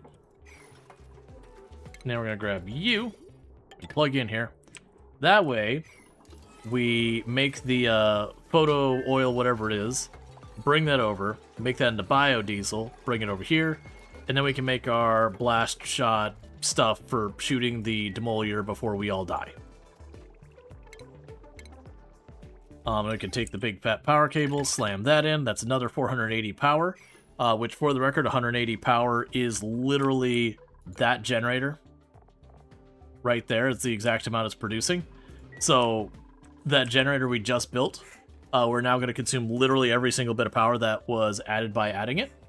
So, cool.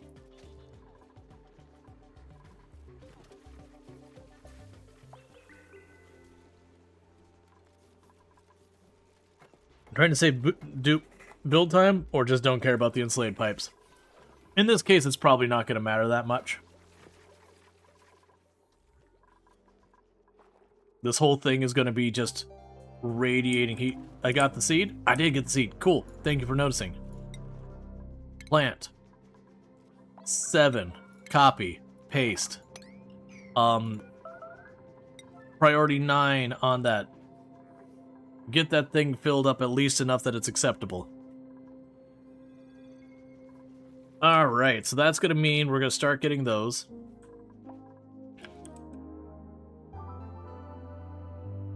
We need to do a lot more damage to Demolier.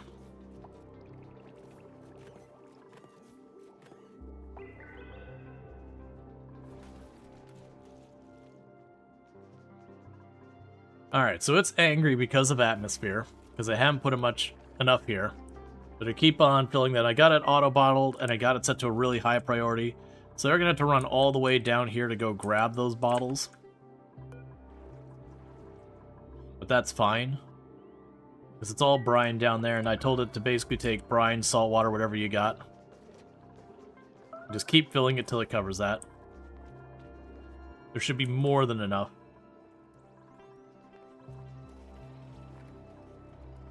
Not entirely sure how the polluted water got over here. Clean that up, please.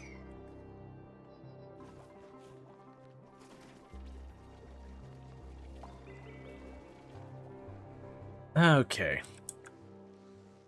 You are dealing with even more brine and all that. Oh, it got cold enough that it all froze again. Then it got warm enough that it all heated up again. So the glass thing can just sit there. It's not in use right now. That's fine.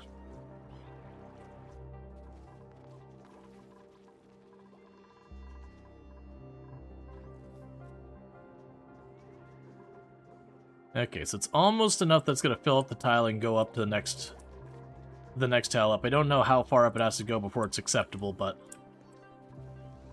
we got a big old pool down there. It's more than enough to take care of that problem. And once that's sorted where this is content, we're going to keep drilling down to see what's below here. Looks like it's very heavily polluted oxygen and brine down there. I'm curious what'll be below that.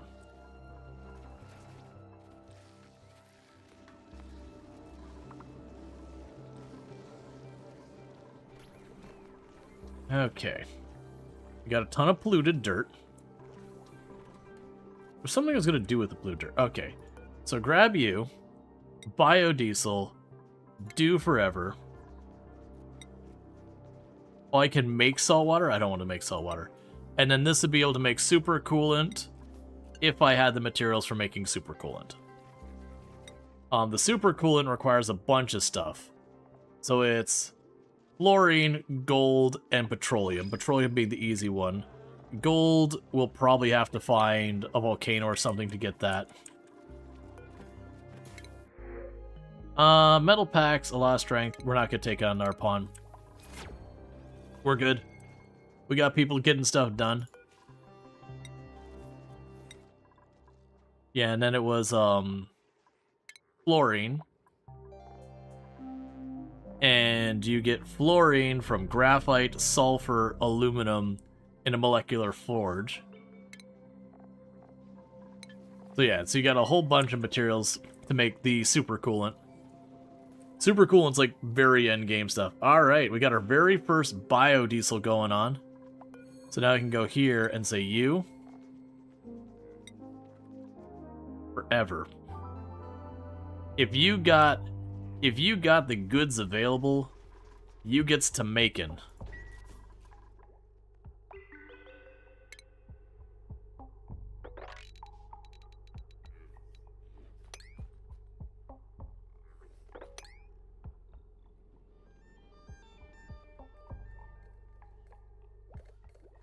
Alright, so we got... How do I want to go about that? We can actually take this from underneath, and that'll give me a lot of it.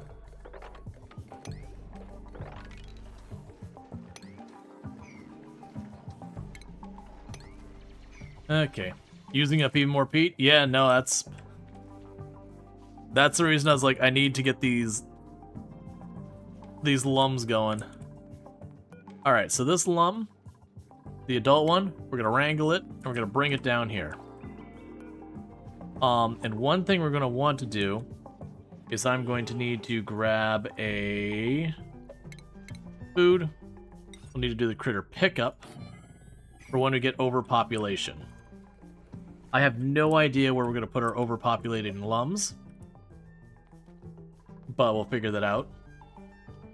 So we'll go food, critter drop off. I'm going to put that super low priority, and we're just going to chuck any creatures we have that are extras up here. So you're a 1 priority critter, lum, actually just literally anything. Anything that I don't have placed for it. You go up there. And now for this, I believe, if I said it like that, it's only when I exceed 20 critters will it do that. I can probably only have like 8 or 12 or something in there.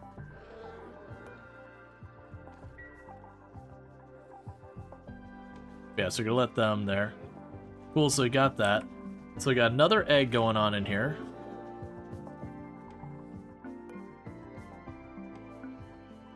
Yeah, so you're working on it. So little by little, we're going to increase our peat production. Which is good, because I'm making an obnoxious amount, or I'm using an obnoxious amount of peat. How is our air? Our air is at 100% breathability. We are solid on our air situation.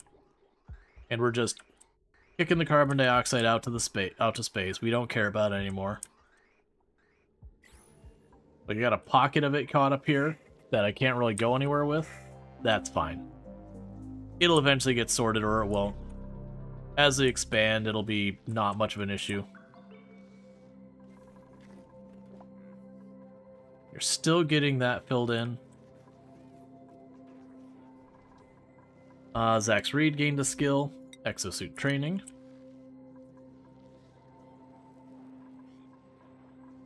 I'm honestly surprised those Pakus aren't dead, because this, I believe, is well outside their healthy temperature. Oh, alright, so we got our first of our masks finally got damaged, so I could finally go to this bench and say, hey, worn masks, fix them forever, please.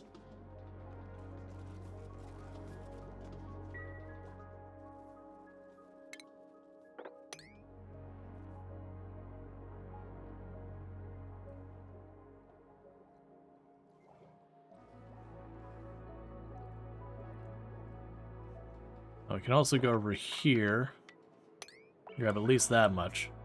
How are we doing in that? Okay, so we're still good here.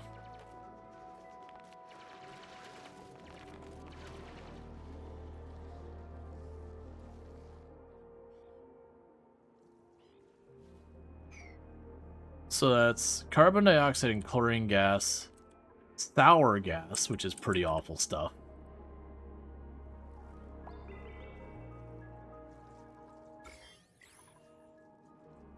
Okay. Is that dirty bit of water in your reservoir? There is a dirty bit of water in my reservoir. That is not what I wanted to see. Luckily, it's small enough, it will let me actually sweep that up.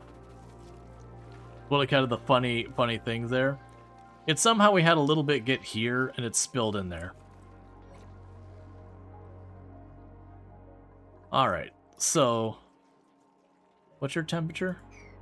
71? I'm already killing this ecosystem, so I guess I shouldn't really worry. So I cut across here. And see if we can't get a look again, see if there's more geysers or anything else of interest down here.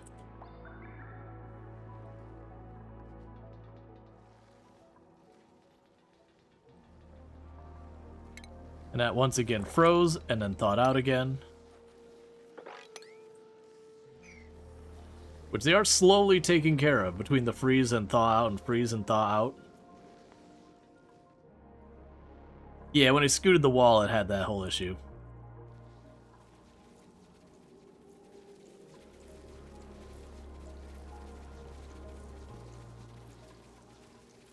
The good news, as they're pulling that up here, they are putting it in this area. It's almost the point of going a block higher, so we're just kind of waiting for it to get that home stretch. Honestly, one of the things I could do to help this out is double it up. It's just more to feed the jungle juice, let it grow. Oh man, that's the, I'm not sure if people caught when we were discussing that the other day, that my very first colony when I played the game, I literally did just have the entire bottom of the map just dumped all the liquids no matter what they were down there. Hatch a new critter from a critter morph from an egg. Critter morph? Critter morph. So somewhere I got a weird critter. But it was definitely one of those things. I just dumped it all down the middle of the map. And just filtered it all. It was terrible. It was pretty awful, but it was one of those things, you know, first time playing, learning all that stuff.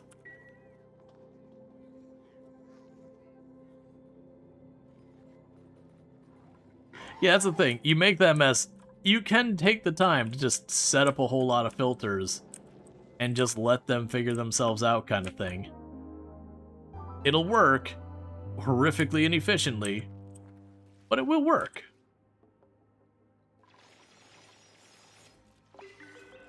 Trying to see if I can make out the morph animal, but I am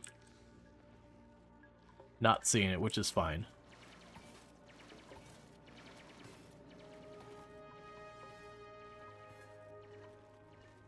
Okay, we got the frozen fossil over there.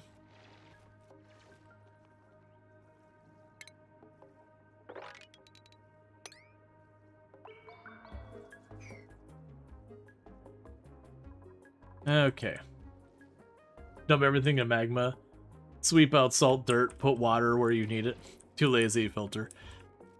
Yeah, I mean, the magma thing can be fine if, you know, if you're actually taking the time to, like, cool it off and all that, like having some way of controlling it. Yeah, so this keeps bouncing back and forth between brine and brine ice. Luckily, we are slowly getting it up here. And as they're slowly getting it up there, it is fixing it to a certain extent.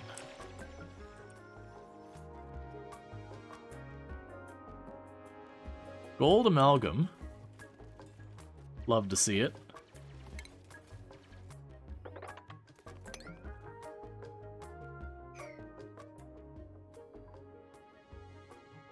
Alright.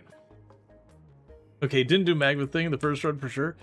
That was not my first run, but one of them is, you know, you see like the big area of magma down below is just like poking through and being like, alright, what can I do to slowly turn this magma core not to magma? Like to slowly expand my usable area into this area that is something that very genuinely I should not be poking.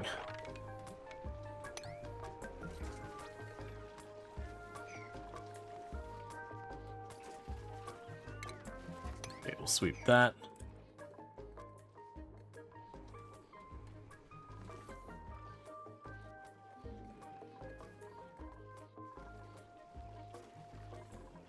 Alright, so power seems to be stabilizing now. Hey, Penny, how's it going?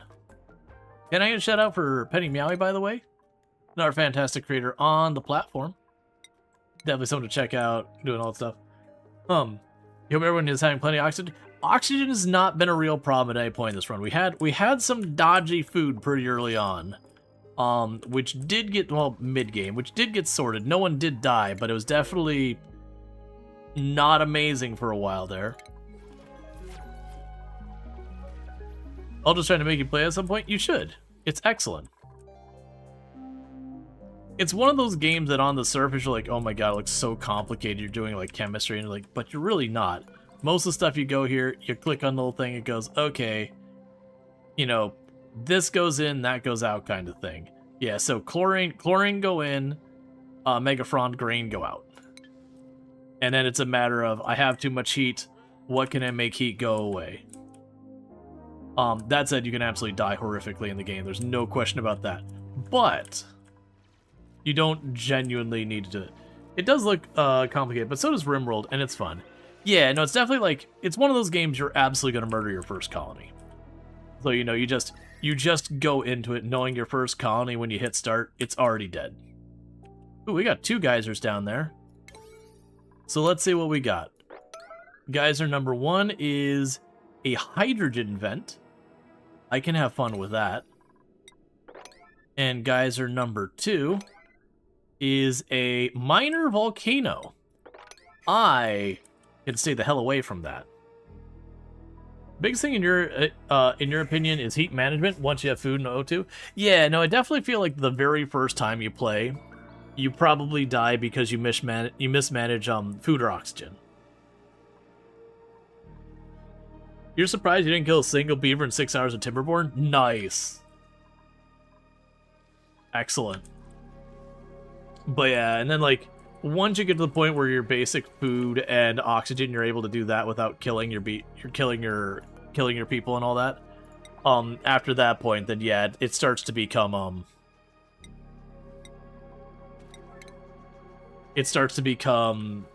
heat that's the big killer. Well, some of them die, but you can't solve old age. Yeah, no, exactly. Absolutely. Okay, so no one's injured, so I don't have to worry about that nonsense. Pull that up, pull that up, pull this up. Don't worry about any of that. Don't worry about any of that. We'll leave that alone for right now. That's fine.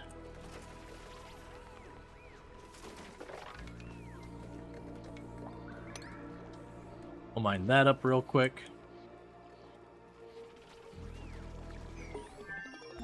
Alright, so we got our next research. Yeah, so pretty soon I'm going to have to get the astronomy research set up, and that's just not a priority.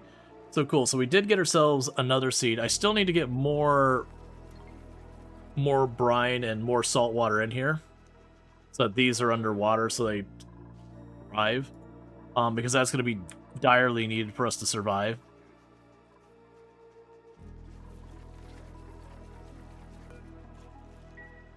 Because we've got to get a lot more damage into this.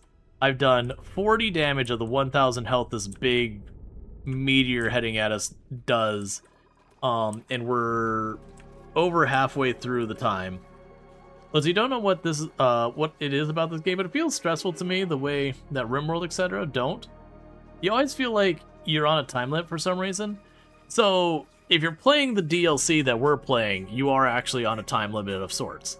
Otherwise, you're really not. It is one of those things you can get yourself in a lot of trouble in Oxygen Not Included, is to try and just rush everything. Because you generally people. It can be very dangerous in this game to take on a whole bunch of extra people pretty early on. It'll very easily get you into a lot of trouble.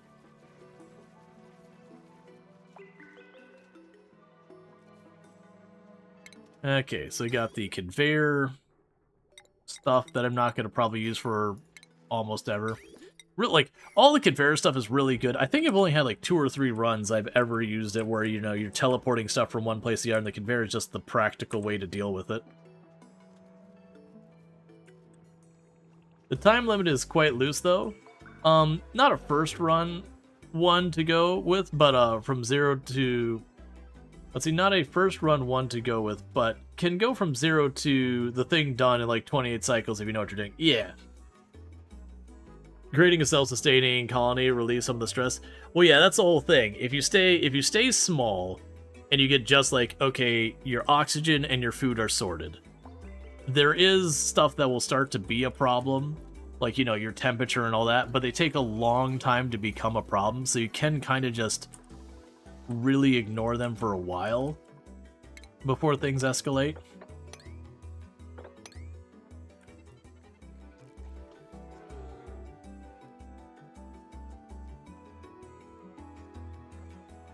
It's the forage on that side. So you carved all the way over here. There's more sour gas in there. Sour gas is a bad time. Yeah, so you got those two those two geological things we found. We already checked that one. We checked this one. So far, of the ones there, the steam and the water feel like the easiest ones to deal with. Now, granted, with the situation I've got now, the steam might be usable. I might be able to use the steam to make a little supplementary power. Realistically, the steam's not going to come out hot enough to, like, really go for it. And then I'll probably realistically need steel as well so that my steam machines don't melt. But that's going to be a whole thing. The volcano, on the other hand, the volcano 100% can be a really good power source. But then you gotta tame a volcano. And that's honestly, of the straightforward things, like as far as this is a thing that you tackle, it is probably the most dangerous one, because once you pop that top, it's real hard to put the genie back in the bottle. You gotta either make it work or watch it slowly cook your colony, and it's not always that slow.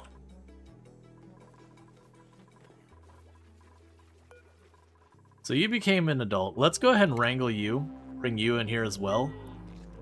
Keep those going. How are we doing on our peat? So we're still holding up okay with the peat.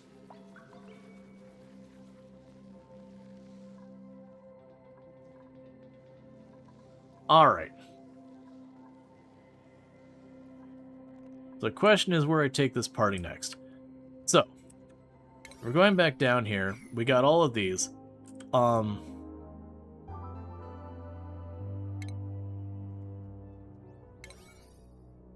Yes, that's the volcano. So, just so making it easier to spot. So those tiles are safe for me to puncture without accidentally letting them out.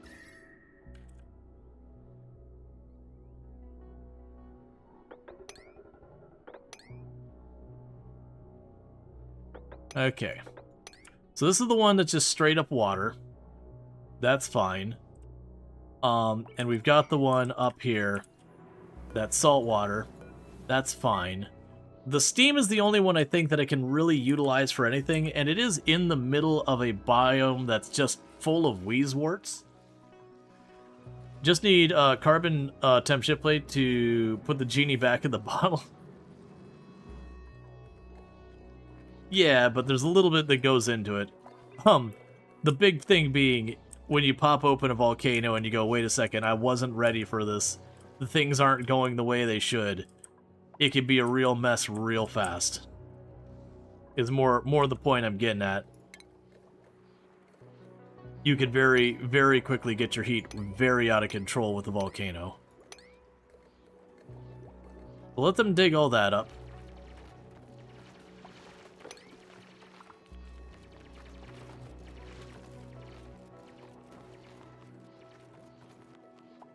Now I can let the water splash on down into this.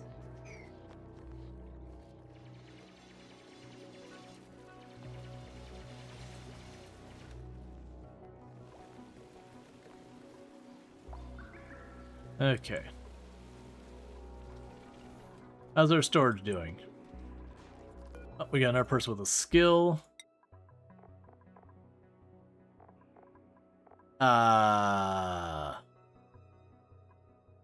Sure, operating. Sure, but once you have that little safety to cork it back up, you can try a lot of bad ideas before killing dupe savings and reloads. Yep.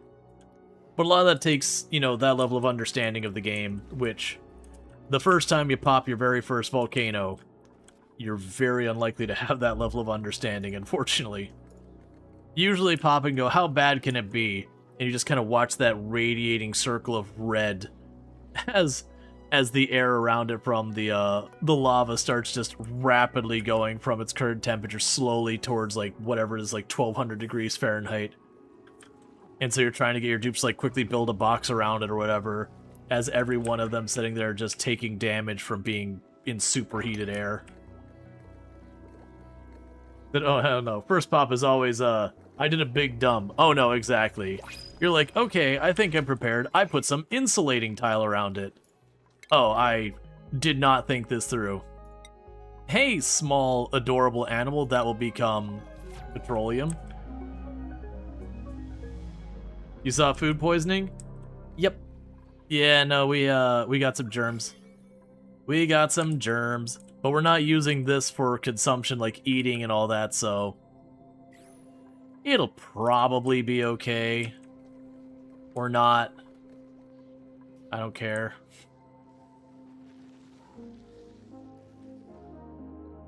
Alright, so let's start making our way over towards this steam one.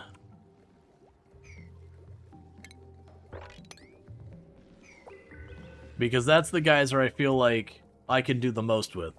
Because if I can get the steam one where I could just put like the one steam engine, even if it like kicks on once in a while for a little bit, that'll still be a little extra power. And then on top of that, that is a additional amount of water. And while it is going to be producing a lot of heat, I'm kind of counting on the fact that it's surrounded by like 8 Wheezeworts in a cold biome with Abyssalite through there. Steam vent, not cold steam vent. So it should be able to run the steam a little bit. The cold steam vent, yeah, no, it's like it can't do it. It just immediately goes back into liquid the moment it comes out.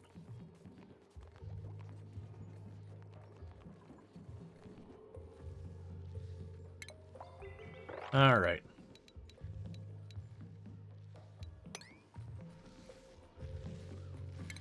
All right, so we can go down here. We'll drop down a little bit farther over to the right or left directions. We're gonna start hollowing some of this out, and we're not gonna uncap it. We don't want to do that. What we'll probably do is we're gonna slowly open this up. I'm gonna try and wedge a steam area over here somewhere. I don't have the steam thing yet. We're gonna try and wedge a steam thing over here.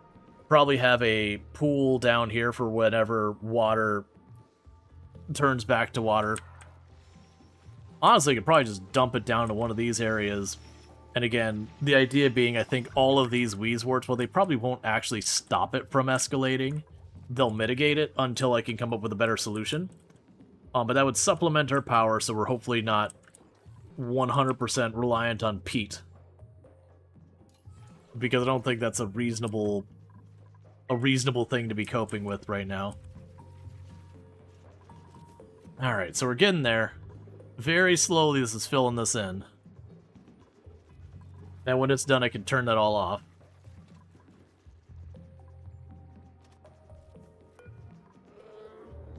I'm glad you have a very large range of temperatures you can handle, because I didn't realize, I wasn't paying attention, I were putting incredibly cold salt water in there, but that's fine.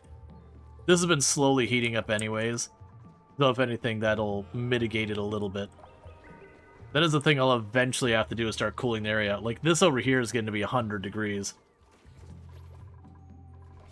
Dupes can run if you need power. I always have the backup. It's right there. Only if the power gets really low. I'm actually going to lower that even farther. If the power gets really low, it's still there. Will it get used? I really hope not. But just in the off chance everything goes sideways, we can have them running it and then add some type of logic to only turn on the machine when the battery's basically full so you can get a couple of seconds of work before it all falls off again.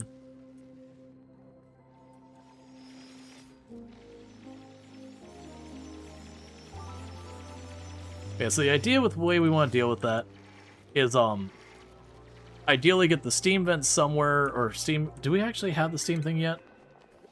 No. So, the next research we finish after this one are going to make sure... Actually, probably going to skip to it now. Where are you? Steam power. You are? Yeah, so get the steam turbine. Like I said, I'm not super expecting that to work. But, even if it gives me a little extra power, that's fine. The hardest part's honestly going to be wedging the steam thing without compromising these Wheezeworts. Because the Wheezeworts, like all of these nearby, is what I'm kind of being encouraged by. Because, you know, that's 4 right there. We got a bunch down around here. If I can open that all up, I could probably help cool off the area around here.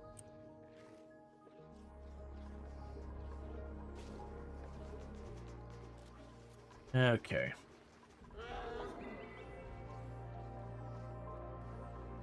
It's be a little tricky to get that sorted because it's going to want to...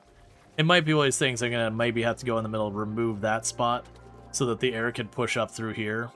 Because it might make a little pocket of air that doesn't get sorted. We'll have to see on how it works. Really kind of just depends on how the airflow happens. Alright, with that said though, chat, it is getting to be about that time. I delayed the ads as long as I can, so I'm going to be wrapping up for the night. That way I don't have to subject you to another round of ads.